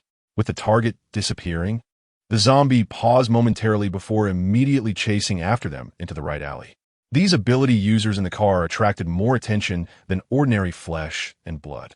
The mutated zombie had a faint premonition that if it could devour those in the car, it would be able to evolve. Hearing the sounds of cars and gunfire nearby, the green-haired man raised an eyebrow. Interesting. I didn't expect there to be other ability users here. It's time to show them my skills. Talking to himself, a vine unexpectedly emerged beneath his feet. He then hurled them towards the two buildings, wrapping the vines around the tops of the buildings. In the center of the city, he swung like Spider-Man, chasing after the car. But there was one difference. He was very green. Damn, Qin Feng, what the hell is that? Linhua couldn't help but exclaim upon seeing a green mass swaying in the city. Qin Feng followed his gaze and saw a green object swaying. He frowned and said, "Could it be the mutated plant that the boss mentioned? But it shouldn't be happening yet." Just when things were getting chaotic, they thought they were being targeted. If they all came after them, they wouldn't even need to use firearms. They could solve it with their abilities. After several days of training, Feng, Hualei, and Jian had successfully upgraded to mid-level abilities. More importantly, they had practiced a combination skill. As long as the four of them targeted the same objective, they could instantly control that person's thoughts and consciousness. They could even cause brain death. They had experimented with level 0 zombies. One person could use all their abilities to cause one zombie to suffer brain death. However, with 4 people, they could cause brain death in a level 3 zombie. Moreover, their abilities can only kill one high-level zombie. What about the other mutated plant? Chapter 69, Zombie Target Shift, Seeking Cooperation. It turns out that guy isn't a zombie. He's a supernatural being, Su Jian complained. Seriously, is there really someone so stupid? Randomly using abilities in the city center. Doesn't he fear that he might not survive if he also gets digested? Does he really think his abilities are endless? Listening to his brother's complaints, the others nodded in agreement. They've seen stupidity, but not this level. It seems he has plant-based abilities. Could it be that plant abilities are different from ours? And he has photosynthesis like a plant? Lu Jie said, thought for a moment, and found it amusing. How can a person perform photosynthesis? Is it because of the green hair on his head? It's possible he doesn't have any other hair that isn't green, right? Mo Lei stared at the person for a while and surprisingly nodded in agreement. Lu Jie was even happier. We share the same thought. Thus, the green-haired one left a strange image among their group. Silly, green, photosynthetic. Soon, the green-haired one caught up, swaying and greeting them. Hey, brothers in the car. How are you? Upon hearing this, Mo Lei almost couldn't hold back and fired a burst of bullets. Weirdos come every year. But why are there so many this year? And they always run into them. The green-haired one, seeing no one responding, thought his voice was too soft and began to yell like a monkey. Oh, roar. Hey there, friends. How are you? Wind, fire, thunder, Lu Jie. I don't mind. Go ahead and shoot. If the crystals aren't enough, we can gather a few more. Damn. Who can stand such a weird person? If you're a brother, come chop me. If I make a mistake, let the law punish me. Why should such a weirdo punish me and torment my fragile heart? Whoosh. A burst of bullets swept past the mutated zombie closely following behind, aimed at the green-haired one. What the heck, brothers? You guys are not following martial ethics. Although I know you're excited to see me. Isn't this welcome a bit too enthusiastic? Aren't you afraid I can't handle it? The green-haired one shouted, and in midair, he could still control his vines at will. As the vines retracted, he surprisingly rose half a meter into the air, dodging the bullets. The green-haired one, relieved after dodging the bullets, felt a sense of pride. You little tricks don't concern me. I see you only thought of coming to help when you were in trouble, but I didn't expect you to treat me this way. TSK, TSK, TSK. A dog biting El Dongbin. Not recognizing a good person's heart. I'll just watch how you get killed by this mutated zombie. As he spoke, the green-haired one adjusted his vines closer to the ground. He wasn't the kind of person with an overflowing maternal heart. His purpose for coming here was merely to raise his profile. If he could conveniently save 2 people, he would. But if these people didn't get the hint, he would need to force his warm face against their cold backs. Isn't watching the show more enjoyable? A few people could tell that the green-haired one's ability level should be higher than theirs. He had been using his abilities in the city for so long and seemed very relaxed. If he wasn't truly able to perform photosynthesis, his ability level was probably close to a 2nd-level ability. Just then, Qin Feng suddenly noticed the movements of the mutated zombie following behind. The mutated zombie, which had been closely following them, paused after the green-haired one descended a bit closer to them, seemingly deciding which prey was more suitable. Qin Feng observed for a moment and smiled. You're quite pleased, thinking you'd watch us suffer at the hands of a zombie? But this time, your calculations might be wrong. Next, we'll see how you get chased and end up fleeing in panic. Just as the words left his mouth, before the green-haired one could understand what it meant, his eyes suddenly caught sight of the mutated zombie, which had been relentlessly pursuing the people ahead, actually turning around and coming for him. In other words, he had become the new target of this mutated zombie. Damn, I just wanted to watch a show. How'd I get targeted by this zombie? The green-haired one couldn't help but curse, then immediately mobilized his abilities to ascend to a higher level. However, he didn't expect that after reaching his original height, the zombie would still relentlessly pursue him. Confused, the green-haired one had no choice but to closely follow the off-road vehicle ahead. He was indeed at the peak of 1st-level abilities and was about to reach 2nd-level skills. But he didn't want to die at the claws of this mutated zombie. The mutated zombie below had probably already reached 2nd-level abilities and might even be of a higher level. To the people ahead, I advise you not to leave. Stay and deal with this guy together. Otherwise, I'll keep following you. If I jump onto your vehicle, you'll know who suffers. Wind, fire, thunder. Who had been thinking about the person behind them? Didn't he expect to hear the green-haired one threaten them? Zhu Xiaoyun was even more confused. The rearview mirror of the off-road vehicle didn't allow him to see the green Spider-Man flying in the air. What's going on? Why do I hear you guys mumbling behind? What are you saying? Did that guy get taken care of? Not at all. Another even more troublesome guy has come. A green-haired freak. What the heck? Green-haired freak? Zhu Xiaoyun was even more baffled. Just drive. We'll take care of the rest behind us, Qin Feng said. We can join forces. Your ability level should also not be able to take him down. Seeing that the people in the car finally acknowledged him, the green-haired one felt a bit excited. I can't defeat him, but you guys definitely can't either. Even if I really can't beat him, using you as a shield is more than enough. Hearing the green-haired one's shameless words, Wind, Fire, Thunder was quite angry. If you're really that powerful, come and see who shields him. I'm not stupid. Why would I fight you alone when I have so many people? I just need to run ahead and let the zombie take care of you. Chapter 70. Bargaining, Lu Jie's true strength. It's settled, don't dispute it. If you were 100% sure, why would you waste words with us? You would have run away long ago. Since you're not running, let us discuss how to resolve this. Qin Feng calmly spoke, knowing that since it wasn't a mutated plant, they could still deal with the mutated zombie. However, at that time, it would probably only allow the green-haired one to have his way, as Zhu Xiaoyun alone definitely couldn't defeat the green-haired one. So now, cooperation is beneficial for both parties. Want to cooperate? Fine, you guys just recently broke through to 1st-level abilities, right? I'm the main force for killing zombies. I only need the crystal cores, and you can keep the bodies. How about it? As soon as these words were spoken, wind, fire, thunder, and the others started to complain wildly. This person must be toxic. Why do we need the corpses?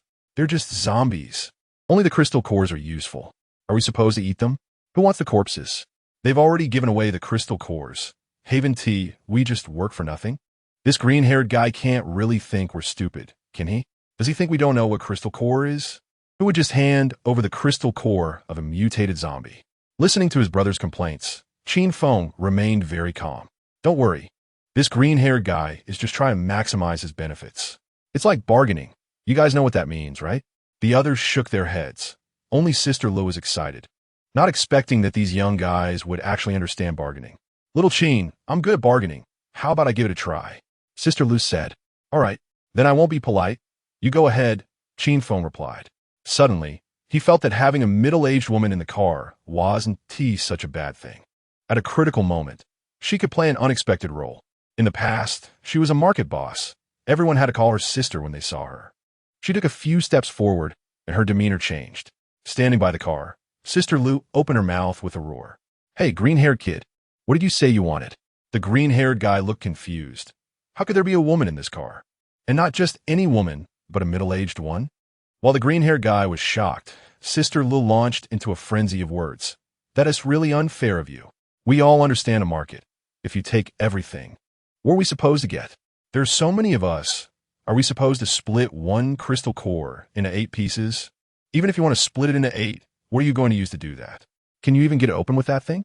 You probably won't even leave a scratch. And even if you manage to split it into 8 pieces, what if your hands shake while doing it and the sizes end up uneven? Which one do you want, the big one or the small one? If you want the big one, with so many of us here, you can't just take it without some compensation, can you? If we want a big one, you'll say we're bullying you because there are too many of us.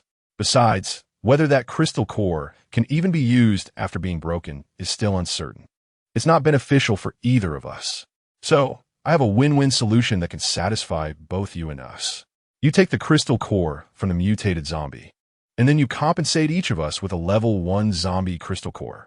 That way you won't lose out, since you know how many crystal cores are needed for upgrades. When she saw he wasn't speaking, she took it as agreement. All right, I'll take that as you agreeing. There aren't many people in our car, just 6 of us. Pay first, then we'll do the business. You understand the reasoning, right? Since there are no objections, green-haired kid, take the crystal core. Feng, Hua, Lei, and Dian listened to Sister Lu's passionate output. Not to mention being scared. They really didn't know how to react. Did she really say all that without taking breath? Mo Lei quickly led the applause. And after a moment of shock, the others followed suit, showering her with compliments. Sister Lu, you're amazing. Sister Lu, you're awesome. Good thing we have you in the car. Is this what bargaining is like? So strong, we can't learn this at all. Sister Lu, can you teach us sometime? In the blink of an eye, they secured 6 level 1 ability crystal cores. Sister Lu is still Sister Lu, 666. Hearing these praises, Sister Lu graciously accepted and waved her hand. It's basic skills, nothing to brag about. Hearing this, Feng, Hua, Lei, and Dian all laugh. All right, Sister Lu, you're quite trendy. Of course, otherwise how could I keep up with you young ones? But why did it seem like he didn't understand what was going on? The green-haired guy, swaying, couldn't help but ask, Annie, what did you just say? I didn't understand a word. Upon hearing the green-haired guy's question, Sister Lu was speechless. Young man, you're so young, and yet you're already hard of hearing. Or is your brain not working properly? You can't understand such simple words? Who would understand that? Fine, I'll reluctantly explain it to you. Sister Lu said a bit unwillingly. Simply put, you want that mutated zombie's crystal core, fine, but you have to trade it for 6 level 1 crystal cores. There, that should be clear enough, right? Sister Lu thought she had explained it very clearly. If he didn't understand, then the green-haired guy needed to check his IQ. It's either hearing loss or an IQ problem. Sure enough, the green-haired guy finally understood. It seemed he wasn't hopeless after all. What? You want 6 level 1 crystal cores without doing anything? He exclaimed in shock. Annie, do you think I'm stupid? I worked hard to kill those zombies. Why should I give it to you? Sister Lu glared, what do you mean? You're not satisfied with 1 mutated zombie's crystal core? What's wrong with giving 6 level 1 crystal cores? Or how about you give us the mutated zombie's crystal core? and we'll trade it for 6 level 1 crystal cores? After all, the mutated zombie's crystal core is worth much more than 6 level 1 crystal cores. They want to be losing out. Upon hearing that his mutated zombie crystal core would turn into 6 level 1 crystal cores, the green-haired guy immediately became unhappy. Because he had already reached the peak of level 1 abilities, he didn't know how many level 1 crystal cores he would need to absorb. But if he got this mutated zombie's crystal core, he might be able to break through to level 2 abilities in one go. Thinking this, it seemed he was losing out. Chapter 71, Cooperation. Killing the mutated zombie if you want 6 level 1 crystal cores. It's not impossible. The green-haired guy's eyes turned as he thought of wanting more benefits. What? You're still not satisfied? If you feel that 6 level 1 crystal cores are too few, we can give you more, we don't mind. The green-haired guy was speechless, thinking about his own strength and Sister Lu's earlier tone, it seemed. He couldn't argue? All right, Andy, let us do it this way then. 6 crystal cores are fine. Don't say anything more. Let us discuss how to deal with this mutated zombie. Dragging this out isn't beneficial for either of us. Upon hearing that the green-haired guy had compromised, Sister Lu became even prouder. If you want the mutated zombie's crystal core, it's pay first, then delivery. You don't expect me to give you the level 1 crystal cores right now, do you? The green-haired guy could no longer hold back. How could it be so excessive? Wanting to get crystal cores without doing anything. No. Annie, where do you find people like you? Not doing any work and wanting money. I can only give half 3 level 1 crystal cores, no more. Not doing anything and just getting 3 level 1 crystal cores. Sister Lu was too strong. Seeing that they were all satisfied, Sister Lu nodded and shouted outside. 3 is fine. Don't say we're bullying you. Taking half is a guarantee for both sides. All right, I'll throw them into the car. The green-haired guy immediately agreed, swinging his vines to toss 3 level 1 crystal cores inside through the car window. With the crystal cores in hand, Sister Lu stepped back. After all, the fighting was still something the 4 young men, Feng, Hua, Lei, and Jian, were more familiar with. Qin Feng took Sister Lu's place and shouted outside. What are your thoughts on this mutated zombie? We will try our best to cooperate with you here. I'm a plant-type ability user. You should be able to tell, right? I'm quite strong in terms of control. When the time comes, I will control the zombie. And you guys should have no problem taking care of it. No problem. Qin Feng nodded in agreement, saying if you are ready, we can start now. All right, I'll begin. The green-haired one responded and immediately quickened his pace, soon catching up. The green vines quickly crawled out and appeared behind the mutated zombie. Qin Feng shouted loudly to Zhu Shasho in front. Old Zhu, stop. No problem. Zhu Shasho slammed on the brakes, and the off-road vehicle skidded, leaving a long scratch on the ground before stopping. Soon, Feng, Hua, Lei, and Jian jumped down and rushed towards the bound mutated zombie. They swung their scalpels wildly, slicing at the mutated zombie's body. The zombie, bound by the green vines, struggled madly, but did not expect that it couldn't break free from this green thing at once. Moreover, the few small ones it had been chasing actually dared to charge at it. Hee. The zombie roared crazily, wanting to break free from its restraints and kill the people in front of it. However, the green-haired one's vines were not to be underestimated, straining with all their might to restrain the mutated zombie in front of them. Can you guys handle it? I can't hold on for long. Hurry up, or if it gets free, we all die. The green-haired one yelled, the vines thickening a bit, firmly controlling the mutated zombie in front of him. Got it. Don't rush us. We're fighting too. Can't you see we're also attacking? Hold on. Everyone follow me. First, let us poke its eyes out. Qin Feng shouted, and Feng, Hua, Lei, and Jian responded, immediately changing positions, with each of them aiming their scalpels at the zombie's eyes. The zombie saw the scalpels coming for its eyes and immediately struggled and dodged desperately. However, Feng, Hua, Lei, and Jian were merely distracting it. One continued to attack its eyes, while another wielded a scalpel towards its neck. One scalpel aimed at its hand, while another targeted the zombie's legs. If we can't kill it, let us at least incapacitate it. That's what they all thought, and most importantly, they coordinated perfectly, and surprisingly, they succeeded. Break! Qin Feng yelled, driving the scalpel into the mutated zombie's neck. The zombie couldn't dodge in time, and its neck was cut open. Just as the mutated zombie struggled madly, the group took advantage of its moment of vulnerability to inflict a few more wounds on it. One scalpel aimed for its eyes, plunging into one of them, black blood splattering out. Another scalpel headed for its tendons, striking down hard and severing them.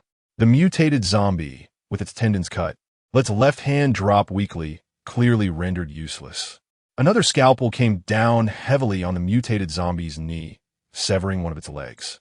With a heavy blow to the knee, the mutated zombie knelt down.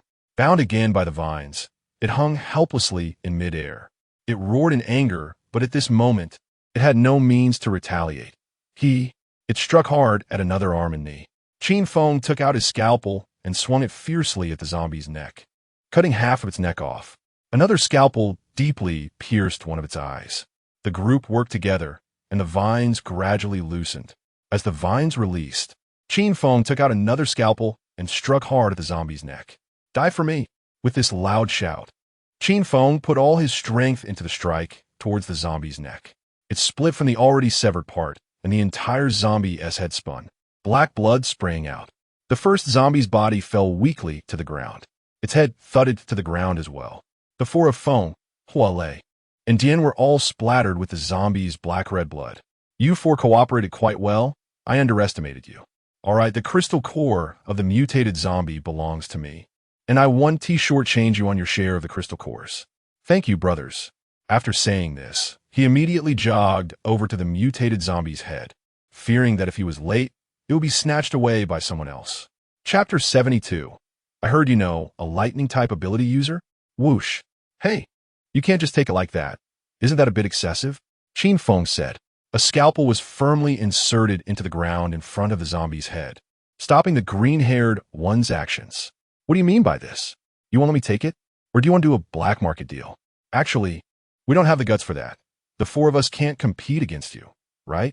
Once your vines come out, we probably wouldn't even be able to move. They had thought about doing a black market deal, but the four of them might not be able to take on a level 1 perfect ability user. Moreover, humans and zombies are not comparable. If a person holds a grudge, they're definitely scarier than a zombie. Qin Feng smiled and added, I can give you the crystal core of this mutated zombie. But don't you think you should pay for the other 3 level 1 crystal cores?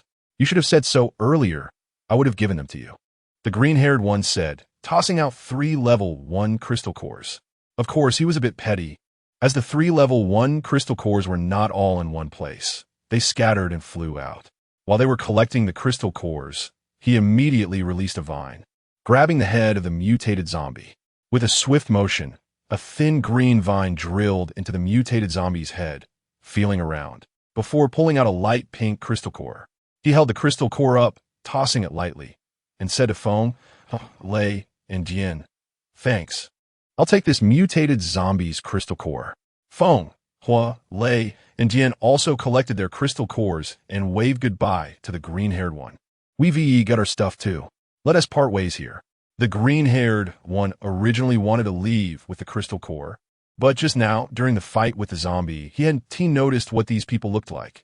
Now, he realized who they were. Aren't these the people who were with that hero, fighting zombies? The iron shoes are hard to find, but this comes effortlessly. What a coincidence. They're exactly the people he was looking for.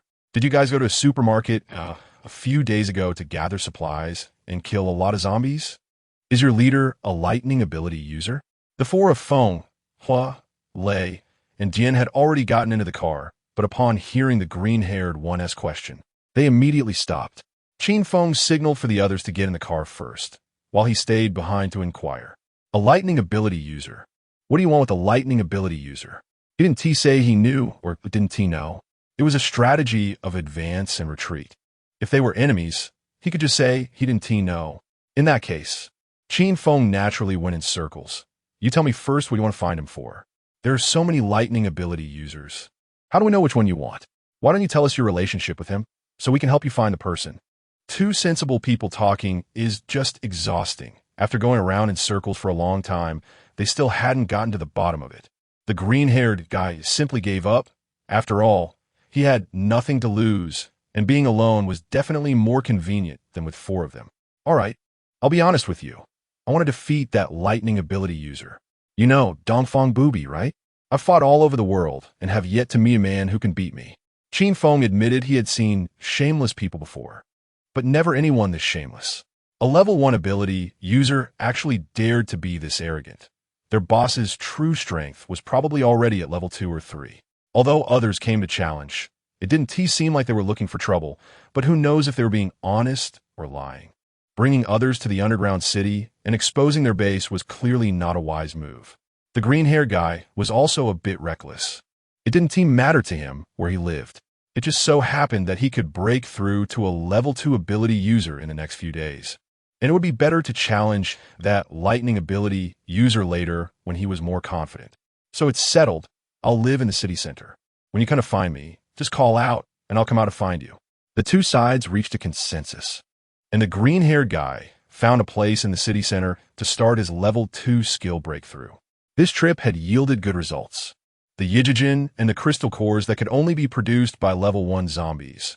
One level 1 zombie was enough for the few of them to fight for a long time. Now, they had helped a little and ended up with 6 level 1 crystal cores, just right for each person to have one. Keep your own crystal cores. Whether you turn them into the base or use them to upgrade your abilities is up to you. Qin Feng took out the crystal cores from his pocket and handed one to each person. Take it well. If you don't, it will be gone. Lu Jie didn't expect to have a share. Although she was counted by head, this was her first time out, and she hadn't thought about taking anything. Moreover, she was a space ability user, so having this crystal core wound tea be very useful for her. Xiaoyun, I don't need this crystal core. You all keep it. As a woman, it wouldn't be much use to me. Besides, with my space ability, upgrading wouldn't help much. It's better to leave it for you young guys to fight zombies with. But Qin Feng was unwilling. It is said that blood brothers should settle accounts clearly, and these crystal cores were brought to them by Lu Jie. Lu Jie, just accept what I'm giving you, even if you don't upgrade. You can use the skill to buy something you like. If it really is of no use, you can give it to your son. Anyway, we don't want it. It's not easy to divide one of these between us. Don't women love to shop? I heard the market in the underground city sells all kinds of clothes. In short, just take this crystal core with peace of mind. It will definitely be useful. Chapter 73. Can't change fate? Digging out crystal cores in the mine these past few days, Gu Xiaoyun had been living quite luxuriously. Every day was filled with eating and drinking, enjoying himself immensely. The only unhappy thing was having to think about improving his abilities. After being carefree for 2 days, it was time to go dig for some minerals in the back mountain.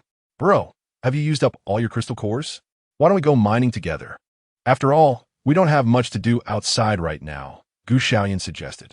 Gu Xiaofeng had just walked out of the functional room when he saw his younger brother flaunting 3 king crabs, wiping the grease from the corner of his mouth while greeting him. If possible, Gu Xiaofeng really wished he could pretend not to know this person. It's the end of the world, yet some people still live like spoiled rich kids. Oh well, who told him he was his foolish brother? Just when I ran out of those crystal cores, going to dig for them wouldn't be a bad idea. You can't just eat and sleep all day. It would be better to go dig for crystal cores. Let us hurry up. No way, bro. Those crystal cores were all dug up by me for you.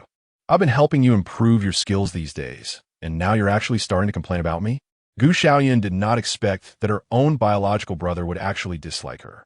Sigh. As expected of a brother, he's really not easy to keep. It's only been a few levels of ability upgrade, and he's already learned to turn his elbow outward. Not much, just a level 3 ability user. Gu Xiaofeng casually mentioned a level, and Gu Xiaoyun, who was sitting on the stool, nearly lost his balance. If you remember correctly, the number of crystal nuclei he had given his brother was only about 8 or 9. He had used over 50 crystal nuclei to upgrade his ability to level 3, and it took him several days to do so. How could his brother upgrade to level 3 with just a few crystal nuclei? It's really infuriating how people can be so different. It seems he can't afford to stay stagnant anymore. In just these couple of days of idling, his brother has already caught up with him. Digging for crystal nuclei, hurry up. Just to make it clear, whoever digs out the gold gets to keep it, so don't try to take it from me. I don't have enough for myself, so I definitely can't give you any this time. We're both level 3 ability users, so don't expect me to give in to you. Gu Xiaofeng glanced at his foolish younger brother, showing no concern at all. Sure, Just don't use what I've dug out. Whoever digs it out gets to keep it. It's just a level 3 ability user. Upgrading abilities is so simple. As long as you give me enough crystal cores, I can reach level 5 ability tomorrow.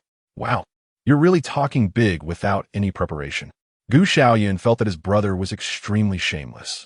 The crystal core that allowed him to upgrade to a level 3 ability was clearly given by him. Just because he had better talent, could he do whatever he wanted? Besides, with such a rapid upgrade, who could tell if it was a genuine upgrade or not? His ability probably couldn't match his own depth. With such evil thoughts, the two brothers entered the mountains of the Pisces space together. One operated an excavator each. Is that okay? If there's no objection, I'll start digging first. Relying on his familiarity with the terrain, Xiaoyun snatched an excavator and began to dig for crystal cores. As long as he dug up a little more than his brother's ability level wouldn't surpass his. With this thought in mind, he directly abandoned his dear brother, got on an excavator, and started digging deep. Unexpectedly, on the first scoop, he unearthed a crystal core. He immediately got off the excavator, picked up the crystal core, and laughed heartily 3 times. Haha, didn't expect that, did you?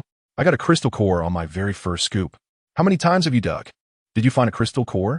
Looking at you, there's no way you can compare to me. Oh, is the crystal core really that hard to find? Gu Xiaofeng lightly said a sentence, then took a few steps forward, revealing a pile of white crystal nuclei behind him. I just dug a little and uncovered such a large pile of crystal nuclei. It feels like there are crystal nuclei all underneath. With these crystal nuclei, I might be able to level up to level 10 abilities very soon. What the hell? Gu Xiaoyun widened his eyes in disbelief. He looked at the crystal core in his hand, which was already quite large, about the size of a man's palm, and then looked at his brother's, which was practically a huge boulder. Are you sure what you dug up is a crystal core and not a crystal vein? Whose family's mind produces such a large piece?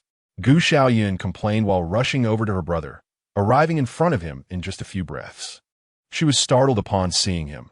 Apart from the small amount of soil that had been dug out, it was clear that the exposed part nearby was all milky white, indicating that the crystal core was obviously much larger than what was visible on the surface. Gu Xiaoyun dug into the soil beside him again, and it was all milky white. Could it be that he really found a crystal core vein, just as he had mentioned earlier? Bro, can you tell me if you're some kind of child of destiny? I've been here working my ass off with my little brothers for a long time without finding any crystal core veins, and you just casually dug one out? Gu Xiaofeng was calm to the point of being deadpan. Who knows why this African guy was so lucky in a place like this?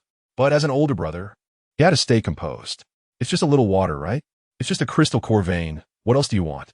Just tell me, and I bet we can dig it up. Really? Bro, let me tell you, besides the crystal core vein, there are other things. Can you dig up any spirit stones? Can we find legendary secret manuals in the mine? Whether we can cultivate immortality depends on you. As soon as Gu Xiaofeng heard his brother say he wanted to practice immortality, he found it quite unreliable, suddenly recalling what they had said before entering the mountain range. He casually added, "Oh, right, my dear brother, I almost forgot to mention, before we came in, didn't you say that whoever digs up the crystal cores owns them? So these crystal cores I've dug up are all mine, and you can't use them. Even if I later dig up any secret manuals or spirit stones, they won't be for you either. So don't get any wild ideas." Gao Xiaoyun didn't expect that the pit he dug would end up being one he jumped into himself. Who knew his older brother would be so lucky? Clearly, they had played games together since childhood, and his brother was always the unluckiest one. Could it be that the apocalypse would change a person's fortune? But none of that mattered now. What was important was to get that crystal core. In the apocalypse, the crystal core represented money. With this vein of resources, wouldn't he become the richest person in the world? Brother, you are truly my own brother. And look at what you're saying. There is no such thing as clear accounting between brothers. Chapter 74. The luck of the emperor descends. The purple iris appears. What? Are you going back on your word? The crystal core I dug out, you want to use it too? Gu Xiaofeng said something and glanced at his foolish younger brother. He wouldn't go back on his own words, would he? Can't he have a little self-respect? Brother, who are we to each other? Good things should be shared by everyone, right? Gu Xiaoyun said with a smile. Face? What does that matter in the face of absolute advantages? Besides, this person is my own brother.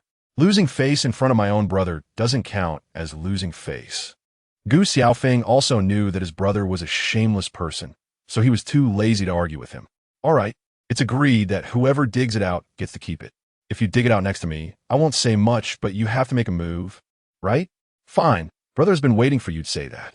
Gu Xiaoyun immediately started an excavator next to the large chunk of crystal core belonging to his brother and began digging. Dust flew everywhere as Gu Xiaoyun diligently dug beside his father's for half a day.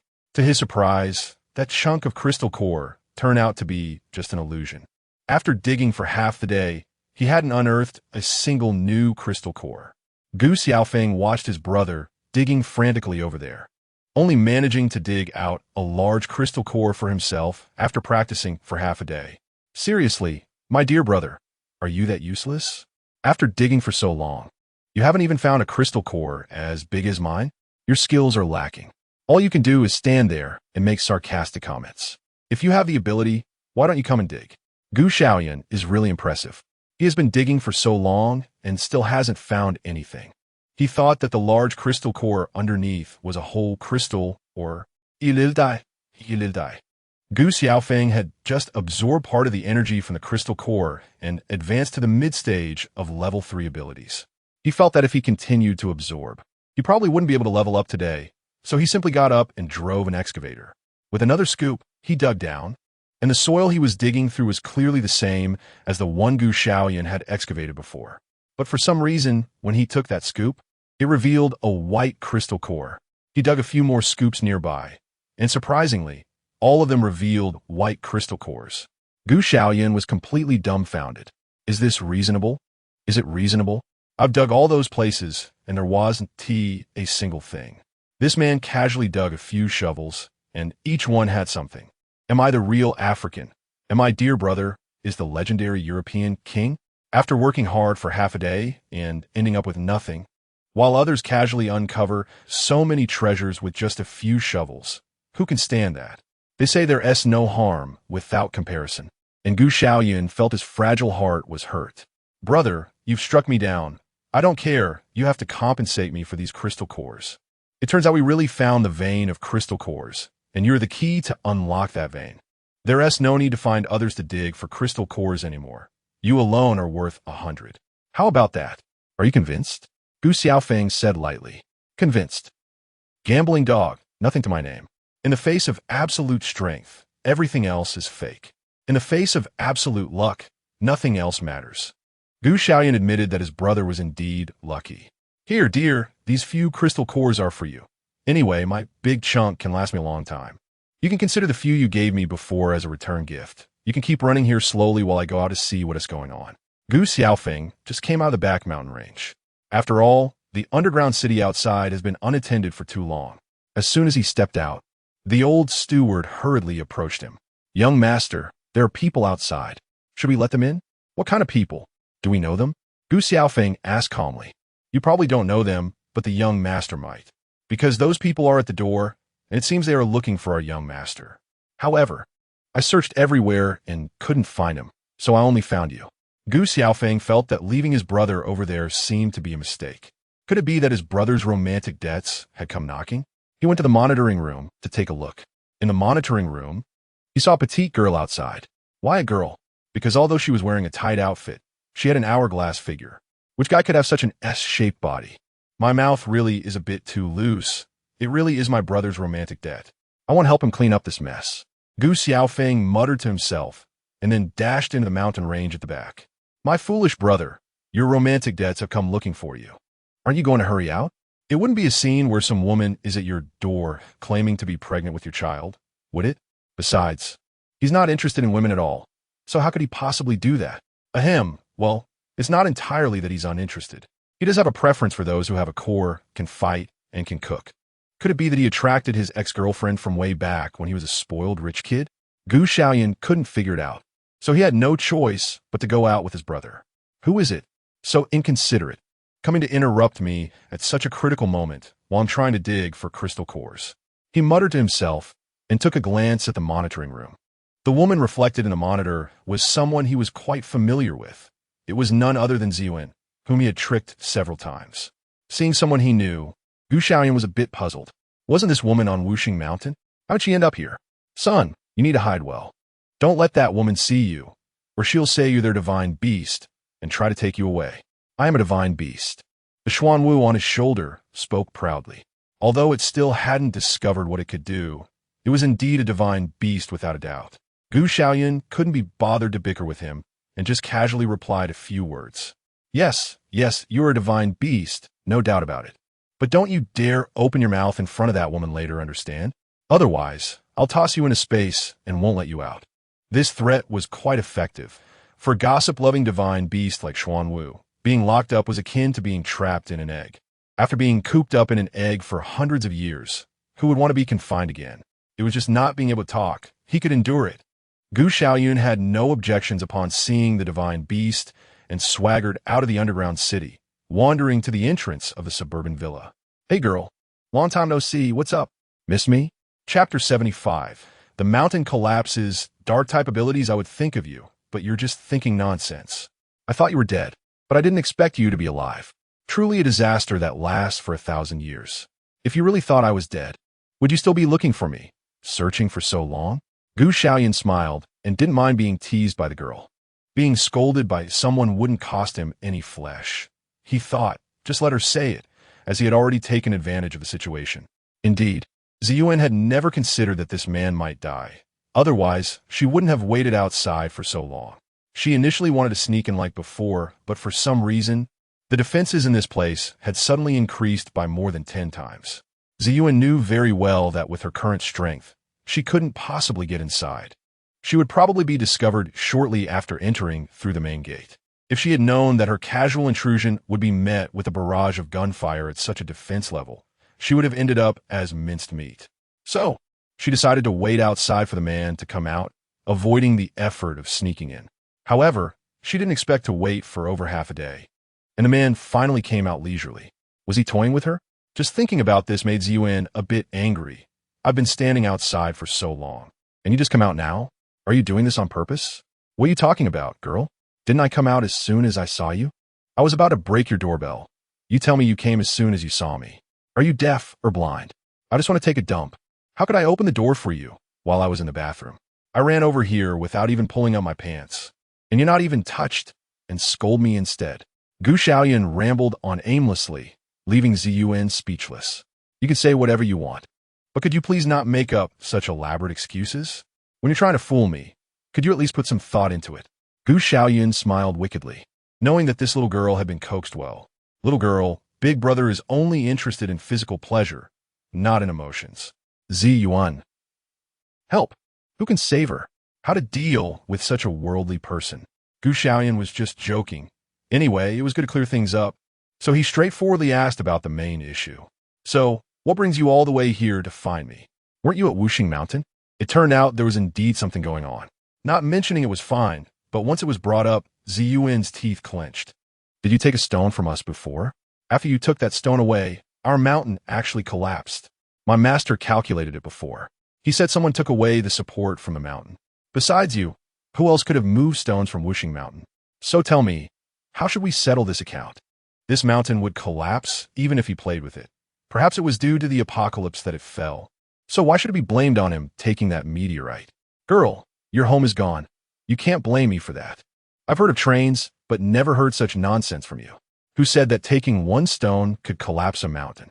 If that were the case, there would be no need for the foolish old man to move mountains.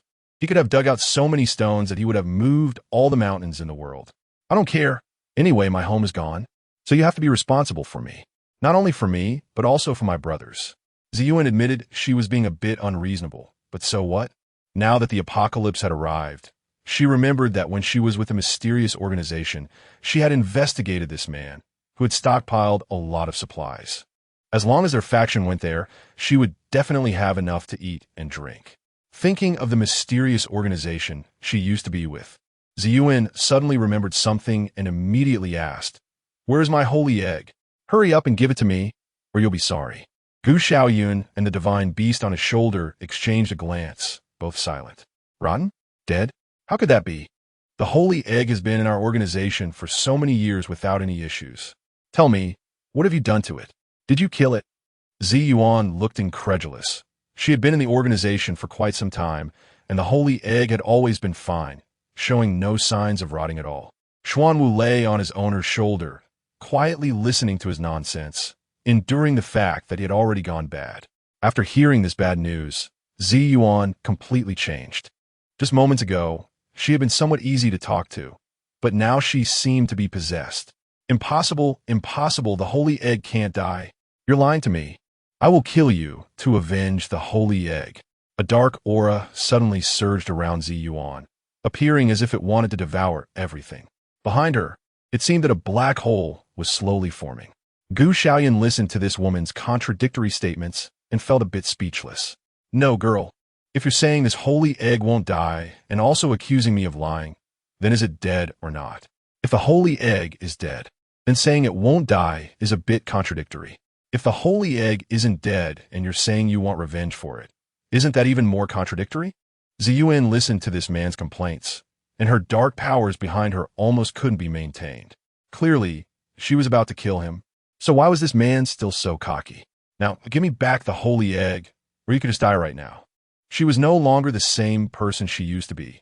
3 days ago, she awakened her dark powers, which were incredibly strong. A black hole had formed behind her, and at that moment, Xiaoyun resembled a demon from hell. She raised her eyes, fixed her gaze on the man in front of her, and slowly spoke. My dark powers are invincible.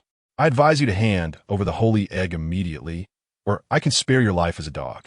Otherwise, if my dark powers consume you, you won't even leave a corpse. Chapter 76. Power Disparity. Xiaoyun's confession. Girl, you're not old, but your tone is quite big. Just with your mediocre skills, you think you can beat me? Xiaoyun spoke calmly, merely stating the facts, but to Xiaoyun's ears, it was nothing but blatant mockery and disdain. She could tolerate it before because she was unable to fight back, and also because the holy egg was in someone else's hands, making her vulnerable. But that was then, and this is now. Things are different. Xiaoyun, let me tell you, the past is the past, and the present is the present. I am not the same as before. You were so arrogant. You must have awakened your abilities, right?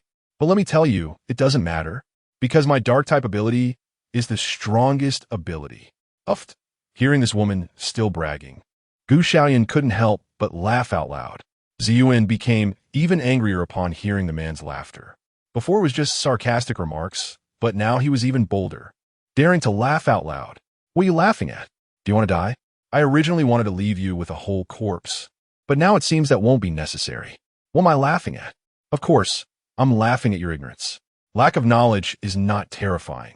What is terrifying is someone who, like a frog at the bottom of a well, doesn't understand that there are greater people in greater worlds out there. In the face of absolute power, all advantages of ability attributes become non-existent. Xiaoyun spoke, and a strong purple light erupted from his body. In an instant, Xiaoyun's eyes involuntarily closed. She could feel that the man opposite her was stronger than her.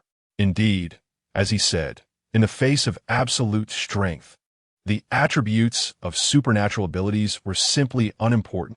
Xiaoyun knew that if the man in front of her were not this one, she might still have a chance. But now, she admitted that she couldn't win. As the strong purple light dissipated, Xiaoyun was enveloped in a purple thunder, looking like a general emerging from storm. Xiaoyun pursed her red lips, bit her lower lip, hesitated for a moment, and then lowered her voice, speaking in a delicate tone. Brother, I was wrong. I can't beat you. Can we not fight anymore? What? Weren't you just very arrogant? Now you only know to call me brother? Xiaoyun gave a charming smile, 7 parts teasing and 3 parts smug. Seeing this, Xiaoyun felt her fists itching. How could this man be so infuriating? They were having a good conversation, and if he hadn't been so provoking, would it have turned out like this? But after all, she couldn't beat him, so she could only take a little loss. Don't be angry. Don't be angry. Suffering is a blessing. Xiaoyun consoled herself in her heart, then unfolded a sweet smile. Her eyes fixed on Xiaoyun as if they could spark electricity. She used her tried-and-true coy tone. Brother, I was wrong. Please forgive me. After saying that, Zen bit her lip, blinked her innocent eyes, and unconsciously shook her shoulders as if startled. She looked both pure and pitiful. She didn't believe that any straight man could resist this. Today, Xiaoyun was going to show the straight man what the pinnacle of pure desire looked like. Unfortunately, Xiaoyun was not an ordinary straight man. He was a straight man of steel.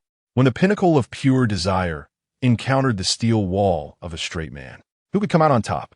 The answer was undoubtedly clear. Xiaoyun was so scared by the girl that goosebumps rose all over him, and he quickly warned, "I'm telling you, don't come over here, or I won't be polite to you." "What do you mean by not being polite, big brother?" Xiaoyun innocently asked. "What I mean by not being polite is that I'll beat you up. If you keep this up, I really will hit you. And don't say I was harsh and lack compassion then." She was putting in so much effort to act cute, yet he still wouldn't let her off. What did he want? Did he want her to pledge herself to him? As Xiaoyun thought this, she took a good look at the man in front of her. He was quite straight. However, he seemed pretty tall, looked handsome, and had impressive strength. Most importantly, Xiaoyun remembered that he seemed to have hoarded a lot of supplies before.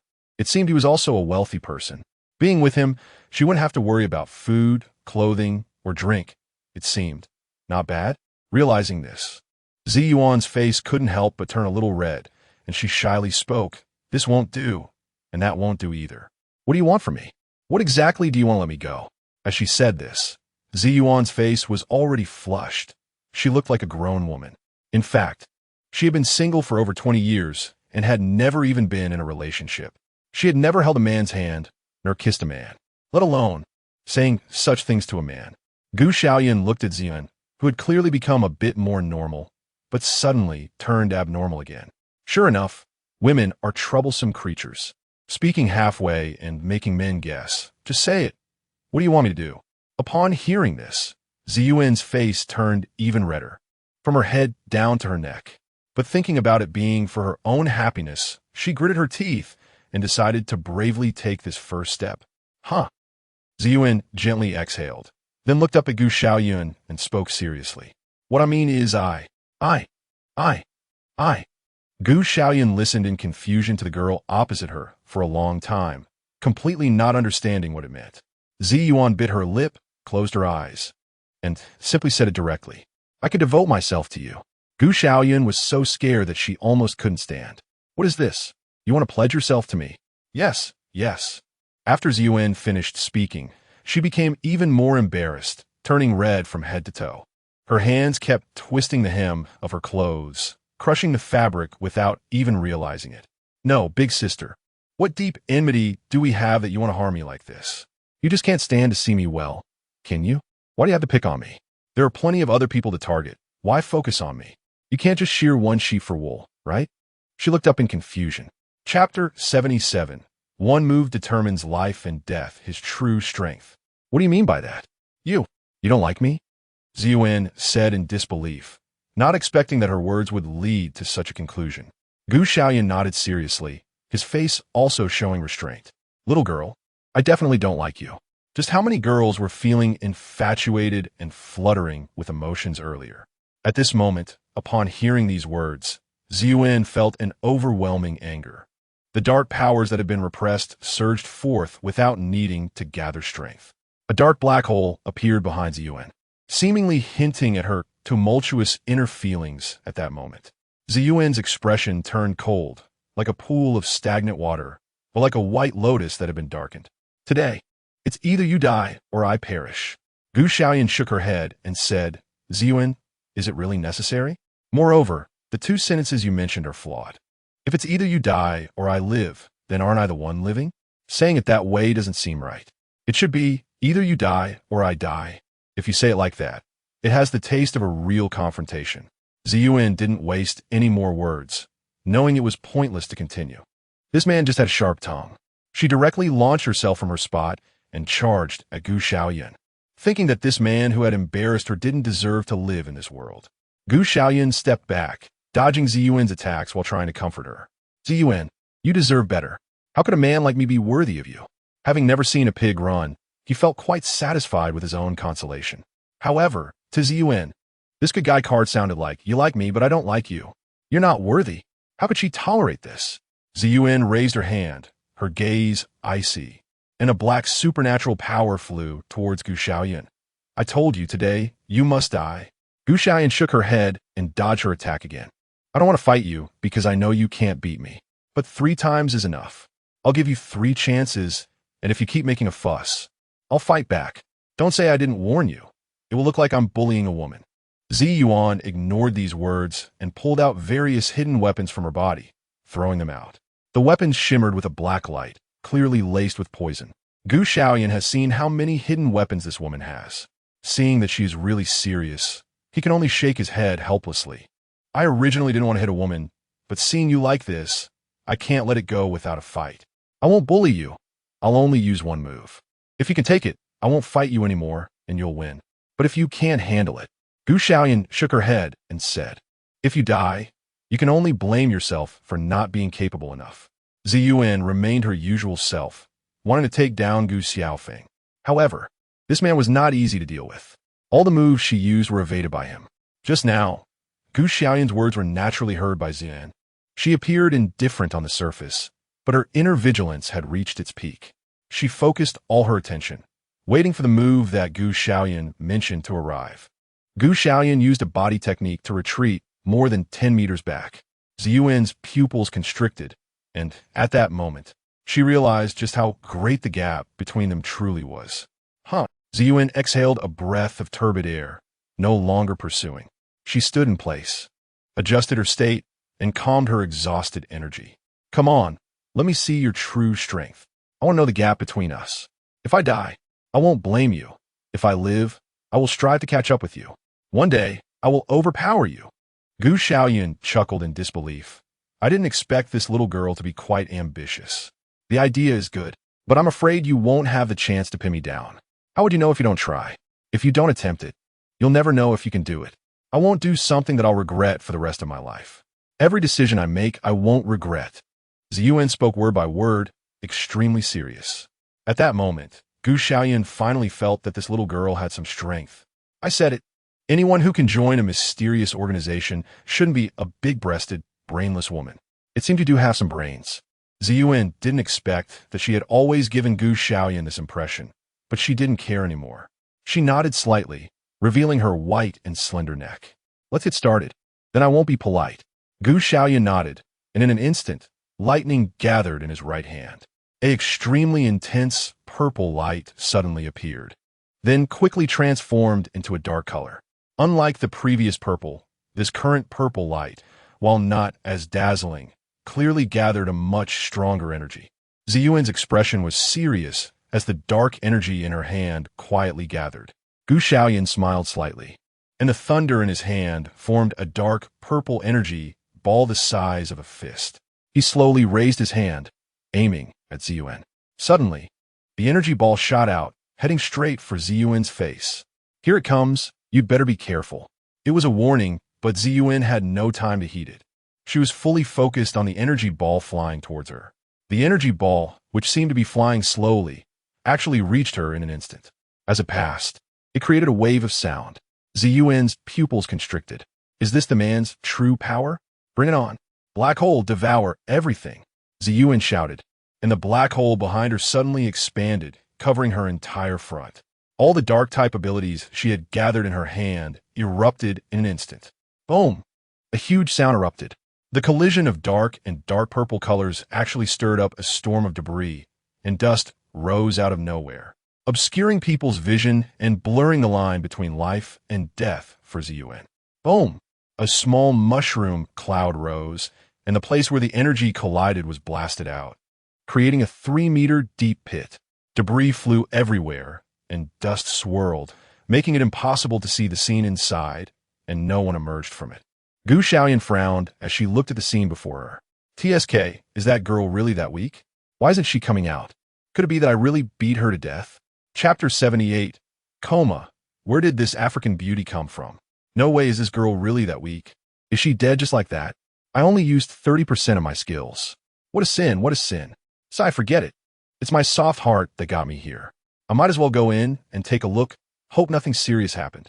Gu Xiaoyun muttered a few words, and with the tip of her toes, she sprang out and arrived at the site of the energy collision. Standing at the edge of the deep pit, she jumped down to the bottom. When she was up top, there was smoke that obscured her view, but after jumping down, she saw a figure lying in the middle. Without needing to think, she knew it was that young girl from earlier.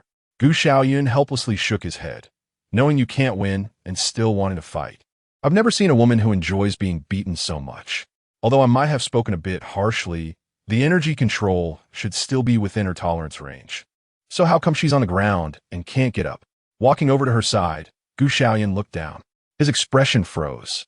Xiaoyun was originally wearing a black stealth suit, but now, perhaps due to being at the center of the energy explosion, part of it was affected by dark energy, and another part was ignited by lightning abilities.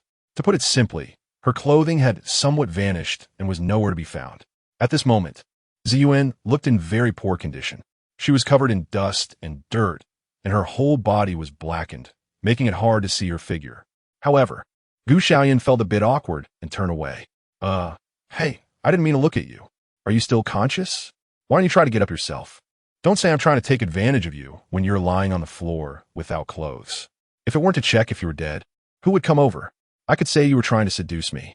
Xiaoyun murmured a few words, and seeing that there was indeed no movement behind him, he guessed that she had really fainted.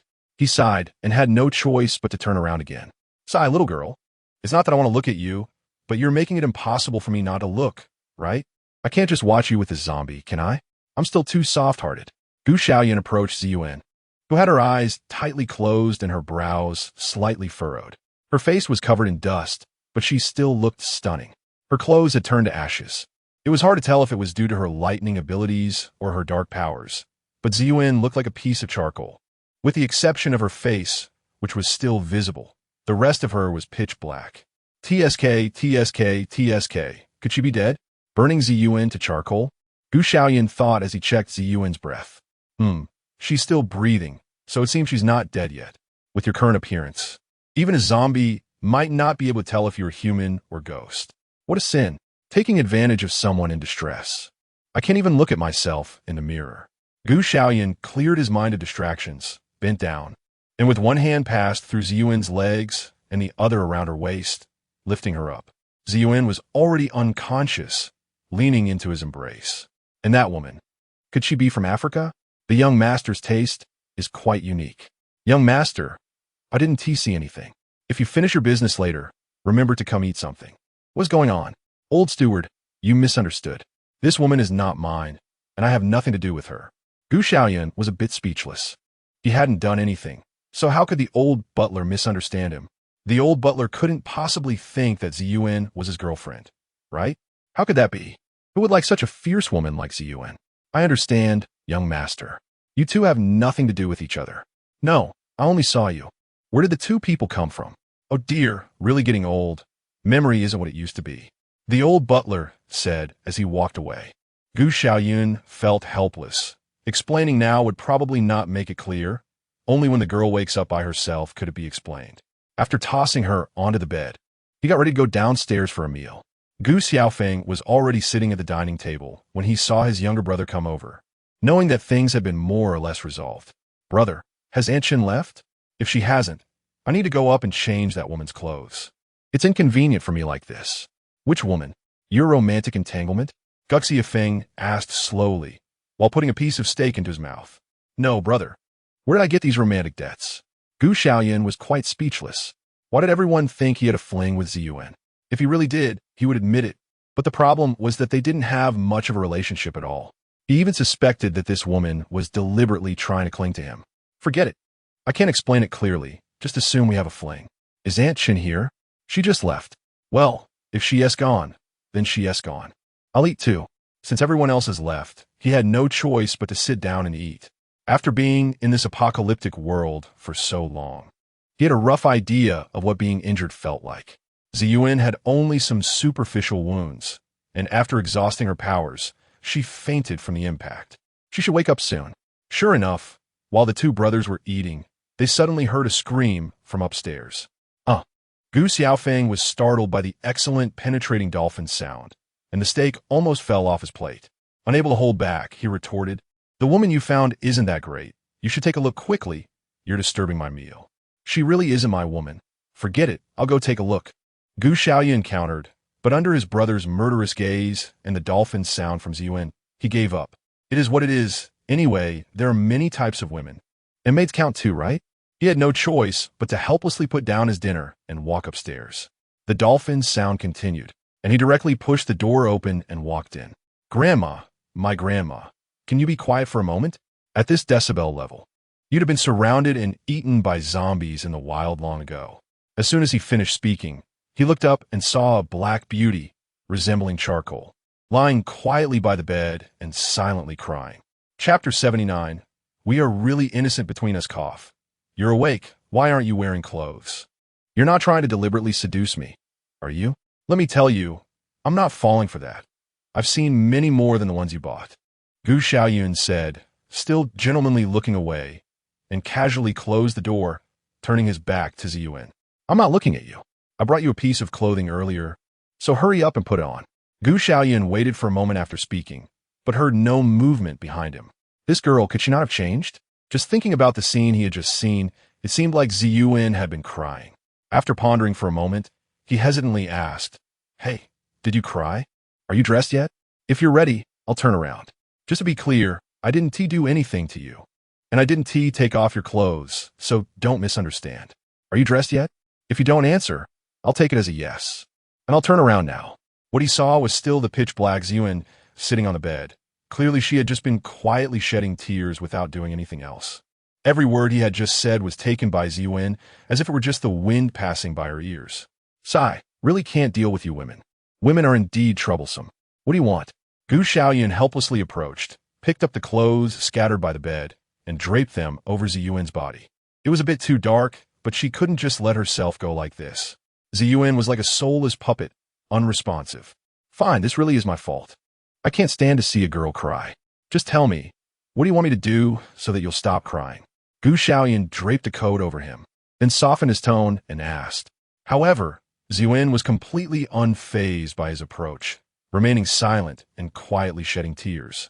She cried like a weeping pear blossom.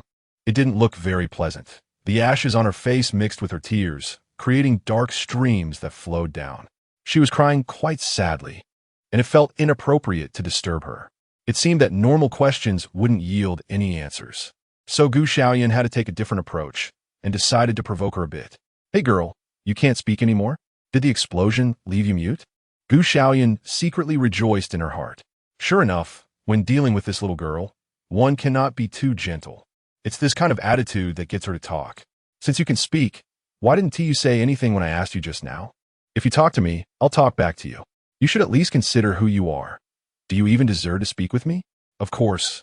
It's also because she couldn't argue back before, but now she is truly unreasonable. When someone tries to reason with her, she just refuses to engage. At this moment, a woman's words are basically invincible. So, it's that I'm not worthy of speaking with you? Then why are you crying? You know you're not worthy of talking to me, yet you still ask me why I'm crying? This has nothing to do with you. It's best if you get lost. She has become this way all because of him. Sister, this is my home. If anyone should leave, it should be you. Where do you expect me to go? Xiaoyun, who was caught off guard, suddenly felt a surge of anger. Get lost? You actually have the nerve to tell me to get lost? We're both in this situation, and you still say that? I've never seen such an irresponsible man. You're a scumbag. A scumbag like you should be the one to leave. How have I become a scumbag again? Besides, how have I treated you? Aren't we both innocent? Xiaoyun felt even more headache. He had just been told to get lost, and now he was labeled as a scumbag. It felt like everything he said was wrong. Forget it. Since she cried, she must be right. Xiaoyun decided to give up on reasoning. All right. It's all my fault. What do you want to do now? Just tell me. It's all your fault. What did you do wrong? Xiaoyun was dumbfounded. He had just casually admitted to a mistake, but he didn't know what he had done wrong. No way. Is there something wrong with saving you? Saving you is not a mistake, and I thank you for saving me. So what did you do wrong? Don't you know yet? I really don't know, my dear aunt. Just tell me, what did I do wrong? After all, I'm your lifesaver, right? I saved you but didn't get your thanks. Instead, I got scolded. Thinking about it, I feel sorry for myself as your lifesaver. She had indeed just realized that she had lost control of her surroundings and her own state. Xiaoyun hesitated for a moment, recalling his earlier words, and still wanted to confirm. Did we really not have anything happen between us? I swear, nothing really happened. If there was anything unclean between us, May I be struck by lightning. Gu Xiaoyun said it openly and even swore an oath. When she said this, Xiaoyun started to believe her a little. So we are both innocent. Why did I suddenly appear in your room? And why am I not wearing any clothes? Although she felt very embarrassed, Xiaoyun still asked the question, can this really be considered innocent? Gu Xiaoyun knew that the girl was definitely tangled up in this, and he wasn't angry. Instead, he began to explain seriously. You didn't forget about the competition we talked about before, did you? Xiaoyun nodded. I haven't forgotten. When my energy collided with yours, it caused an explosion. You happened to be at the center of the explosion, so you were fine, but your clothes might not have been of good quality. Your clothes are gone. I noticed you hadn't figured it out for a long time, so I went down to take a look, saw you unconscious, and I couldn't just leave you there. If a zombie happened to pass by, you could have died without knowing why. What can I say? I'm just so handsome, charming, rich, gentle, and kind. Hearing this man's banter, Xiaoyun pondered this possibility, feeling it was somewhat true, yet somewhat false, and she asked for confirmation again. Is it really as you said? Nothing happened between us? Chapter 80. Trends, floral shirts, and baggy short young lady. What I said couldn't be more truthful. What do you think could happen between us? With someone like you, I wouldn't even look at you. I can't see myself risking my whole future for a moment of confusion, right? Now that I've said it, don't think all men are animals that only think with their lower bodies. I don't know about others, but I'm definitely not that. You can rest assured, Gu Xiaoyun, am absolutely not the kind of despicable and shameless person who takes advantage of others' misfortunes. To increase his credibility, Gu Xiaoyun raised his hand, swearing as he spoke. Since he was being so sincere, this girl should believe him, right? This smelly man did sound like he was telling the truth, but for some reason, when Xiaoyun heard this, she couldn't help but feel a bit amused. Gritting her teeth, she asked, am I really that unattractive? Cough, of course not. Gu Xiaoyun touched the tip of his nose, and despite himself, he couldn't help but take a good look at the beautiful woman in front of him. After that glance, he instinctively spoke the truth. Hey, you really are quite pretty, cool, and aloof, and I didn't expect your figure to be quite good as well. But putting that aside, with the way you look right now, like a piece of black charcoal, do you really think anyone would be interested in you? Even an old man on the street might only give you 30 cents. Gu Xiaoyun admired the beautiful scenery in front of him and sincerely made a comment. Upon hearing this, Xiaoyun realized what kind of state she was in and nearly bit her silver teeth in frustration. She picked up the pillow beside her and threw it hard. Damn, pervert! Gu Xiaoyun looked bewildered as a pillow flew towards him. Before his brain could react, his body instinctively caught the pillow. Just when he was at a loss, the purple-clad woman opposite him let out a roar. Look, how dare you look at me? Is my body something you can gaze at? Hurry up and get out. Pervert. Shameless. He had no choice but to follow her orders, stepping back a few paces, turning around, and opening the door to leave. Miss, you told me to leave, so I'm going. Don't shout later. There are other people at home. And if you scream, the whole family will know.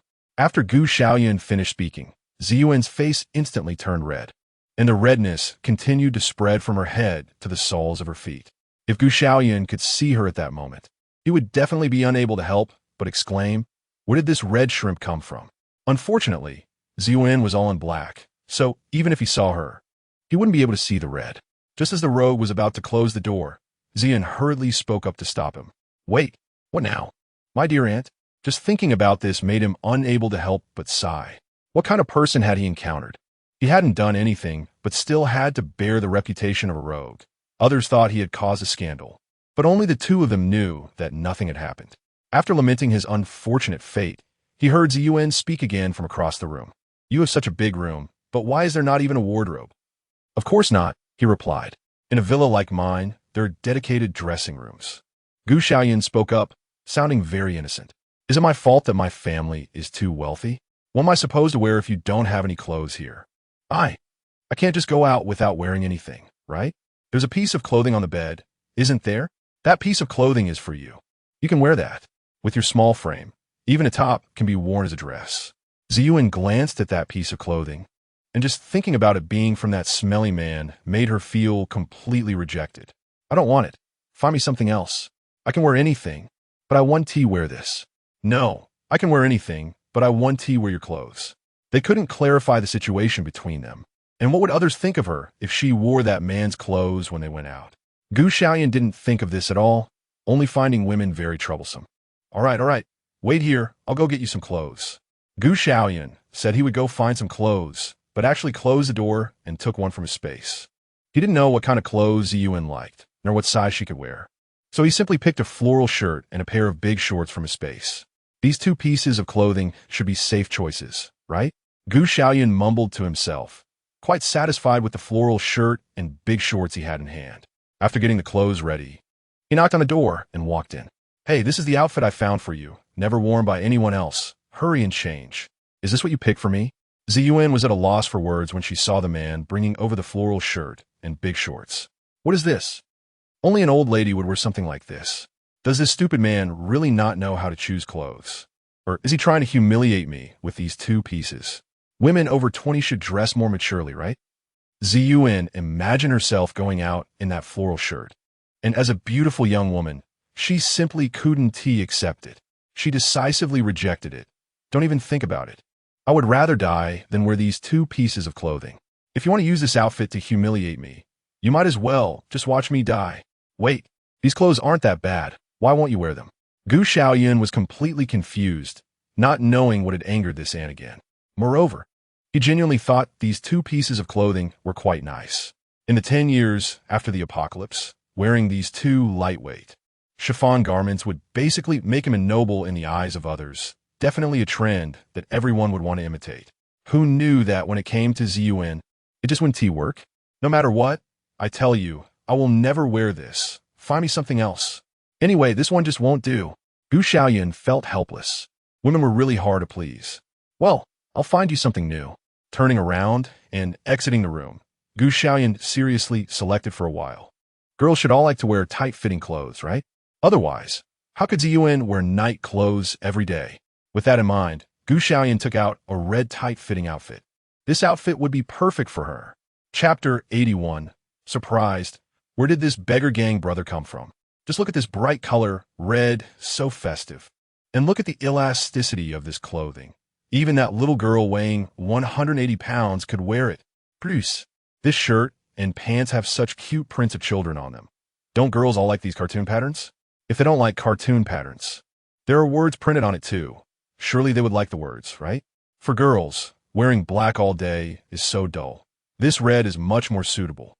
Gu Xiaoyun held up the clothes for review, feeling quite satisfied and confident that this time, Xiaoyun would definitely be pleased.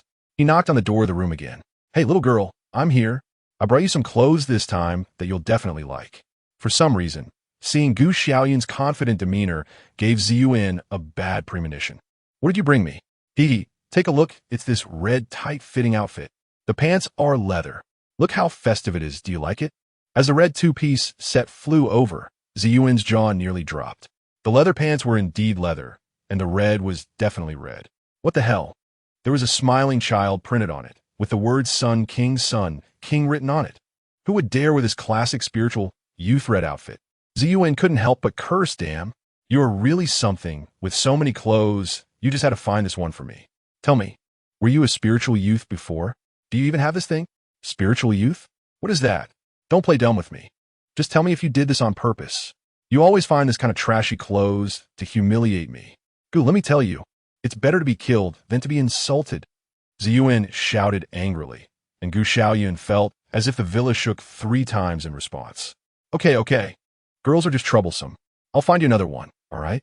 If you're not satisfied with what I picked, just tell me what kind of clothes you want to wear. I'll bring it to you later, but if you're still not satisfied, then that's it. Zan, still panting from her earlier outburst, was breathing heavily, her body rising and falling. Fortunately, even though she wasn't wearing the clothes just brought over, she had draped them on herself, covering what needed to be covered. However, as Xiaoyun continued to breathe heavily, the clothes began to slip down. As a gentleman, Gu Xiaoyun kindly reminded her, "Ahem, little girl, don't shout anymore, or those clothes will fall off." Xiaoyun, who was already fuming, immediately pulled the clothes back up upon seeing them slide down. The thought of her body being seen by the man in front of her made her feel both shy and angry at once. Pervert, you, how dare you look? Hurry up and find me some clothes. I can do that, but you have to tell me what you want to wear. If I bring you something later and you're still not satisfied, I'll want to go look again. Xiaoyun held the clothes, bit her lip, and thought for a moment before stating what she wanted to wear. I want to wear that kind of sportswear. You know sportswear, right? If you really don't know, just bring me a dress, and don't bring me those dull colors. If all else fails, pick something in pink. I don't believe you can pick wrong with these clothes. All right, my dear aunt, I'll go find it for you. Xiaoyun said as she closed the door again. The woman's demands are really high. For just these 2 pieces of clothing, he had to search for quite a while. And he didn't expect there would be a color requirement as well. Pink, right? Then he would just get her everything in pink. Xiaoyun searched a bit to avoid Xiaoyun getting frantic again. He found 2 sets of pink sportswear and 2 pink dresses. Holding the 4 pieces of clothing, he confidently opened the door. These are all pink, how about it? You should be satisfied now, right? Show me, Xiaoyun said as she took the clothes. The outfits were indeed in soft pink colors, and there was nothing wrong with them. One dress had a princess style, the other was more demure. And the 2 sets of sportswear included 1 long sleeve and 1 short sleeve. Okay, I can wear these. Hurry up and go out. I need a change. Xiaoyun planned to wear the long sleeve sportswear, not wanting to show her wrists after being seen by this man. Long sleeves felt safer. Just as she was about to put on the clothes, she suddenly realized something serious. She had no underwear. She couldn't possibly wear sportswear without anything underneath. Not to mention the discomfort. If someone saw her, how embarrassing would that be? And she could not wear pants either. Xiaoyun bit her lip, feeling too shy to call Xiaoyun, so she changed into the clothes first. For the first time, she put on clothes without wearing anything underneath, and her whole face turned pink. She stood up and walked to the only mirror in the room to examine herself. What the hell? Who is this black woman that looks like an African ghost? What did I become like this? Could it be that damn man is jealous of my beauty and took advantage of me when I wasn't paying attention, making me this dark? Who could stand to look at me like this? I can't even stand to look at myself. No wonder that jerk just said even a beggar would give me 3 cents. If she really looked like a beggar, they might think she was his good brother. Xiaoyun looked seriously at herself in the mirror. Her face was as black as the bottom of a pot. Not only her face was dark, but even the soles of her feet were as black as the bottom of a pot. No wonder that man said they were clean and innocent between them. Now she completely believed it. Forget about being innocent. She was completely black all over. Xiaoyun bit her lower lip tightly, unable to help but hug herself again to block the view of her springtime beauty. No wonder she felt something was off earlier. It turned out she had turned completely black. She didn't even know if this blackness could be washed off. Saying this, Xiaoyun rubbed her arm, and surprisingly, a long streak of black mud came off. She examined her reflection again. It should have been a scene of crying with tears like pear blossoms.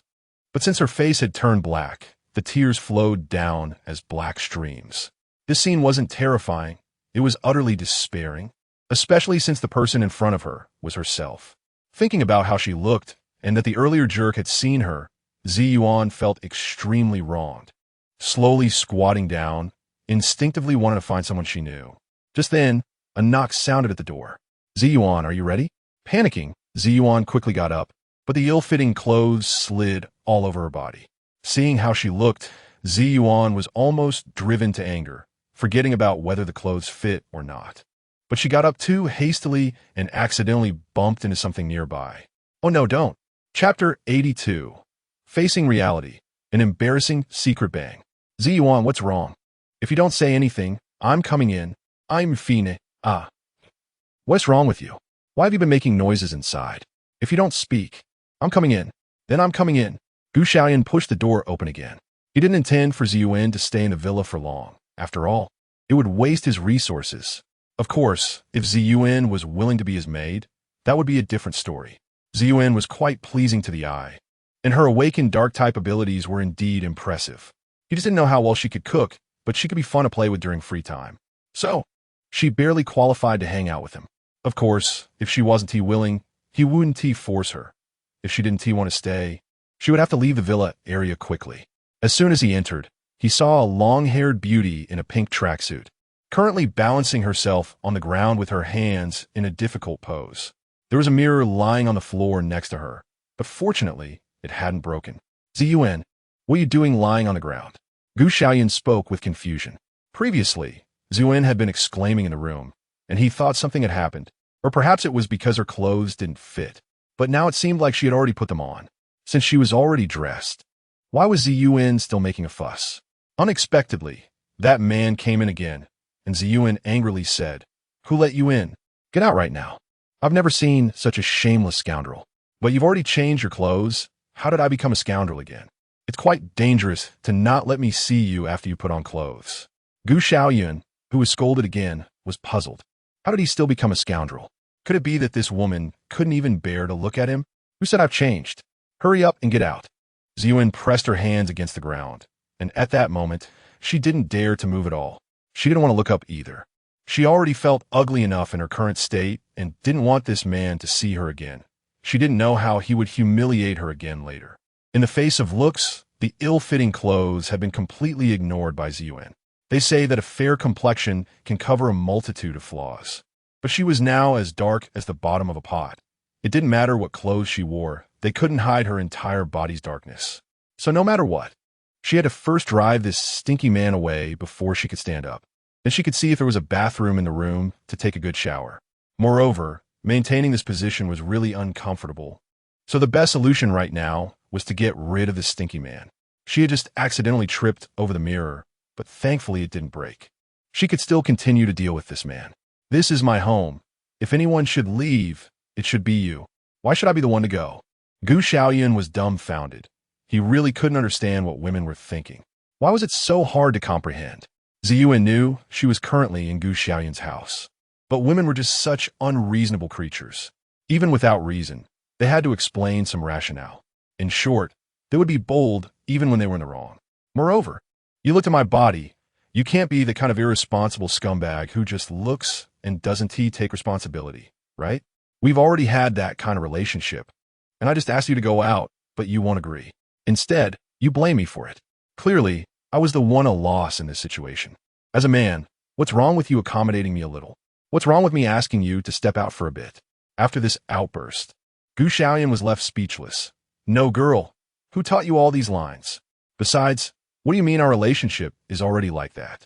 What does like that even mean? Our relationship is clearly innocent. Okay? All right, stop talking. Just hurry up and go out. Then bit her lip tightly. She really couldn't hold on anymore. Why was this person leaving? Wasn't she ugly enough for him to want to stay inside and look at her? Was this man enchanted by her voice? Just when she felt she couldn't hold on any longer, a voice came from the boy. Okay, I'll go out. But you have to tell me when I can come back in, or when you're leaving. Come back in when I call you. Don't just come in whenever you want. Why are you so capricious? Aw, damn, that hurts. It hurts so much. Xiaoyun lost her balance and fell heavily to the ground. What scared her even more was that the floor was already carpeted, but because her face was too dirty, she didn't know what it had touched, and it actually stained the carpet black. How embarrassing. It felt like she hadn't bathed in hundreds of years, wherever she touched. It turned black. Just thinking about this made Xiaoyun not want to move at all, wishing she could just burrow herself into a hole and hide. Xiaoyun saw someone lying on the ground and thought that Xiaoyun might have exhausted her powers and hadn't regained her strength. So she stepped forward to help her up. Are you okay? I know you admire me, but you don't have to go to such lengths. If you're really feeling unwell, you can just stay in a room for a while. I won't blame you. Xiaoyun stepped forward, hugged Xiaoyun's waist, and helped her sit up, letting her lean on his shoulder. He immediately lowered his head to check on Xiaoyun's condition. Who told you to touch me? Get the hell away. Xiaoyun gritted her teeth.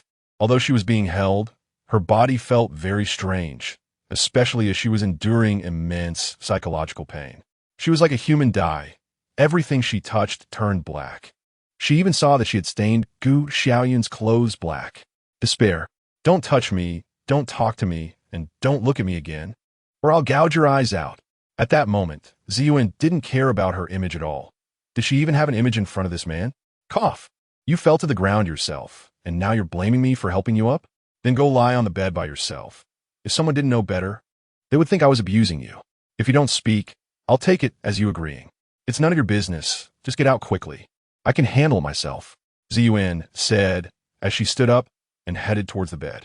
She estimated that if she didn't move, this man probably wouldn't leave. And she didn't understand why he was so concerned about a blackened figure. Just as she stood up, She felt a bit weak in her legs while supporting herself on the ground, and Gu Xiaoyun instinctively steadied her back. Then he felt something strange. After feeling around a bit, he noticed there didn't seem to be any undergarments. Xiaoyun sensed this and pushed him away, getting onto the bed. All right, now you can leave. If I don't call you, don't come back in. With a mind free of distractions, Gu Xiaoyun saw Xiaoyun's front and formally confirmed it, unable to help but exclaim, "You're not wearing any undergarments?" Chapter 83. All right, you're mine now. Ah, shut up. Xiaoyun was both embarrassed and angry, not expecting her hard-hidden secret to be discovered. She quickly pushed the man beside her away. Ignoring the strange feeling in her body, she immediately stood up, wanting to get away from the man. No, girl, although this may be a personal preference, don't you usually wear it? Gu Xiaoyun couldn't help but ask. He didn't expect that Xiaoyun, who had long black hair and looked cold and aloof, would actually be such a girl in private. As soon as Xiaoyun heard this, she couldn't help but retort. How can you say that? Did you give me any instructions? You didn't write anything for me. So how am I supposed to dress? The way I look now is all because of you. Not only are you irresponsible, but you also have the nerve to mock me. You just want to see me make a fool of myself, right? As Xiaoyun said this, she thought about all the grievances she had suffered, and tears couldn't help but fall again. She wasn't someone who cried easily, but for some reason, she always found herself getting teary in front of this man. All right, it seems I didn't give you that. Gu Xiaoyun felt a bit awkward. Who usually remembers this kind of thing? Fortunately, he had bought quite a few undergarments before, but he didn't know what size Xiaoyun needed. Seeing her cry again, Gu Xiaoyun comforted her once more. All right, stop crying. It's all my fault. I'll go get it for you right now, okay? What size do you want to wear? What color? Do you have any lace ones? Thongs? Which one do you prefer? Just let me know clearly so that I don't bring you something you won't be satisfied with later. Xiaoyun almost laughed out of anger. This man must be her nemesis. Why was he always so infuriating when he spoke? She didn't know if it was just getting used to it, but wearing clothes and pants didn't feel as uncomfortable now. However, she indeed needed undergarments. Since he had already asked, she boldly stated her own requirements. I want white if there's white, and for the undergarments, I need a D cup, you understand? I understand D, but I really don't know much about undergarments. By the way, do you even have AD? Gu Xiaoyun showed a puzzled expression. Why not? Xiaoyun gritted her teeth. Just do as I say. If you really can't find anything, bring me everything you can find to take a look. All right. Gu Xiaoyun really lacks confidence in his ability to choose things. He feels that none of the items he picked are satisfactory for Xiaoyun. It would be better to select a few more and let Xiaoyun choose for herself. When he mentioned lace and thongs just now, Xiaoyun didn't seem to express any dislike, so he might as well take all of these. Pink, white, and black. These three colors should be fine, right? Gu Xiaoyun didn't understand these sizes, so she randomly picked a few different sets and tossed them to Xiaoyun. They were all different, with various types and colors. Surely there must be something you can wear, right? Let me take a look. Xiaoyun glanced at them and almost spat blood. The black one was actually a thong, and the intimate wear was made of lace with cutouts. The white one was a semi-transparent fabric, and as for the intimate wear, it didn't matter if the size fit or not. It was just a few straps with two small triangular pieces of fabric. The pink one was relatively more normal, but they were all low-rise, and it even had white bunny ears on top. The intimate wear was still half lace with cutouts. The others weren't much better. There were hardly any normal ones. Don't be angry. Don't be angry. Getting mad only gives the devil a chance. Xiaoyun comforted herself. Although these were a bit bizarre, after some selection, there were still one or two pieces that could be worn. It's fine. You can go out first. I'll put the clothes on. Oh, okay. Gu Xiaoyun left and even thoughtfully closed the door. It turns out this woman really likes lace and thongs. Little did she know that if Xiaoyun heard his thoughts, she would definitely be furious. After picking and choosing, she finally settled on the first set of intimate wear. The others were too strange, and some didn't fit. Although the black one was also quite odd, at least it could be worn. While putting it on, Xiaoyun couldn't help but complain. With these thoughts, Xiaoyun felt quite uneasy inside. After some hesitation, she finally finished dressing. Although she was still not used to it, it was better than not wearing anything at all. I'm ready. You can come in now. Gu Xiaoyun entered the room and glanced around, immediately knowing that Xiaoyun was wearing the black lace set. It seems I made the right choice. We have plenty of people here, I can't afford to support you, this great Buddha. Xiaoyun rolled her eyes. This man really was taking advantage and still acting coy. Moreover, he could infuriate her just by speaking. I don't need you to support me. I can afford myself. There is indeed something I want to ask you. What I said about the 5 elements mountain collapsing was true, but my fellow brothers were trapped in the cave beneath the mountain after it collapsed. I want to ask for your help. If you're free, could you accompany me? Shouldn't you report the landslide? Why would you want to involve the police? Xiaoyun was surprised. After all, his lightning ability wasn't earth-based, and he wouldn't be able to help much with moving mountains. It's not that they can't get out because the mountain collapsed, but because there are strange things in that mountain that block my approach and prevent my master and the others from coming out. Where you could give me the holy egg, I believe our holy egg can also break that thing. Xiaoyun glanced at the turtle sitting on his shoulder, while Xuanwu appeared indifferent, retreating into its shell. It sounded like what Xiaoyun described was somewhat like a barrier, somewhat like a formation. Could it really be something brought by the meteorite? It seemed that this trip was indeed necessary. However, even if he went, he still had to take the benefits he deserved. If you want me to save your masters, you must offer some reward, right? There is no such thing as helping for free. If there is no money, then you can decide what to do with your life. Xiaoyun had given up, as she couldn't out-talk him or fight him. Xiaoyun was speechless. This girl didn't refute at all. It wasn't fun anymore. Since that's the case, he simply accepted it openly. All right, then your life is mine. From now on, you are my person. Chapter 84. Setting off to Wuxing Mountain. What is yours. Since I am already yours, all my future needs for food, clothing, and other necessities will be your responsibility. No problem, right? Xiaoyun spoke up generously. After all, she had already sold herself. A person without shame is invincible in the world, so she might as well seek some benefits for herself. Xiaoyun was speechless. This girl really was relentless. Do you eat a lot? I'm fine with taking care of your food and expenses, but you can't just eat without doing anything, right? You've stated your demands, and now I have to state mine. You are my person, and from now on, you'll be my little maid. You'll wake me up every day. Give me shoulder massages, knead my legs, and help me stretch. You'll handle things in the living room and the kitchen. When we go out, you'll carry my bags and handle any fights. When we're at home, you should cook something delicious. Fighting is no problem, right? Cooking is no problem, right? Whatever I want to eat, you have to make for me. When we go out, you're the one carrying things, and if anything happens, you'll be the first to step up. Xiaoyun's shameless attitude shocked Xiaoyun. She had seen shamelessness before, but never to this extent. With so many demands and asking me to do this and that. What can you do for me? How much are you offering me in salary? Or are you saying you'll treat me to delicacies every day? Xiaoyun nodded and said, isn't it just delicacies for mountains and seas? Whatever you want to eat, we can make it. I have all those things. Just tell me if you can cook. If not, it's fine. You can learn a bit. Anyway, I have plenty of learning materials. Xiaoyun was speechless. She didn't expect that because of one sentence, she would end up in such a situation. But there was no way around it. Under the eaves, one had to bow their head. She was still hoping that this man would rescue his master and brothers. All right, I agree to everything you said. Do you have any other requests? If not, let's set off quickly. I haven't thought of anything else for now. Let's leave it at this and add more when I think of it. Xiaoyun didn't expect this little girl to agree so easily, but it was fine. If any problems arose, he could suppress everything with force. Just follow me, and I will treat you well. I'll go tell my brother, and then we'll leave together. Xiaoyun found her brother and directly stated her intention.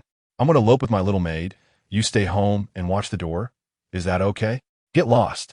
Take your little girlfriend and hurry up. Don't embarrass yourself at home. All right, I'm leaving then. When you have time, go dig up some stones for me in the back mountain. Our family's mind depends on you. Xiaoyun saw him leave empty-handed and was a bit confused. Aren't you taking anything with you? What are we going to eat and drink on the way?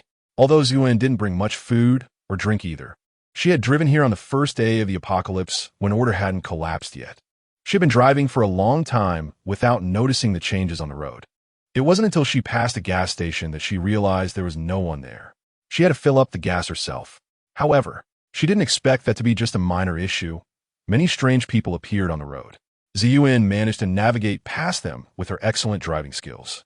To her surprise, there were a lot of cars stopped ahead, blocking the way forward. Traffic jams are pretty normal, and it should start moving soon. But Xiaoyun waited and waited, and not a single car moved. There were even many strange people continuously approaching and tapping on the car windows. Xiaoyun sensed something was off and took a detour. By the time she finally got close to H City, her car broke down. Later, she learned that the apocalypse had arrived and she had awakened her dark powers. Fortunately, when her car broke down, she had some food and water in the trunk, or she wouldn't have known how to find this suburban villa. You don't have to worry about food and drink. Just follow me to drive. Can you do that? Xiaoyun walked out of the diplomatic villa's door without a care. Since this person didn't care, Xiaoyun naturally didn't care either. I can drive, so what? There's nothing at the entrance. What car do you want me to drive? A bicycle? An air car? Of course not, Xiaoyun said, and directly conjured an off-road vehicle from thin air. He strode over to the passenger seat and then turned to Xiaoyun, saying, "Driver, hurry up and get in the car." This scene left Xiaoyun dumbfounded. A transformed off-road vehicle? I didn't realize you were a magician. Is this car real or fake? Can it really drive? What if it collapses as soon as I get in, like something made of paper? What kind of magic is this? This is a space. Do you understand? This car is a real car. Hurry up. Don't delay. Do you still want to save people or not? Xiaoyun comfortably sat in the passenger seat. They couldn't fly there because they hadn't found a pilot for their base yet. Of course, they also couldn't take the high-speed train or the bullet train, as those services had already stopped running. The most convenient option was to drive. Given the long distance, riding a motorcycle would have been exhausting. An off-road vehicle was much more comfortable with a driver, and they could sit back, listen to music, chat, and snack on sunflower seeds. If they were going out, Xiaoyun still chose the off-road vehicle. All right, I'll drive, but don't let me down. Xiaoyun honestly got in the car. Usually, it's men who drive. It's the first time I've seen a woman driving like this. Don't men usually enjoy the feeling of driving around? Do you prefer sitting in the passenger seat? I should warn you, my driving skills aren't great. You know how it is with female drivers. Xiaoyun remained unperturbed. My skills aren't that great either, just drive. That's all. Skills are honed during the driving process. If you see a zombie on the road, just turn away. Don't worry, all these cars are modified. Nothing will go wrong. All right, let's set off. You brought food and drinks in your space, right? I won't be stopping along the way. We'll drive straight to Wuxing Mountain. No problem, you drive, and I'll eat a self-heating hot pot in the car first, Xiaoyun said, and really took out a self-heating hot pot from the space. Chapter 85. The green-haired one's pursuit, encountering a roadblock. Just be a person. Xiaoyun was nearly driven to anger by this man. She felt that it was a miracle she had managed to hold on until now. Thinking this way, she specifically chose the bumpiest road to drive on. Bang, bang, bang. The off-road vehicle passed over various potholes, making metallic clanging sounds. It's not that I don't want to drive well. It's just that my skills are like this. Boss, be careful while eating. Don't spill food on yourself before you even get it to your mouth. Xiaoyun calmly prepared his self-heating hot pot, and when he thought it was ready, he lifted the lid. Then he broke open the chopsticks and was about to start eating. Xiaoyun smelled the delicious aroma and secretly glanced to the man beside her. Wow, it really smells great. She couldn't believe that with such a bumpy ride, this man would still be able to eat. As she watched him about to take his first bite, Xiaoyun aimed for a pit ahead and accelerated. The off-road vehicle sped over the bumps in the ground. And if it weren't for her seatbelt, Xiaoyun felt like she would have flown out of her seat. She couldn't believe that this man's self-heating hot pot wouldn't spill. What? Why did your food spill? Xiaoyun gritted her teeth. How could it spill? You're driving so steadily. If you can't hold this, then there must be something wrong with your hands. Do you have Parkinson's? Xiaoyun said this while arrogantly slurping a mouthful of noodles. This made Xiaoyun even angrier. I'm driving steadily, young Master Gu. You just keep eating, don't spill it. Saying this, she tried to steer the vehicle onto a bumpier road. She didn't believe that she couldn't handle this man. After they left, the wind, fire, thunder, and lightning team arrived in the city again to collect supplies. The green-haired guy who successfully broke through finally found someone and flew in front of the team. Hey guys, is that lightning ability user with you? I've been waiting for a long time. I'm telling you, this time I'm definitely going to defeat him. So you guys should stop hanging out with him and come with me instead. The four members of Wind, Fire, Thunder, and Lightning exchanged glances, having completely forgotten about this person. In the end, it was Qin Feng who spoke up. Sorry, you came at an unfortunate time. our boss just went out. If you want to spar with him, you'll have to wait until next time. No way. You guys don't want me to spar with him, right? What a coincidence. The green-haired guy looked disbelieving. He came looking for these people, and they said their boss was busy, plus with their little brothers around. Who would believe that? Qin Feng looked innocent. Really, why would we lie to you? What does our boss want to do? We can't stop him. Besides, our boss eloped with a beauty. What can we do about it? Is that true or false? The green-haired guy still looked skeptical, but the other side had claimed he eloped with a beauty. His words might not be true, but if it involved a woman, that might be a different story. After all, women always delay things. I'm telling the truth. Didn't you see a similar off-road vehicle passing through the city today? The green-haired guy thought about it and realized there was indeed one. He even leaned in to take a look, but didn't he notice it was those 4 people? Are you saying the people in that off-road vehicle are your boss? Yes, exactly. Did you see it? Thinking about how he missed their boss. The green-haired guy couldn't help but curse. Damn, I clearly saw them today. The driver was indeed a woman, and the man next to her must be the lightning ability user. No way, how long has it been? They definitely didn't leave my sight. I'm going to chase after them. The green-haired guy muttered to himself and turned to leave. The wind, fire, thunder, and lightning team exchanged glances and shrugged. Fine. We can't do anything about it. Let us just collect supplies. Lujia, let us load more today. There are more and more people coming out to collect supplies lately. Okay, let us try to fill the space today.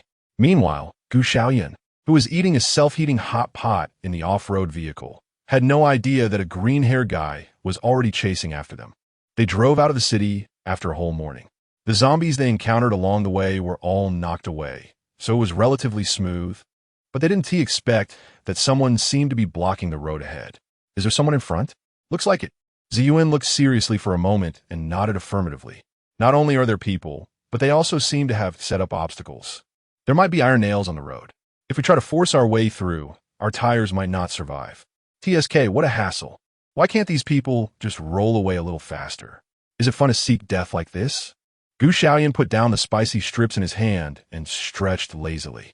All right, let's go down and move our muscles and bones. I also need to take care of my maid. After driving for so long, she should be tired. It's just right to get out of the car and exercise a bit. You want me to fight with them? Xiaoyun was stunned, not expecting that after driving hard for most of the day, she would still have to fight. Xiaoyun looked at her seriously. Of course, if you don't fight. Am I supposed to? Take them all down for me. Don't they like to rob? You can rob them too. Come on, you can do it. I'm counting on you. After saying this, Xiaoyun gave Xiaoyun an encouraging smile. Xiaoyun was completely speechless. It seemed her selling herself wasn't worth it. She initially thought the man was joking, but unexpectedly, he really wanted her to do everything. What if I can't win? How can my small frame compete against more than a dozen strongmen? Your dark-type ability is invincible. Xiaoyun sent a smile again. At this point, Xiaoyun knew that she had to fight.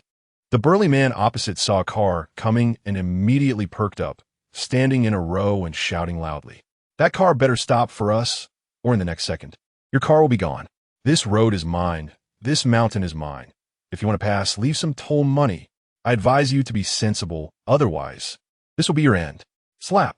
A man took out a balloon, clasped his hands together, and popped it. Xiaoyun was speechless. What's the skill in popping a balloon? If you want to stop, then stop. Do you really think I'm afraid of you? With so many of you, what is the point? If you have the guts, come out and challenge me one-on-one. Chapter 86. Battle, the bald man's toe-picking skills. Hey, you little punk, I'm talking to you. What are you looking at? Haven't you seen a beauty before? Look again, and I'll dig your eyes out. Xiaoyun got out of the car, furiously. Originally a quiet girl, she was pushed to the brink like this. If it weren't for her habit of using hidden weapons, she would have wished to conjure a big iron hammer right now. The bald man, seeing the woman being so arrogant, spat dismissively. TCH, you filthy woman, who are you talking about? I could crush you with a finger. If it weren't for your decent looks, the last person who spoke to me like this is already 6 feet under. Enough talk if you have the guts. Come and fight. Given that you seem to have some sense, I might leave you with a whole corpse. Xiaoyun shook her head disdainfully, not looking at the bald man at all. This man was clearly the type with a simple mind and strong limbs. Beat him, boss. Show this little woman your power.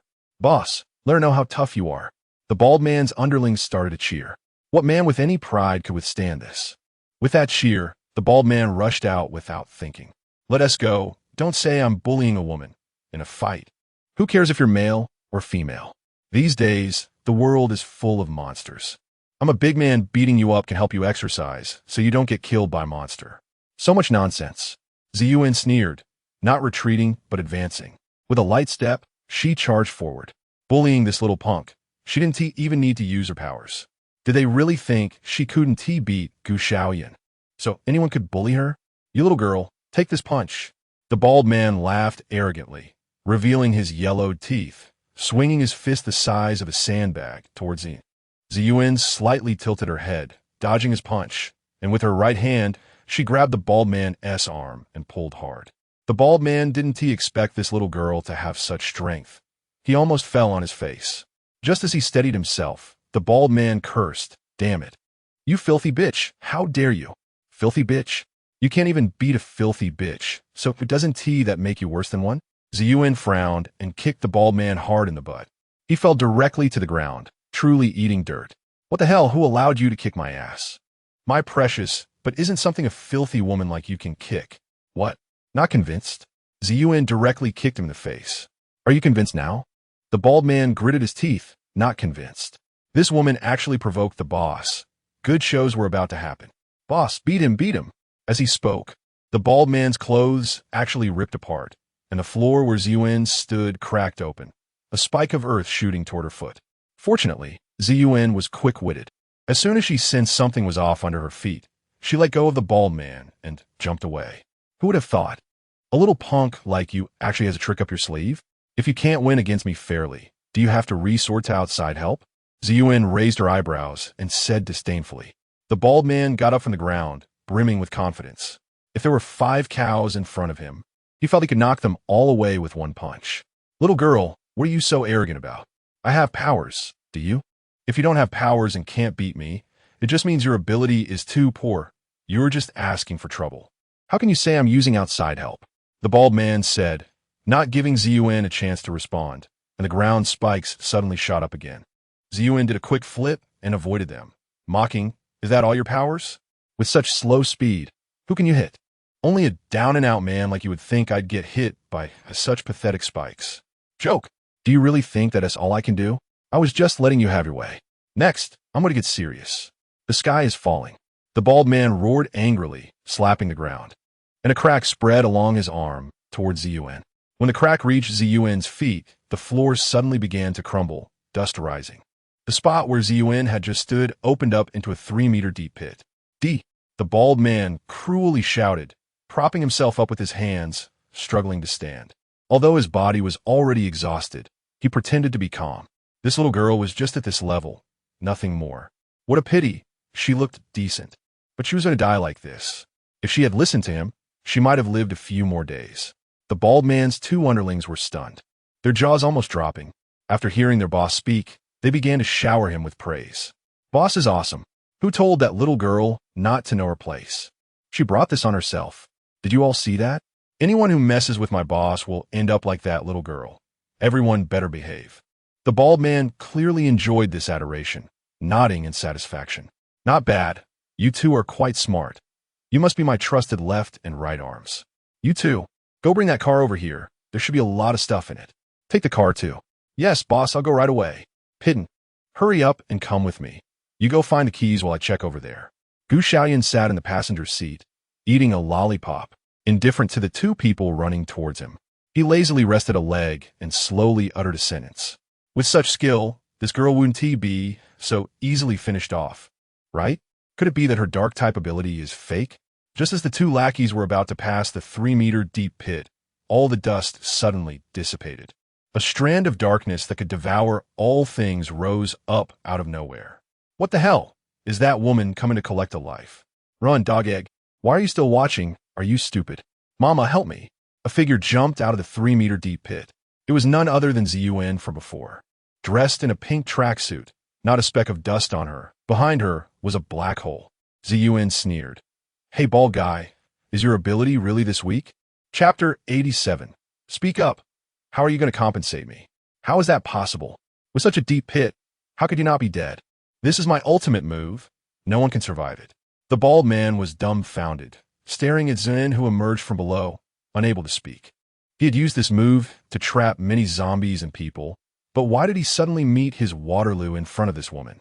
Even the ground spikes had contributed greatly. Yet this woman just couldn't be hit. It's really strange. Could it be that she is not human? The more he thought, the more scared he became, and he concocted a whole bunch of scenarios in his mind. But Xiaoyun had no idea what he was thinking. Why am I still alive? Do you really think you're the only one with abilities? Just now. I'll let you have 3 moves. Now it's my turn. She slowly raised her hand, gathering a dark energy, and then gently pushed the dark energy ball towards the bald guy. The energy ball flew very slowly, but the bald man felt as if he was locked on and had nowhere to escape. Xiaoyun curled her lips and softly uttered 2 words. Annihilate. As soon as the words fell, the dark energy ball touched the bald man's clothes, then his skin, and then his flesh and bones. Starting from a point, it spread out, covering the entire bald man. When the darkness eroded the bald man, in front of everyone's eyes, the darkness disappeared, and the bald man also vanished. Not even a speck of dust was left behind. It was as if the world no longer had the bald man's shadow. The 2 lackeys watched the scene before them, trembling, not daring to speak or move. Ah, sorcery. This is sorcery. Some villagers behind saw it and screamed, immediately scattering in all directions. Xiaoyun was originally indifferent.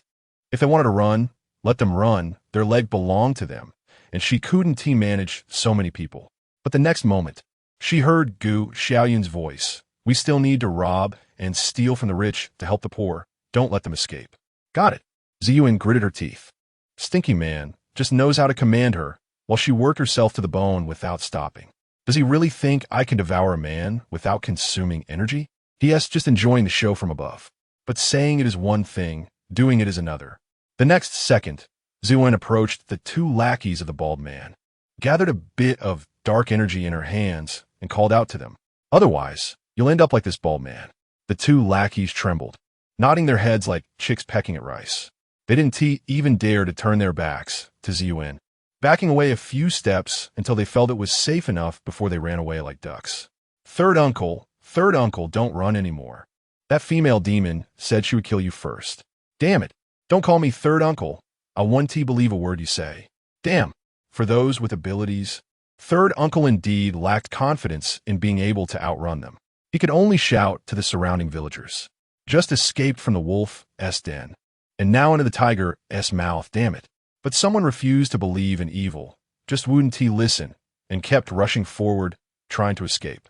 Xiaoyun knew that if she didn't kill a chicken to warn the monkeys, these people wouldn't listen to her at all. So she simply gathered a bit of energy and aimed it at the man leading the escape. The man running away from Xiaoyun didn't see the energy flying towards him. But as he ran, he suddenly felt something was off. Why were both his hands swinging earlier, and now only his left hand was swinging? He glanced at his right hand. His hand was actually gone. Hand. It hurts so much. My hand, where's my hand? Help, someone help me, my hand. The man ran a few meters before realizing his hand was gone. The pain only hit him later. He had been facing away from Xiaoyun and couldn't see clearly, but all the villagers saw that dark energy, flying slowly but heading straight for the man. When it touched the man's sleeve, it instantly spread to his entire arm. Then the man's arm was gone. This scene shocked all the villagers, if they thought they had just imagined it. Now, a living man with a severed hand appeared before them. The 2 lackeys were also startled, but couldn't help but say something. Third uncle, see, I was lying. I told you that if we kept running, we'd all die. Shut up, you traitorous bastard. The man who had just lost his hand was screaming like crazy, shouting nonstop in place. Xiaoyun couldn't be bothered with him. One disabled man was gone. As long as most of the villagers remained, it was fine. Seeing that the situation was under control, she lazily called out to the off-road vehicle.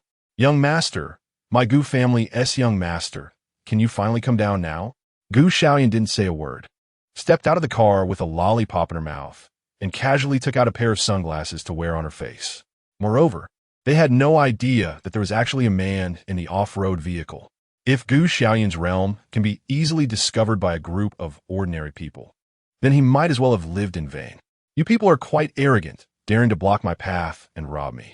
Why rob anyone else when you chose to rob me? Speak up. How are you going to compensate me? Two lackeys quickly flattered him. Young master, we will be your loyal subordinates from now on. Whatever you say, we will absolutely follow without question. Xiaoyun glanced at the two of them and pushed up his sunglasses. You two little guys who haven't even grown all your hair, I don't even look at you. Chapter 88. Survival in the Wilderness and the Lighter. Who says we haven't grown all our hair yet? Big brother, if you don't believe it, you can come and see. Our hair is definitely all grown. Xiaoyun. Xiaoyun. The two exchanged a glance, unsure of how to respond. Do these two lack self-awareness? They're so confident. I won't waste my breath with you any longer. Hand over everything you can use or eat. If anyone has killed zombies, give me the remaining crystal cores as well. Hand everything over to me, and I might spare your lives. Otherwise, just wait and see. That bald man is your fate. Xiaoyun coolly said, while sucking on a lollipop, completely lacking any sense of bullying the defenseless villagers. Seeing his family being bullied again, along with two two-faced villagers, Uncle San couldn't hold back any longer and stepped forward. We're just nearby villagers, forced by this bald man. We don't have what you mentioned, and we are grateful that you took care of that bald man. Of course, we will repay you for your help. But your current behavior is no different from that bald man before. As he spoke passionately, Uncle San's imposing figure seemed to rise, and his emotions soared. Benefactor, you are our great benefactor in Hoda Village. Why don't you come to our village as our guest? We will treat you to the best food and drink. A man like you, with such charm, handsomeness, and wealth, is definitely not comparable to that bald man. The legendary domineering CEO, cool and powerful, is exactly you, right? How could a big shot like you be interested in a few insignificant things in our village? But as long as you visit us, our village will shine. Uncle San's flattery was smooth and effortless, leaving the two younger brothers beside him stunned. They initially thought they were good at flattery, but they didn't expect that there was always someone better. This old man was indeed more skilled. Although they knew that this old man was trying to prevent him from collecting food from their village, they had to admit that saying nice things had its benefits. Xiaoyun pushed up her sunglasses and nodded in satisfaction. Not bad. Your village knows how to speak and is quite reasonable. At least you are a good person. Since you praise me so much, I'll give you a favor and not ask for much. Just give me some water and grain, enough to keep this maid from starving. How about that? Isn't that generous? It's impossible not to take advantage. But I can take a little less and still leave a personal favor. Leaving some room for each other makes future encounters easier. Upon hearing this, Uncle San was immediately grateful. Thank you, benefactor. Thank you. You can rest assured, we won T run away. I'll send someone to bring you what you need right away. Their village is just down this road, not far from here. Even moving 2 bags of rice would be considered a lot. They got 2 bags of rice, 2 bags of vegetables, and a few buckets of well water. Benefactor, do you think these are enough? Uncle San said with a big smile, trying to be flattering. Xiaoyun glanced at her, unsure. Little girl, do you think these things are enough for you to eat? Xiaoyun didn't want to make things difficult for these ordinary people any longer, so she simply nodded. Since you think it's enough, let's continue driving. Whatever that book is, hurry up and put all these things in the back of our car. And get rid of all of this stuff for me. Don't let me see it again next time. If I see it again, it won't be so easy to resolve. Xiaoyun leisurely took the passenger seat, while Xiaoyun rolled her eyes at his back. She was exhausted, acting as both a bodyguard and a driver. And would she have to cook for this person later? This man really just spends his time eating, drinking, and having fun. Yes, once in the car, Xiaoyun pulled out a tablet, which he called studying, but in reality, he started watching a drama. Drive a little steadier. TSK, TSK, TSK. This supporting character is no good. Knowing that the male lead has deep feelings for the female lead, she still insists on being the third wheel. She's already a rich woman. Isn't it better for her to be beautiful on her own? Zin gritted her teeth and slammed down the accelerator, the SUV roaring forward. The villagers stood by the road, watching the two of them leave. Everyone else breathed a sigh of relief, feeling unburdened, except for the man who had lost an arm, who still seemed to follow the trend. My hand, my hand. Third uncle, his hand is broken. Why don't we demand an explanation? An explanation? In this day and age, being able to survive is already good enough. You still want to demand an explanation? Third uncle narrowed his eyes, staring at the car until it disappeared from sight. Not long after he finished speaking, a green-haired figure was weaving strangely along the road. Xiaoyun had been binge-watching dramas all day, while Xiaoyun had been driving all day. Along the way, she had only taken a few sips of water and hardly eaten anything. She also consumed a lot of energy and almost couldn't hold on. Now, she really couldn't take it anymore and found a place to stop the car. It just so happened to be near a small grove, where she could gather some firewood to make a campfire since there was no fire in the wild. Xiaoyun stretched lazily, got out of the car, and looked up to see the dazzling starry sky, exclaiming, "The night is really nice tonight." You still have the nerve to admire the night? Are you just going to stand there and not help? Do you know how to start a fire by drilling wood? Start a fire by drilling wood? This scene left Xiaoyun completely confused. How did he suddenly go from a rich young master in a mansion to a wild man surviving on a deserted island? No. Girl, what are you doing? Drill. Wood. Fire. Xiaoyun gritted her teeth, treating the wood under her hands as if it were Xiaoyun. It became increasingly fierce, spinning faster and faster.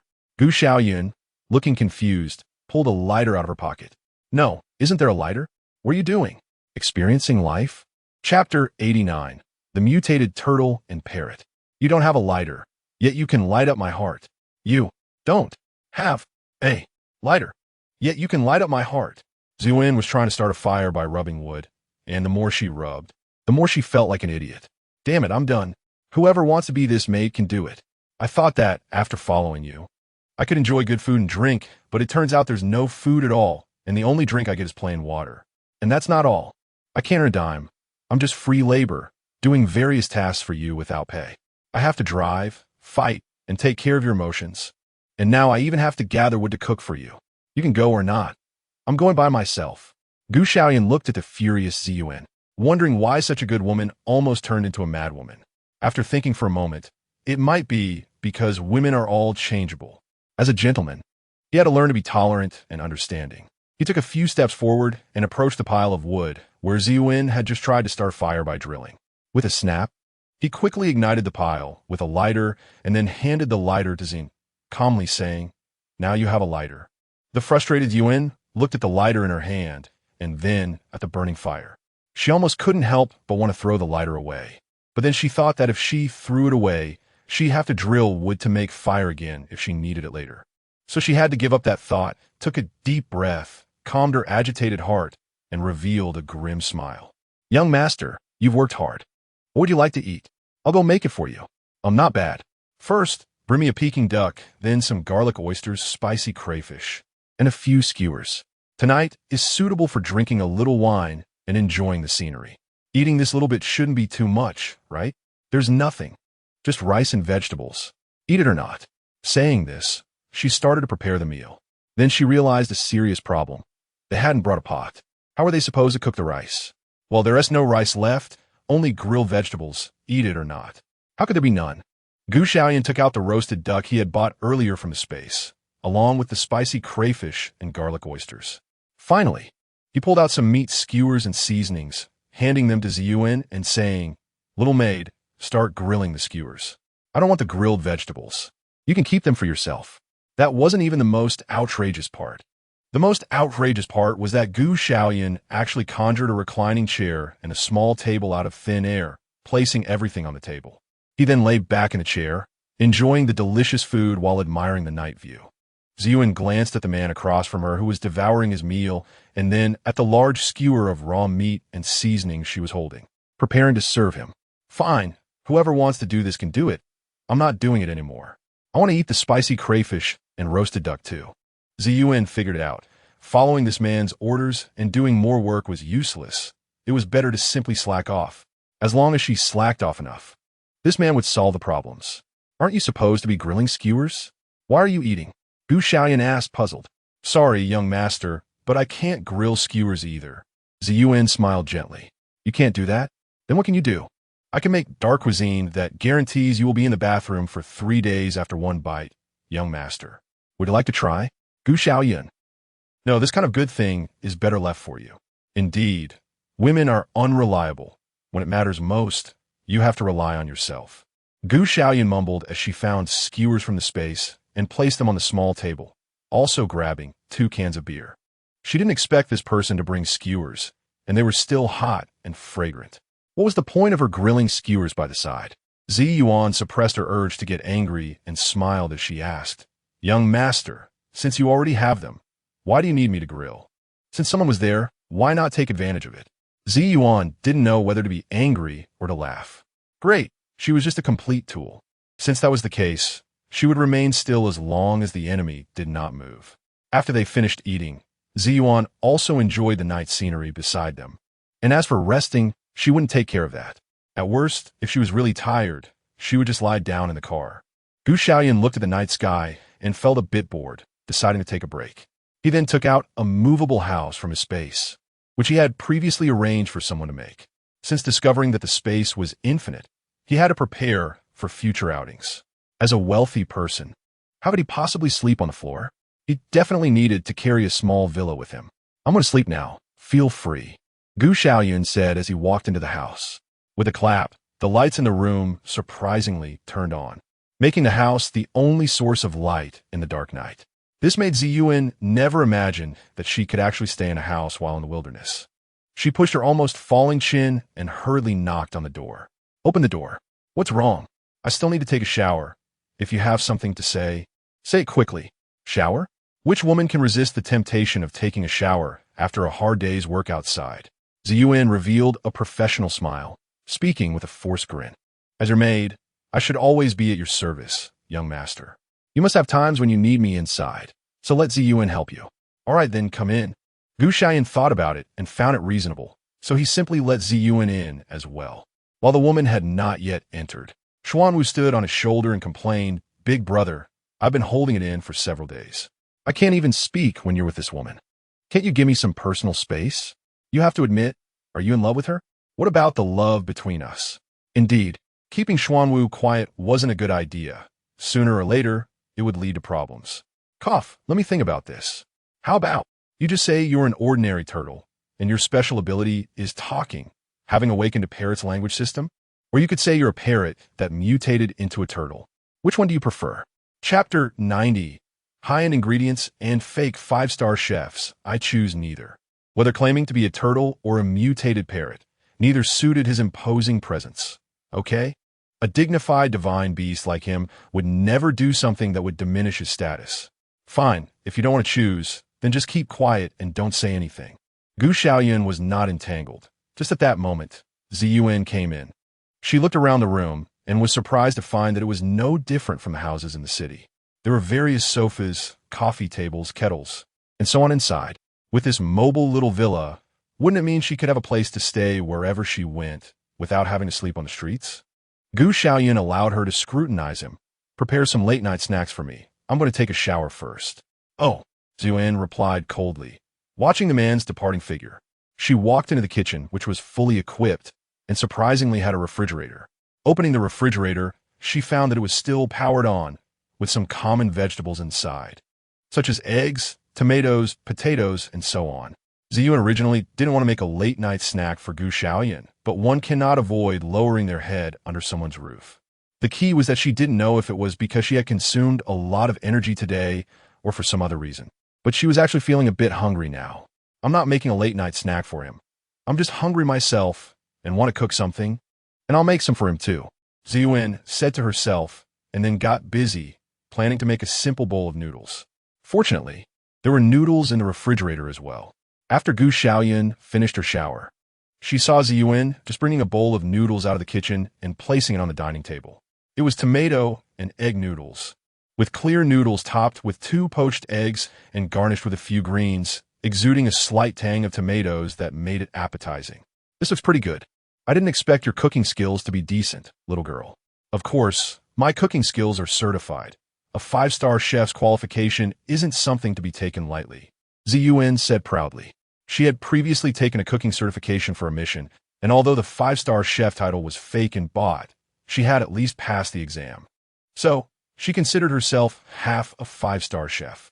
A bought chef certificate is still a chef certificate. It doesn't affect her pride at all. "All right, let me taste what a 5-star chef's noodles are like." Gu Xiaoyun sat down, and the two of them started slurping noodles. Despite having 2 large bowls, a man and a woman managed to finish every last bit of the noodles, leaving no soup behind. Not bad. Your cooking skills are pretty good. Don't pretend you can't cook tomorrow. There are no grilled skewers today, but we can continue grilling tomorrow. Xiaoyun was very satisfied after eating and drinking his fill. Hearing this, Xiaoyun was stunned. Wasn't she digging a pit for herself? She could have just enjoyed the food for free, but now she had to cook for this man to continue enjoying the free meals. However, she had already shown her culinary skills, and now that this man knew about it, if she said she couldn't cook, he probably wouldn't believe her. Xiaoyun could only helplessly agree. All right, I'll cook. But I'm telling you, as a 5-star chef, I generally don't look down on ordinary ingredients. Today, I'm reluctantly showing off my skills with these simple ingredients, but if there are no high-end ingredients tomorrow, I won't lift a finger. You should have plenty of food in your space. Don't expect me to deal with ordinary ingredients. Let us just eat what's ready. This should avoid a lot of issues, right? She didn't believe this man would carry various high-end ingredients when he was out. As long as there were no high-end ingredients, she had a reason to refuse cooking. Xiaoyun thought this excuse was perfect, and Xiaoyun, sitting across from her, smiled mysteriously and agreed. All right, 5-star chef, I'll definitely prepare high-end ingredients for you tomorrow. After a night's sleep, the next morning, Xiaoyun prepared to drive on. Xiaoyun asked, what about breakfast? Xiaoyun nodded in understanding, walked to the kitchen counter, and conjured various high-end ingredients in front of Xiaoyun. King crab, hairy crab, small blue dragon, black gold abalone, sheep's stomach mushroom, black truffle, top-grade wagyu from the island. Is this enough? If not, I can get some more. Or you can tell me what kind of ingredients you need, and I'll see if I can find them. Enough, enough. Looking at the suddenly abundant ingredients in the kitchen, Xiaoyun felt a bit foolish. It's the end of the world, and they are out in the wilderness. Who would bring king crab and small blue dragon on a trip during the apocalypse? This man across from her must be mentally unstable. Who has breakfast like this? Isn't soy milk and fried dough sticks fragrant? But since the words were already spoken and the ingredients were laid out, Xiaoyun had no choice but to start processing the various ingredients for cooking. In the end, early in the morning, they enjoyed steamed king crab, spicy hairy crab, spicy small blue dragon, garlic black gold abalone, black truffle wagyu, and roasted sheep stomach mushrooms. Such a rich meal with such top-notch ingredients made Xiaoyun admit she was feeling a bit envious. Although she had earned good money from her previous tasks, she wasn't exactly wealthy, and she had never eaten such top-tier ingredients before. This was her first time. But looking at Xiaoyun, it seemed he must eat like this every day. Didn't he eat with zero elegance? He grabbed the small blue dragon with his hands directly. After finishing the meal, the two of them found that although the ingredients looked plentiful for the two with abilities, it was just a breakfast. After the meal, Xiaoyun packed up the small villa and took out the off-road vehicle that he had stored away yesterday. Soon, they were back on the road. Xiaoyun was driving again, while Xiaoyun sat in the passenger seat, watching a drama and eating snacks. Shortly after they left, a green-haired man arrived at the spot. This is it. My tracking was correct. It seems they spent the night here last night. Looking at the shrimp shells and crab shells on the ground, these two must have just left not long ago. It was worth my sleepless night and hurried journey. The green-haired man was excited. He felt he would soon find that lightning ability user. When the time comes, he would have a real battle between men with this lightning ability user. But soon he realized that something seemed off. Where could he find shrimp and crabs in this desolate wilderness? And with claws this big, they must be king crabs, right? In a place with hardly any trees around. He actually ate king crabs? Chapter 91. Zombie tide approaches. Encounter with the green-haired man. How much longer until we arrive? I'm almost out of snacks. Xiaoyun sat leisurely in the passenger seat and complained. Seeing his relaxed demeanor, Xiaoyun was both annoyed and amused. You haven't even driven. Just sitting there watching dramas and eating snacks. What's wrong with that? I've been driving for 2 days and haven't complained. And you have the nerve to say something? I was just worried you might be too tired driving and fall asleep, so I tried to find a topic to keep you awake. Xiaoyun smiled. In fact, sitting in the passenger seat was also quite boring. This girl wasn't chatting with him and had a serious face, so he could only watch dramas and eat snacks, which was quite annoying. Xiaoyun rolled her eyes, clearly not believing this man's excuses. Just then, Gu Xiaoyun spoke again. Don't you feel something's off? Why do I feel the car is shaking a bit? Isn't it normal for the car to shake? Don't overreact. It's not just shaking. I'm purposely driving over those potholes. Be careful, buckle your seatbelt, or you might get thrown out. It's different. Don't you feel it? It's not the car that's shaking. It's the ground that's shaking. What do you mean the ground is shaking? Do you think it's an earthquake? Their current road conditions were relatively smooth, but indeed, as Gu Xiaoyun said, their car always felt like it was experiencing some vibrations. After hesitating for a moment, Xiaoyun slowly stopped the car. The vehicle was now stable, but the shaking sensation still persisted, and this time Xiaoyun believed Gu Xiaoyun's earlier words. The ground was really shaking. Could it be an earthquake? It shouldn't be. Gu Xiaoyun smiled casually and pointed in front of him, saying, "What is an earthquake? Look ahead, there is something even more terrifying." "What is it?" Xiaoyun followed the direction he was pointing and saw a cloud of smoke drifting towards them from a distance, looking somewhat like a sandstorm. However, it seemed less lethal than a sandstorm. "You mean a sandstorm, but that doesn't really look like one, does it? Take a closer look," Gu Xiaoyun said, casually resting his hand on the window sill. Xiaoyun didn't know what he was getting at, but she looked closely again. Now, the smoke was closer to them, and after concentrating for a moment, Xiaoyun was stunned. That's not a sandstorm. That's a massive horde of zombies. Gu Xiaoyun curled her lips and gave a wicked smile. To be precise, it should be called a zombie tide. The zombie tide. Xiaoyun's pupils suddenly constricted as she stared at the smoke that was getting closer to them, cold sweat breaking out all over her body. With so many zombies, if they charged at them, she definitely wouldn't be able to handle it. If she accidentally entered the zombie tide, there would only be one outcome: death. Would this zombie tide catch up to us? What should we do? I don't want to die. Hold on tight. Their target might not necessarily be us. Looking at their movement, they're heading in our direction, but who knows if they will change course midway. As long as we get into the city, with other survivors and buildings to block them, we still have a chance. Xiaoyun said, stepping on the gas, and the entire off-road vehicle shot forward. She had to retreat faster than before. The zombies were moving quickly. Just a moment ago, they were not far away, but in the blink of an eye, they had closed in a lot. Xiaoyun had considered this possibility, but the road conditions nearby were terrible, completely wild and desolate. In some places, there were cliffs and steep walls, with no roads at all. If they veered off to the side, they might not only lose their way, but also risk damaging the vehicle in those areas. If something went wrong then, it would truly be a dead end. It was very likely that they were not following them. They were just advancing along the road together. Thinking this way, it was very possible they would collide. Xiaoyun's hands gripping the steering wheel couldn't help but sweat. After driving for so long, the fuel was running low. If they stopped to refuel, it would take a lot of time, and they might be caught up by the zombies behind them. If it didn't stop to refuel, they could only drive for another 10 minutes before running out of gas. Young Master Gu, think of a way. If the zombie tide behind us really catches up, we will surely die. Gu Xiaoyun leaned out of the window, staring at the zombies gradually approaching from behind. If death is inevitable, then dying together would at least make them two desperate lovers. Clearly, he didn't take this matter seriously at all.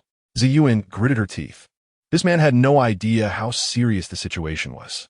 As expected, men are unreliable. In critical times, women have to rely on themselves.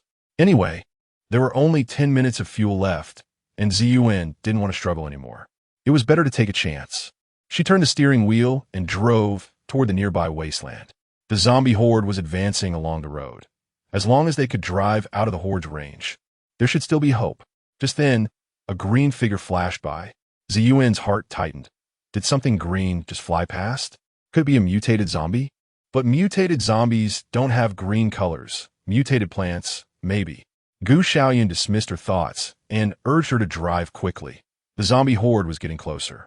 The road conditions here were very poor, full of gravel and potholes, with dirt slopes from time to time. A moment of inattention could lead to a rollover. She focused all her attention on the road ahead. Gu Xiaoyun glanced at the goddess and saw the fleeting green figure that Xiaoyun had just mentioned. It turned out to be a green-haired person. Not only was their hair green, but their ability was also green. How comfortable must their life be? Just as he was pondering this, the green-haired individual suddenly changed direction and came towards them. Chapter 92. forced to stop and face the green-haired individual. Hey, the people in front, wait a second. I'm talking to you, wait. It was that off-road vehicle. Don't drive away, stop right now. The person inside must be a lightning-type ability user, and I have something to discuss with you. If you have the guts, come out for a one-on-one battle. What's wrong? Scared? Are you going to be a turtle hiding in its shell? The green-haired individual was trailing behind the vehicle, frantically shouting. Luckily, the off-road vehicle wasn't on a normal road, so its speed had slowed down quite a bit. Otherwise, he might not have been able to keep up. Xiaoyun felt a bit strange. How did the people behind know that there was a thunder-type ability user with green hair in the car? He had no impression of that at all. The Xiaoyun on his shoulder, hearing someone mention a turtle hiding its head, stared at Xiaoyun several times. According to this divine beast's assessment, Xiaoyun does resemble a turtle hiding its head quite a bit. Unlike him, who was born so handsome and powerful, exuding extraordinary charisma. Why do I feel like I heard someone talking? Xiaoyun was driving, intently focused on the road ahead, and didn't notice what was happening behind for a moment. Now that she looked back, it seemed like there was something green talking back there. Could it really be, as the man next to her said, that plants have mutated and can even talk? Xiaoyun shook her head and said, "What are you talking about? You must have seen it wrong. There's nothing green here.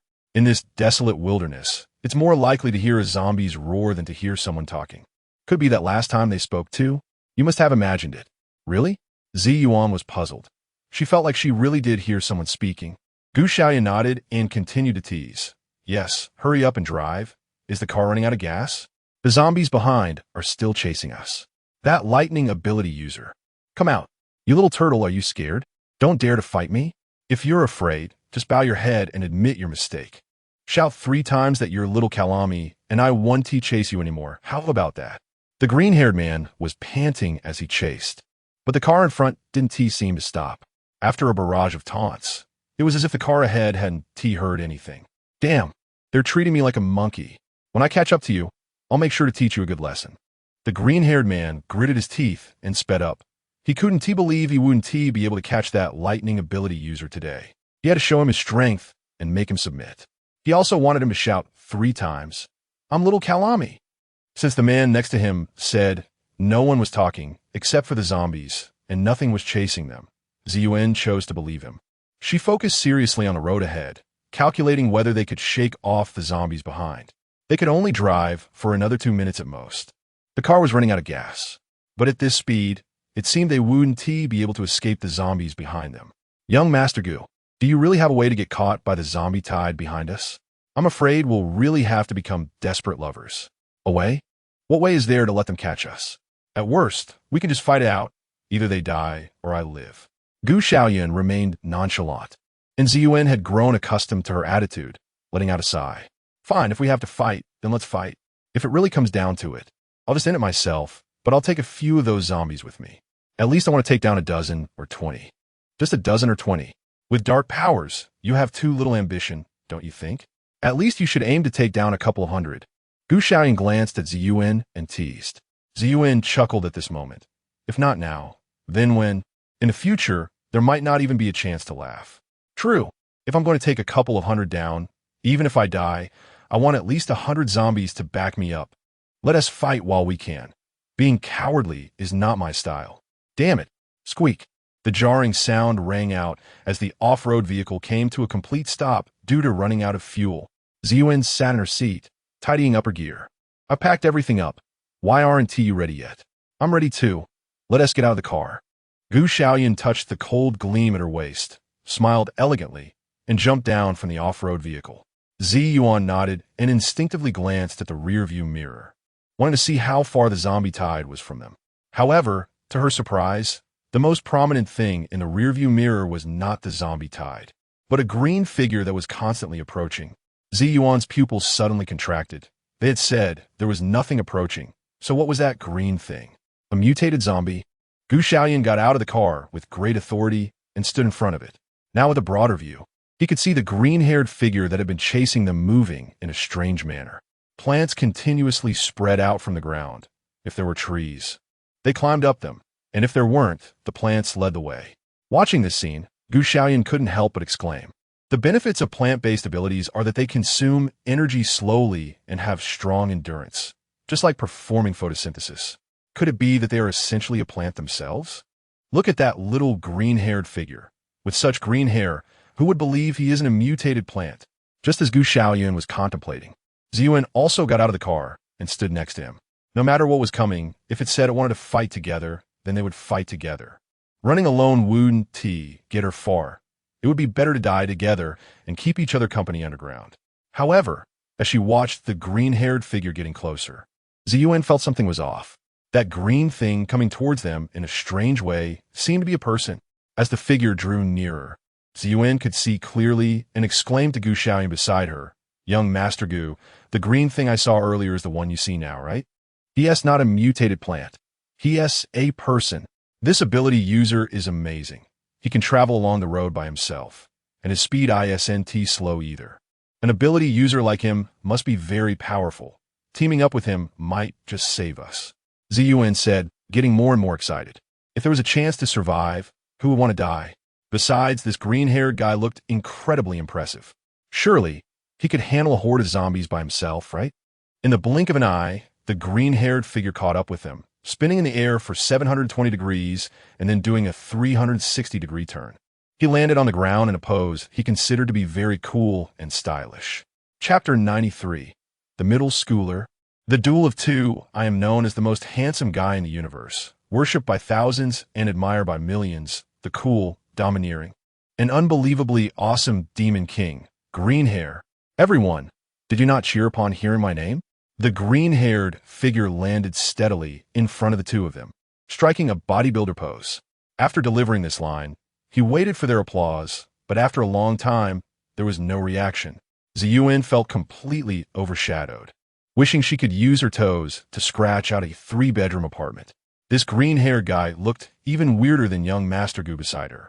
Could someone like him really handle a horde of zombies? Xiaoyun expressed her deep doubts. Gu Xiaoyun's mouth twitched. In this day and age, there are still such fools. Truly a rare gem. He thought he was arrogant and juvenile enough, but he didn't expect there to be someone even more exaggerated than him.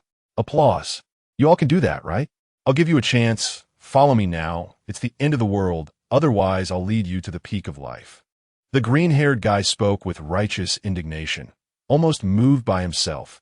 How could he be so clear-minded? However, upon hearing these words, Gu Xiaoyun and Xiaoyun felt nothing in their hearts. They even felt like laughing. Puffed. Sorry, I couldn't hold it in for a moment. I have received professional training, and under normal circumstances, I wouldn't laugh. Unless, I can't help it. Ha ha ha ha. Xiaoyun burst into laughter. Where did this green-haired guy come from? I thought he was a master, but it turns out he's just a fool. Young Master Gu, I was wrong. I was still thinking of relying on this green-haired guy. But now it seems he's less reliable than you. Gu Xiaoyun nodded in agreement. Now you know, a man like me is more reliable. The more flashy a man is, the less dependable he is.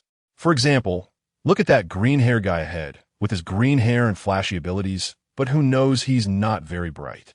If you teamed up with him, who knows when his powers might backfire on you. Xiaoyun heard this and agreed. Young Master Gu, you make a lot of sense. Let's keep our distance from that green-haired guy later. He really doesn't seem very smart. The two of them were completely unconcerned about the feelings of the green-haired guy. Can this be tolerated? He immediately yelled out. Do you two have any sense of public morality? Do you have any manners? Can you be a civilized citizen? Can't you even whisper? Even if you want to talk bad about someone, you should do it in private, right? What is this? Talking bad about me? In front of me? Do you think I'm deaf or blind? Can't I hear you? Can't you consider the feelings of the person involved? After this outburst, Gu Xiaoyun and Xiaoyun exchanged glances, both realizing, so you can talk like a normal person. We both thought you weren't normal. I am a normal person, more normal than anyone else. My logical thinking ability, language expression ability, and my hearing and vision are all perfectly fine. Okay. On the contrary, are you too blind or deaf? A handsome guy like me is right in front of you, and you aren't even intimidated by my aura? My aura? Xuanwu looked up at the green-haired guy in front of him.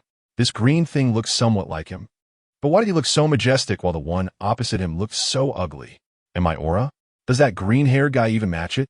Only a handsome divine beast like him can possess such an aura. Gu Xiaoyun scratched his ear. I saw a little spicy chicken. Green hair immediately got angry. You can say whatever you want about me, but you can't call me a little spicy chicken. That's the thing I hate the most in my life. You. I'm talking about you. Come and challenge me one-on-one.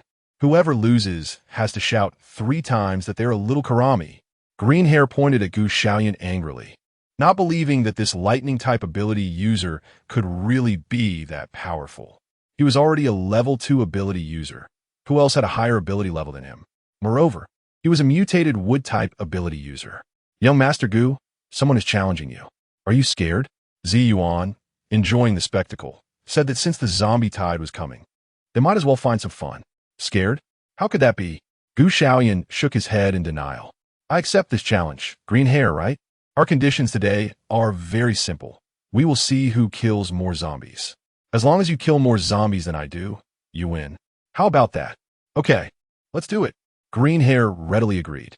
Not only will we see who kills more zombies, but whoever kills one first gets to decide how to handle it. How about that? Are you saying we both have to compete for the zombies? That's right, whoever gets to the zombie first gets to decide what to do with it. But we will still count kills as a standard. If you're worried about not having enough zombies, then I can only say your worries are unnecessary. Xiaoyun smiled slightly, and the purple-haired Xiaoyun next to her also laughed upon hearing this. Only Green Hair was confused. He asked what was wrong with the wall. He hadn't seen any zombies along the way. So what was the problem if whoever got a zombie got to keep it? There were plenty of zombies here, so we didn't need to fight over them. Whoever killed the most could keep them, right? How could that be? How could there be so many zombies here for us to compete against? Did you think we were in the city? Green Hair shook his head, not believing Gu Xiaoyun's words at all. Before Gu Xiaoyun could say anything, Xiaoyun revealed her sweetest smile and pointed behind Green Hair. Green Hair, we're the zombies. There are actually plenty of zombies here. If you don't believe it, just look behind you. Behind me? There shouldn't be anything there. But in the direction he was about to turn, a large group of zombies was approaching. What the hell? How could there be a zombie tide here? Chapter 94. The killing begins, blood battle. Damn, I thought this was a desolate wilderness with nothing around. Just a few small zombies would have been good enough. How could there suddenly be so many zombies? Hey, big brother, and this beautiful lady, I'll take my leave now. We can discuss the competition another day. After Green Hair said this, he was ready to run. After all, there were so many warriors last time. He wasn't stupid. One-on-one was fine, one-on-two was okay. But one against hundreds? Wasn't that insane?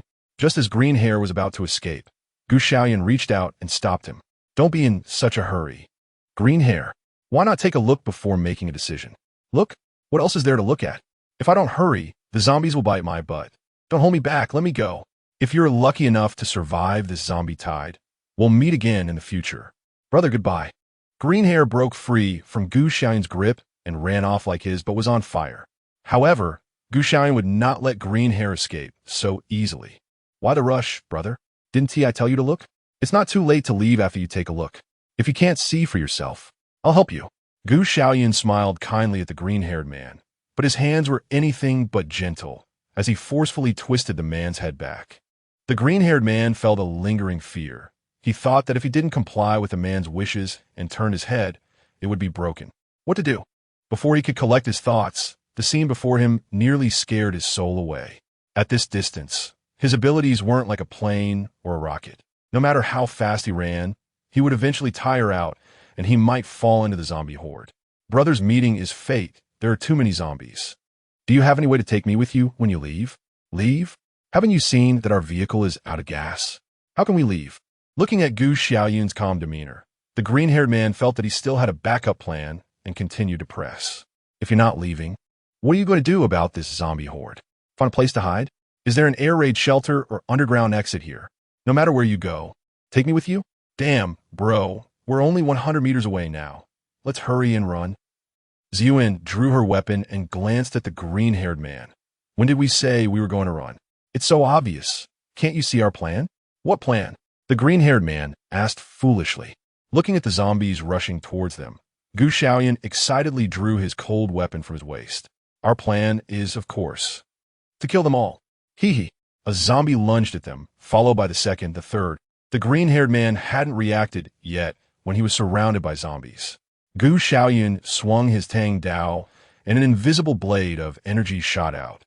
breaking all the zombies in half as it passed. Watching more and more zombies surround the three of them, Xiaoyun smiled instead of getting angry. He lightly stepped forward, actively. The game has begun. 1 knife, 2 knives, 3 knives, the blade in his hand kept slicing, and the zombies coming at him fell one after another. In this tide of zombies, Xiaoyun carved out a bloody path. He strode in, heading straight for the center of the zombie horde. Damn, who does he look down on? The green-haired guy clearly couldn't stand this man's show-off, and now that the master was right in front of him, it was too late to run. Since they couldn't escape, they could only fight. It seemed that the scale of the zombie tide wasn't very large, only a few hundred. Looking at that man's demeanor, taking down a few hundred zombies shouldn't be a problem. The two of them just needed to deal with the stragglers behind. The most important thing was to protect themselves. The green-haired guy pulled out a whip from his waist, which, if looked at closely, was actually made of vines. Here it comes. Secret technique. T'es en vie n'entendre. The tip of the whip spread out and tightly bound the zombies in front of him. Many spikes protruded from the vines and pierced into the flesh of the zombies. In just a moment, the zombie actually fell down. Xiaoyun found it a bit strange. She didn't expect this green-haired guy's weapon to be a plant, and this plant seemed to be able to absorb the energy from the zombies and feed it back to him.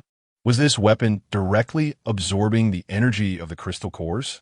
If so, this weapon was quite good. He wouldn't even need to pick up the crystal cores.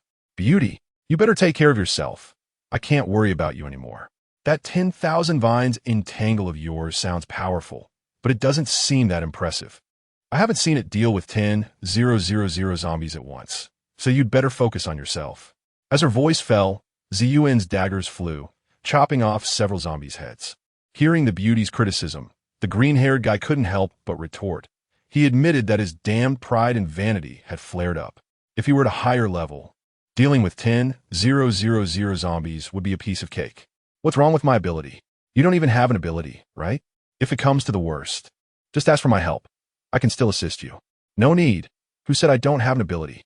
In the next second, Xiaoyun's ability appeared out of nowhere. A black energy enveloping her dagger, striking down a zombie's head. Compared to other more energy-consuming methods, she preferred this simple attack style. It allowed her to fight longer and gave her a glimmer of hope for survival. Unexpectedly, this little girl is pretty good. She also has abilities, and it seems like she's not much weaker than me. The green-haired guy touched his nose and focused on dealing with the zombies. Since this little girl was so capable, he couldn't let a girl look down on him. Moreover, he was still competing with that lightning-type ability user. It's just zombies. Kill. Chapter 95. Exhausted. Both fall 75, 76, 77. 81, 82, 83. No, Beauty, stop counting. Hurry up at this rate. I'm going to exhaust my abilities. 85, 86, 87. No, Beauty, I'm talking to you. Why aren't you listening? Xiaoyun could no longer hear the green-haired guy speaking next to her. No matter how powerful her dark energy ability was or how strong her skills were, she was still just a level 1 ability user. Being able to last until now and kill dozens of zombies was all due to her body's reflexes holding on. Damn, what is this? If I had known, I wouldn't have come. I haven't gained any benefits and have put myself in a predicament. The green-haired guy also noticed that the little beauty was probably at her limit. She was getting closer to him, but if anything happened, he could still support her right away. He couldn't really let this little beauty die in front of him. 98, 99, 100.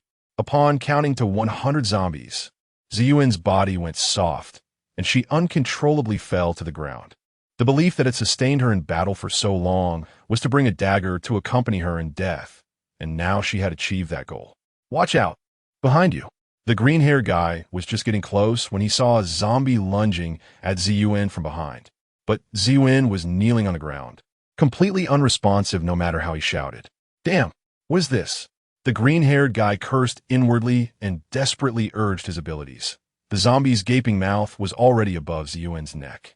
Xiaoyun caught the scent of blood and decay in its mouth, a faint smile tugging at her lips as she silently said, "Even if I die, I will end it myself." Saying this, she slowly raised her dagger, about to stab it into her heart. Just at that critical moment, a long dark red vine, covered in barbs, suddenly appeared and sent the zombie flying. The zombie was violently thrown to the ground, letting out a feeble roar. I said, "Beauty, are you done for? Didn't I tell you? Just let me know when you can't take it anymore, and I'll definitely help you." Seeing the green-haired guy suddenly appear in front of her, Xiaoyun smiled in relief. She didn't dwell on his words or correct herself. Instead, she softly replied, "Okay, thanks. I'll leave the rest to you, big guy." After Xiaoyun said this, she let herself fall into a coma without worry. After such high-intensity fighting, her consciousness had been tense, needing to ensure she wasn't injured while also needing to deliver fatal strikes to minimize energy consumption. With zombies flooding in from all directions, her abilities and spirit had long been exhausted. Now that she relaxed, her body couldn't hold on any longer and fell into a self-protective mechanism. The green-haired guy was dumbfounded. He originally thought he could fight alongside this little girl and relieve some of his pressure. How did this girl suddenly just pass out? What kind of nonsense is this? Gritting his teeth, the green-haired guy continued to use his abilities, shredding the surrounding zombies to ensure their safety. Seriously, even if you call me big guy, it doesn't help. My powers are almost gone too. Do you really think my abilities are endless? Thinking of how he had beaten that lightning-type ability user, the green-haired guy, despite being in a desperate situation, still felt a bit happy. Even if he really died later, overwhelmed by the zombie tide, he had proven that he was stronger than that lightning-type ability user. I don't want to die here. I want to go out and tell everyone that I am the true savior. With that thought, the green-haired guy continuously controlled his abilities, narrowing the range of damage and reducing consumption. After fighting for a while, Xiaoyun had already killed 100 zombies, and he might have killed even more. Now he had taken down around 100 zombies. For a level 2 ability user, he had already reached the limit of his powers. Greenhair's face was growing paler by the moment. Xiaoyun relied on his combat skills combined with his abilities to slay the zombies. But Greenhair was solely depending on the toughness and endurance of his abilities.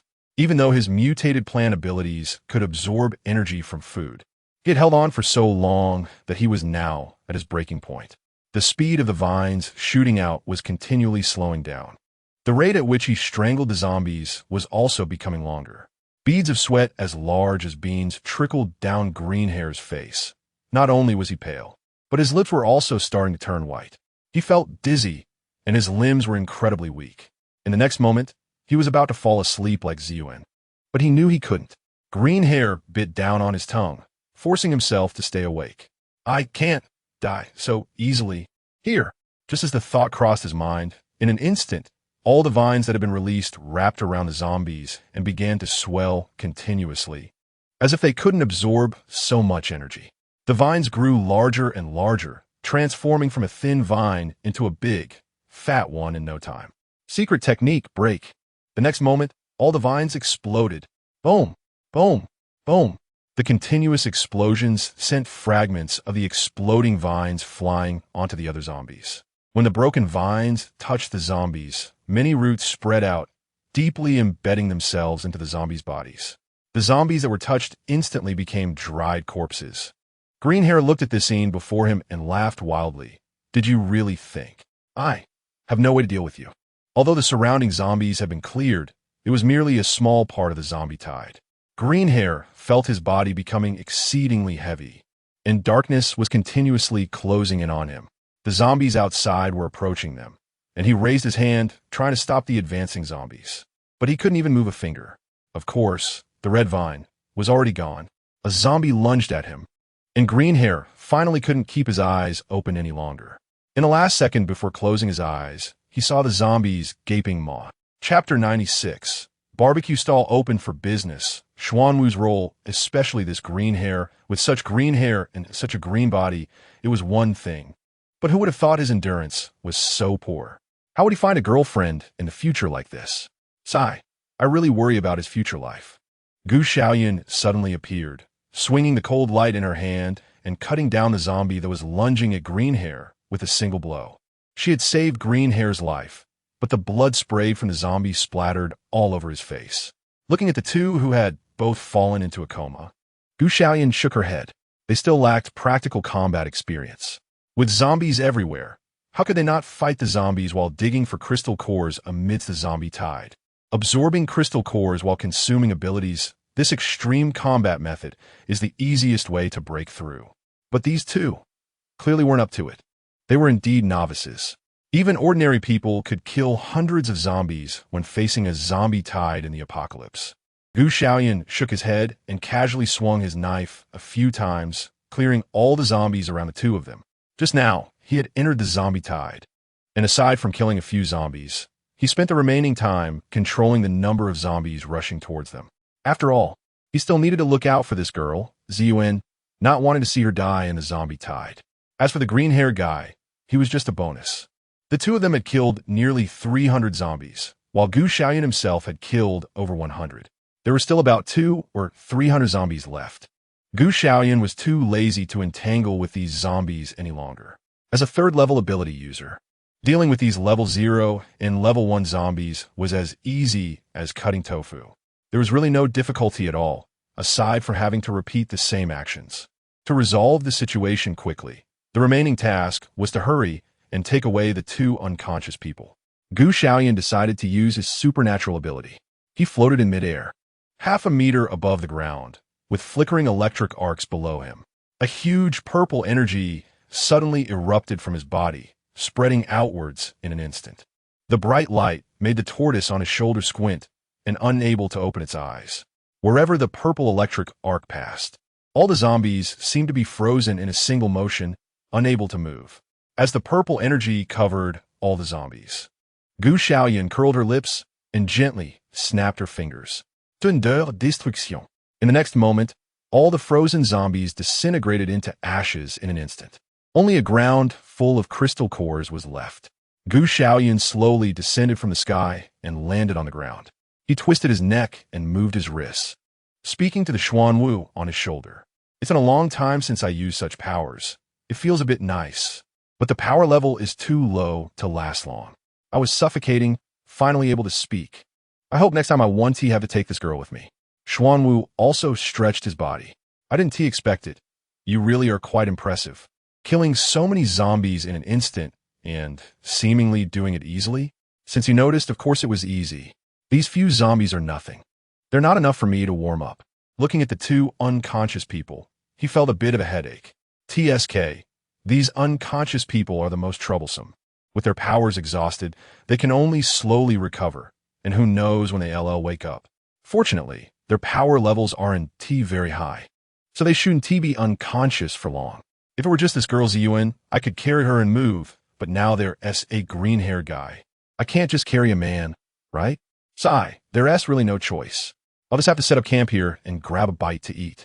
Xiaoyun muttered to himself while pulling out a barbecue grill from his space. Then he took out the barbecue seasoning he had bought earlier, along with the skewers he had prepared. He filled the grill with charcoal and concentrated his abilities, tossing them onto the charcoal. Igniting the charcoal under high voltage was naturally not a problem. Soon, the charcoal was lit, and Xiaoyun set the iron grate on top. Happily, he started his little barbecue stall beside the two unconscious individuals. Xiaoyun, what do you want to eat? Do you have any favorites? I assure you my barbecue skills are exceptional. Really? That sounds great. I love beef. Can you grill me a few skewers? Xiaoyun nearly drooled before. He had only watched humans eat, and the aroma had made him dizzy. Now it was finally his turn to eat. All right, just wait for your food, Xiaoyun said confidently as he picked up a skewer of beef and began grilling. Just as he was barbecuing, a gust of wind blew, carrying a lot of zombie dust over. The freshly grilled beef on the barbecue grill was instantly covered in a layer of gray. Xiaoyun was speechless. Could this still be eaten? Cough, cough, cough. Our barbecue position is a bit off. Wait, let me change it. Xiaoyun confidently repositioned the barbecue grill, turning his back to the direction. Then he enthusiastically started grilling. While grilling, he didn't forget to instruct Xiaoyun.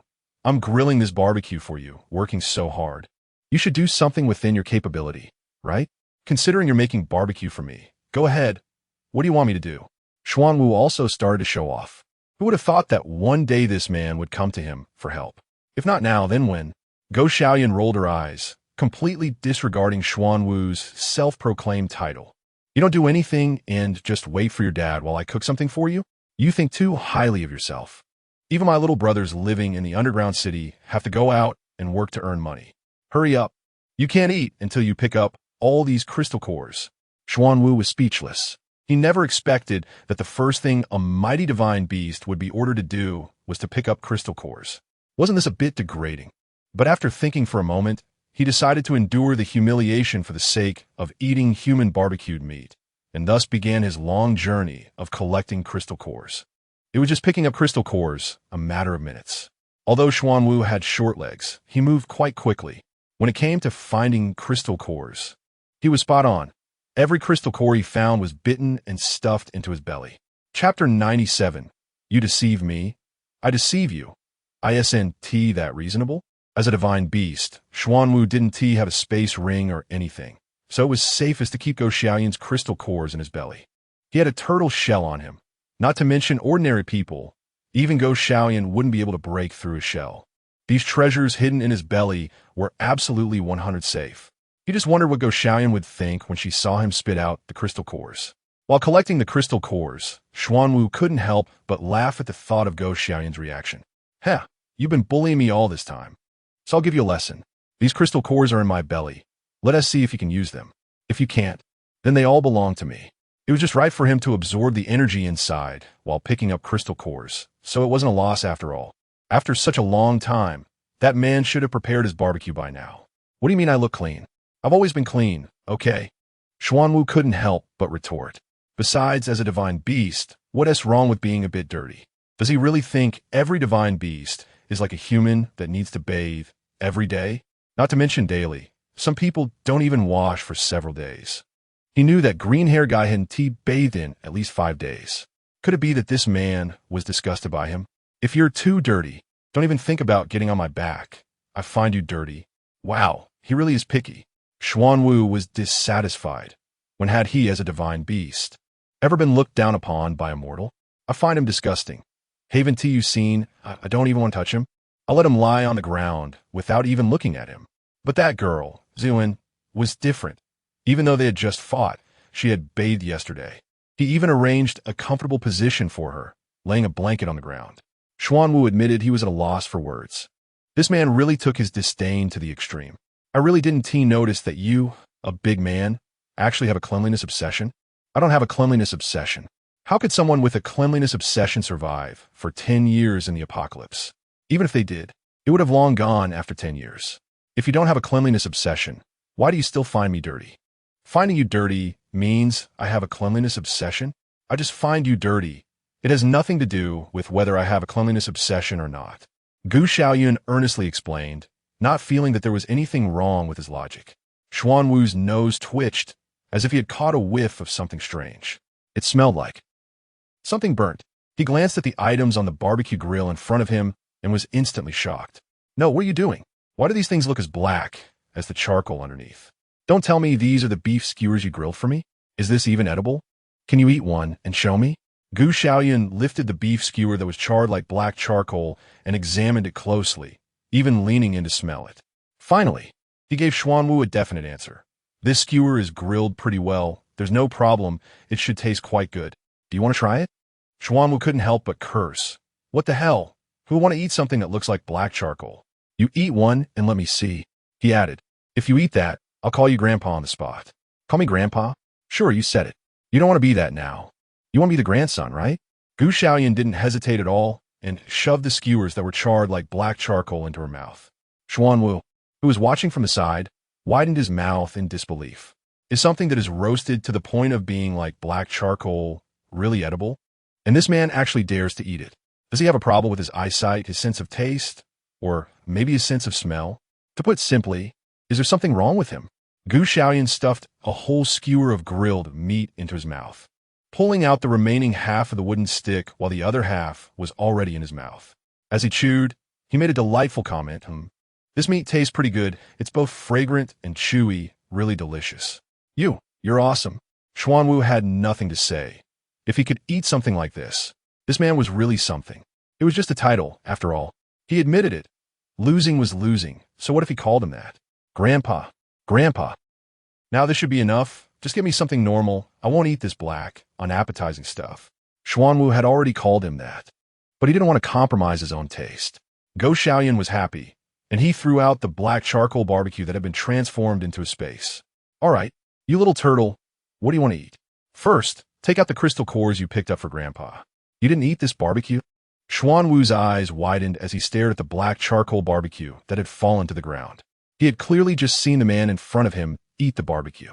This black thing only knows how to eat, while I was just running around playing. Who knew he would burn it? Hurry up and stop dawdling. Take out the crystal cores for Grandpa. Xuanwu felt a bit aggrieved after being tricked once. He originally wanted to curse. What do you mean take? It's all mine. But when he thought of his crystal cores, all of which had been swallowed, he didn't believe that the man could still want those cores after they were regurgitated. He revealed a strange smile and said to Go Xiaoyun, "All right, I've collected all those crystal cores. Don't you want them? Just open your hands and I'll give them all to you." "Fine, just put them in my hands." Go Xiaoyun honestly stretched out his hands, waiting for Xuanwu to give him the crystal cores. He was a bit curious about how Xuanwu collected the crystal cores. Where could he possibly store so many? Could they be stuffed inside his shell? With both his own body and the crystal cores crammed into his shell. Wouldn't that feel uncomfortable? If that's the case, how would he get the crystal cores out? Should he give him a little shake to help? Xuanwu chuckled. "You want the crystal cores, right? I'll give you all of them." As soon as he finished speaking, he opened his drooling mouth. Chapter 98, Doubting Life. Am I still dreaming? You said it yourself. I'll give you all these crystal cores. I absolutely won't keep any for myself. Come on, my hands are a bit full. Make sure to catch them. You little turtle, you're being too slow. Your grandpa is still strong. Hurry up. Here it comes. Ugh. Gu Xiaoyun widened his eyes, staring at the Xuanwu in front of him, which had its mouth wide open. From its drooling mouth, it spat out a crystal core. The crystal core, accompanied by a bunch of suspicious liquid, was spat onto his hand by the Xuanwu. This pile of stuff was sticky and gross. Damn it. Xuanwu, you unlucky thing. Who taught you to do this? Why did you choose to learn these bad habits instead of the good ones? Which pet puts a crystal core in its mouth? Fine. You put it in your mouth, but what is up with spitting it out with a bunch of saliva? You say you have saliva. That's fine. But I wouldn't say anything if you spit it on the floor, yet you still have the nerve to call yourself a noble master. Using your hand to catch your saliva. Are you serious? Do you have no shame? Where's your dignity? Can't you have a bit of face? Gu Xiaoyun directly threw the crystal core in his hand away. However, the suspicious liquid on it was still all over his hand. Without even having to get close to smell it, he could already detect a foul odor. This isn't saliva. Did you just splash the water from a sewer onto my hand? Ugh. Gu Xiaoyun had an expression of despair. Although he wasn't a germaphobe, who could be happy after someone touched him with their smelly saliva? On the contrary, Xuanwu let out a chuckle. Serves you right for messing with me just now. Now it's my turn to mess with you. All right, you little rascal, you're ruthless. Gu Xiaoyun felt that he was no longer clean. If he had wood-type abilities, he might have chopped off his own hands. At worst, he could grow 2 new hands, although that might have to wait until he reached a higher level later on. However, compared to these 2 disgusting hands, he would rather wait. He took a deep breath, took out a bucket of water from his space, and began to clean his hands. After washing them hundreds or even thousands of times, even though there was no smell left, Gu Xiaoyun still felt deep down that there was some odor. In the past, he wouldn't have hesitated to do things like picking his nose or other similar acts. Yet now, he found himself being picky about this small matter. Gu Xiaoyun muttered to himself and finally came to a conclusion. Well, it's not my fault. It must be because Xuanwu's saliva is too disgusting and smelly. Hey, I can hear you, you know. Xuanwu couldn't help but retort. When you ask a turtle to collect crystal cores, did you ever consider how it would gather them? Are you going to give it a spatial ability or a spatial ring? Other than swallowing the crystal cores, how else can it collect them? Are you suggesting it stuff all the crystal cores into its shell? Well, good. You admit you're a turtle. Gu Xiaoyun nodded in agreement, and then calmly added a sharp remark. As a turtle, where else would you put things if not in your shell? Who would have thought you were different from other turtles, actually eating them instead? Well, it's a problem with you, this turtle. Gu Xiaoyun nodded affirmatively again. Which family's turtle is so shameless, doing nothing all day long and only thinking about how to annoy its owner? When asked to do something, it just swallows everything into its mouth. It's clear now that it's not only a shameless old turtle, but also a quirky foodie turtle. Gu Xiaoyun calmly walked up to the pile of crystal cores that had been thrown aside, rinsed them with water, and then absorbed all of them. These crystal cores were still not enough for him to restore his abilities. As expected, he still needed to rely on the crystal cores from the crystal mine. He hoped that during the few days he was away, his brother would be sensible and dig out a few more. He couldn't be ungrateful. Xuanwu watched in shock from the side. Didn't you find them disgusting? Why are you using them all?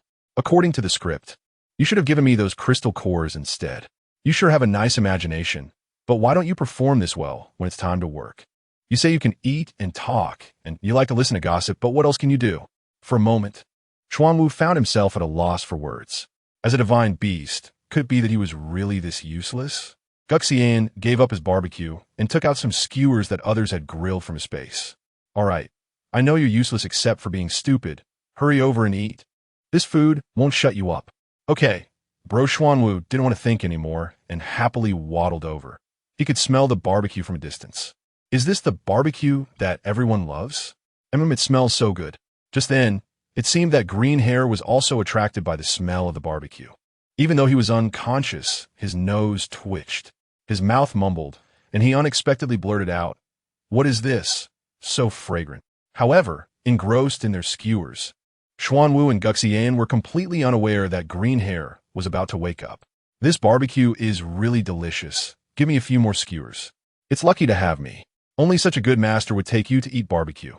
Otherwise, you might get roasted by someone else. All right, eat up. Don't say I mistreat you. Today you can eat to your heart's content. Hee, then I won't be polite. The two were happily eating when green hair quietly woke up behind them. He drowsily opened his eyes and shook his fuzzy head. Supporting himself with one hand on the ground, he slowly sat up. Am I dreaming? Have I gone to the underworld? Green hair blinked hard a few times, looking at the two in front of him, one person and one turtle, with disbelief. He rubbed his eyes again, slapped his face, and pinched his thigh. Green hair looked at the scene in front of him again, questioning his life. Ouch, that hurts. This can't be a dream. I'm not dead. If I'm not dead, why are there a person and a turtle eating skewers in front of me? And what's terrifying is that the turtle can even talk. Isn't that the lightning ability user? Wasn't he already torn apart by zombies? Could it be that I also died? Everything is fake. Everything is fake. I must be dreaming. Chapter 99. Discovering Xuanwu's identity, Xiaoyun's revenge brother. Don't just stand there. Aren't you hungry? Hurry over and eat with us. Yeah, brother, don't be polite. This barbecue is delicious. Even I, a turtle, even I, Xuanwu, am enjoying it. So come eat with us. I heard the more people there are, the more fun it is to eat. Green hair watched as the person and turtle kept encouraging him, swallowing his saliva. The barbecue really smelled good. He admitted he couldn't resist. I'm coming. Green hair dragged his tired body over and successfully joined the barbecue feast with the person and turtle. With food intake, his unconscious body could better replenish energy, and his not-so-clear mind gradually became more alert. After filling his stomach a bit, Green hair looked at Xiaoyun and couldn't help but speak. Hey, lightning ability user. You're not dead? I thought you were long gone. I didn't expect to see you again. Hearing this, Green hair frowned. You saved both of us? What else? Was it this little turtle who saved you? Xiaoyun pointed at Xuanwu, who was engrossed in eating meat. Green hair looked over at Xuanwu's small frame. He could take on 10 of those alone, let alone a few hundred zombies. He decisively shook his head. Forget it. This little turtle looks like it can only eat. What else can it do? It wouldn't even be enough to get stuck in a zombie's teeth. Xuanwu, who was eating, was unhappy as a divine beast. How could he be subjected to such humiliation? I am a divine beast. Do you know that? I, the divine beast Xuanwu, am very powerful. Who says I can't do anything but eat? I just haven't discovered what I can do. Green hair didn't expect that this Xuanwu could still talk. He hadn't paid attention earlier when he was dazed, but now he looked curious. Have you mutated? Is one of your ancestors a parrot? Otherwise, how can you talk? I've never seen a turtle that can talk. I already said I'm a divine beast. What's so strange about a divine beast talking? Look at how ignorant you are. I'm embarrassed to say I know you. Xuanwu put down his beloved barbecue and shot back. Just then, the originally unconscious Sin also slowly woke up. She suddenly heard the words divine beast and immediately became alert. Divine beast? Where is the divine beast? Is it the divine beast from the holy egg that has been born? Don't be afraid, divine beast. I'm coming. Xiaoyun jumped up from the ground with a quick motion and rushed toward the source of the voice. As she approached, she saw green hair, Xiaoyun, and a turtle. What are you saying? This turtle is a divine beast? Xiaoyun gritted her teeth, feeling like her whole being was falling apart. Not to mention that Xiaoyun, that stinky man, had been hiding this from her. The divine beast had already hatched, and it was the pet she had always carried with her. Just the thought that the hatched divine beast was actually a turtle made Xiaoyun, who had watched over the holy egg for many years, feel incredibly hard to accept. She originally thought the hatched divine beast would be a majestic azure dragon or a ferocious taodai or something. Who knew it would turn out to be this kind of thing? Xiaoyun, young Master Gu, are you kidding me? How could such a little turtle be the divine beast of our mysterious organization? It really is the divine beast hatched from your organization's holy egg. Come on, Xuanwu. Greet your sister Xiaoyun. Xiaoyun did not indulge Xiaoyun, but frankly revealed the reality. So he naturally had no reservations. Xuanwu's entire face darkened. How could it be that he, a dignified divine beast, was being disliked by someone? He hadn't even complained about this little girl being both foolish and clumsy, taking so long to realize his identity as a divine beast. Yet this little girl had the nerve to complain about him. Xiaoyun, right? I am the divine beast of the mysterious organization. I even saw you when you were little. How could you not recognize me so quickly? You used to often peek at me under my glass, watching the overbearing CEO loves me, my cold prince, and the little sweetheart of the gangster young master. Don't you remember any of that? Xiaoyun never expected her childhood embarrassing moments to be revealed by this little turtle. Could it be that this little turtle in front of her was really the holy egg from their old organization? Looking at the little turtle with eyes the size of mung beans, Xiaoyun suddenly felt that giving this divine beast to Xiaoyun wasn't such a bad idea. All right, I believe you are a divine beast now, but please don't mention these things again. If you tell a fourth person, I'll make sure to deal with you. The weather is getting cold. Making some soup to nourish the body should be quite nice. For some reason, upon hearing these words, Xuanwu felt a chill all over his body. Women are truly terrifying. Xiaoyun watched the two of them finish their argument. And since Xiaoyun had accepted the fact that the divine beast was a small turtle, she simply invited her to join the barbecue. All right, Xiaoyun, don't just stand there. Hurry up and grill for us. Everyone is waiting to eat. Eating barbecue? Sure, I'm just hungry. What are you going to grill for us? Get to work. Xiaoyun said as she took out the raw meat skewers she had previously retrieved from her space and handed them to Xiaoyun. She smiled friendly at Xiaoyun and said, the meat grilled by a 5-star chef must be delicious, right? Don't let us down. Xiaoyun looked at the raw meat skewers in her hand and then at the others, including the little turtle, who all had cooked skewers in their hands. The earlier scene where she boasted about being a 5-star chef made her feel regretful inside. Fine, let us grill them. I'll eat them all. And once I'm done, hurry to the 5 Elements mountain and break that dam barrier for me. Just wait. I'll make sure to spice you all up. After eating my grilled meat tonight, if you don't run to the toilet 100 times, I want to call myself Xiaoyun. Hiss, girl, why are you putting so many chili peppers? It's burning me alive. Look at this green turtle. It's turning red from spice. Your green hair is also turning red from it. I can't take it anymore. I need to deal with some major life issues. Chapter 100, The Barrier, Discovering the Secret Realm of Cultivators. Playing is one thing, but don't joke about your body.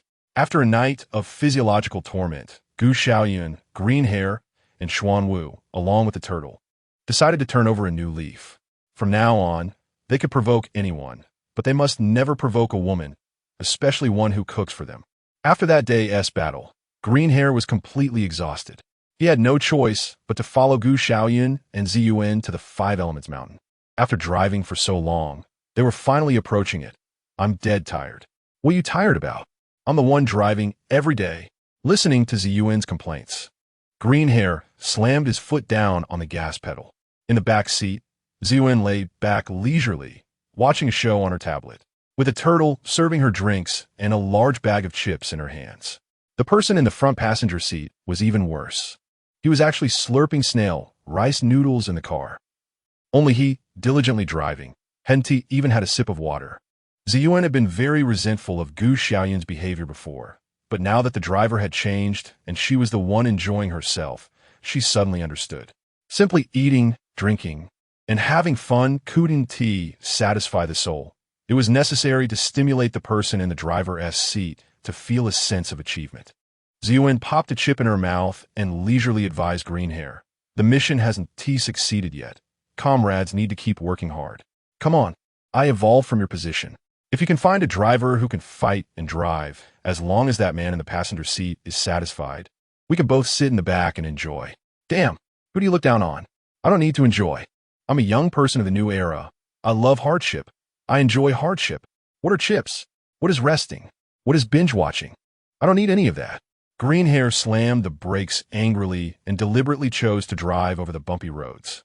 Even though the whole car felt like it was about to fall apart. It didn't affect Xiaoyun slurping her snail, rice noodles, or Xiaoyun watching her show in the back. Just a bit more effort. 5 Elements Mountain is right ahead. Once we reach the destination, I will be completely liberated. We've arrived. You two hurry up and get out. Stop playing in the car, get to business. Can't you be serious for once? Finally, they reached the foot of 5 Elements Mountain, and Greenhair was the first to get out of the car, urging the two inside to hurry out.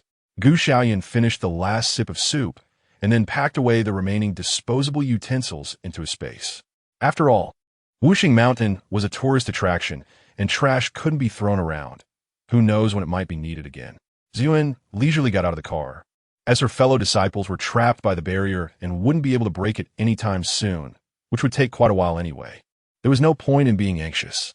Most importantly, their sect had plenty of food and drink, so they wouldn't let her fellow disciples starve. Green-haired One stretched his limbs, and Xiaoyun put the off-road vehicle back into space. He gazed at Wuxing Mountain before him, which looked significantly different from the one he had climbed before. The previous Wuxing Mountain was magnificent and towering, but now a large part had collapsed.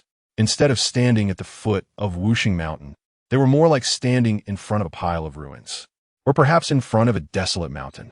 This was clearly a tourist spot, and logically there should be many zombies around, but strangely, they hadn't seen a single zombie on their way here. Something was off. Xiaoyun squinted slightly at the desolate mountain before him.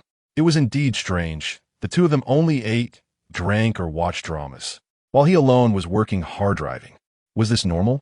The green-haired One lazily stretched, feeling like he had come back to life. Driving for so long was really exhausting. I'll take you to the barrier's location, Xiaoyun said without delay, leading the way as the steps were just ahead. Xiaoyun, green hair, and Xuanwu followed her. After walking for a while, Xiaoyun stopped at the boundary monument of Wuxing Mountain. She pointed to the stone tablet engraved with Wuxing Mountain and said, "The barrier I mentioned earlier is right here. No matter how I touch it or try to move forward, using any means, I have not been able to cross this boundary monument. And my senior brothers are not far from this monument. Do you see that small remaining corner of the mountain? That is where our sect cave is located." Green hair looked in the direction. She pointed and nodded. "Your cave is really too small, but I have to say it's very sturdy. Other places have collapsed, yet yours hasn't." He gave a thumbs up in conclusion, saying, "You chose pretty well." However, he muttered, "But is it really that mysterious to have a barrier? It's not a crisis situation. It's not like the cultivation world. You think spiritual energy is reviving?" Green hair, still skeptical, walked towards the boundary monument. The closer he got, the more he felt. It was no different from before. Just as he was about to step over the monument, he found that despite taking many steps, he remained outside the boundary monument for some unknown reason. Xiaoyun watched the actions of the green-haired person, deep in thought. The green-haired One tried to approach the boundary stone, wanting to reach out and touch it, but it was as if something was blocking him. No matter how close he got, he couldn't touch it. Startled and drenched in cold sweat, he quickly retreated, standing between Xiaoyun and Xiaoyun, regaining a bit of a sense of safety. "This thing isn't some kind of barrier you mentioned, is it? Could it be the legendary ghost wall? I just feel this place is eerie. We should hurry and leave. Maybe your senior brothers have already found another exit and walked out by themselves." Xiaoyun rolled her eyes. "Seriously? How can a big guy like you be so cowardly? You've killed so many zombies already, and you're still afraid of something so ethereal? Zombies are zombies. They can be physically attacked, but that thing is different. You know, it's everywhere."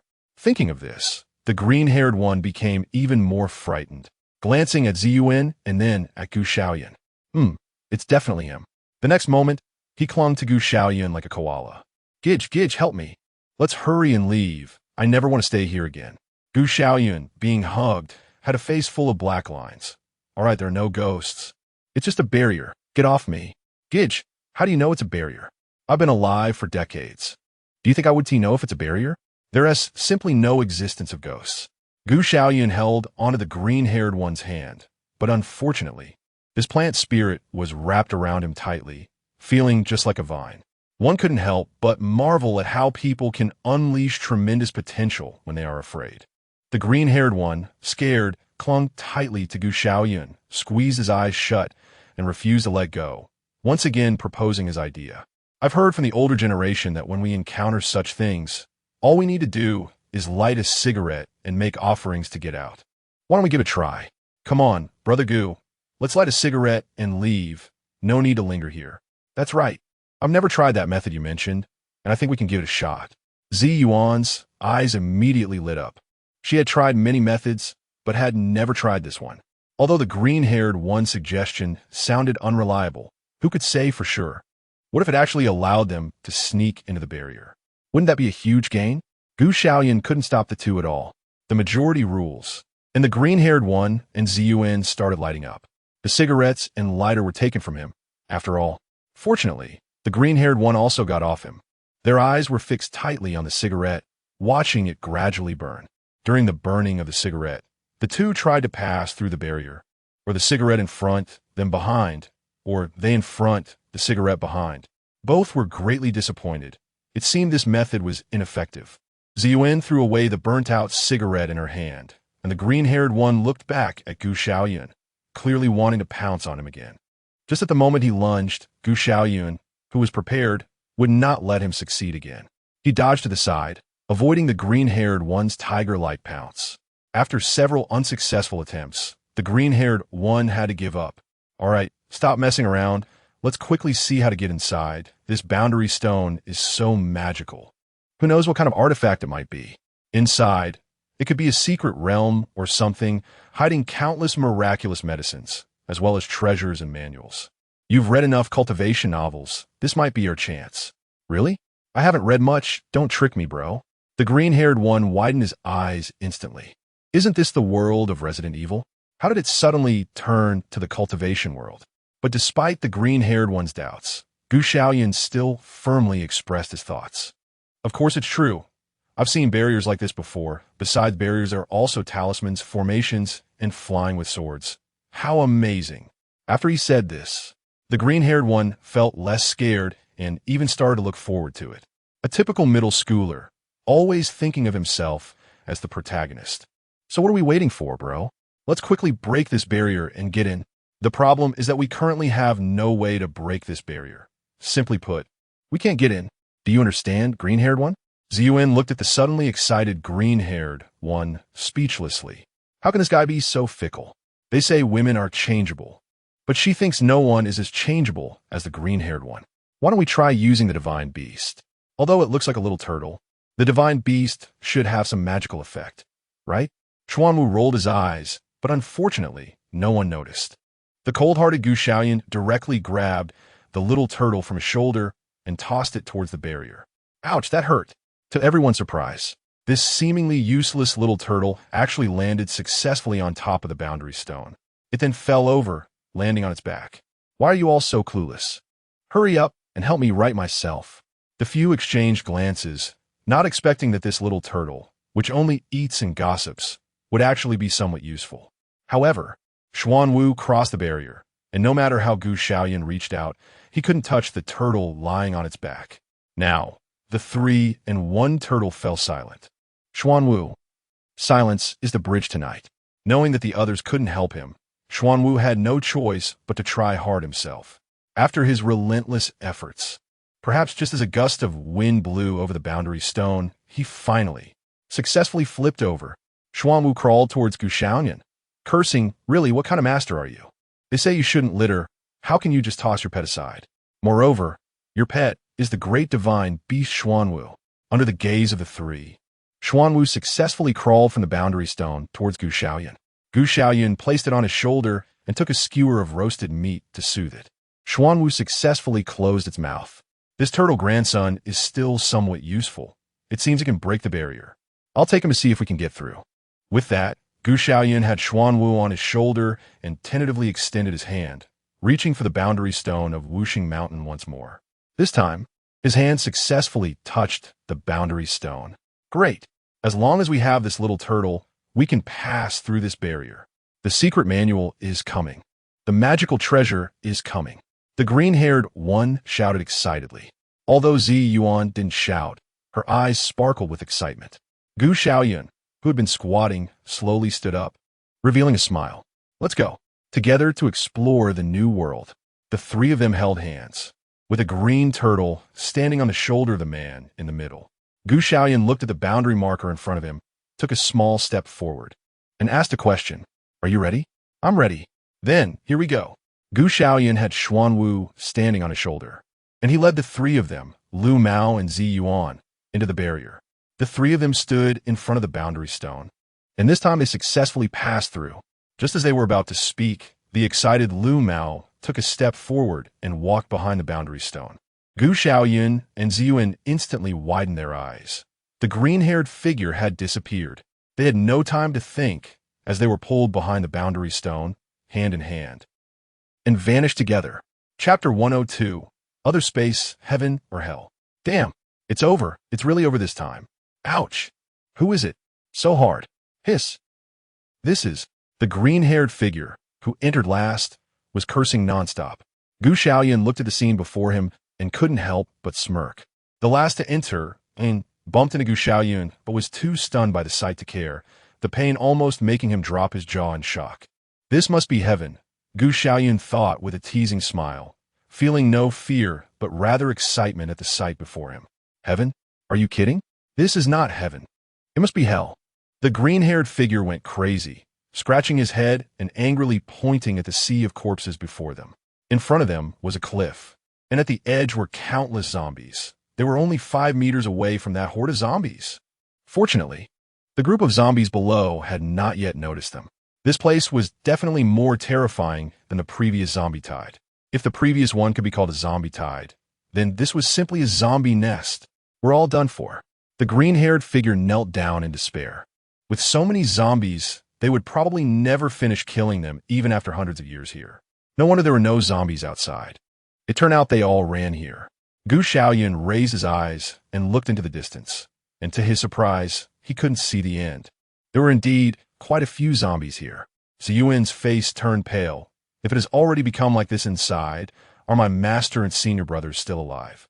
Just as the three were silent, a zombie unexpectedly crossed a distance of 5 meters and charged towards them. They had been discovered. The green-haired one's pupils instantly contracted as he heard the zombie leap several meters towards them. The zombie was coming. That zombie had particularly developed leg muscles, looking like a green giant that had only grown its lower body. As it jumped, saliva continuously dripped down, with a drop even landing on the green-haired one's face. He smelled a very strong stench and almost vomited. However, at such a critical moment, all external factors became unimportant. What mattered was how to dodge and survive this mutated zombie. They were standing on a small platform 5 meters above the ground, but their active area was only 2 square meters. This meant that if they accidentally fell, they would definitely die a horrible death. Even if that mutated zombie jumped onto the platform, they would have no way to fight back. They simply couldn't move. Damn it, where are my vines? Where's my whip? The green-haired one wanted to use his powers, but when he touched his waist, he realized his whip was gone, and only then remembered that his braids had exploded while fighting the zombies. Without the plants he could manipulate, his powers were basically rendered useless. Moreover, he was stuck in this damn place, and cold sweat dripped down his face. Xiaoyun also used her powers, sending a black energy ball silently flying towards the mutated zombie. The dark energy collided with the mutated zombie in midair. Seeing this scene, Xiaoyun couldn't help but smile, revealing a relieved grin. But before she could finish her sentence, her smile froze on her face. When the dark energy ball collided with the mutated zombie, the scene she had anticipated, where the entire zombie would be devoured, did not occur. On the contrary, The mutated zombie opened its mouth wide and swallowed the dark energy. The entire dark energy disappeared quietly without a splash. The mutated zombie jumped onto the platform, shaking it violently 3 times as if it were about to collapse. But fortunately, it stabilized in the end. It exhaled a puff of black gas that seemed to burn the air, yet it showed no signs of injury. Seeing it like this, Xiaoyun also broke out in cold sweat. Although the mutated zombie saw its food, it did not seem eager to eat quickly. After all, the food was right in front of its face, and it couldn't run away. It scanned the area with its blood-red eyes, first glancing at the green-haired one, then at Xiaoyun, and finally focusing on Xiaoyun. Its gaze was very mocking, as if it were sizing something up. The green-haired one and Xiaoyun could endure it, but Xiaoyun could not. You're not a beauty, so why are you looking at me with such lewd eyes? Do you think you're handsome? Well, I was showing off. You probably didn't even know where you were dancing on a grave. Although the zombie couldn't understand what Xiaoyun was saying, it sensed the man's provocative gaze and actions. Thinking that its food dared to provoke it, the mutated zombie let out a roar and charged forward. Xiaoyun watched as the zombie charged towards him, only 2 steps away. However, he remained completely calm. His right hand rested on the coal blade, and with a gentle flick, the blade was drawn. A flash of silver light illuminated this small area. An invisible sword energy shot out, and the green-haired and purple-winged zombies only felt something flash past. They charged towards Xiaoyun's mutated zombie, but immediately came to a halt. Xiaoyun's hand loosened, and the cold light returned to its sheath. With a plop, a drop of black-red blood dripped from the neck of the mutated zombie onto the ground. In the next second, the head of the mutated zombie separated from its body. Its head rolled to the ground, and the robust body slowly fell down. Blood spread out, soaking the ground. Silence. Green hair and purple kite did not expect Xiaoyun to be so powerful. This mutated zombie looked to be at least level 3. Their abilities had no effect at all. Yet, Xiaoyun was able to kill it with a single blow. Greenhair sighed and helplessly raised his head. I admit it, you are stronger than me. Only now do you realize it? Otherwise, how do you think you survived the zombie tide? After Xiaoyun sheathed his knife, he appeared calm and composed. However, this demeanor only made him seem even more detestable. Greenhair secretly rejoiced, thankful that he hadn't clashed with him earlier. Otherwise, it would have been a pointless endeavor. At that point, he would have been beaten to the ground and unable to get up. All right, you two. What did you say? To kill all these zombies? Yes. If you don't wipe them out, they'll level up and you'll be the one to die. Look, there's another one jumping up. Chapter 103. Massacre the Blood-Red Shura Field. Damn it. How can this group of beasts not get tired? They keep climbing up. Can't they give us a break? Greenhair stood at the edge of the platform, his red vines dancing as they strangled the zombie's head. All right, just be content. We still have young Master Gu overseeing things. At least we can rest for a while. If he weren't here, we would have been dead long ago. Xiaoyun's 2 daggers flew continuously, one hand reaping the heads of zombies while the other dug into their crystal cores.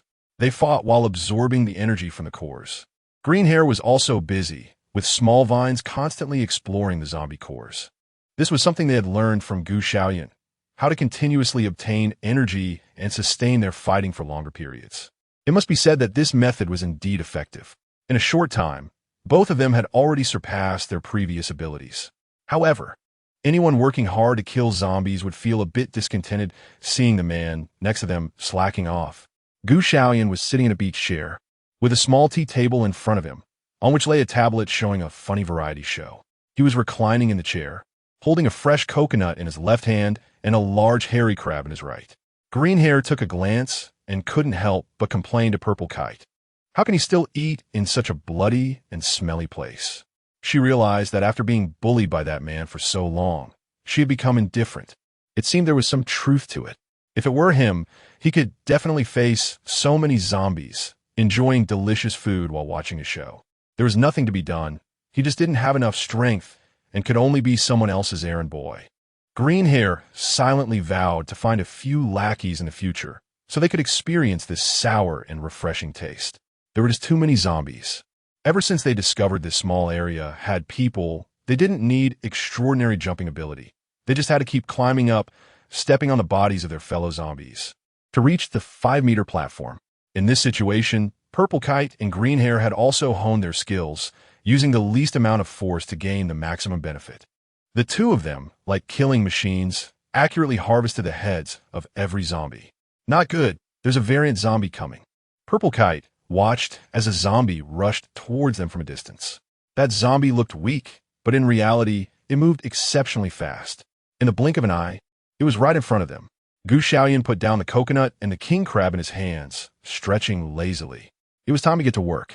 He slowly stood up and drew out the cold light from his waist. Despite having killed so many zombies in the past few days, the cold light remained spotless, as if it were a brand new weapon. To defeat you, I only need one strike. Xiaoyun was staring at the mutated zombie on the platform when it suddenly charged at the three of them without acknowledging his words. It was seeking its own death. He gripped his knife, raised his hand, and swung it. A wave of energy suddenly gathered in the air. An unnamed force erupted from the narrow space. A strong killing intent made the mutated zombie halt in its tracks. In the next moment, its entire body shattered into a mist of blood. Where the sword energy passed, all the zombies were crushed. In an instant, the zombies below the platform were cleared out. Green Hair finally had a moment to rest, without any concern for his image. He gulped down the coconut juice that Xiaoyun had handed him. Looking at the scene before him, he couldn't help but exclaim, "Boss is stronger than before." If you weren't strong, do you think you'd be alive now?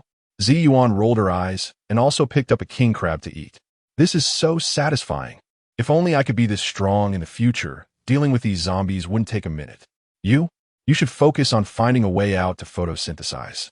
Maybe sunlight will make you stronger. Do you believe in light?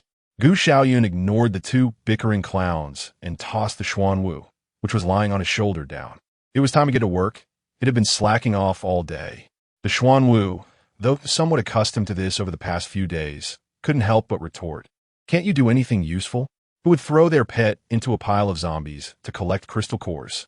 Moreover, all those crystal cores are covered in my saliva. How can you not be disgusted using them? The Ximaniu helplessly maneuvered through the gaps between the zombies, searching for the crystal cores he needed.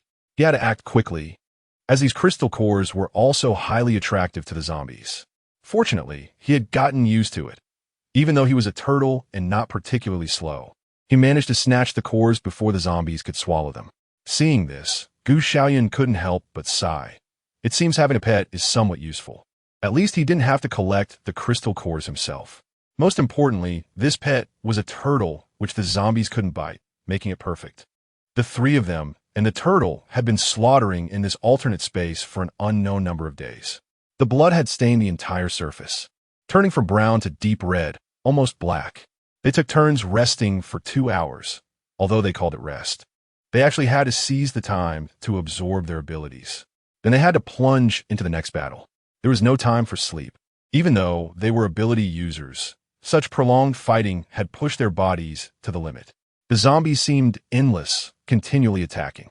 Xiaoyun would use high-voltage electricity to burn all the piled-up corpses. The air was filled with an unpleasant smell, a mix of blood, sweat, and the stench of rotting bodies. Finally, the last zombie fell. After a brief wait, no more zombies climbed onto the small platform. Green Hair and Purple Kite collapsed on the ground. Finally, they could rest.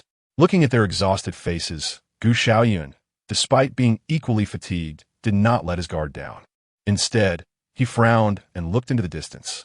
It was not over yet. Chapter 104. Unable to fight, requesting assistance. What is that? It's so ugly. Ugly? It might not even need to use any skills to kill you. It could just crush you. Green Hair and Purple Kite, who were collapsed on the ground, started bickering with each other. Originally wanting to watch their endless banter, they had developed a bond and understanding through this wave of slaughter. Of course, this bond was purely a brotherhood, with no other meaning. Although they spoke lightly, their gazes toward the distance were filled with seriousness. A massive creature was gradually moving toward them. They stood on a 5-meter platform, but that creature was even taller than a platform. It was a monster made up of countless zombies, leaving behind a trail of thick black liquid that looked extremely disgusting.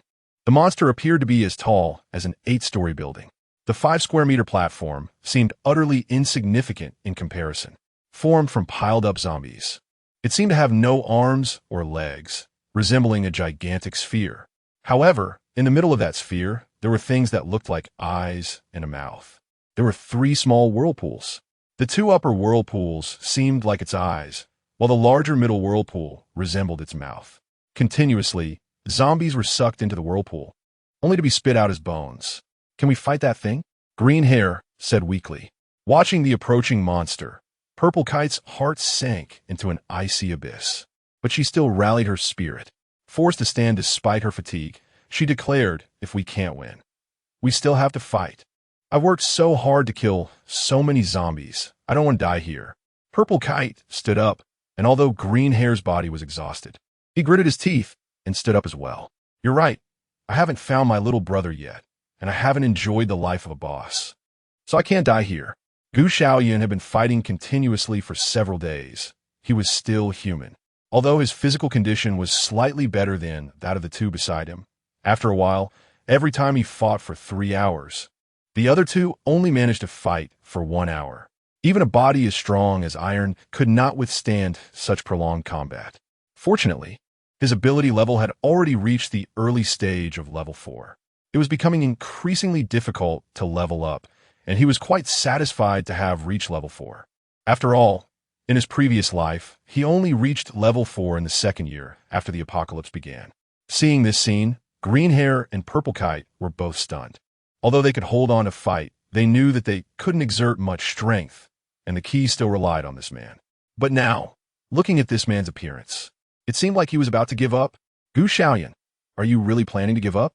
Purple Kite was not the type of woman to keep her thoughts to herself. Whatever came to her mind, she naturally asked. Aren't you going to fight this monster? Green Hair chimed in with a question as well, knowing that only if this man stepped up did they have a chance to survive. Xiaoyun nodded seriously, his eyes filled with exhaustion. Everyone was too tired, so I decided to give up, knowing he wasn't joking. Green Hair and Purple Kite were unaware of what he was really thinking. However, both of them felt very complicated inside. After holding on for so long, they never expected to die here in the end. Who could accept the thought of dying? Giving up is fine. I can't hold on any longer anyway. Green Hair took a deep breath and exhaled a mouthful of stale air. The feeling of fatigue surged through him, as if his bones were about to fall apart. More terrifying was the overwhelming sense of fatigue deep in his mind that he couldn't resist. Under this double fatigue, he was on the verge of fainting. Purple Kite felt the same way. Her hands no longer felt like her own. After constantly wielding the dagger, her hands had gone numb. Although it felt like she couldn't control her hands, muscle memory allowed her to reflexively kill the zombies. It sounded good, right? But the sensation of not being able to control her hands was like being without arms. She had transformed from a complete person into a disabled one. Even more frightening was that her legs had also gone numb. Her whole body felt numb. It was as if her body was not her own, and her soul seemed to have left her body. More precisely, Purple Kite felt like she had become a vegetative person. Her soul seemed to float above, watching her body continuously kill zombies. Seeing them so negative, Xiaoyun couldn't understand. Did he say something wrong?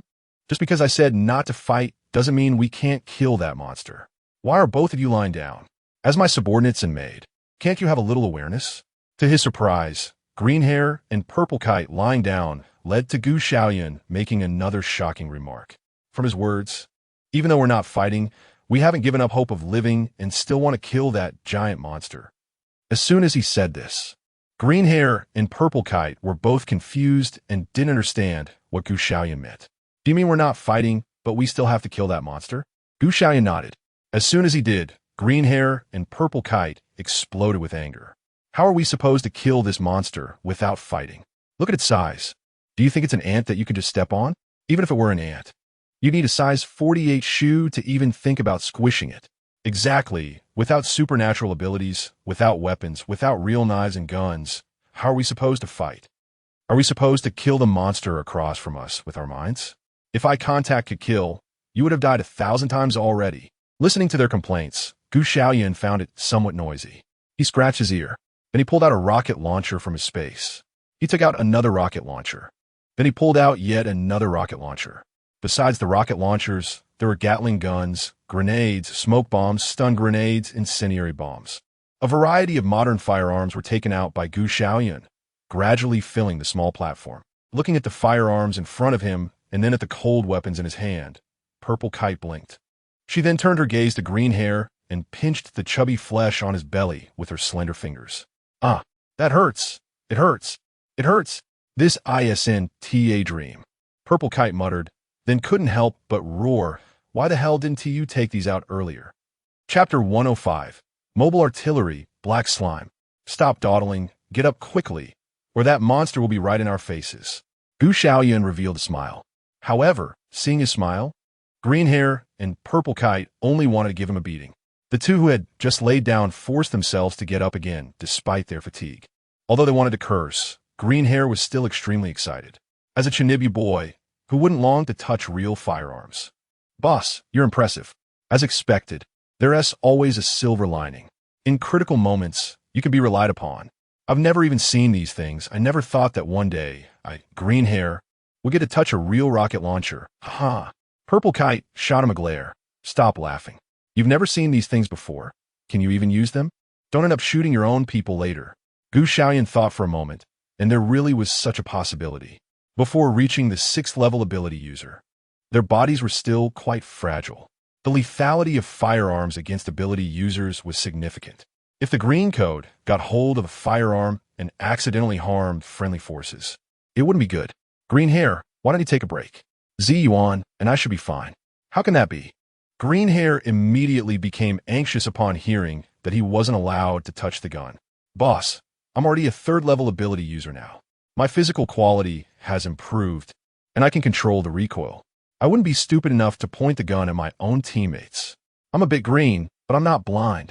Green Hair had successfully broken through to the early stage of the 3rd level ability user by crazily sucking blood. Xiaoyun had also reached the late stage of the 2nd level ability user. Although their ability levels weren't very high, as long as they weren't hit by particularly powerful firearms, they shouldn't lose their lives. Thinking of this, he simply agreed. The main reason was that this monster was too large, and he wasn't sure if these weapons could kill it. The more people they had, the more strength they would have. At least they could blow the monster up a bit. All right, let's get to work quickly. Today, let's make this monster feel the taste of firearms. Gu Xiaoyun said as he first hoisted the rocket launcher, and the experienced assassin Xiaoyun also stylishly took up the rocket launcher. Green-haired was excited and mimicked them. The 3 rocket launchers aimed at the monster not far away, and Gu Xiaoyun targeted the monster's eyes. 3, 2, 1, launch! Boom! The 3 rocket launchers shot out, trailing narrow smoke tails, and the rapid speed created a sound of explosion in the air. Bang! Bang! Bang! The rocket launchers hit the monster, and upon contact, the monster immediately exploded. 3 small mushroom clouds rose into the air, and in an instant, flames erupted. The smell of gunpowder spread. Pieces of broken zombies fell from the monster, and it came to a stop. Clearly, the sudden explosion caused it to feel pain. It halted its movement. The spherical body seemed to spin around, searching for the source of the small flies that had come from somewhere. Green-haired swallowed hard. He didn't expect the rocket launcher to inflict such weak damage on this monster. After all, this monster was so massive. We can't stop until we've used all these rocket launchers. This thing is so huge. Let's hit it at one point and see if we can break it apart. Gu Xiaoyun commanded and immediately fired a shot straight towards the small vortex on the right. Beside him, Xiaoyun loaded another rocket launcher and followed suit. Seeing this, Green Hair mimicked them and fired another rocket launcher. Boom! Bang! One rocket after another shot towards the monster, causing continuous explosions on its body. The monster, which was originally advancing towards them, was hindered and its speed noticeably slowed down. Every time it was attacked, it would stop. Through the unremitting efforts of the 3, dozens of rocket launchers kept attacking the small vortex on the right. They had already knocked down quite a bit of the 8-story height. The floor was littered with the severed limbs of zombies. Finally, when a rocket launcher was fired, the pile of zombies on the right suddenly began to collapse. The small vortex on the right seemed to have absorbed too much energy and suddenly started to expand, as if it was about to explode. In an instant, The small vortex surpassed the width of the large vortex. It was like a small black hole continuously expanding. The small vortex on the left and the large vortex below were swallowed up. They succeeded. Xiaoyun was a bit excited at this scene and couldn't help but exclaim. However, Xiaoyun frowned instead. For some reason, he always felt an ominous premonition in his heart. Moreover, he had never seen this monster in the 10 years of the apocalypse. The vortex continued to expand, devouring zombies and spitting out their bones. The three vortices began to merge, and the height of the 8-story building gradually decreased, turning into a 3-story height. The previously combined monster transformed into a black, slime-like existence. It looked much better than before, but none of the three on the platform could smile. They could feel that the monster before them had become much stronger. If it was a late-stage level 4 monster before, it was probably now a level 5. Xiaoyun's expression was grave. He didn't know whether their recent actions were right or wrong, but facing such a formidable monster, how could they withstand it without any special abilities? Listen up, everyone. Bring out all the weapons. Even a little bit of consumption is better than nothing. Otherwise, when it truly comes over, it will probably be our death knell. Xiaoyun took the lead and picked up the nearby firearm, unleashing a barrage of crazy gunfire. It was the first time he had such a serious expression, and the two of them became serious as well. In an instant, the small platform transformed into a moving artillery position. Whoosh! Bang! Boom! Come on, you monster! Die for me! Behind the green-haired figure, vines danced wildly, each wrapped around an explosive, hurling them madly at the black slime. Xiaoyun, carrying a rocket launcher, fired crazily at a spot on the black slime. I'm gonna shoot your flesh down. The entire platform was illuminated by the flashes of ammunition. Smoke billowed, and the strong smell of gunpowder filled the air. If you didn't look closely, you wouldn't even realize there were people in this place. Countless bullets and explosives flew from this small space towards the monster in front of them. They had only one goal: to delay this slime, exhaust its energy, and turn it into a dead slime. Otherwise, they would be the ones to die. Chapter 106. The 36 Stratagems. Retreat is the best strategy. I'll kill you. Take one of my rocket launchers. Xiaoyun, holding the rocket launcher, shot frantically at the upper right of the slime. Under the relentless bombardment, a piece of the black slime actually fell off. There's hope. Seeing this scene, the green-haired figure's eyes lit up. As long as this guy could be dealt with, they still had a chance to survive. Besides, they still had plenty of weapons in hand. Sooner or later, they would turn this black slime into a sieve. But don't celebrate too early. Take a close look at the part that fell off. Xiaoyun's words splashed a bucket of cold water on Xiaoyun and Greenhair. They had just been too excited to notice, but now upon closer inspection, the part of the slime's body that had been so hard to get rid of was actually wriggling continuously. That small piece was gradually moving closer to the black slime, as if it wanted to merge back into it. Could it be that this thing is indestructible? Greenhair was shocked. He saw a glimmer of hope, but now it felt like that hope was about to shatter again. Xiaoyun didn't say a word. He had never seen anything like this before. Although this thing moved much slower after turning into slime, it was still approaching them.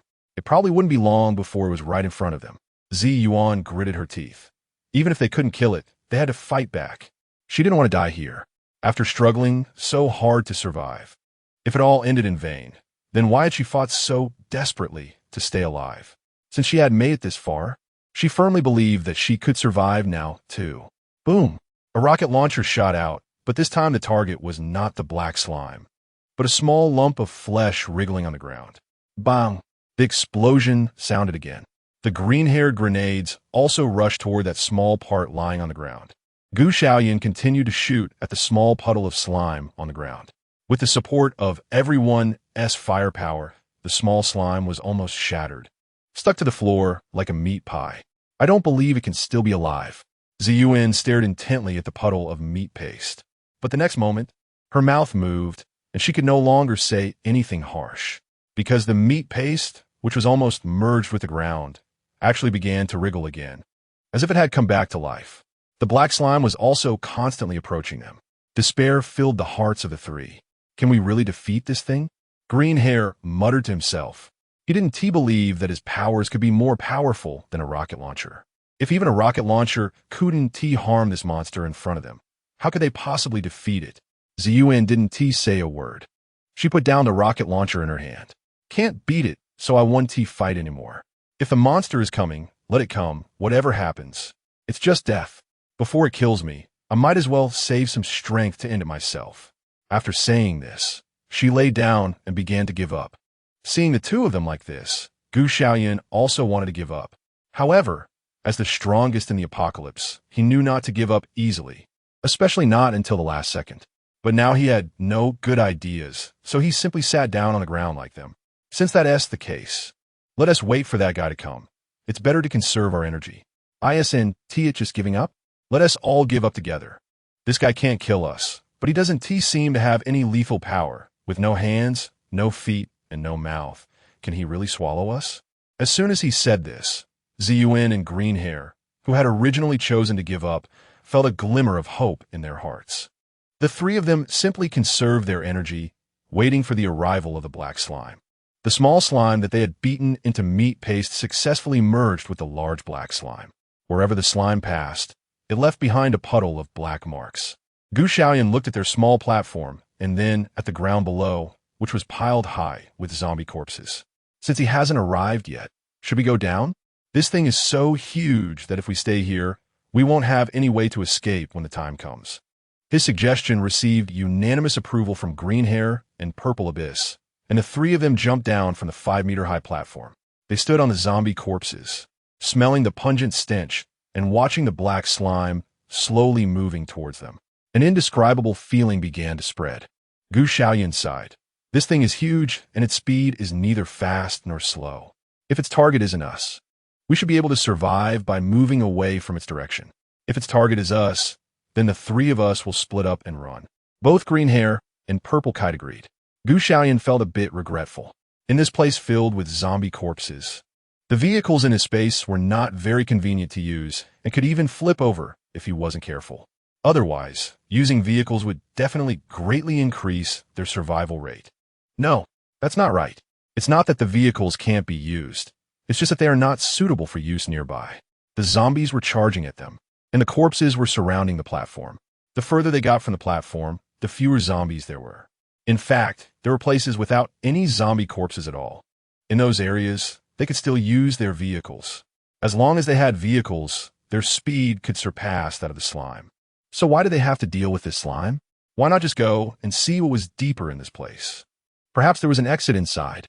Xiaoyun looked at the approaching range of zombie corpses and smirked, revealing a long-lost smile. There's a way. We don't have to wait for it to get close. The best defense is offense. Is there hope? Xiaoyun looked confused, wondering how they went from all being lazy together to suddenly saying there's hope. The green-haired one was also puzzled, not understanding what Xiaoyun meant by there being hope. Are you saying that if you get out of this zombie's range, you could defeat this black slime? Xiaoyun shook her head with a smile. Of course not. As the saying goes, of the 36 strategies, fleeing is the best. Chapter 107. Escape, Mental Wave Attack. Since we're going to run away, why didn't you say it earlier? We're so close to that slime now. Is it still possible to escape? I just thought of it too. If it weren't for you all slacking off, wouldn't I have thought of it sooner? Listening to the green-haired one's accusations, Xiaoyun directly shifted the blame. Besides, there's zombie corpses all over the ground. Who would think of escaping by car? If I didn't have a car in my space, even if I thought of this method, it wouldn't be useful. Can you two outrun that thing on your own legs? Of course I can. The green-haired one had that much confidence. When chasing those two, he managed to catch up, didn't he? But Xiaoyun didn't have that kind of confidence. Her dark-type abilities didn't have such a peculiar way of traveling. She was relying solely on her physical fitness to keep running. Xiaoyun's lightning-type abilities seemed unsuitable for traveling, but as the strongest among the human race, he had naturally figured out a way to use his lightning abilities for movement. Thus, he was not at a disadvantage while on the move. The three of them helped each other and quickly crossed over a large number of zombie corpses. They were now very close to the black slime. Just 5 meters away on the platform, the feeling wasn't as intense, but now standing on the ground. Looking up at the 3-story monster, the contrast was striking. They felt as small as ants. Only by getting closer could they see that the corpses of the zombies beneath the black slime had all been absorbed into its body. Could it be that this slime's target wasn't them, but these zombie corpses? Green Hair exclaimed. If that were the case, then they wouldn't need to run. It wasn't impossible. Xiaoyun observed carefully. After the black slime absorbed the zombie corpses, it expelled white bones. Although its appearance had changed, it didn't seem very different from the previous combined monster. These two monsters looked different. Could they be facing the same one? Were the monsters they faced not zombies? But that black vortex, look at how it absorbs the zombie corpses. It's exactly the same as before. As soon as these words were spoken, Xiaoyun and Green Hair found it somewhat credible. However, regardless, they needed to leave this area. They quickly moved out of the range. If the slime wasn't after them, perhaps its target was just the zombie corpses. In that case, they would be safe once they left this area. But if its target was them, they had to run quickly. As the three spoke, they swiftly passed by the black slime. While running, they kept an eye on the monster's movements. It looked like a lump of slime, with its eyes and mouth indistinguishable, but the three could sense it. The black slime seemed to be watching them. They suddenly felt their hair stand on end. Being watched by a 3-story tall behemoth was a very peculiar feeling. It felt as if they would be swallowed at any moment. Xiaoyun looked at the two who were slowing down, almost coming to a stop, and shouted sternly, "Stop looking! Hurry up and run! Do you two want to die?" Upon hearing this loud reprimand, the two finally reacted. They realized they had actually stopped. The black slime had clearly changed direction and was charging toward them. Green-haired and Purple Kite immediately felt a wave of fear. If they had hesitated any longer, they might have been swallowed by the slime without even realizing it. "Stop looking, run!" Xiaoyun was speechless and shouted again. How could two low-level ability users always want to stare at the black slime? If he guessed correctly, the slime should possess some kind of psychic ability. Its previous first combined monster form was likely due to its psychic abilities continuously attracting zombies. Based on Xiaoyun's experience, this monster might be a mutated psychic zombie, or a species of that sort. It could have a charm or attraction effect on species with lower mental capabilities than itself. This is also why Green Hair and Purple Twan were stunned just now. What attracted it to come closer was not just the corpses of the zombies. What truly attracted it was the crystal cores within the zombie bodies. Or rather, it was the energy in the eyes of this monster. The three of them are probably also a delicacy, especially Xiaoyun, a level 4 ability user. Sure enough, the slime abandoned the pile of zombies and rushed towards the three of them. WOC, this monster's target can't really be us, right? Green Hair thought while running, glancing back at the monster. It actually abandoned a pile of zombies to come after them, just as they were very close to the monster. The distance shrank to just a few dozen meters. Don't say anything. There's no time to waste. We might as well save some energy to run. Purple Twan gasped for breath while running, but couldn't help but retort. There was no way around it. She had gotten used to bickering with Green Hair recently. Compared to arguing with Xiaoyun, clearly, going back and forth with Green Hair felt more rewarding. Xiaoyun would only infuriate her, but she could leave Green Hair speechless. Xiaoyun was speechless. These two people had clearly just been confused, yet now they were still bickering while trying to escape. She directly took action, grabbing the back collar of Xiaoyun's clothes and dragging her along to run for their lives. This time, the others fell silent and desperately ran out. Almost there. They were about to get out. Green Hair had been holding his breath and running for most of the day, and at this moment, he couldn't help but speak up. Xiaoyun didn't say anything and directly pulled Xiaoyun to rush out of the area. Once they came out, the group didn't stop and kept running for several hundred meters in the open space. Surprisingly, the slime chased after them. Xiaoyun didn't dare to delay for a moment. He immediately transformed into an off-road vehicle, stuffed Xiaoyun inside, and jumped into the driver's seat. "Let's go." Green Hair dashed to the driver's seat, barely closing the door before stepping on the gas. The engine of the off-road vehicle roared as it suddenly accelerated and shot out. "Hurry up! That thing is catching up!" Xiaoyun in the back seat shouted as she saw the approaching slime. The black slime looked at the speeding off-road vehicle and emitted a strange sound wave. Buzzing. It sounded like a broken electromagnetic frequency, particularly jarring. The most terrifying part was that this sound wave made people feel as if they were experiencing hallucinations. Sitting in the driver's seat, Greenhair's entire face looked extremely distorted. Chapter 108. Sudden Realization. What kind of broken secret realm is this? Greenhair cursed inwardly, his face twisted in agony. In the next moment, under the attack of the mental shockwave, Greenhair couldn't help but let go of the steering wheel. He curled up in his seat, clutching his head tightly. In the back seat, Xiaoyun was already rolling around with her hands over her head. Xiaoyun's complexion was also not good, looking a bit pale, but he was still able to withstand the attack of the mental shockwave. However, their car had slowly come to a stop, and the situation of the two people inside was very poor. Xiaoyun glanced at the slowly approaching black slime in the rearview mirror. He decisively got out of the car and pushed the green-haired person to the passenger seat. He took the driver's seat himself. He didn't believe that the range of the slime's mental attack could cover this entire area. As long as they got out of the slime's attack range, they should be safe. Xiaoyun pressed the gas pedal, and the off-road vehicle slowly started again. Looking at the relentless slime chasing after her, Xiaoyun sneered. You think your mental attack can kill everyone? Sorry, you're not worthy. In the next moment, the off-road vehicle sped away. Xiaoyun ignored everything and slammed the accelerator to the floor, not believing that the slime could catch up. The slime, watching the off-road vehicle speeding away, unleashed its reluctant attack. The most obvious sign was the green-haired one beside it, who was still holding their head but had stopped freaking out. Xiaoyun looked through the rearview mirror and saw the black slime stop its pursuit. The mental attack was just his last powerless roar. Staring at the increasingly distant off-road vehicle, the black slime finally turned slowly and headed toward the pile of zombies. Xiaoyun in the back seat finally recovered as well. Xiaoyun looked at the two of them, drenched in sweat and in a sorry state, with green hair even having pulled out quite a bit of his own hair. He shook his head helplessly. You two are hopeless. If a shockwave from such a distance can leave you like this, what would happen if the monster had used a mental attack from the start? You'd be dead for sure. They knew that if the slime had attacked at the closest range, they wouldn't have been able to move at all, and they would likely have already been swallowed by it. Xuanwu shook his head. He had been hiding in a shell during the mental wave attack and hadn't felt much at all. You two are really pathetic. You can't even compare to me.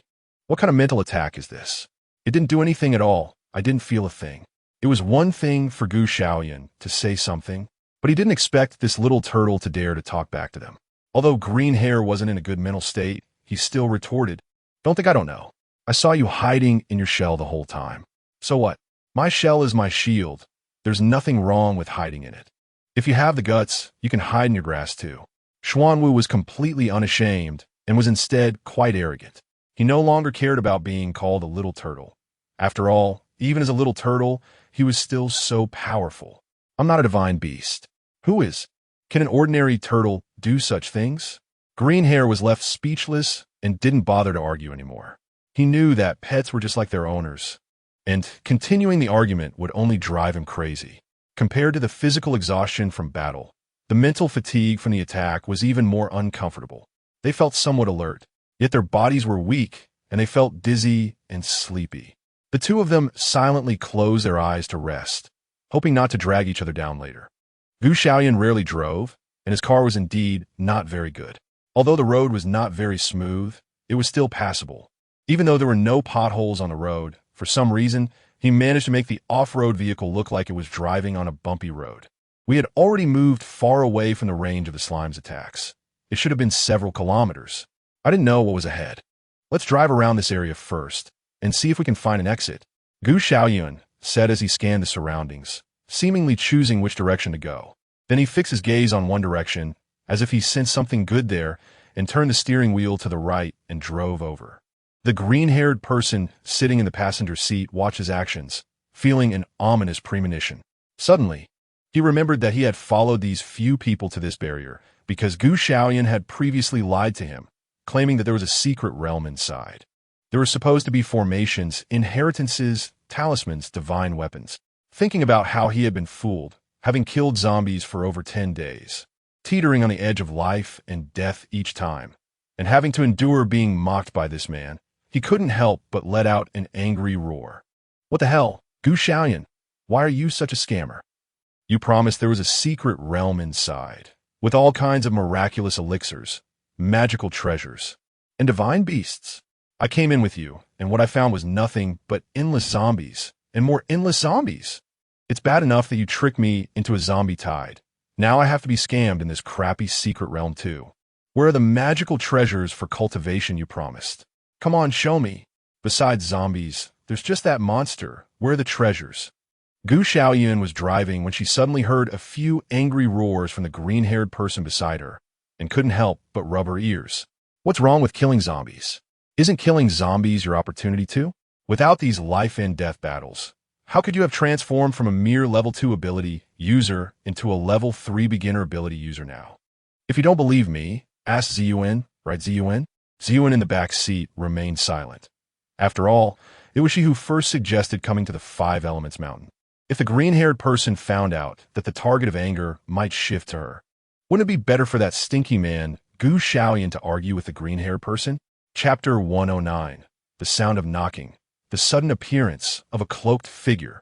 So according to what you said, should I thank you? The green-haired person stared wide-eyed, looking incredulous. Xiaoyun nodded seriously. Of course, you have to thank me. If I hadn't brought you in, how could you level up so quickly? Besides, if it weren't for me being your big brother, you would have died in the zombie tide long ago. You. The green-haired guy pointed a trembling finger at Xiaoyun, but in his extreme anger, he couldn't find the words to argue back. In the end, he could only stammer out, "You're so shameless." How am I shameless? What I said is completely valid. You should be thanking me. It was you who chased after me, wanting to duel with me, right? The green-haired guy nodded, feeling aggrieved. Xiaoyun continued, "It was you who chased after me wanting to duel, and then you encountered the zombie tide, right?" The green-haired guy nodded, feeling frustrated. "So, in the zombie tide, you didn't kill all the zombies and then you passed out, right?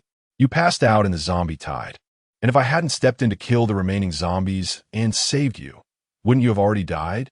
The green-haired guy's mouth trembled, unable to utter a word in rebuttal. Why did it seem like it shouldn't be this way in his memory? But when Xiaoyun said it, it felt like it was all his fault, and Xiaoyun had become his savior. He admitted that the man before him had indeed saved him. But was he really in this predicament because of his own issues? Seeing him silent, Gu Xiaofeng continued, "I said I wanted to go to the secret realm, and you were the one who actively wanted to follow us, right? Now that you've lost the duel, I've taken you as my little brother, and that's why I agreed to take you to the secret realm. Along the way, haven't I taken good care of you? Not only did I share with you how to enhance your abilities for continuous combat, but I've also repeatedly helped you out of difficult situations. If you don't thank me, who else can you thank?" The green-haired guy's expression began to fade as he started to question his life. Could it really be that he was wrong? Had he misunderstood Xiaoyun? Had he brought this situation upon himself? Was he alive now, thanks to this man, saving him time and again?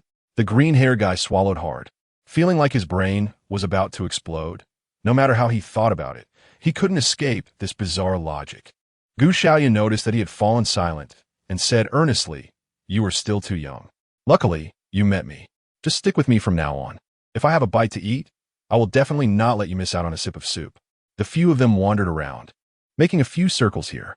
However, away from that small platform, the surrounding roads seemed endless, and no matter how they drove, there appeared to be no boundaries. It was easy to get lost in such a directionless expanse. Xiaoyun simply chose a direction and pressed the accelerator to the floor without changing it. Although he didn't know where this place was, he had space and wouldn't starve. He treated it as a trip. Although there wasn't even a single zombie to be found up here, let alone any scenery. As he drove on, the sky turned dark. Xiaoyun stopped the car, got out first, and stretched lazily as he spoke. "I've been driving for so long, I'm starving. Driving is really not a job for humans. I've been your driver for so long today, so you all better drive well tomorrow." Green Hair dared not voice his anger. As for Xiaoyun in the back seat, she didn't mind. Since Green Hair was around, Xiaoyun suppressed her, and she would suppress Green Hair in return. Green Hair's current status could be said to be even lower than that of Xuanwu. Xiaoyun put the off-road vehicle into the space, but the green-haired person moved out of his small villa. Xiaoyun was already used to it, but the green-haired person's mouth could even swallow a sandbag-sized fist. "Bro, you are really my biological brother. A small villa. Is this thing really something a person can carry with them?" Gu Xiaoyun glanced at the shocked expression of green hair and felt a bit embarrassed. He began to doubt whether it was right or wrong to take green hair as his little brother. Although his mutated plant type ability was quite good, this little brother was just too much of a disgrace. At this moment, Gu Xiaoyun couldn't help but miss Zhu Shasho, although that little brother was quite foolish. At least he didn't bring shame and looked like a real warrior. Gu Xiaoyun and Xiaoyun walked into the small villa, with green hair still looking excited, looking around and touching everything. With a bad smell, I want to take a shower. Gu Xiaoyun leisurely walked in a bathroom. Xiaoyun also leisurely walked into another bathroom. Only green hair was still looking around the small villa, showing no signs of fatigue at all. Once everyone was settled, Xiaoyun wisely went to cook. The few of them had a meal and then went to sleep.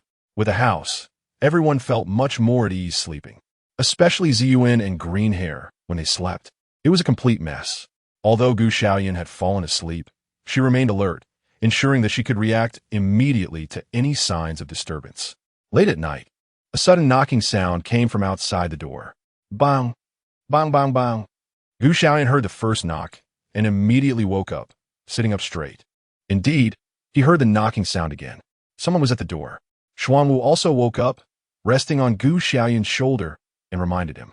Gu Xiaoyun nodded, indicating that he understood. He was on the second floor of the small villa, and he walked to the window, pulling back the curtains to look down. At the door, a man dressed in a black hood was holding a lamp without a light and continuously knocking on the villa's door. Knock, knock, knock. The next second, a black figure appeared outside the second-floor window. Xuanwu was startled. What is this thing? Gu Xiaoyun didn't have much of a reaction, and even waved a hand in greeting. The person dressed in a black cloak slowly raised their head, revealing a pair of bloodshot eyes. Gu Xiaoyun felt nothing, but instead gave him a smile and decisively pulled the curtain shut. Really, in the middle of the night, where did these weirdos come from? And those two downstairs as well.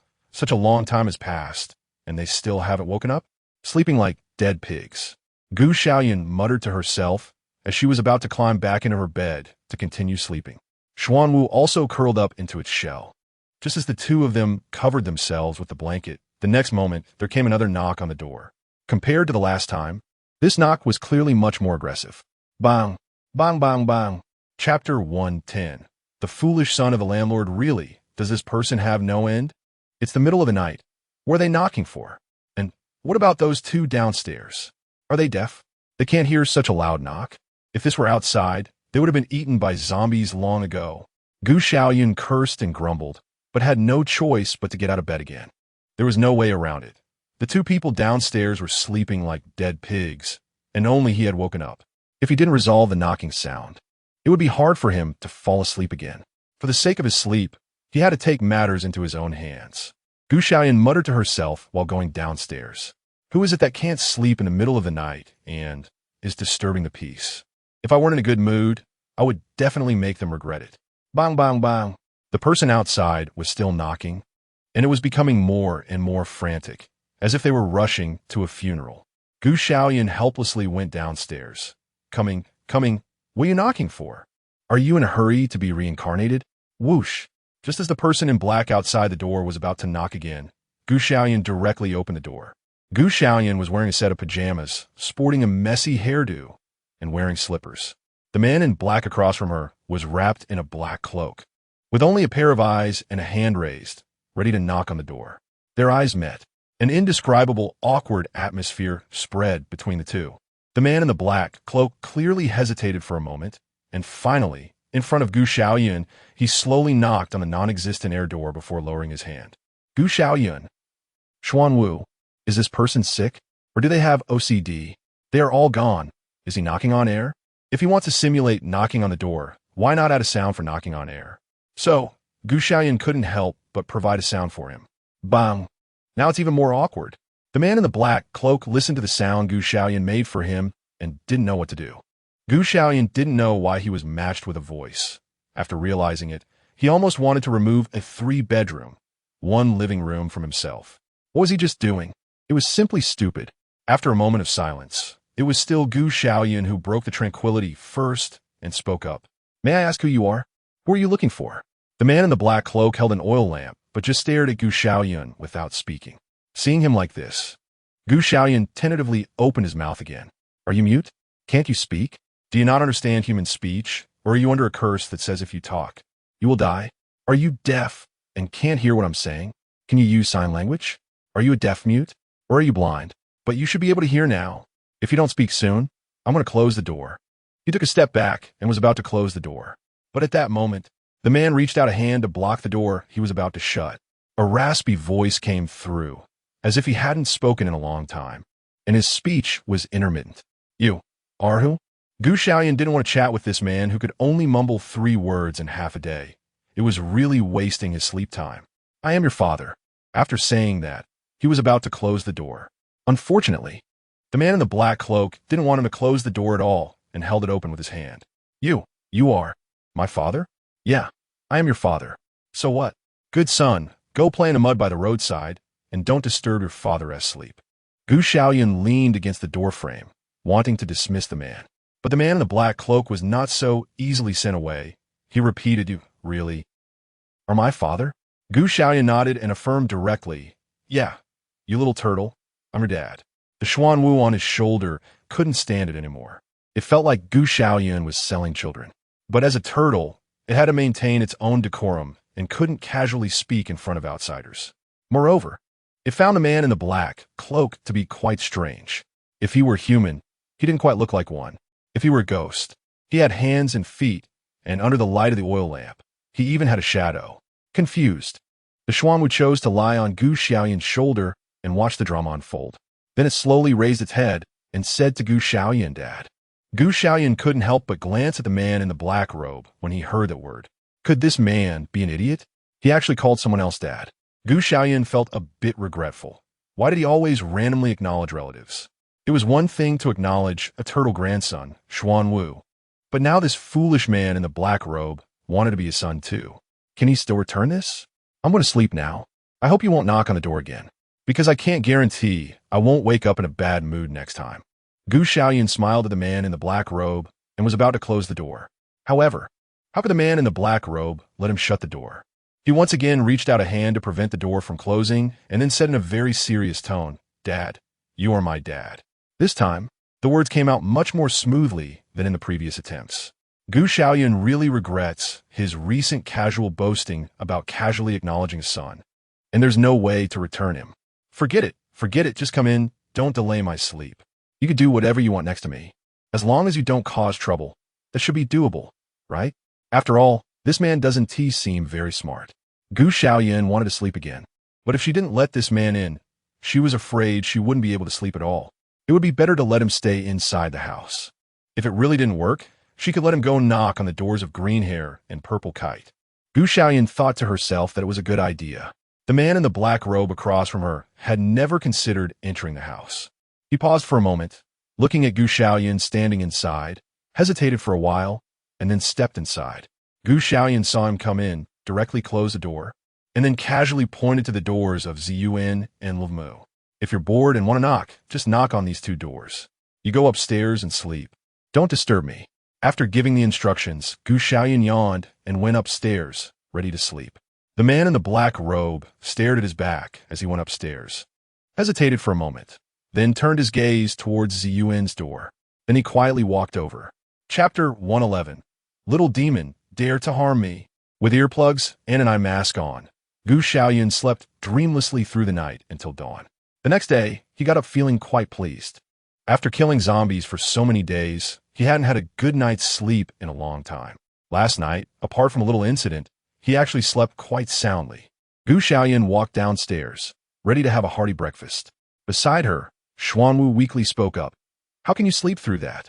It was so loud last night. Really? I didn't hear anything at all. Oh, maybe it's because I wore earplugs. Gu Xiaoyun felt that wearing earplugs to sleep last night was truly the best decision he could have made. Otherwise, he probably wouldn't have been able to sleep at all. When he went downstairs, he saw 3 people sitting in the hall. One was a woman who looked like a madwoman, with messy hair and heavy dark circles under her eyes, Xiaoyun. The second looked listless like a wilted plant, with dry, straw-like green hair. The last one was a man still holding an oil lamp and wearing a black robe, making it difficult to see his expression. Gu Xiaoyun happily greeted them. Good morning. Let's have something simple for breakfast today. How about some ordinary king crab, black gold abalone, geoduck, and big dragon seafood porridge? The three people sitting at the table all raised their heads and turned their gazes to Xiaoyun, 6 eyes staring intently at him, filled with unutterable resentment. The man in the black robe slowly spoke, "Dad. Hey, my good son, what's the matter with you calling your dad?" Xiaoyun, feeling refreshed after a nap, didn't mind responding to this silly son. In the next moment, the green-haired one couldn't hold back any longer. "Damn it, this strange, silly man in the black robe is really your son? His voice is louder than yours. Where did you get such a big son? Do you know what he did last night? He tortured me for a whole night. Not just a minute or an hour, but a whole night. Do you know how long I could have rested in a night? As a result, because of your son, I couldn't sleep at all. As his father, shouldn't you give me an explanation? I don't care about you two. You need to be responsible for me today. I want to drive later. Whoever wants to drive can do it." Xiaoyun looked at the green-haired creature roaring and cautiously said to Xin, "After you finish breakfast, will you drive today?" Xiaoyun displayed a friendly smile. Although her dark circles had reached her cheeks, she seemed to have no complaints at all. "All right, as your most loyal maid. This is what I should do." "That's good. Then hurry up and make the food." Xiaoyun finished her arrangements and happily took out the ingredients, waiting to enjoy some fragrant seafood congee. The next moment, a roar sharper than that of a green-haired monster erupted. Cooking? What cooking? Eat. I'll eat your grandma's leg. If you dare to ask me to cook again, I'll poison the food and spit in it. If that doesn't work, I'll go get some excrement. I don't believe you can still eat it. You stupid son, you disturbed me all night. And you have the nerve to command me to cook? Isn't your son? Why are you bothering us instead of him? I was sleeping soundly, and that banging on the door woke me up. If I ignore him, he'll keep banging until he wakes you up. Green hair monster didn't sleep all night, and I seem to have slept the same way. Look at my dark circles. How can you ask me to cook and drive? This kid has ruined 18 years of my youth. As his father, you two figured out yourselves. I want to cook and I want to drive. You better bring me some good food to comfort my little heart, or else I'll start banging on the door too. Xiaoyun listened to the series of angry shouts and couldn't help but rub his ears. Was it really necessary to shout so loudly? He wasn't deaf. He even suspected that the villa might be shaken to pieces by these two, since neither of them was willing to cook or drive. Xiaoyun turned his attention to another person present, the man in the black robe, his foolish son. "Good son, come here. Dad has something to tell you." "Dad." The man in the black robe stood up and respectfully positioned himself in front of Xiaoyun. Xiaoyun looked at him and thought that he might not be very good at cooking. But what if there was an accident? Besides, a big guy like him should have no problem driving, right? He looks so energetic. Driving for 10 or 20 hours should be okay. Since neither of them wanted to cook or drive, it shouldn't be a problem for him to cook a meal for his dad, right? And it should also be no problem for him to be his dad's driver for a day, right? The man in the black robe nodded seriously. "Don't worry, Dad. I will definitely make it good for you." Seeing his confident expression, Xiaoyun really believed him. Although this man in the black robe seemed a bit foolish and not very smart, what if he only appeared to be not very clever on the surface? What if he was actually a cooking expert and a seasoned driver? Wouldn't that be a huge gain for him? Xiaoyun pointed at the ingredients in front of him and instructed, "Then take all these and prepare them. Just make a simple breakfast. A bowl of seafood porridge will do." The man in the black robe nodded seriously. "Don't worry, Dad. I will have it ready soon. I believe in you." Xiaoyun patted his shoulder with great satisfaction, expressing encouragement. After speaking, he saw the man in black robes step closer to the ingredients on the table, standing still around them and staring at the ingredients for a while. Then he slowly reached out his hand towards the king crab. The 8 legs of the king crab drooped down and slammed onto his arm. The man in black immediately reacted, throwing the king crab away. Bang! The king crab smashed against the wall, shattering into pieces. The man in black, having thrown away the ingredients, was completely unaware that something was wrong and even said angrily, "How bold! A little demon dares to harm me. If it weren't for my father wanting to eat you, I would have dragged you out and executed you long ago." The 3 people and 1 turtle present listened to his words, staring at the shattered king crab in silence. Chapter 112. Unexpected Fatherhood. The true face of the man in black Where did you find this monster? Could it be from ancient times? How dare you say I? Your head seems not to be very bright. Who would treat a crab as a monster? Quickly say, what can a small crab do?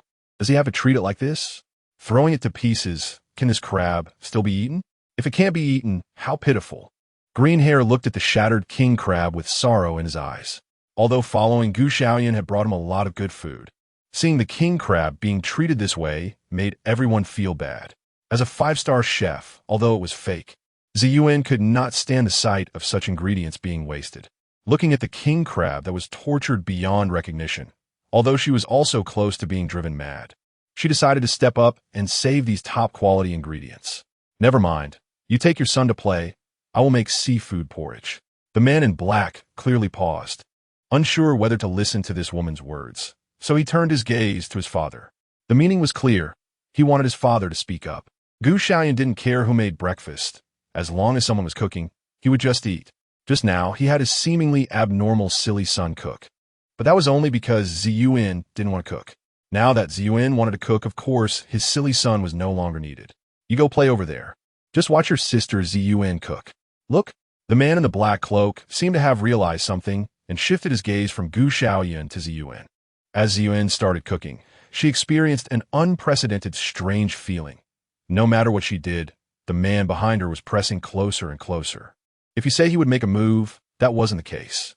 He was just wrapped in a cloak, his whole body hunched under it. And then he fixedly stared at every move she made. If you wanted to learn, it shouldn't be like this, right? Under the gaze of the man in the black cloak, Xiaoyun struggled to finish a breakfast. Eat. Then expressionlessly brought over a pot of seafood porridge, then scooped a bowl for herself and said coldly before starting to eat, don't be angry, just treat it as cooking for herself. Whether these people eat or not, it doesn't matter since she wasn't the one hungry. And then there was this man in the black cloak, wearing a black cloak and hood all day long. Xiaoyun wanted to see how he would eat.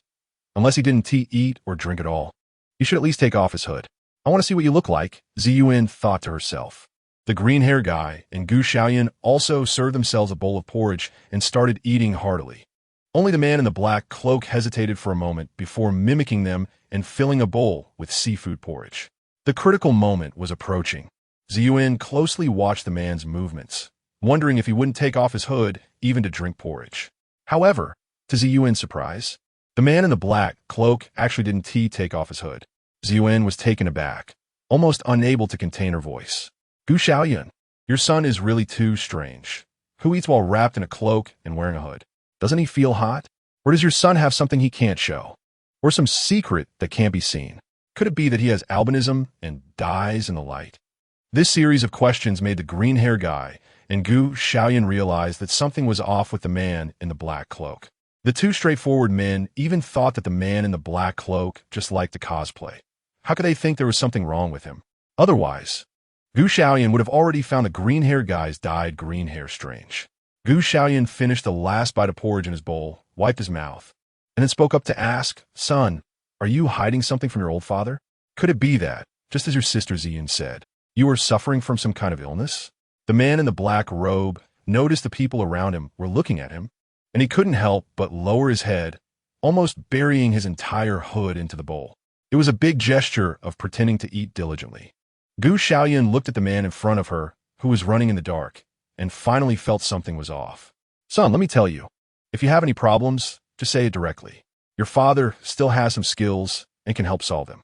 But if you keep silent and behave so strangely, we might end up severing our father-son relationship. Gu Xiaoyun spoke with righteous indignation, completely unaware of how shameless her words were. Xiaoyun couldn't help but roll her eyes at this. She always felt that Gu Xiaoyun was eager to sever ties with this black-clad man. Could this really threaten him? However, to Xiaoyun's surprise, as soon as Gu Xiaoyun said those words, it actually did pose a threat. In front of the three of them, the black-clad man slowly stopped eating, raised his head, and then gradually extended his hand to lift his hood. At that moment, the three onlookers held their breath, eager to see the true face of the black-clad man. Gu Xiaoyun looked at him, about to reveal his true self. For some reason, he said unexpectedly, son, why don't you reconsider? I'm actually not that curious about your true identity. Do you think it's still possible for us to sever our father-son relationship? Silence immediately spread among the few of them. The man in the black robe stopped his hand upon hearing this. He had been hesitating, but in the next moment he swiftly pulled back his hood. His body clearly told Gu Xiaoyun. Wanted to sever the father-son relationship? Impossible. Gu Xiaoyun did not expect that his foolish son would be so ruthless. Was it really necessary to go to such lengths to maintain their father-son relationship? The next moment, the three of them and a turtle were shocked when they saw his true identity. You, how could you be two people? Xiaoyun covered her cherry lips and exclaimed in surprise. The green-haired one looked at the two little kids stacked together and felt deceived. No wonder this person always wore his black robe and was unwilling to take it off. It turned out to be two little brats combined together. Gu Xiaoyun looked at the two little brats in front of him, his eyes wide open. Damn, I really became a father by accident, and not just one, but a buy-one-get-one free deal. These two little brats can't be 18 yet, can they? Let alone 18. Are they even 10? Can I still return them? Little guys, what do you think of this green-haired guy? How about recognizing him as your dad instead? Chapter 113. The five elements, metal, wood, water, fire, earth, arise. I don't want this green-haired guy to be my dad. You are my dad. The two little brats, stacked on top of each other, had identical faces. A rare set of twins. They both spoke in unison, and their voices, which were so hoarse before, were now completely childlike. If the previous few people had heard this voice, they would have realized something was off, but before, these two were actually able to produce a muffled sound, like an adult man. This left the three of them very curious about how they managed to make such sounds. Gu Xiaoyun, as their biological father, was the first to speak up. Why do the voices you two had earlier sound different? Is that your original voice? How did you produce that male voice before? The three of them looked at the twins in front of them with a strong sense of curiosity. One of the twins sat on the shoulder of the other, and they were also very curious about how the person below wouldn't feel tired. Why don't you come down first? Aren't you going to crush your brother down there? One twin looked up while the other looked down, exchanging glances. Finally, the child on top jumped down. The two twins stood alive in front of the three of them. Looking at the twins who had just reached their waist, the group suddenly felt deceived, especially Gu Xiaoyun. He had thought he had found a foolish man who could cook and was an experienced driver, but it turned out he had picked up two dead weights. Could he still return them? He was just joking around, asking others to recognize him as their father. After all, what boy doesn't like a father-son dynamic? The twins exchanged a glance, and the one on the right, the one who had been on top, spoke first. Dad, I'm EE, and he is Air. Can you stop calling me Dad? Okay, Dad. He decided to understand their situation carefully, although it was the end of the world. He didn't want to take ignorant kids from someone else's family. Call yourselves whatever you want. Just quickly tell me how you two little brats ended up in a place like this, dressed as a black-robed man. We're not little brats. We've lived for 1,000 years. E said seriously. Air stood beside him, and although he didn't speak, he nodded earnestly, affirming what E said. The two children, only waist-high, claimed to have lived for 1,000 years. The green-haired one initially didn't want to interject, but upon hearing such an outrageous claim, he felt he had to speak up. You two little brats aren't even as tall as my chest, yet you say you've lived for 1,000 years? Haven't you grown any taller in all that time? Did you stack on top of each other just to experience the benefits of being tall? Facing the green-haired one's question, E and Air remained unfazed. They spoke in unison. You're right. We're just short in stature. We are both 1,001 years old this year. Even Xuanwu, who had been silently resting on Gu Xiaoyun's shoulder, couldn't help but speak up. Little brats, you say you've lived for 1,000 years, but I've lived for tens of thousands of years. How can you prove you've lived for 1,000 years? As a divine beast, he was quite certain of his own claim of living for tens of thousands of years. At least in front of these two brats boasting about their 1,000 years, his claim of living for tens of thousands was not exaggerated at all. However, the twins clearly didn't believe Xuanwu's boast. They synchronously shook their heads. Impossible. Only we can live that long. If you've lived for 1,000 years. Haven't you encountered any dangers? If you got hurt, wouldn't you die? Seeing how confident the two little ghosts were, Gu Xiaoyun also felt a bit curious. But as soon as he asked, he felt foolish for believing the words of two kids who looked only about 10 years old so easily. Perhaps it was because these two little brats looked too serious, appearing oddly mature, which gave them some credibility. They might not listen to others, but they would still ponder Gu Xiaoyun's words seriously. We will encounter dangers, but we will kill them. You? Can you eliminate all the dangers you encounter? Gu Xiaoyun looked up and down at Yi and Air, two little kids only as tall as their waists. The two twins were not only short, but also had baby faces, speaking in a childish voice. How could they possibly defeat anything like this? They could only bully the already dead king crab. Seeing Gu Xiaoyun's incredulous expression, the twins seemed a bit angry. Dad, what we said is true. We are very powerful. Yes, you're right. You two are so powerful. Just throw something and you can crush a king crab. Yi and Air felt something was off about Gu Xiaoyun's praise, but they couldn't understand what the problem was. They exchanged glances and decided to show their dad their strength. The twins originally stood side by side, then faced each other, palms against palms, and began to chant a spell. Power of the 5 elements, metal, wood, water, fire, earth, arise. Suddenly, a wind began to blow into the small villa, starting as a gentle breeze and then turning into a fierce gale. Accompanied by the strong winds, the dining table caught fire, and as the wind intensified, the flames grew higher. Strangely, it started to pour rain inside the house. As soon as the rain began, the tiled floor they were standing on started to crack, and clumps of soil emerged from beneath the tiles. The next second, half of the soil clumps turned into gold, while the other half turned into silver. In the following moment, tender green grass sprouted on top of the gold and silver. The scene transformed from a golden and silver hue to green in an instant. In just a short moment, the small villa underwent a dramatic change, and including Gu Xiaoyun, the 3 of them stood there, astonished at everything happening. Is this the end of the world? Is this a sci-fi movie? The green screen effects aren't even this good.